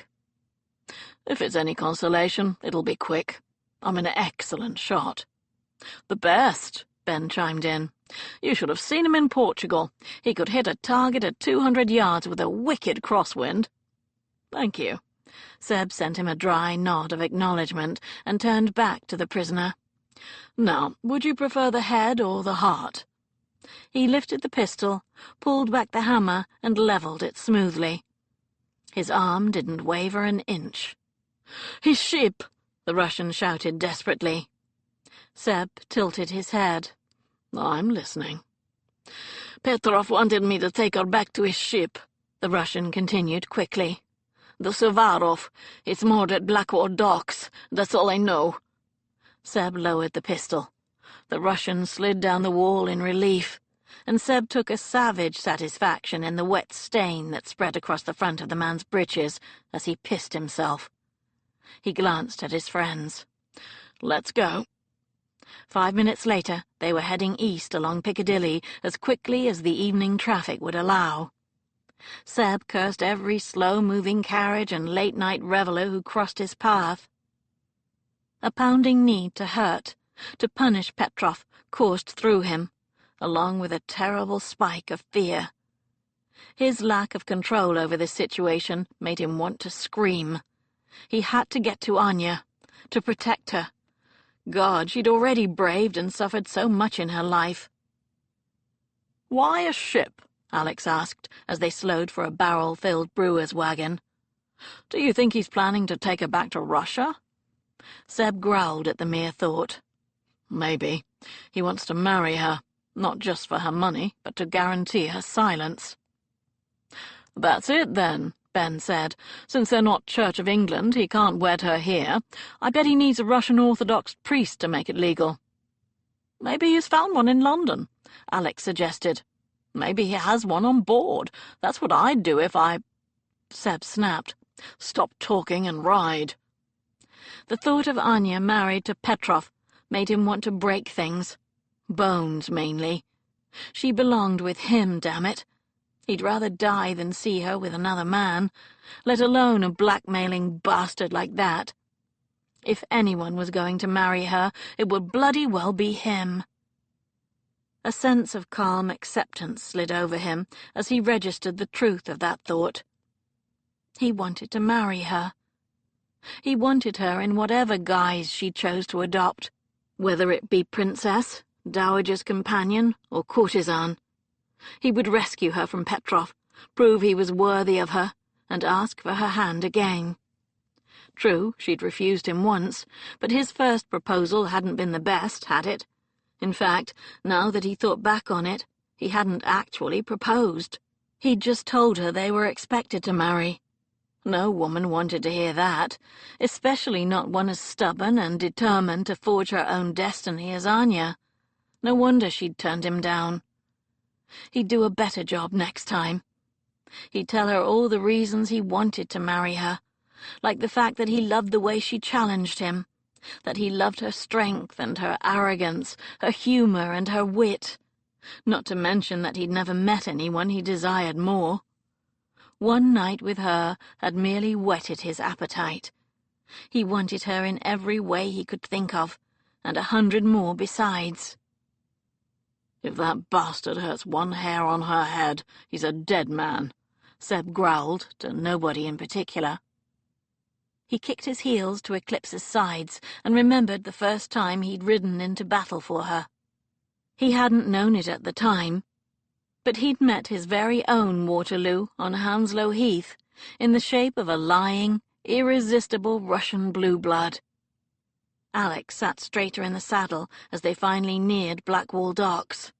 "Hoy, you remember that Russian who was killed? The other Orlov? The tavern where it happened is just over there. 10 to 1 Petrov had something to do with it." Fear stabbed Seb's chest like shards of ice, and he breathed a plea to the frigid night air. "Hold on, Anya. I'm coming." Chapter 35. Anya was roused by a sharp slap on her cheek. She opened her eyes and peered groggily out of the coach window. They had come to a stop. She could see the blurry lights and the swinging sign of a tavern, hear the whores lounging in the shadows shouting obscene comments, the catcalls from the drunks who milled around. Her heart sank. This was not a good area. Vasily caught her arm and pulled her out of the carriage, and she stumbled on the step, still dazed. The huge hulking shape of a ship loomed above her, and she frowned up in confusion. She must be at the docks. She squinted to read the painted nameplate on the side of the vessel. Suvarov. Trust Vasily to have commandeered a ship named after a famous Russian military hero, she thought bitterly.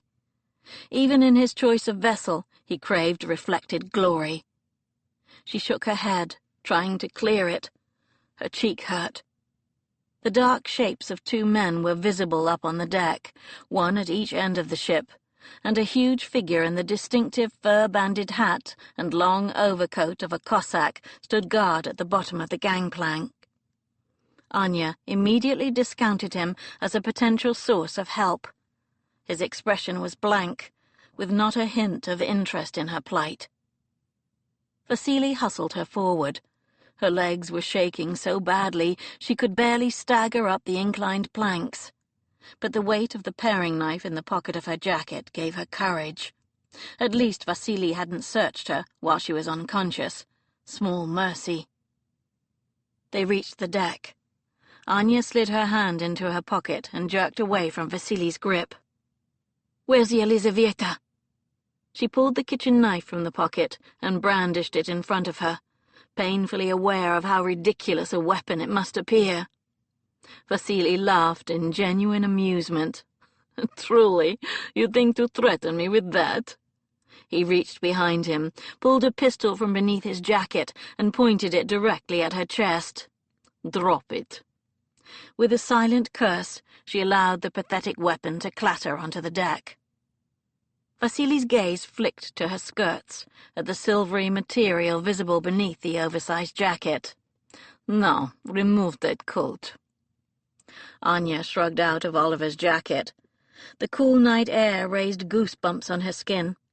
But when Vasily's greedy gaze slithered over her exposed chest, she shuddered in revulsion. He smirked. "I see you're dressed for the occasion. How fortunate." With the gun still trained on her, he used his left hand to open the door set into the space beneath the upper deck. "Into the cabin."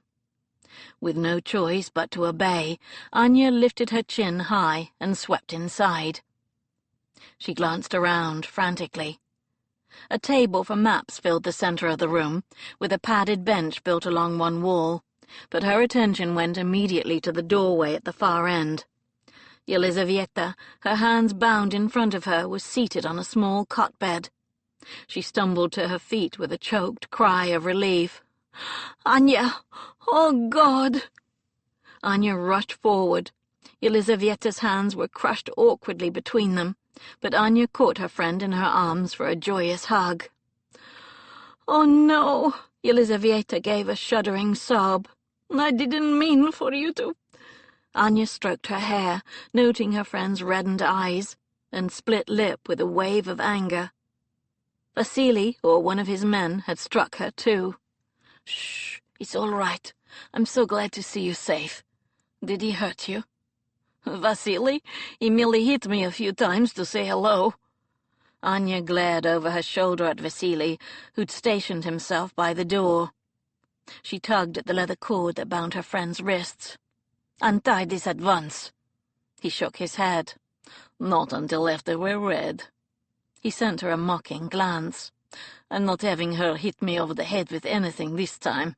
She can bear witness." Anya gazed around the cabin for something. Anything to use as a weapon. A spirit lamp hung from the rafters from a bent nail, but it was too high for her to reach. The map on the tabletop had been pinned at the four corners. Perhaps she could stab him with one of those little tacks. Completely at ease, Vasily shrugged out of his greatcoat. "I have a priest ready to marry us," he said with a chilling smile.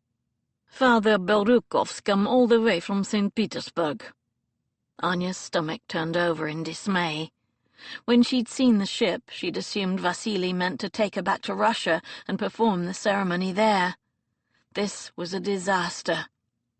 She clutched at her skirts and felt the hard shape of a glass vial beneath her fingers. Her heart missed a beat. She'd forgotten Legrasse's sleeping potion. If only there was some way to make Vasily drink the stuff. She pasted a conciliatory smile on her face and took a step forward. Vasily eyed her warily. "Very well," she said calmly. "I'm not such a fool that I can't see when I'm beaten." Behind her, Elizaveta made a wordless sound of protest, but Anya shook her head. "It's true. Nobody's coming to save us, Elizaveta, and I have no desire to be manhandled any more than I have been already. We might as well make the best of the situation." Vasily's brows rose as he fought incredulity. "You'll marry me? Without protest?" Anya gave a delicate shrug. "What good would protesting do? If all those years in the Russian court taught me anything, it's to be pragmatic. You wouldn't be my first choice of husband, Petrov, but we need never see one another once this is done. Get your priest. Let's get this over with." Vasily still looked suspicious at her capitulation, but he turned and stepped out onto the deck. As soon as Anya heard him turn the key in the lock, she rushed over to the bottle of vodka she'd spied on a side table. She tugged the cork out with her teeth, poured 2 large shots, and divided the meager contents of the mandrake potion equally between the 2 glasses. "What's that?" Elizaveta whispered. "A sleeping draught. I can't be sure which one Vasily would take. If necessary, I'll drink it too, to allay his suspicions." A shudder of disquiet ran through her as she remembered what Sebastian had said. She had no idea of the proper dose. A few drops had been enough to render Stoke and Alvanley unconscious back at the Tricorn, but they'd both been near insensible with drink anyway. Wolfe had said it would take longer to work on someone who was sober, but how long was that? 10 minutes? Half an hour? There were more than a few drops in each glass.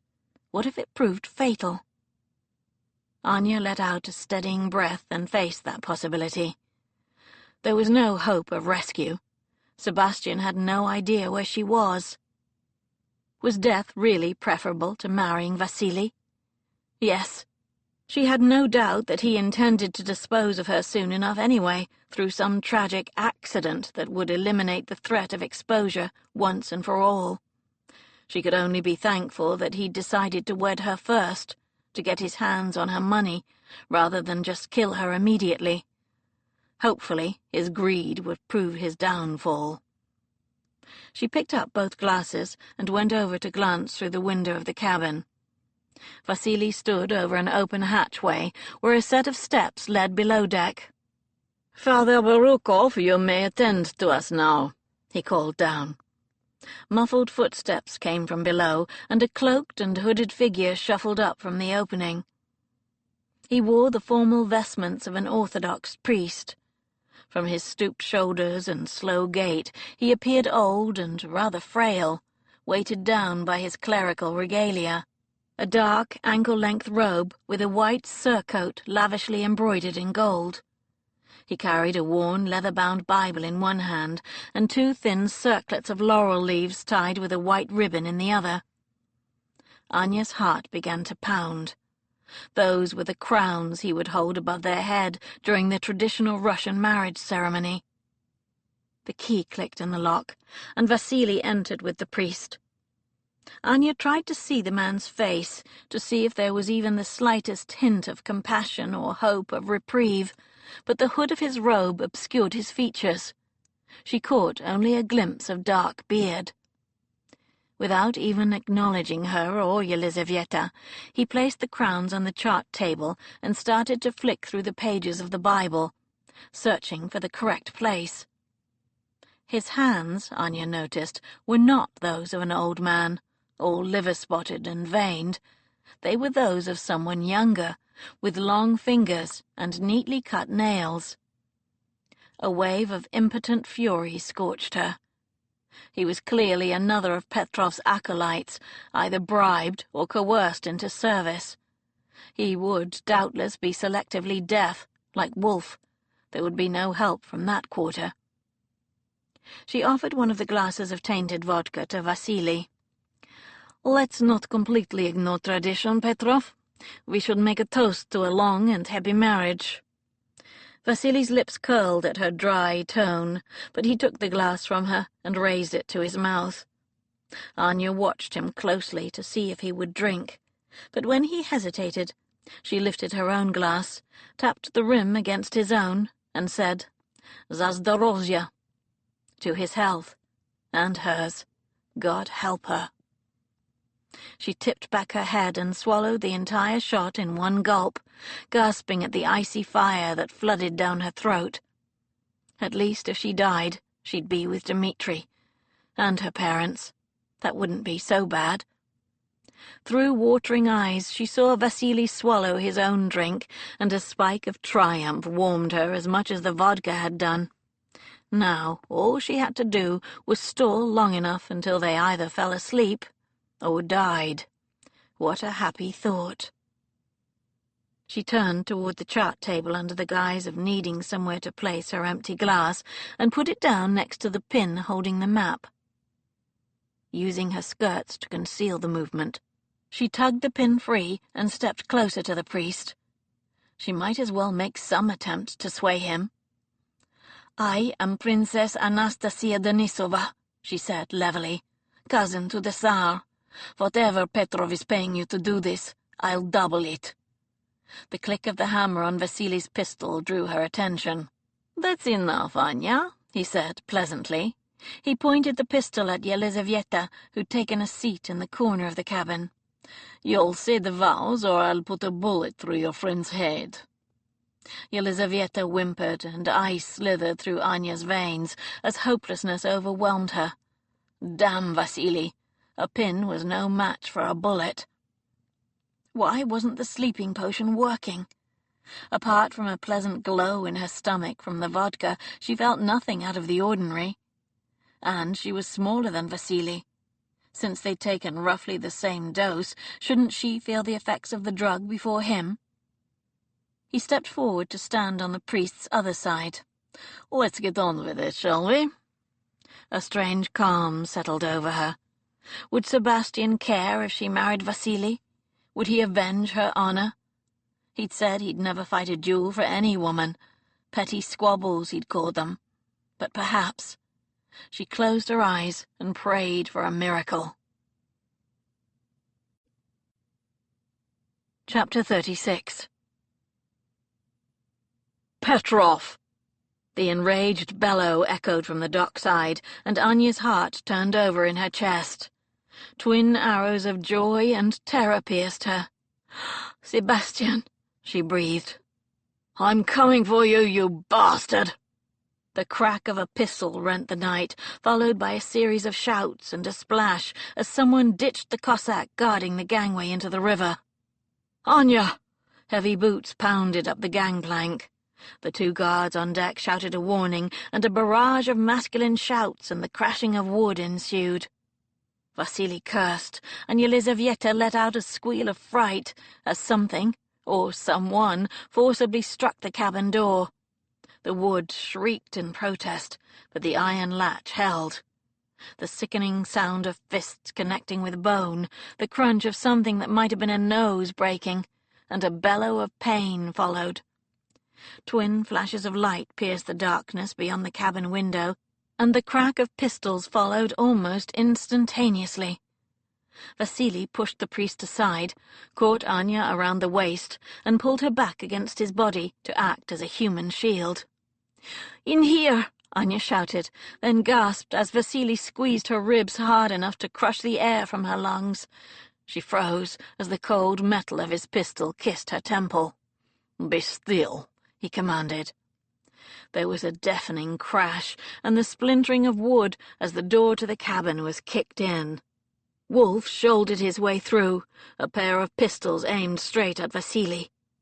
But he stilled when he saw Anya held captive in front of him. "Hold!" Vasily shouted. Anya's heart quailed. Wolf looked both savage and magnificent. Blood was smeared across his cheek. She couldn't tell if it was his own or not. His cravat was askew, and the arm of his jacket had been ripped at the shoulder. It gaped open to reveal the stark white of his shirt. His chest rose and fell in a series of uneven gusts. The expression on his face was one she'd never seen before. 2 spots of red flushed his cheekbones, but his eyes were cold, almost entirely black, as he glared at Vasily. He looked like an avenging angel searching for a soul to claim, and Anya's heart swelled with terror and love. Behind him stood Wilde and Harland, one on each side, both with pistols at the ready. "Let her go," Sebastian said coldly. Vasily's arm tightened around her waist. "Put your weapons down. I have the advantage. You're too much the gentleman to shoot a woman." He let that sink in for a moment, then added, "Whereas we both know I'm a heartless bastard with nothing to lose. I'll have no difficulty at all in shooting my wife. She served her purpose after all." Wolf's gaze flicked to hers for an agonized moment, then narrowed in renewed fury on Vasily's face. "Wife?" he whispered. "That's right," Vasily crowed. "You're too late. We've already wed. She's mine." Anya gasped. "No, that's not— Oh!" Her denial was cut off by another cruel jerk of Vasily's arm. A muscle ticked in Wolf's jaw, but he didn't lower his pistol. Anya opened her eyes very wide, silently pleading with him to take a shot. He was an excellent marksman. He'd shot that highwayman on Hounslow Heath in a similar situation, hadn't he? Surely there was some part of Vasily he could hit without endangering her. She suddenly remembered she was holding the map pin. Perhaps if she ducked and stabbed Vasily somewhere.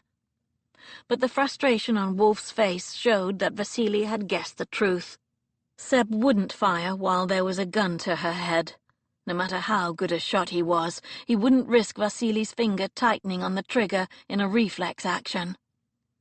Anya almost sobbed as he used his thumbs to uncock the pistols. He lowered them, but his eyes still burned with the promise of vengeance. "You might have married her, but she'll never be yours." His gaze flicked to her, and the emotion she saw there made her stomach swoop. "You'll be a widow soon enough." "Step back," Vasily snarled. "You and your friends get off this ship or she dies." Wolf's lips flattened into an angry line, but he did as Vasily commanded. Anya bit back a whimper as he backed through the shattered remains of the door and retreated across the deck. "Please don't leave me. I love you." She pressed her lips closed to stop the traitorous words. A strange lassitude was stealing over her, a kind of tingling lethargy, and her stomach swooped as she realized its cause. The potion was starting to work. Please God that it would start to affect Vasily, too. The tense standoff was shattered by an eerie, inhuman groan that echoed from the depths of the ship. Everyone froze as a hunched figure stumbled up the steps from below. When he straightened, Anya was confused to see an old man wearing nothing but a cotton nightshirt. He seemed oblivious to the fact that he was intruding on a battlefield. He peered around the crowded deck, groaning piteously and clutching his forehead as though he'd received a recent blow. Vasily frowned at the ancient figure. "Father Belrukov?" His head whipped around to the priest in the cabin. "Then who—" Anya had completely forgotten about the clergyman. He turned from the table in a swirl of cloth and swept the cowl from his head. The world dipped out of focus, and Anya's knees almost gave out as she beheld a face she thought never to see again in this life. No, it was the potion. Her brother was dead, and— "Surprised to see me, Petrov?" Dmitri said calmly, and Anya let out a croak of astonishment as the rumbling voice matched the beloved face. The impossible miracle of her brother, alive, here, engulfed her like a tidal wave. Vasily let out an almost inhuman growl. "You're dead! I saw you myself at Waterloo!" Dmitri's blue eyes, so similar to her own, gleamed in fury. "Yes, you saw me, you bastard. You searched what you thought was my corpse." Anya couldn't stop staring at Dmitri's face. He looked the same and yet subtly different. Older, more careworn. His hair was longer, shaggier, and she'd never seen him with a beard, but it was indisputably him. Her entire body began to shake, and she wanted to laugh and cry at the same time. She sagged back against Vasily, heedless of the gun still pressed to her temple. The world started to spin. Vasily hauled her back upright with an angry hiss. "Stand up!" Dmitri reached slowly into his clerical robes and withdrew a folded piece of paper. "This is what you're after, Petrov, your letter to General Ney. You tell him the Tsar's army is too far away to help the British if he attacks immediately." Vasily's chest rose and fell in deep gusts against her back. The pistol's muzzle shook by her ear. He was clearly as shocked as she was to see her brother alive. "Give it to me," he panted. Dmitri held the paper out toward them. "Take it." Anya immediately saw his intent. Vasily would either have to release her or take the pistol from her head if he wanted the letter. He seemed to realize it at the same moment. "You take it," he ordered her, with another painful squeeze to her ribs. With a trembling hand she reached forward and took the folded note. Vasily grunted his pleasure and angled his chin at Dmitri. "Now, get out. Don't make me shoot your sister."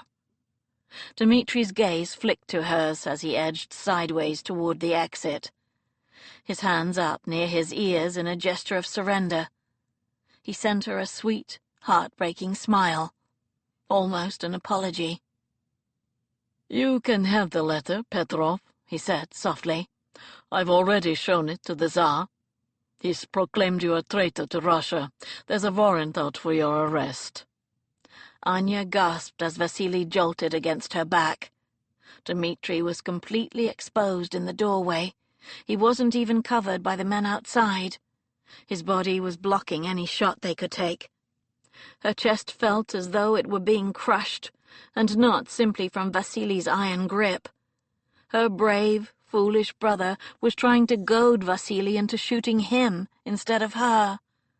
Oh, God, she couldn't lose him, not when she'd just found him again. "Devil!" Vasily roared. In a single movement he shoved Anya away from him and aimed his gun at Dmitri's chest. "No!" With all her strength, Anya stabbed the map pin she was holding into Vasily's shoulder. He roared in fury as his gun went off, a deafening report in the enclosed space. From the corner of her eye she saw Dmitri stagger back against the map table in a flurry of black and gold cloth. Vasily swung on her with a shout of fury. He backhanded her, catching her with the muzzle of the pistol, and pain exploded in her skull. She fell back, dazed, and heard Yelizaveta scream a warning. She lifted her arms to shield her head, anticipating another blow, but it never came. Another shot rang out, the sound like the crack of a tree limb breaking. In the stunned silence that followed, she lowered her hands to see Vasily frozen in front of her, his eyes wide in shock. His mouth opened, as if he was about to ask her a question. But then he glanced down at his chest, coughed once, and simply collapsed at her feet. Anya stared down at him in confusion, expecting him to get up, to grab for her, but he remained utterly motionless. A neat hole the size of a sovereign had appeared on his chest. A bright ring of red began to seep outward, discoloring the pale blue fabric above his medals, and she let out a gasp of horror as she realized it was blood. Her vision swirled. "Oh, God! Is he dead?" "Extremely. Sebastian came striding across the cabin, pistol still in his hands, and the next thing she knew, she was caught in his fierce embrace. He pulled her tight against his chest and angled his body to obscure her view of Vasily's corpse. "Don't look," he ordered harshly. His words vibrated against her, and Anya melted into the welcome comfort of his arms. Eyes closed, she clutched the front of his shirt in her fists and pressed her nose into his chest, sucking the scent of him into her lungs on a shuddering intake of breath. Her chin throbbed where Vasily had hit her, but she concentrated on Seb's fingers threading through her hair and the hard press of his lips on the top of her head. A tremor ran through his muscles, like that of a racehorse after a fast run. She shuddered too. "I stabbed him with a map pin. Good girl. It's not true. We weren't married." With a sudden gasp, she recalled Dmitri. She pulled out of Seb's arms and surged toward the corner where he'd fallen, expecting to find him dead on the floor. But with a low groan, he pushed himself to his feet. Anya hurled herself into his arms. "Anya!" Dmitri hugged her back as tightly as a bear.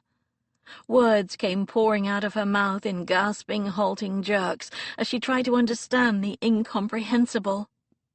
"It is you! You're not dead! How is this possible? Oh, thank God you're here! You're here!" Dmitri buried his face against her shoulder, then pulled back, smoothing her hair away from her damp face with shaking hands.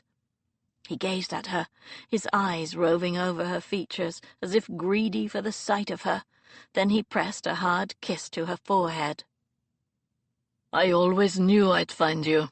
They said you were dead in Paris, but I knew you were too stubborn for that."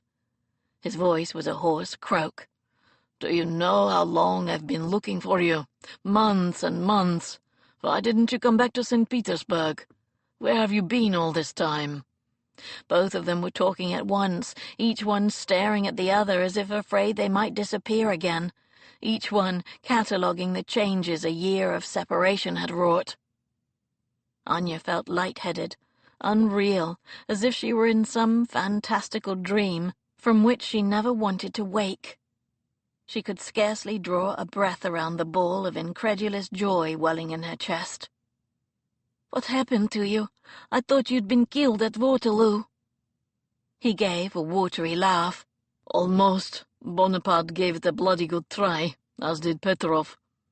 He lifted his left arm so the wide sleeve of the priest's robe slid down to his elbow and casually inspected his wrist. A bloom of red stained his shirt sleeve. Anya's heart almost stopped. "You're bleeding. He hit you." Dmitri shrugged and squeezed her with his free arm. "He grazed me when he fired wide, that's all. It would have been my head if you hadn't distracted him, clever girl." Anya felt faint at how easily her impulsive move could have backfired, but a noise from behind them interrupted her self-recrimination. Yelizaveta stood in the doorway, her eyes brimming with tears, and her smile wide, despite her split lip. Wolf, Harland, and Wilde all wore identical expressions of fascinated curiosity. "Well," Anya amended silently, "Harland and Wilde looked curious. Wolf looked like he wanted to tear Dmitri limb from limb." He glared at her brother's arm, which was still around her waist, and lifted his brows in haughty inquiry. "And who on God's green earth are you, sir?" Chapter 37. It took everything Seb had not to stride across the cabin, pry Anya from the handsome stranger's arms, and carry her off into the night. He wanted to take her back to the tricorn, strip her naked, and inspect every inch of her to convince himself that she'd come to no serious harm. God, the sight of Petrov's gun to her head had almost stopped his heart. And when the fake priest, whoever he was, had stepped between himself and Petrov, blocking any chance of a clear shot, he'd almost pulled the trigger anyway, and risked going through some non-vital part of the man on the off chance the bullet would have enough velocity to hit Petrov too. If the Russian hadn't been holding Anya so closely, he would have done it. Thank God she'd created a diversion and given him a clean shot straight to Petrov's heart. Anya wiped her eyes and stepped toward him. She looked dazed, but so happy she was almost glowing. "Oh, my goodness, I never thought I'd get to make this particular introduction, but Lord Mowbray, this is my brother, Prince Dmitri Alexei Denisov." Seb's temper ratcheted down a notch. Brother. Of course. He hadn't caught the connection amid all that frenetic Russian. He couldn't throw the bastard overboard after all. Bollocks. The man held out his hand, and Seb reached out and grasped it, noting the subtle similarities between the two of them. Same blue eyes, the same wide cheekbones. There was a definite family resemblance. A whole raft of conflicting emotions battered at his chest. Relief that Anya was safe, mingled with pleasure on her behalf, because the beloved brother she'd thought was dead had, by some miracle, been restored to her. Hot on the heels of those sensations, however, came a crushing wave of defeat. With her brother alive, she was no longer unprotected. Why would she need him? Seb wanted to hit something again.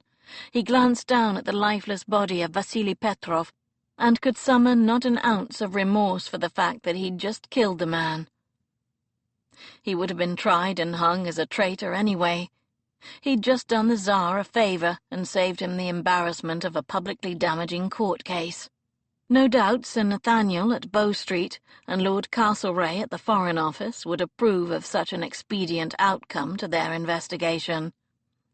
The real priest, a doddery old fellow with a wispy greying beard, shuffled forward and knelt by Petrov's side, presumably in the hope of administering last rites. But there was no chance of that. Petrov had been dead before he'd hit the ground. A shot to the heart had been too quick, considering the torment he'd inflicted on Anya, Seb thought savagely. If he'd had the chance, he would have made sure the bastard suffered long and painfully for his actions. It was a shame he couldn't kill him all over again. Still, the threat to Anya had been eliminated, which was what he'd set out to achieve. God, this was the second time she'd seen him kill. First, those kidnappers back at Hounslow, and now Petrov. She must be utterly repulsed by him. He opened his mouth to say something, anything, but Alex beat him to it. "Delighted to meet you, Prince Denisov. I'm sure you have a great deal to discuss with your sister. May I suggest we all adjourn to somewhere more comfortable?" Anya pulled out of her brother's embrace, but kept hold of his hand, as if she couldn't bear to let go of him. Seb suppressed a growl. "That is an excellent idea." She turned to her brother. "But I'm afraid I might have to wait a little while for an explanation." Seb frowned. Anya's words were slurred, her movements slow and uncoordinated. Had the blow to her jaw given her a concussion? He took a concerned step toward her. "Why?" Fear made his tone harsher than he intended. "What's the matter?" Anya sent him an apologetic smile. Her pupils were huge, her face rather flushed.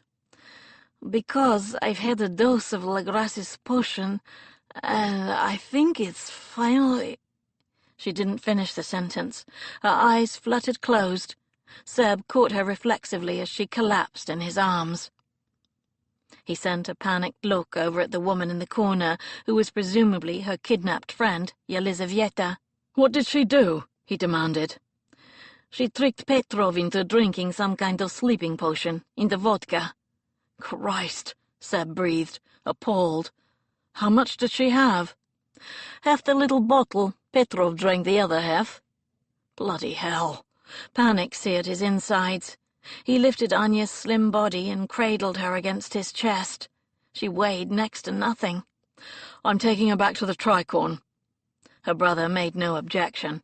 He tugged the clerical robe over his head to reveal a plain shirt and black breeches, and sent the elderly priest an apologetic look. "Reverend Father, I do apologize for stealing your robes and knocking you down, but it was for a worthy cause." The priest grumbled something at him in Russian, but then he made the sign of the cross in front of his face, so Seb assumed all was forgiven. He hoped the blessing extended to Anya, too. He carried her through the shattered remnants of the door. Alex and Ben stood aside to make room, and he caught Benedict's eye. "Someone should stay here and deal with that." He gestured at Petrov's body on the floor. "Well, I'm not doing it. I left Georgie back at the ball with no explanation at all. She thinks I'm getting a drink. She'll throttle me if I don't get back soon."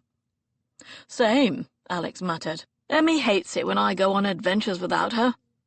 Seb let out an irritated exhale. "Fine, you two go back to the ball and claim your wives. Tell Dorothea that Anya is safe but needs to recover at the Tricorn." He turned to address the ancient priest, who draped a handkerchief over Petrov's lifeless face. "Father, I'll leave you to deal with your countryman. You may take him back to Russia or arrange for a burial here at your discretion. Count Petrov is no longer of interest to His Majesty's government." He had no idea how much the old man understood, but at that moment he didn't particularly care. He needed to get Anya back to the Tricorn as quickly as possible. He strode out of the cabin and down the gangplank, taking care not to jostle her any more than necessary. Her shallow breathing and flushed cheeks worried him more than he cared to admit, and his stomach churned in panic. She was so small. What if she'd taken a fatal dose? Realizing he'd have to surrender his precious burden in order to mount Eclipse, he gently transferred her into her brother's arms and vaulted into the saddle, then beckoned for Denisov to pass her back up to him. He settled her across his lap, her head tucked in the crook of his arm, and tightened his hold protectively. Ben, Alex, and the friend all descended the gangplank. "Perhaps you should transport the princess back to the Tricorn in the carriage," Alex suggested, pointing to the nondescript hack still waiting outside the dockside tavern. "That way Prince Denisov can ride with you." His eyes sparkled with devilry. He'd correctly guessed Seb's unwillingness to share Anya, even with her own brother. Seb scowled down at him. "It'll take too long. She needs to be in bed. The prince can take your horse." Alex lifted his brows. "And what about me?" "You take the carriage." Seb tipped his chin toward Anya's friend. "Miss Ivanova needs to be escorted back to Grosvenor Square. We left her fiancé at the ball."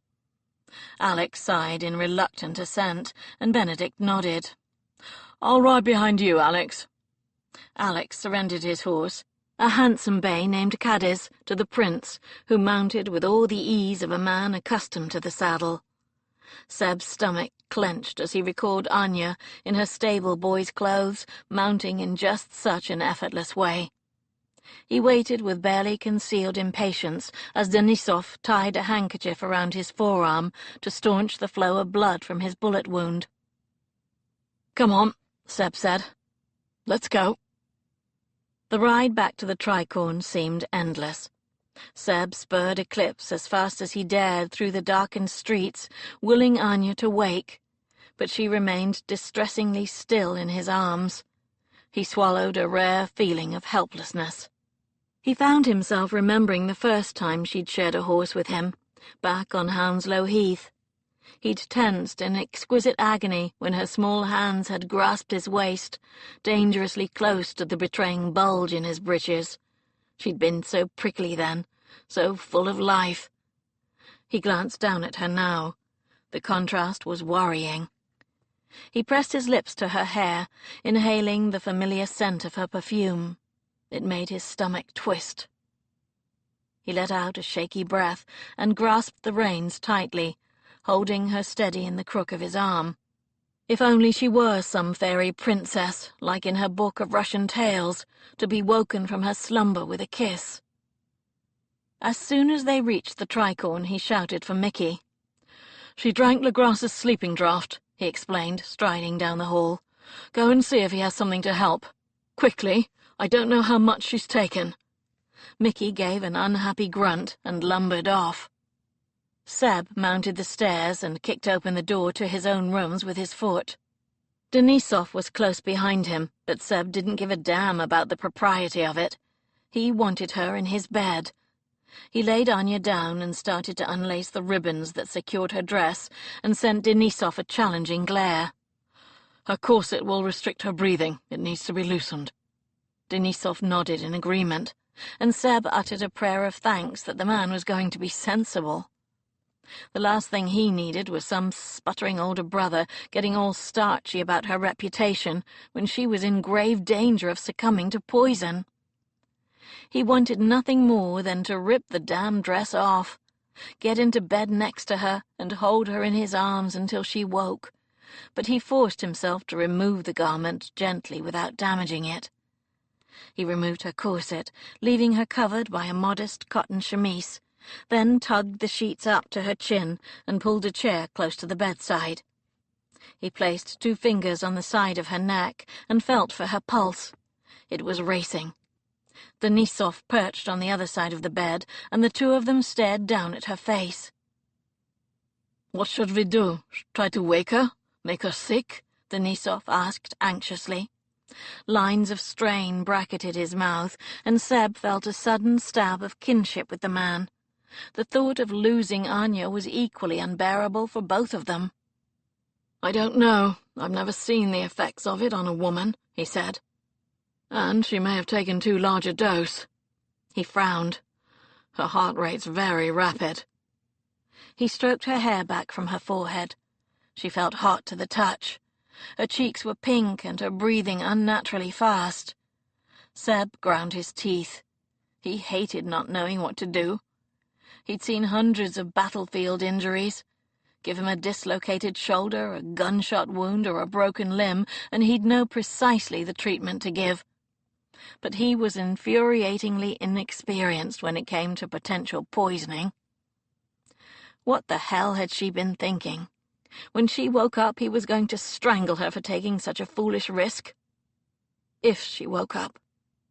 His brooding thoughts were interrupted by Mickey carrying a tray and a bustling Legrasse, who had fastened a voluminous red banyan robe over his portly form. A jaunty nightcap was perched on his head, and Seb realized with a start that he'd never actually seen the chef without a hat of some sort. "She drink my sleeping potion, eh?" Legrasse said, briskly. He inspected Anya, much as Seb had done, measuring her pulse and taking a peek at her eyes beneath her lids. "What can we do?" Seb demanded. "I have a remedy," Legrasse said. "She must drink this." He gestured to a tiny bottle on Mickey's tray. "It is made from the calabar bean." He poured 2 drops of the yellow-brown liquid into a glass of water on the tray and swirled it around to mix. "Try to make her drink." Seb slid his arm beneath Anya's shoulders and eased her slightly off the pillows. Her head lolled, and he had to support it with his shoulder and jaw. Legrasse handed him the glass. Her eyelids fluttered open when Seb held it to her lips, but there was no recognition in her faraway gaze when she looked at him. "Drink," Seb murmured. "Anya, you have to drink." He tilted the glass, but she turned her head and weakly tried to push him away. "Please." His voice was coaxing, rough with emotion. It betrayed the true depths of his feelings to every man in the room, but he was past caring. What did his pride matter if she died? He tried again. "Anya, it's Wolf. Seb, drink for me." He wasn't sure she could even hear him, but he managed to get her to swallow a small amount of the liquid and laid her back down with a sigh of relief. He glanced up at Legrasse. "Now what?" Legrasse gave a Gallic grunt and indicated the other 2 glasses on the tray, both of which were filled with amber liquid. "The brandy is for you," he added grimly. "This will be a long night, messieurs." He crossed to the washstand, claimed the porcelain basin, and handed it to Seb. "There is a chance she may be sick, you understand." He glanced down at Anya's face, and concern pinched his features. "But maybe not. A faith, the lady is a fighter, but we must let her rest. All we can do now is wait. Chapter 38. Anya drifted in a strange fog of sensation. Her thoughts were racing. Scenes jumbled and fell over one another like some nauseating kaleidoscope. She kept seeing Vasily's fist lashing out toward her, the astonished look on his face, the ring of blood on his jacket. Her body felt weightless, as insubstantial as dandelion fluff, as if the slightest breeze might blow her away. Only the memory of Sebastian's arms anchored her to the earth. She burrowed deeper into the delightful sensation, recalling the pleasure of being held, the warmth of his breath against the top of her head, the reassuring feel of his heartbeat beneath her shoulder. An involuntary shudder ran through her. God, how easily that strong heart could have stopped if Vasily's aim had been true. The terror she'd felt when first Seb and then Dmitri had been in his sights rushed over her anew. The two men she loved most in the world. She couldn't imagine life without either of them. Soft sounds began to intrude upon her consciousness. The click of a door, the crackle of a fire, the tick of a clock. She let them flow over her like water. Her thoughts eventually became more definite. Petrov really was dead, which meant the threat that had haunted her for so long had finally been eliminated. Anya knew she ought to feel some emotion other than relief at Vasily's demise, but she couldn't seem to dredge up much sympathy. Better men than him had died because of his treacherous deeds. Justice had been served, even if it had taken a slightly circuitous route. A noise somewhere beyond her snagged her attention. The deep, comforting rumble of male voices trying to speak quietly. Anya listened, not quite ready to open her eyes. Why isn't she waking up? That was Dmitri's voice, so dear and unexpectedly sweet that her heart contracted with fierce joy. She will. That was Sebastian, his tone slightly less confident than usual. Anya suppressed a smile. He sounded worried about her. How wonderful. She might not wake for another few hours, Seb said. You might as well give me an account of your adventures, Denisov, to pass the time. What happened to you? The princess thought you were dead. Anya realized that she was in a bed, but where? Was she back at the Dowager Duchess's house? Her own tiny Covent Garden apartment? She opened her eyes just a crack and recognized the deep burgundy hangings of Sebastian's bedchamber. So, she was back at the Tricorn. A wash of inexplicable pleasure warmed her.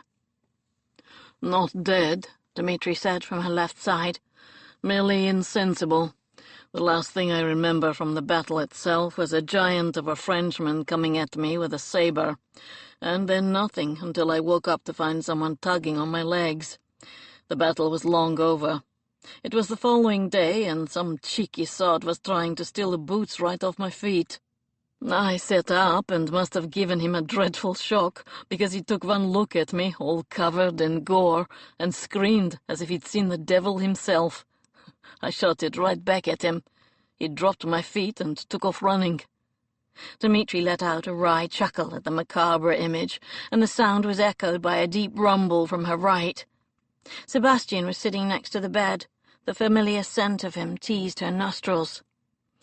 I must have lost consciousness again, Dmitri continued, because when I next awoke I was in a cart being dragged to a hospital in Antwerp. My skull had been cracked like the shell of an egg. My recovery took months, and I quickly discovered that there were huge gaps in my memory. I could recall some things with amazing clarity, like the time Anya got stuck in the tree in the orchard when she was 8 and threw plums at me when I tried to help her down. Anya smiled inwardly at the memory, but didn't open her eyes. She heard Seb exhale lightly. That sounds like the kind of thing she would do. Her heart gave a little somersault. Was she just imagining the dry fondness in his tone? Dmitri snorted. Unfortunately, I'd forgotten the few months prior to the battle. I didn't recall being in Vienna, or General de Borga, or the fact that Anya was waiting for me in Paris. I thought she was safely back in St. Petersburg. As soon as I was well enough to travel, I set off home. I was almost in Moscow when I finally remembered everything. I'd been looking into rumors that someone was passing information to the French, and I'd intercepted a letter that proved it was Petrov. I was going to give it to the Tsar at the Duchess of Richmond's ball, but the orders came to march to Waterloo at 3 in the morning. I stashed the letter at the inn, intending to return for it later. Anya felt a rush of air beside her as Seb stood. His footfalls retreated across the room. She heard the tinkle of glass and the splash of liquid, and deduced he was pouring a drink. Her suspicions were confirmed when she caught a pleasant whiff of brandy and heard Dmitri's low murmur of thanks. The Duchess's ball was held in a barn where the carriages were usually stored, since it was the only place large enough to accommodate so many guests. I hid the letter high up on one of the rafters, behind a bird's nest. It was still there when I returned, months later. I went to Paris to find Anya, but everyone I spoke to said she'd disappeared. Anya almost made a murmur of distress. I knew she was far too stubborn to drown herself, as everyone seemed to think. Dmitri's voice held a note of pride that warmed her heart. And when I heard Petrov had been found unconscious in her apartment, I knew there was more to the tale. I followed him here to London, hoping I'd find her. I've been spying on him for weeks, trying to get on board that ship of his, in case she was being held prisoner. But when I finally managed it, all I found was that doddering old priest. Anya opened her eyes. She tried to speak, but it came out as more of a croak, and she realized her throat was parched. The two men hovering at her bedside came into focus, and Dmitri's face broke into a wide smile of relief. "Anya, you're awake, thank God." He smoothed his hand over her forehead. "You feel much cooler now. Have a drink." Anya returned his smile, then risked a glance over at Sebastian, but his expression was harder to read. He looked grim. Dark stubble shadowed the angles of his jaw, and his eyes searched hers, as if seeking confirmation of some question he hadn't asked. Anya pushed herself up on the pillows and accepted the glass of water he offered with a nod of thanks. She turned to Dmitri. "Vasily thought you'd sent me that evidence. He wanted to ensure my silence by marrying me. I fled to London, but he had his men try to kidnap me." Dmitri let out an angry oath, but she put a soothing hand on his arm and shot a grateful glance over at Seb. "Lord Mowbray rescued me, and took it upon himself to protect me, despite his initial reservations." Anya gazed at him across the distance of the bed, and her heart pounded as she struggled to find the right words to convey the immense gratitude she felt. The love. "In fact," she croaked, "he has saved my life on several occasions, and I owe him a debt I can never repay." Wolf's face might have been made of granite, it was so stern. He shifted his weight as if uncomfortable with her praise, but his eyes never left hers. "It was my duty," he said gruffly. "Any one of my colleagues at Bow Street would have done the same." Anya's spirit sank at his brusque dismissal of his heroism, as if she was simply another onerous case with which he'd been burdened. "Thank you, my lord," Dmitri said formally. "You cannot imagine the torment I have suffered, believing my beloved sister in the hands of that monster." Sebastian lifted his brows. "You think I cannot?" Dmitri frowned at that enigmatic statement, and Anya's heart clenched in sudden hope. What did he mean? That he was capable of imagining torment because of his wartime experiences? Or that he, too, had been plagued by fear because he cared for her? The stubborn man refused to elaborate. He straightened and placed his empty brandy glass on the polished side table.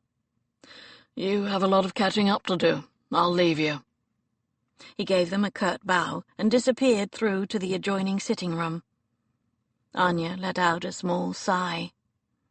Dmitri's eyes twinkled with speculative interest. "Little sister," he said, switching to the Russian they were both more comfortable with. "You have been having adventures, haven't you?"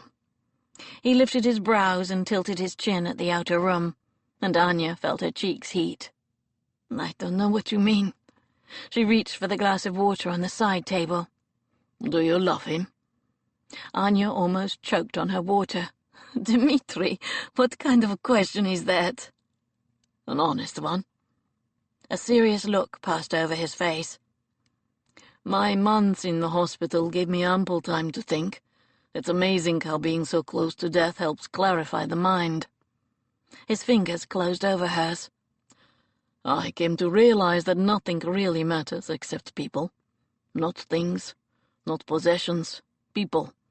Life is worth living because of relationships, with family, with friends, with lovers." His gaze caught hers. "What really matters is love." Anya felt tears prick her eyes at his fervent honesty. He was right. How simple it was. A sudden urgency seized her. "Yes, I love him," she said fiercely in Russian, knowing Sebastian wouldn't understand even if he was listening outside the door. "I don't know when it happened, but it's true." Dmitri's smile lit up his whole face. "I can't say I'm surprised, not after seeing the way he's been with you. He's been like a man possessed." Anya frowned and glanced at the window. "I can't have been asleep for that long. It's still dark." Dmitri shook his head. "You slept for a whole day and a night, and Lord Mowbray has never left your side. He's been here, watching over you, forcing you to drink water and milk for hours." Anya gaped at him. "I think he loves you, too," Dmitri said with a smile. "He sent away every caller, and there have been many. Elizaveta, some dowager duchess, a woman named Charlotte, and tended you himself." "I would marry him," Anya confessed, "but I don't think he wants to marry me. He asked me once, but it was only to protect my reputation. I told him it wasn't necessary." She frowned down at the sheets at her waist, pleating them absently with her fingers. "I think he thinks I should marry someone better than him, someone with a loftier title or a fatter purse. But, Dmitri, there is no one better than him. Not for me. He's everything I ever wanted in a husband. He's loyal and fierce, protective and kind. He makes me laugh," she added with a sigh, "even when he doesn't mean to." Dmitri gave her hand another squeeze. "That sounds like an excellent start.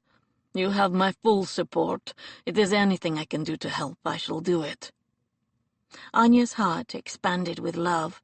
She was so grateful that he was back in her life. He stood.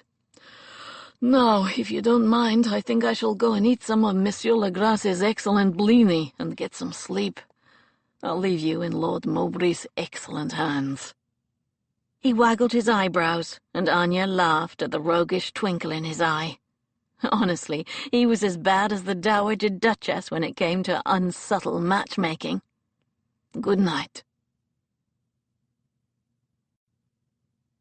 Chapter 39. Seb stood staring out of the window, one forearm braced against the wooden frame, as he tried to make sense of the host of emotions swirling in his chest. Relief was easy to identify. The relief of having Anya finally wake up and smile at him again. Frustration was there too, and restlessness, and a low-level anger that should have been extinguished along with Petrov's life, but still seemed to persist with no particular target. He let out a huff of air. God, Anya had probably shaved 10 years of his life. His hair would doubtless turn prematurely grey from the combination of worry and shock of almost losing her. Despite all his experience of battle, he couldn't think of a time when he'd ever felt so desperate or so frightened as when he'd discovered her being held hostage with Petrov's gun to her head, or when he'd thought she might not recover from the sleeping draught. He scowled at the view in front of him, not really seeing it. It was because he'd never felt for anyone else what he felt for her. True, he'd worried for his friends during the war, but Alex and Ben had been highly skilled and as capable as himself of getting out of trouble. Anya had been defenseless. Seb let out another huff. Well, almost defenseless. She'd stabbed Petrov in the arm with a map pin, and drugged him too. Brave girl. The mews yard beyond his window was dark, the cobbles and rooftops of St. James's silvered with moonlight. The stars looked as if some slapdash baker had flung a handful of flour across the night sky. Seb glared upward. Those stars were an illusion. From this distance they looked cold and insubstantial, but up close each was its own fiery sun. Anya was like that, cool and unattainable from afar, blindingly attractive when you got close. Not that he'd have the chance to get close to her ever again. Now that her brother was back in her life, she'd doubtless be going back to Russia to reclaim all her bloody palaces and vodka distilleries and the like. He could hear the two of them in the bedroom, chattering away in Russian, presumably catching up and making plans that most surely didn't include him. Why would she even consider marrying an English gaming club owner when the world was once again at her feet? Infuriated with himself, and life in general, Seb tugged open the cuffs of his shirt. He'd already discarded his ruined coat and boots during the agonizing hours he'd spent at Anya's side, willing her to wake up. Both jacket and boots were beyond repair, much like his heart. He ran his hand over his jaw and winced at the prickles. He hadn't shaved for 2 days. God, he must look a wreck. Denisov stepped out of the bedroom and closed the door quietly behind him. Now that Anya appears to be out of any danger, I'm going to retire. Will you ensure that someone's on hand all night in case she has need of anything? Of course, Seb nodded and saw him out, then glanced at the bedroom door, listening for any sounds from within. Was Anya asleep again? Should he go in and check on her? Resisting the temptation to see her again, he returned to his place at the window. Bringing her to his rooms had been a mistake. Seeing her lying in his bed was both a pleasure and a torture. He wanted her to wake there every day, for his to be the first face she saw each morning. Impossible. The click of the bedroom door made him turn. Anya hovered in the doorway, dressed in one of his dark red banyan robes. She must have filched it from his dressing chest, little thief. He tightened his grip on the window frame. Did she have anything on under the robe? The 2 sides were crossed high at the neck, and it was so long it puddled on the floor around her feet. He managed an unwelcoming scowl. What are you doing out of bed? You need to rest. She didn't look deterred by his gruff voice and fearsome glower, nor did she appear any the worse for her near-death experience. She sent him an easy smile that nevertheless heated his blood. "I'm not sleepy. I've done nothing but sleep for the past 24 hours. Seb prayed for strength. Her hair was loose around her face, a honey-colored river he wanted to fist. Did the bloody woman have no idea how attractive she looked, all rumpled and pink-cheeked? He stifled a groan.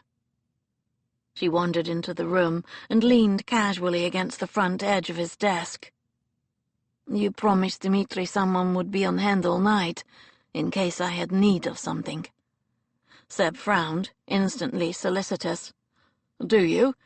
Have need of something?" She bit one corner of her lip. "Oh, yes." Her tone was a mixture of innocence and wickedness. His pulse pounded against his ribs. "What do you need?" She clasped her hands together in front of her and met his gaze. "I need to say thank you for coming after me, for shooting Petrov, for everything." He shrugged, a quick lift and drop of his shoulders. "You're welcome."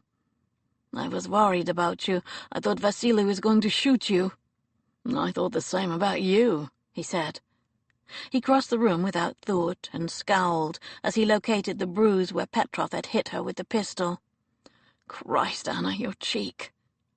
She flinched as he reached out and touched the spot lightly with his knuckles. "You have a bruise." Fury filled him. "Bastard. I'm glad I shot him." "So am I. You saved me."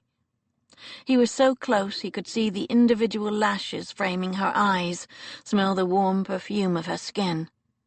His entire body urged him to close the distance and put his mouth on hers.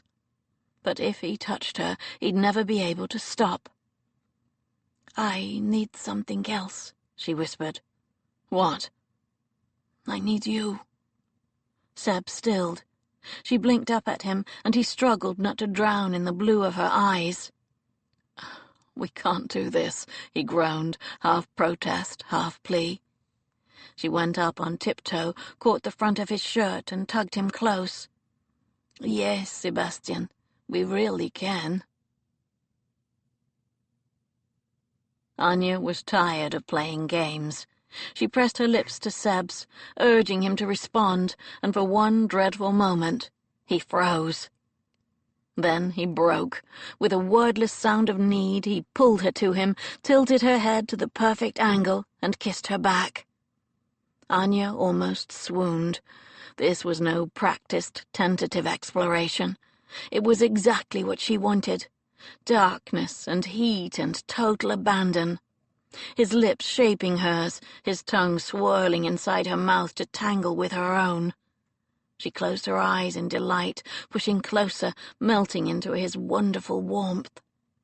They fit together so perfectly, concave to convex.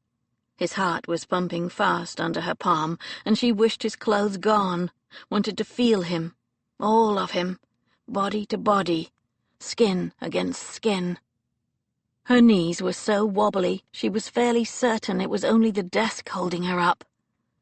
She was playing with fire, but she needed this tonight. Her near catastrophe had brought everything into sharp focus. She wanted him, not just as a lover, but as a life partner, a husband. She had to tell him she'd been wrong to refuse his proposal, had to show him how perfect they were for each other.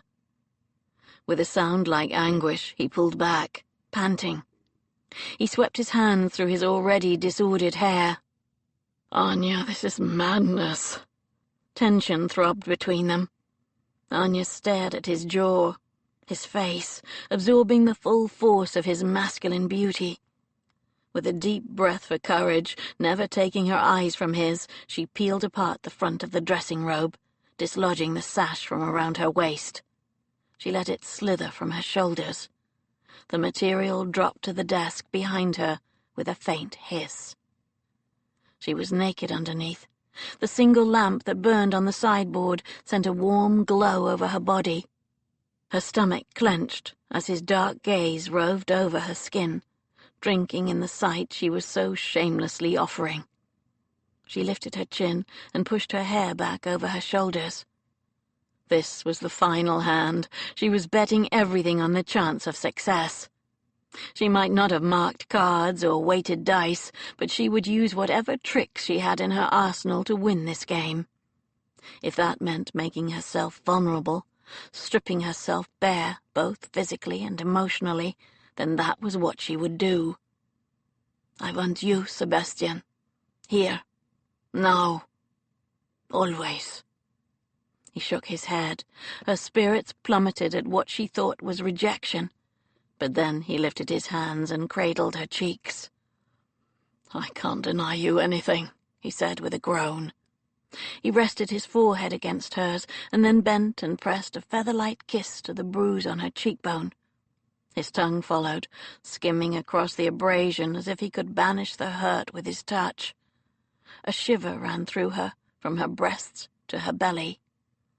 Anya turned her head, trying to capture his mouth, but he avoided her seeking lips.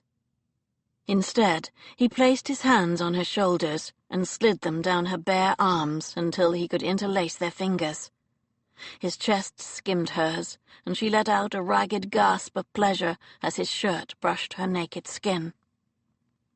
With gentle pressure, he guided their joined hands behind her back, momentarily holding her captive against the hard edge of the desk. and Anya felt a breathless thrill of desire at the subtle hint of dominance. If any other man had held her imprisoned like this, she would have been fighting tooth and nail to get free. But she trusted him completely. He would release her the moment she asked him to. She wouldn't ask. She strained closer. She could feel the hard length of his arousal through his breeches. It pressed insistently against her belly, and she writhed against him, urging him to abandon whatever shred of control he still possessed. "Anya." He said her name on a low growl of hunger, and his chest expanded as he took in a lungful of air. In a flurry of movement, he released her hands, lifting her up onto the desk, and stepped between her thighs. His hands pushed deep into her unbound hair. He tightened his fingers, gripping a fistful of the strands with a quick twist that sent pleasure and pain spiraling through her limbs. Her heart somersaulted as he fastened his lips to hers. This kiss was wild, an admission of defeat and a glorious declaration of victory. Anya answered it fiercely, kissing him back with all the love in her heart. He slid his hand down her throat and captured her breast, and she arched her back, offering more. He bent and caught her nipple in his mouth. His lips fastened over the taut peak, and she writhed in delight as he feasted, lavishing the sensitive flesh with tiny licks and tugs. Anya wrapped her legs around his breeches-clad hips, and he made a rumbling sound of approval in his chest. His hand shaped the indent of her waist, the curve of her hip, then smoothed over the sensitive skin of her thigh. He recaptured her mouth an instant before his hand dipped between her legs. He drank in her gasp of pleasure, swirling his tongue at the same time as his fingers slipped between her folds. Anya lifted her hips, urging him on. She was slick, ready for him, and his finger entered her in a slow, delicious invasion. Hot delight shimmered over her skin. A second finger joined the first, stretching her in the most pleasurable way. But after only a few blissful moments, he withdrew. She opened her mouth to protest until she felt him fumbling between them to undo the buttons of his falls. He freed himself, tugged her to the very edge of the desk, and positioned himself at the entrance to her body. Panting, his dark hair in glorious disarray, he braced one palm on the leather desktop beside her hip and caught the nape of her neck with the other. "This. You want this?" His cock slid against her, a teasing threat, and Anya tilted her hips in joyous invitation. Their eyes met and held. "Yes," she panted. "Yes." He entered her in a slow, steady glide, his eyes never leaving hers. They both groaned in unison. Anya felt as if she was sharing her very soul. The connection between them felt sacred, almost magical. "More," she demanded. He bared his teeth in a smile that was as feral as it was wicked. He withdrew, almost to the point of leaving her. "More? I'll give you more, princess." Anya almost laughed. Yes, that was how she wanted him to say it, as a teasing endearment instead of a title. The muscles of her stomach contracted as he pressed forward again, and he let out a heartfelt groan. "God, you have no idea." "Everything," she breathed. "Give it to me." She curled up toward him, seeking the sensations he'd shown her before, and the change in angle rubbed a spot inside her that sent the promise of pleasure shimmering through her veins. She clutched at his shoulders as he repeated the move, and every wicked, dragging slide sent her closer to the peak. Her thoughts splintered, her inner muscles contracted, gripping him tightly, and with a sharp cry, she plunged over the edge of a glorious, mind-numbing climax. She'd barely returned to earth when he pulled her off the desk, turned her around, and bent her over the hard wood. The banyan robe had long since fallen to the floor, and the cool slide of the leather desktop was a shock against her sensitive breasts and hot cheek. Seb stroked the length of her spine, squeezed her bottom, and slid back inside of her with a groan of pleasure. The momentum of his body rocked her forward, and Anya bit her lip at this delightful new sensation. She'd thought she couldn't experience any more pleasure, but feeling Seb within her, hearing his impassioned pants as he strove for completion, made her heart sing with a fierce, glad possessiveness. She wanted to satisfy his every craving, to give him the same explosion of spiraling darkness he'd given her. She wanted to give him everything. Her heart, her soul, her love. Instinctively, she pushed back against him, urging him deeper still, and smiled as he growled in approval. He bent over her, enveloping her, his chest against her back, and buried his face in the crook of her neck.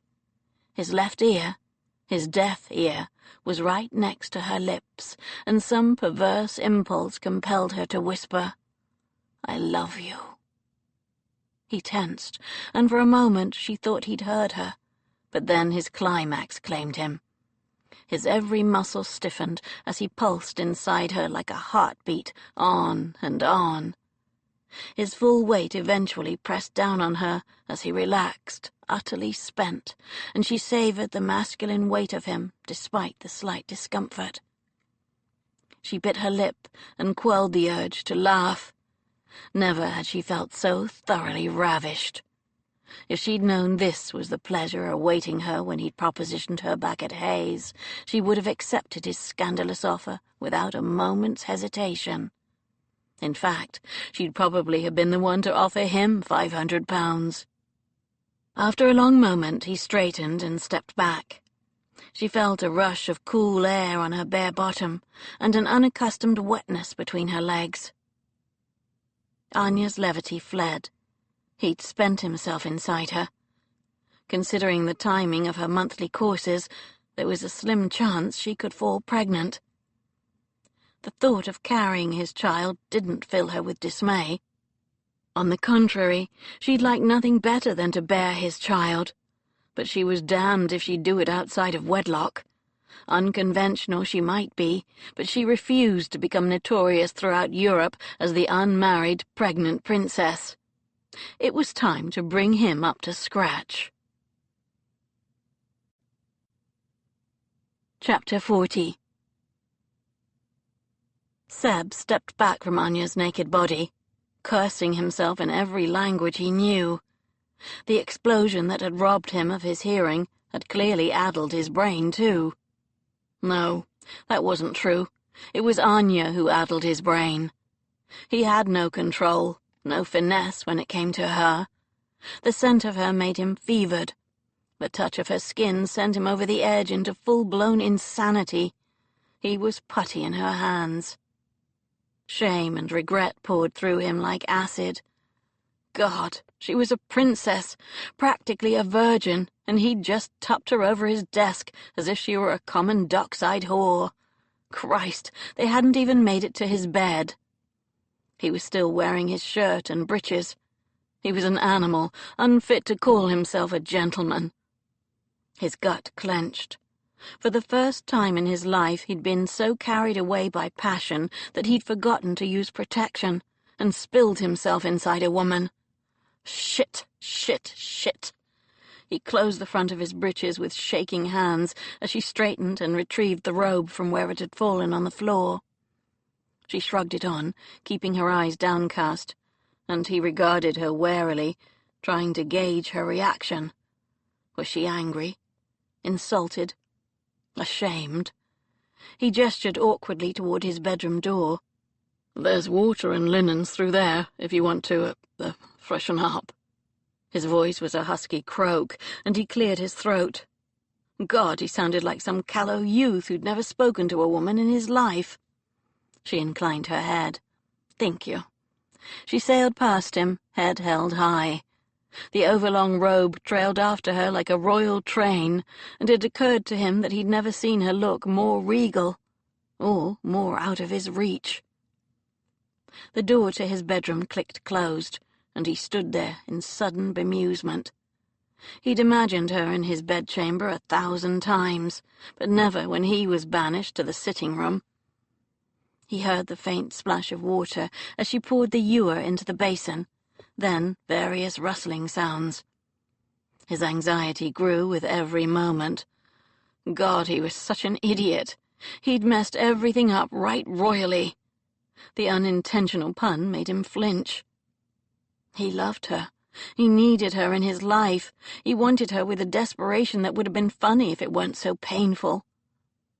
He raked one hand through his hair as despair and blind panic churned in his gut. He wanted to marry her more than anything in the world, but if he proposed now, she'd think it was only because he was trying to be noble, trying to protect her reputation if she should fall pregnant. He didn't want her to accept him because she feared the consequences of being an unwed mother. His own mother had married his father for precisely that reason, to legitimize him and avoid a scandal. And while he was very grateful for his position as a duke's son, theirs had not been a successful union. Ben and Alex had been right. Marrying for anything other than love was a surefire recipe for disaster. He wanted Anya to marry him because she loved him too. Was that too far beyond the realms of possibility? He paced over to the fireplace, then back to the desk. Sod it. He couldn't let her leave without at least trying to win her. He wasn't a coward. If she refused him, so be it, but he couldn't let her return to Russia without asking. Couldn't go the rest of his life wondering what if. Yes, he was a selfish idiot to even ask. She was far above his touch, not just socially, but morally too.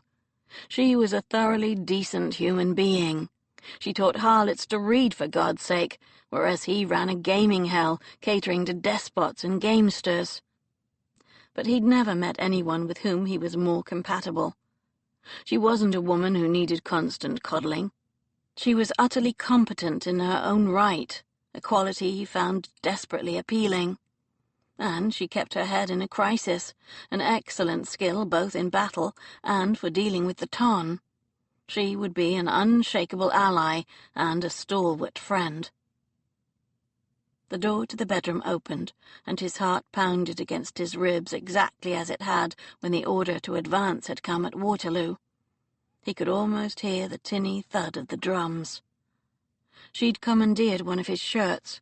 He could see the white linen peeking out from the edges of his robe, and brushed her hair. Her cheeks were flushed a delicate shade of pink, except for the purple bruise on her cheekbone where Petrov had walloped her. Seb crossed the room until he stood in front of her. He dropped to one knee. He took both her hands in his and cleared his throat. Anya, Anastasia, Miss Denisova. God, he wished he'd taken a tumbleful of brandy from the decanter from the sideboard. He forced his tongue to work. I love you, with everything I have and everything I am. I don't deserve even the smallest piece of you, but—" he took a steadying breath. "Will you do me the very great honor of—" Her fingers tightened on his. "No," she said firmly. He stiffened and lifted his head to look at her face. Her expression was almost pitying. "I am a Russian princess," she said. "You're an English earl. This is not—" He flinched as if absorbing a blow and felt his shoulders slump in defeat. "I'm sorry," she said briskly. "It's protocol. I outrank you. There are rules." He almost laughed. Rules? He was sick of bloody rules, but she was still speaking, and he forced himself to listen, even if he only had one working ear. Oddly, she sounded far more composed than him. Perhaps she was so used to receiving and dismissing propositions that this was nothing new. "You can't propose to me," she was saying. "A person of lower rank is not permitted to propose to a royal princess." "Yes, I understand. I should never have—" She tugged at his hands to make him look up again. She was smiling, but there was a suspicious sheen in her eyes, as if she were on the verge of tears. "No, you don't understand." There was a breathless laugh in her voice. "It is I who must do the asking." His heart definitely stopped. "What?" Her voice quavered in a most unroyal way as she lowered herself until she was kneeling too. "Lord Mowbray, Sebastian, I love you. Will you do me the very great honor of—" Seb pulled her toward him with a sound that was half laugh, half growl. "Yes, God, yes, I will." She threw her arms around his neck and plastered herself against his chest, almost knocking him to the floor. He tightened his arms around her, then cupped her face and fused their mouths together for a kiss that made his blood pound and his head spin. After several heated moments, he pulled back and rested his forehead against hers. Her breath fanned against his lips as he let out a deep, relieved exhale mingled with a shaky, incredulous laugh. "Bloody hell, woman, you nearly stopped my heart with your refusal." She gave a soft chuckle. "One must observe the formalities." "Of course," he said, mock stern. "Never let it be said that we failed to observe the formalities." He cocked a brow, his assurance returning in a rush. "So, does this mean I get to be a prince?" "I'm afraid not." "Will you have to give up the title of princess if you marry me? You'll still be the Countess of Mowbray, of course, but compared to Princess of Russia, I know it's not—" She pressed her fingers over his lips to silence him. "No, I'll still be a princess, but being your countess will mean a great deal more." She lowered her head until her lips hovered teasingly over his. "Being called your wife will be the very best title of all." He kissed her again to reward this excellent sentiment, and she groaned as his tongue slipped inside to tangle and taste. Then he pulled her upright, caught her behind the knees, and lifted her high against his chest. "Come here, princess mine. I'm sweeping you off your feet, like they do in all the best fairy tales." He shouldered his way through to the bedroom and deposited her gently on the bed. As he looked down at her, he was filled with a whole jumble of emotions, foremost of which was a sense of disbelief. It mingled with pride and a relief so sharp he caught his breath. Not only had he survived the war, but now, by some miracle, this gorgeous, vexing woman was his, to love and to cherish forever. "I want to wake up next to you," he said gruffly. "Not just tomorrow, but every morning for the rest of my life." The smile she sent him melted his heart. He could swear he felt it dissolving in his chest, like in one of her snow-filled fairy tales. Ridiculous. "That sounds perfectly acceptable."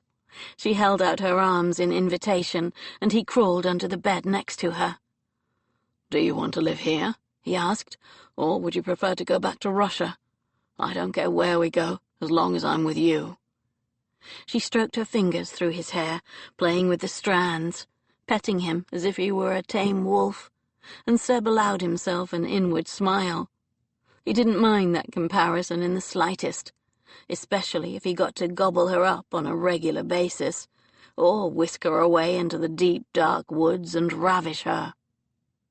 "I wouldn't want you to leave your friends or Bow Street," she said, "and it would be a shame to abandon the Tricone, since it's so popular. I'd like to visit Russia, of course, but we can live here in England." "In that case, I'll buy us a proper townhouse, maybe somewhere near Alex and Ben in Mayfair, and a country house, too, if you'd like one. You can choose it, or we can build our own if you can't find one you like. Maybe not as big as a Russian palace, but still, I have plenty of money. You can have whatever you like." Anya chuckled at his steady stream of plans. She slid her palm over his chest, and he felt his blood heat in response. "I wouldn't be averse to living here." He lifted his brows. "Here? At the Tricorn? In a gaming club? Scandalous princess." "No more scandalous than marrying you," she teased. "Besides, I like it here. The rooms hold fond memories." "Whatever you wish." Seb gathered her into his arms, then let out a groan as a dreadful thought occurred to him. Oh, God, I bet there are all kinds of ridiculous Russian superstitions surrounding weddings, aren't there?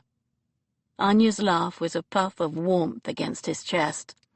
One or two, but don't worry, I'll teach you the most important ones. Chapter 41. Sebastian Wolfe, Earl of Mowbray, stood at the bottom of the steps leading up to his great-aunt's front door, and tried to quell an overwhelming sense of excitement and trepidation. He couldn't remember ever being this nervous, not even on the eve of battle. It was, finally, his wedding day. He'd waited, if not with perfect grace, then at least with reluctant impatience, for the 3 weeks necessary for the banns to be called.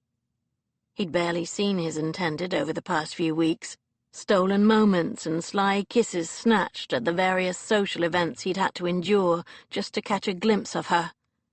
Propriety had been observed, much to his disgust and increasing frustration. The morning after he'd proposed, no, after she'd proposed, he'd kissed her a sleepy goodbye and sent her back to her own chambers. Then he'd asked her brother for her hand. He would have married her with or without her brother's permission, of course, but Dmitri had laughingly professed his delight that someone was finally taking his wayward sister in hand, and had offered his most sincere congratulations.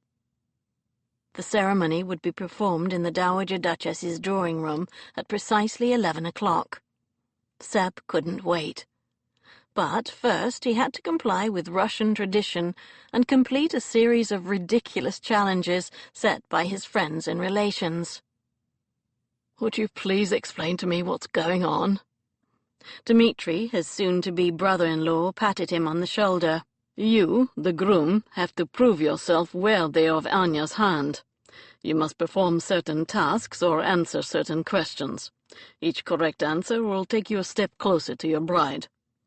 Seb sighed, loudly. I've already rescued her from kidnappers. Twice, if you count that man in my stables. And I saved her from Petrov. That doesn't count. That was before you got engaged. Seb rolled his eyes. This is positively medieval, you know that? Dmitri shrugged. You must make a concerted effort to rescue her. You can't simply waltz into her house and take her out. Of course not, Seb groused. That would be far too sensible. At Dmitri's insistence, he mounted the steps and knocked on the front door. A stony-faced Mellors opened it. "Good morning, my lord." The corner of his mouth curved upward in a most uncharacteristic smirk. "I hope you're ready." He stepped back to reveal Dorothea stationed in the hallway, seated on a straight-backed chair in front of the staircase, her skirts spread around her like some mythical Greek gatekeeper. His brother, Geoffrey, stood guard next to her, a broad smile on his face. "Sebastian," she beamed. "About time. We're all ready for you."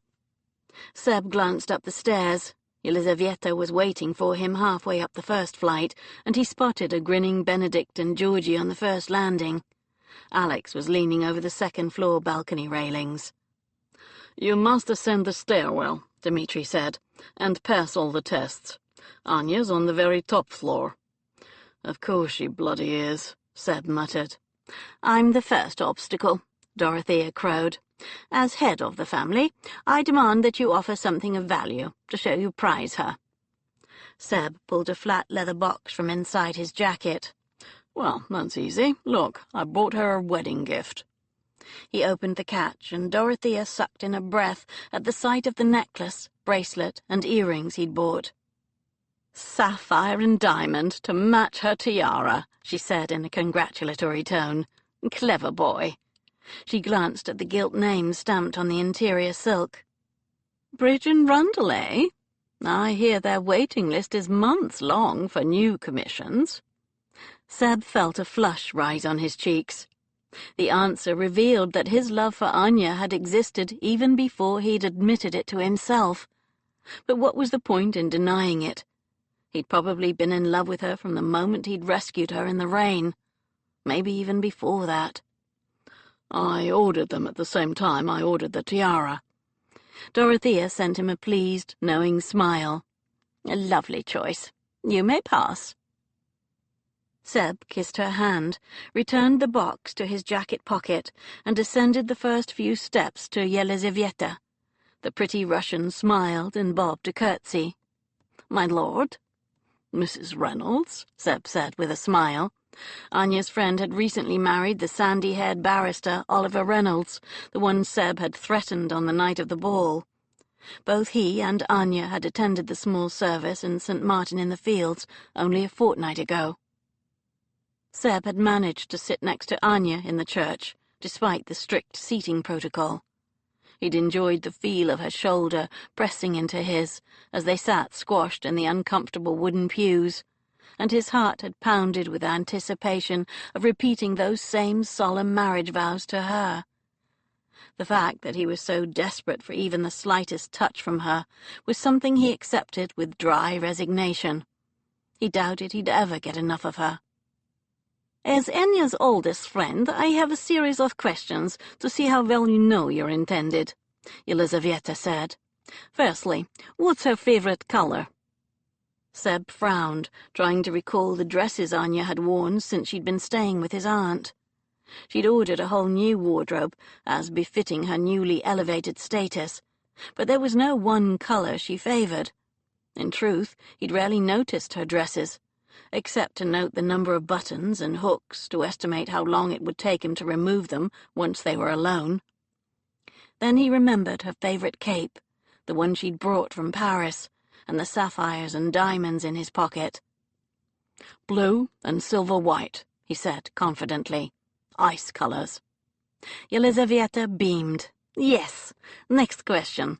Where did you meet your fiancé?" Seb was beginning to enjoy himself. "Well, if you must know, in a brothel." Her eyebrows shot up, and Seb distinctly heard Dorothea gasp and Benedict snort. He chuckled. "It's a long story. I'll tell you all some other time." "You will indeed," Dmitri growled from his shoulder. "Next question." "All right. What's her favorite book?" Seb's mind went blank. He and Anya had discussed many things, but her preference for literature hadn't been one of them. He cast around and recalled the illustrated volume in his study. "I know she's very fond of Russian fairy tales," he hedged, "especially ones that involve wolves and princesses." He couldn't wait to recreate some of those in the privacy of their bridal bedchamber tonight. Yelizaveta narrowed her eyes, but seemed satisfied. "Close enough. Last question. When did you kiss for the first time?" "Also the brothel. Hayes in Covent Garden." Seb ignored Dorothea's grumble of disapproval and tilted his head up toward Benedict. "I think it's only fair to point out that you, Benedict Wilde, once assured me that I'd never find a good woman to marry in a Covent Garden brothel. Take it back." "I stand corrected," Ben shouted down. "I'm delighted to have been proved wrong." Seb nodded. "Any more questions?" Yelizaveta shook her head and stepped aside. "You may proceed." Seb arrived at the first landing to discover Georgie standing next to her husband. "Did you know," she said by way of opening, "that it's about 1,700 miles from London to St. Petersburg?" Seb blinked. "Is that my question?" "No, it's not your question. I just wondered if you knew. Benedict says you're planning to take Anya there on your wedding trip. So, if you sail at an average of 5 knots, it would take you around 2 weeks to get there by sea." Seb sent Benedict a confused glance, but his friend simply shrugged. He was, apparently, used to receiving this kind of unwanted nautical information from his better half. "That's good to know," Seb said. "I'll bear it in mind. But if that's not my question, what is?" Georgie sent him a no-nonsense look. "My test is a mental one. A riddle. We need to make sure you're clever enough to keep up with your wife. She's very intelligent." "I know that. Apart from the inexplicable lack of common sense she's exhibited in choosing you as a life partner," Alex heckled from the landing above. Seb sent him a poisonous glance. "Go on, then," he prompted Georgie. Let's hear it. What flies when it's born, lies when it's alive, and runs when it's dead? Seb frowned. What flew? Birds? Musket balls? What lied? Meant it all the time, at least in his experience. And what ran when it was dead? Impossible. He scowled at a grinning Benedict. "I'll give you a hint," Georgie whispered. "It's cold, and there's plenty of it in Russia." Seb's brow cleared as the answer came to him. Snow. "Yes, well done." Benedict stepped forward. Right, my turn. My test is one of strength, to make sure you're strong enough to protect your future wife. He braced his legs apart and crossed his arms over his chest. You have to lift me out of the way. Seb groaned. Benedict weighed at least the same as himself. He was all muscle. Still, it could have been worse. They could have made him wrestle Mickey. He stepped forward, bent his knees, and wrapped his arms around Benedict's waist. The fabric of his jacket stretched alarmingly across his back, and he heard an ominous ripping sound as the seams strained beneath his arms. Bloody hell, he wasn't dressed for picking up grown men. He was dressed to marry the woman he loved. But what was a new jacket compared to a lifetime spent with Anya? Nothing at all. He'd burn every item in his wardrobe if necessary. Still, it was a damn fine coat. Wait! He let go of Benedict, stripped off his jacket, and folded it over the banister. Then he turned back, caught Benedict's wrist in one hand, ducked, and shouldered him in the stomach, so he folded forward over his shoulder. He braced his thighs and picked him up with a low grunt of exertion. "Damn it, Wild," he wheezed. "You never weighed this much when I dragged your scrawny ass out of that ditch near Badajoz." A flash of recollection hit him, and, for a moment, Seb wasn't on the Dowager's Landing in Mayfair, but chocking on the hot, swirling dust of a Spanish plain. He'd carried his friend in exactly this way when Ben had been wounded during the storming of the citadel. Seb had pulled him out from under a shattered cart and carried him back to the safety of the British lines, with French musket fire shredding the air all around them. Thank God they'd both survived. "Don't break anything," Dorothea's panicked voice echoed up the stairs, interrupting his reverie. "Mind the china." Seb staggered a few paces to the side, narrowly avoiding a side table perilously cluttered with mice and figurines, and deposited Benedict back on his feet with a grateful gasp. He hoped he hadn't strained anything. He intended to be in full working order for his wedding night. The thought brought an invigorating rush of blood to his head, and lower down. He straightened and used the wall mirror to smooth his hair back into some semblance of order, then shrugged back into his jacket. "Right, what's next?" "Up here," Alex called, and Seb mounted the stairs to the second floor. Emmy, Alex's wife, was waiting for him with a mischievous smile on her elfin face. "Stand and deliver," she said with mock fierceness. "You must pay a ransom for your bride, a contribution to my favourite charity." "The one she set up with her brother," Alex added helpfully. "The Danvers Benevolent Fund. It helps wounded veterans find meaningful employment instead of being reduced to begging in the streets." "A worthy cause," Seb murmured. "So, what do you want, my lady?" Emmy's twinkling gaze dropped to the stick-pin adorning his cravat. "Well, I do love diamonds," she smiled. "And that is a particularly fine solitaire, Lord Mowbray. I will accept it as payment for your passage." With an inward groan, Seb lifted his hand to surrender the pin, but Emmy stopped him. "Oh, you can give it to me after the ceremony. I wouldn't dream of ruining your cravat." "Decent of you," Seb growled sarcastically. "All right, last challenge," Alex said. "Everything ready, Mellows?" "Indeed it is, sir," Mellows replied calmly. The butler ascended the staircase, as stately as ever, and offered forward a porcelain bowl.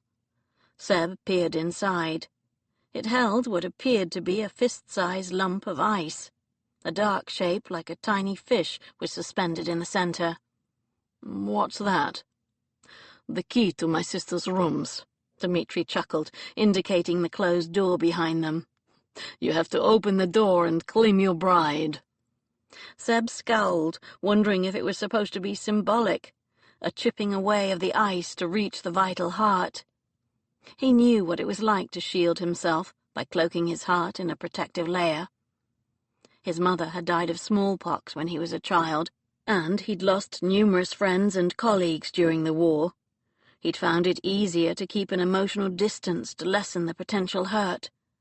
He'd given a little less of himself away each time, until Anya. "Maybe you can lick it," Alex's cheerful suggestion cut through his introspection. "You've got to melt it somehow." "Or bash it with a hammer," Benedict added. "That's Anya's preferred method," Yelizaveta said slyly. Seb picked up the slippery, icy lump. Pain shot along his fingers and throbbed in his palm as his skin reacted to the cold. He held his hands out in front of him so the water didn't ruin his boots as it began to drip. "Hurry up," Alex chuckled. "You're making a puddle on the carpet." "Why not take off your shirt and put it under your armpit?" Ben suggested. Seb scowled at him. "Do you know how long it took me to perfect this cravat? 6 tries. I'm not undoing it for anyone, unless it's my wife," he added with a grin. Mellors offered forward the bowl and held it while Seb cupped the ice and moved it around in his hands like a bar of soap. Then he breathed on it, using the warmth of his exhale to melt the ice chunk even faster. His fingers throbbed, but he persevered, and when it got small enough, he put the whole thing in his mouth. Cheeks bulging, he sucked it like a throat lozenge until he tasted a metallic tang. He withdrew the key with a shout of triumph and elbowed Alex out of the way of the door. "Anya," he called through the wooden panel, "I'm coming in." The key turned in the lock with a satisfying click, and he pushed it inward. He stepped inside, caught a brief glimpse of Anya standing across the room, and turned to face the crowd in the hallway. They were all assembled, Dorothea and Geoffrey, Benedict and Georgie, Alex and Emmy, Dmitri, Yelizaveta, and Mellors. His family, by blood or by friendship. He loved them all dearly. Seb sent them a wide smile and slammed the door. Chapter 42. Seb turned to face Anya, and his breath caught in his throat. She was a vision in pale blue and white. Her hair was pinned in elaborate curls, and her eyes sparkled almost as much as the diamonds in her tiara. "You passed all the tests," she laughed. "I knew you could do it." "You look stunning," he croaked. She crossed the room and fell into his arms. "You don't look too bad yourself." She lifted her face for a kiss, and he took her lips greedily. "God, I've missed you so much," he breathed. "I can't wait to marry you." He pulled back and reached into his jacket. "Here, I got you a gift." "Another one?" She sent him an amused, quizzical smile. "You've given me hundreds of gifts already. Gloves, scent bottles, fans. You know I don't need things like this, Sebastian. I only want you." "I know, but I like giving them to you, so you're just going to have to get used to it." She sent him a chiding smile and opened the box, then muttered something in Russian. Seb didn't know exactly what she said, but it sounded gratifyingly breathless. He was going to have to learn her language at the earliest opportunity. "I thought we could start a new tradition," he said. "Denisov brides might wear that tiara when they wed, but you'll be a wolf by the end of the day. These are for you, to pass down to future generations." He fastened the necklace around her throat and pressed a kiss to her exposed shoulder. He enjoyed the way she sucked in a little breath at the contact. "Thank you." "I think you better start teaching me Russian. What's the word for wife?" "It's pronounced Zena. Or you could call me Lyubimaya. It means beloved one." He enjoyed the movement of her lips as she shaped the words. "Or maybe Daragaya," she said. "That means darling." "Daragaya," he echoed obediently. "Very good. Or you could simply say Moya." And what does that mean? Mine. I like that. He dropped a soft kiss on her lips. Very much. He glanced at the clock on the mantel. Are you ready to go downstairs? It's almost 11. She nodded and squeezed his hand. Yes. Anya felt as light as a snowflake as she descended the stairs on Seb's arm. The feeling of buoyant happiness had surrounded her ever since he'd accepted her proposal. It was so unusual, so different from the state of anxiety she'd had for months, that she'd hardly dared to believe it at first. But the longer it remained, the more she believed it could become a permanent state. Sebastian loved her. He'd shown her with his body when they'd made love, and with words and actions in the weeks since. Even though they hadn't managed to do more than steal a few heated kisses, he'd been a most attentive fiancé. He'd danced every permissible dance, flirted outrageously with her at every function they'd attended, and made love to her with honeyed words so effectively that she'd been on the verge of throwing herself into his arms and doing something decidedly scandalous on any number of occasions. Now, at last, the torture was over, and she was thoroughly impatient to give herself to him, and to claim him in return. They entered the drawing-room, and she smiled in delight to see so many of her loved ones there. The Dowager had stoutly declared that all of Anya's friends, irrespective of their profession, were welcome in her house, which was why Charlotte, looking utterly ravishing in seafoam silk, was seated next to Dmitri, and a shameless Jenny was flirting outrageously with Prince Trubetskoy. "I can't believe you managed to persuade Father Barukov to perform the service," Anya whispered to Seb. He chuckled. "I've paid for his passage home to Moscow. It's the least he could do. And besides, I thought it only sensible to have our wedding sanctioned by both the Church of England and the Russian Orthodox Church. I want to know you're my wife on every single continent." Anya accepted a bouquet of white roses from a beaming Jenny. The priest began the service, and her heart swelled with happiness as she and Seb exchanged rings and made their vows. She almost burst with pride when Tess stepped forward and in a wavering but clear voice read aloud a passage from the Song of Songs. She slid a glance over at Yelizaveta, who sent her a supportive smile, even as she swiped at her tears of happiness with Oliver's oversized handkerchief. The Dowager Duchess, seated on Yelizaveta's other side, sent Anya a conspiratorial smile. Her satisfied cat-who-got-the-cream expression suggested she considered herself fully responsible for orchestrating this particular happy ending. Dmitri, Anya noted with a secret smile, was barely paying any attention to the service. He seemed completely enraptured by Charlotte. He'd barely taken his eyes from her, and the two of them were deep in hushed conversation. Anya mentally crossed her fingers for them. That would be a sweet match. Both of them deserved to find happiness after everything they'd experienced. Dmitri would care nothing for Charlotte's less-than-spotless past, being no angel himself, and Charlotte, for her part, would be the very best wife, loving, caring, and worldly wise. She would be just the person to help Dmitri heal. The priest cleared his throat, and Anya returned her attention to the final part of the ceremony. Father Barukov placed a twisted crown of laurel leaves on her head, then gestured for Sebastian to bend down so he could do the same to him. Then Sebastian took her hand and extended it in front of them. His fingers clasped hers tightly as the priest wrapped the material of his stole around their joined hands, symbolically binding them together. With one last benediction, they were officially proclaimed husband and wife. A rowdy cheer broke out from the assembled guests, and Anya laughed up at Seb, glowing with happiness to see him looking so proud. His eyes caught hers, and her stomach fluttered at the promise she read in them. She hoped he would bend down and kiss her, but everyone stood and crowded around to offer their congratulations. Mellors directed several footmen to distribute bubbling glasses of champagne. Dmitri came forward, holding a fresh loaf of bread in his hands, and Seb glanced at him in confusion. Russian tradition, Dmitri grinned. Before we begin the toasts. Anya let out a chuckle of delight.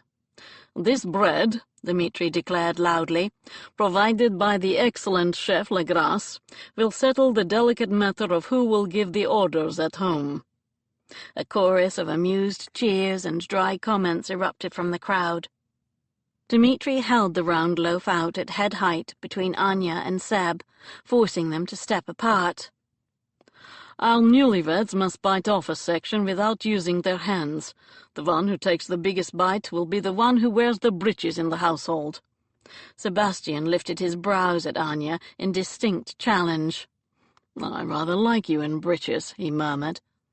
Anya sent him a saucy smile. Keeping her hands by her side, she leaned in and bit into the loaf, taking the biggest mouthful she could manage.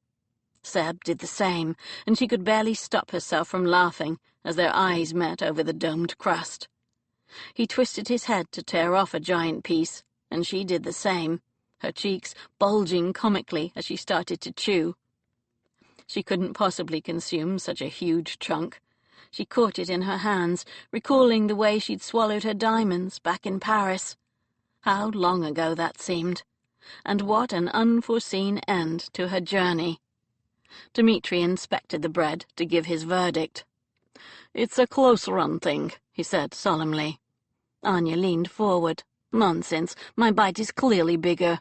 It is not, Seb countered. Dmitri slanted them a teasing smile. Oh dear, the first argument. Everyone laughed. But I'm afraid he's right, sister dear. His bite is definitely bigger. He shot Seb a laughing glance and thumped him on the shoulder. I wish you luck, my friend. All three of them took a glass of champagne from Mellor's proffered tray. And now, Dmitri declared, the toasts. Seb caught her eye, and they shared a secret smile that brought heat to her cheeks and a flush to her entire body. Oh, I know how important toasts are to you Russians, he drawled. This should really be done with vodka, Dmitri said, but we can start with champagne, I suppose. The first toast is made to the newlyweds. He raised his glass, and everyone followed suit. The newlyweds. Seb lifted his glass, and Anya obediently took a sip of the tart liquid, enjoying the fizz on her tongue. Now, we all know that alcohol leaves a bitter taste in the mouth, Dmitri stated, and the remedy to bitterness is sweetness. So, for the next toast, the married couple must sweeten the drink with a kiss, because kisses are sweet, are they not? Hear, hear, Alex cheered. Dmitri turned to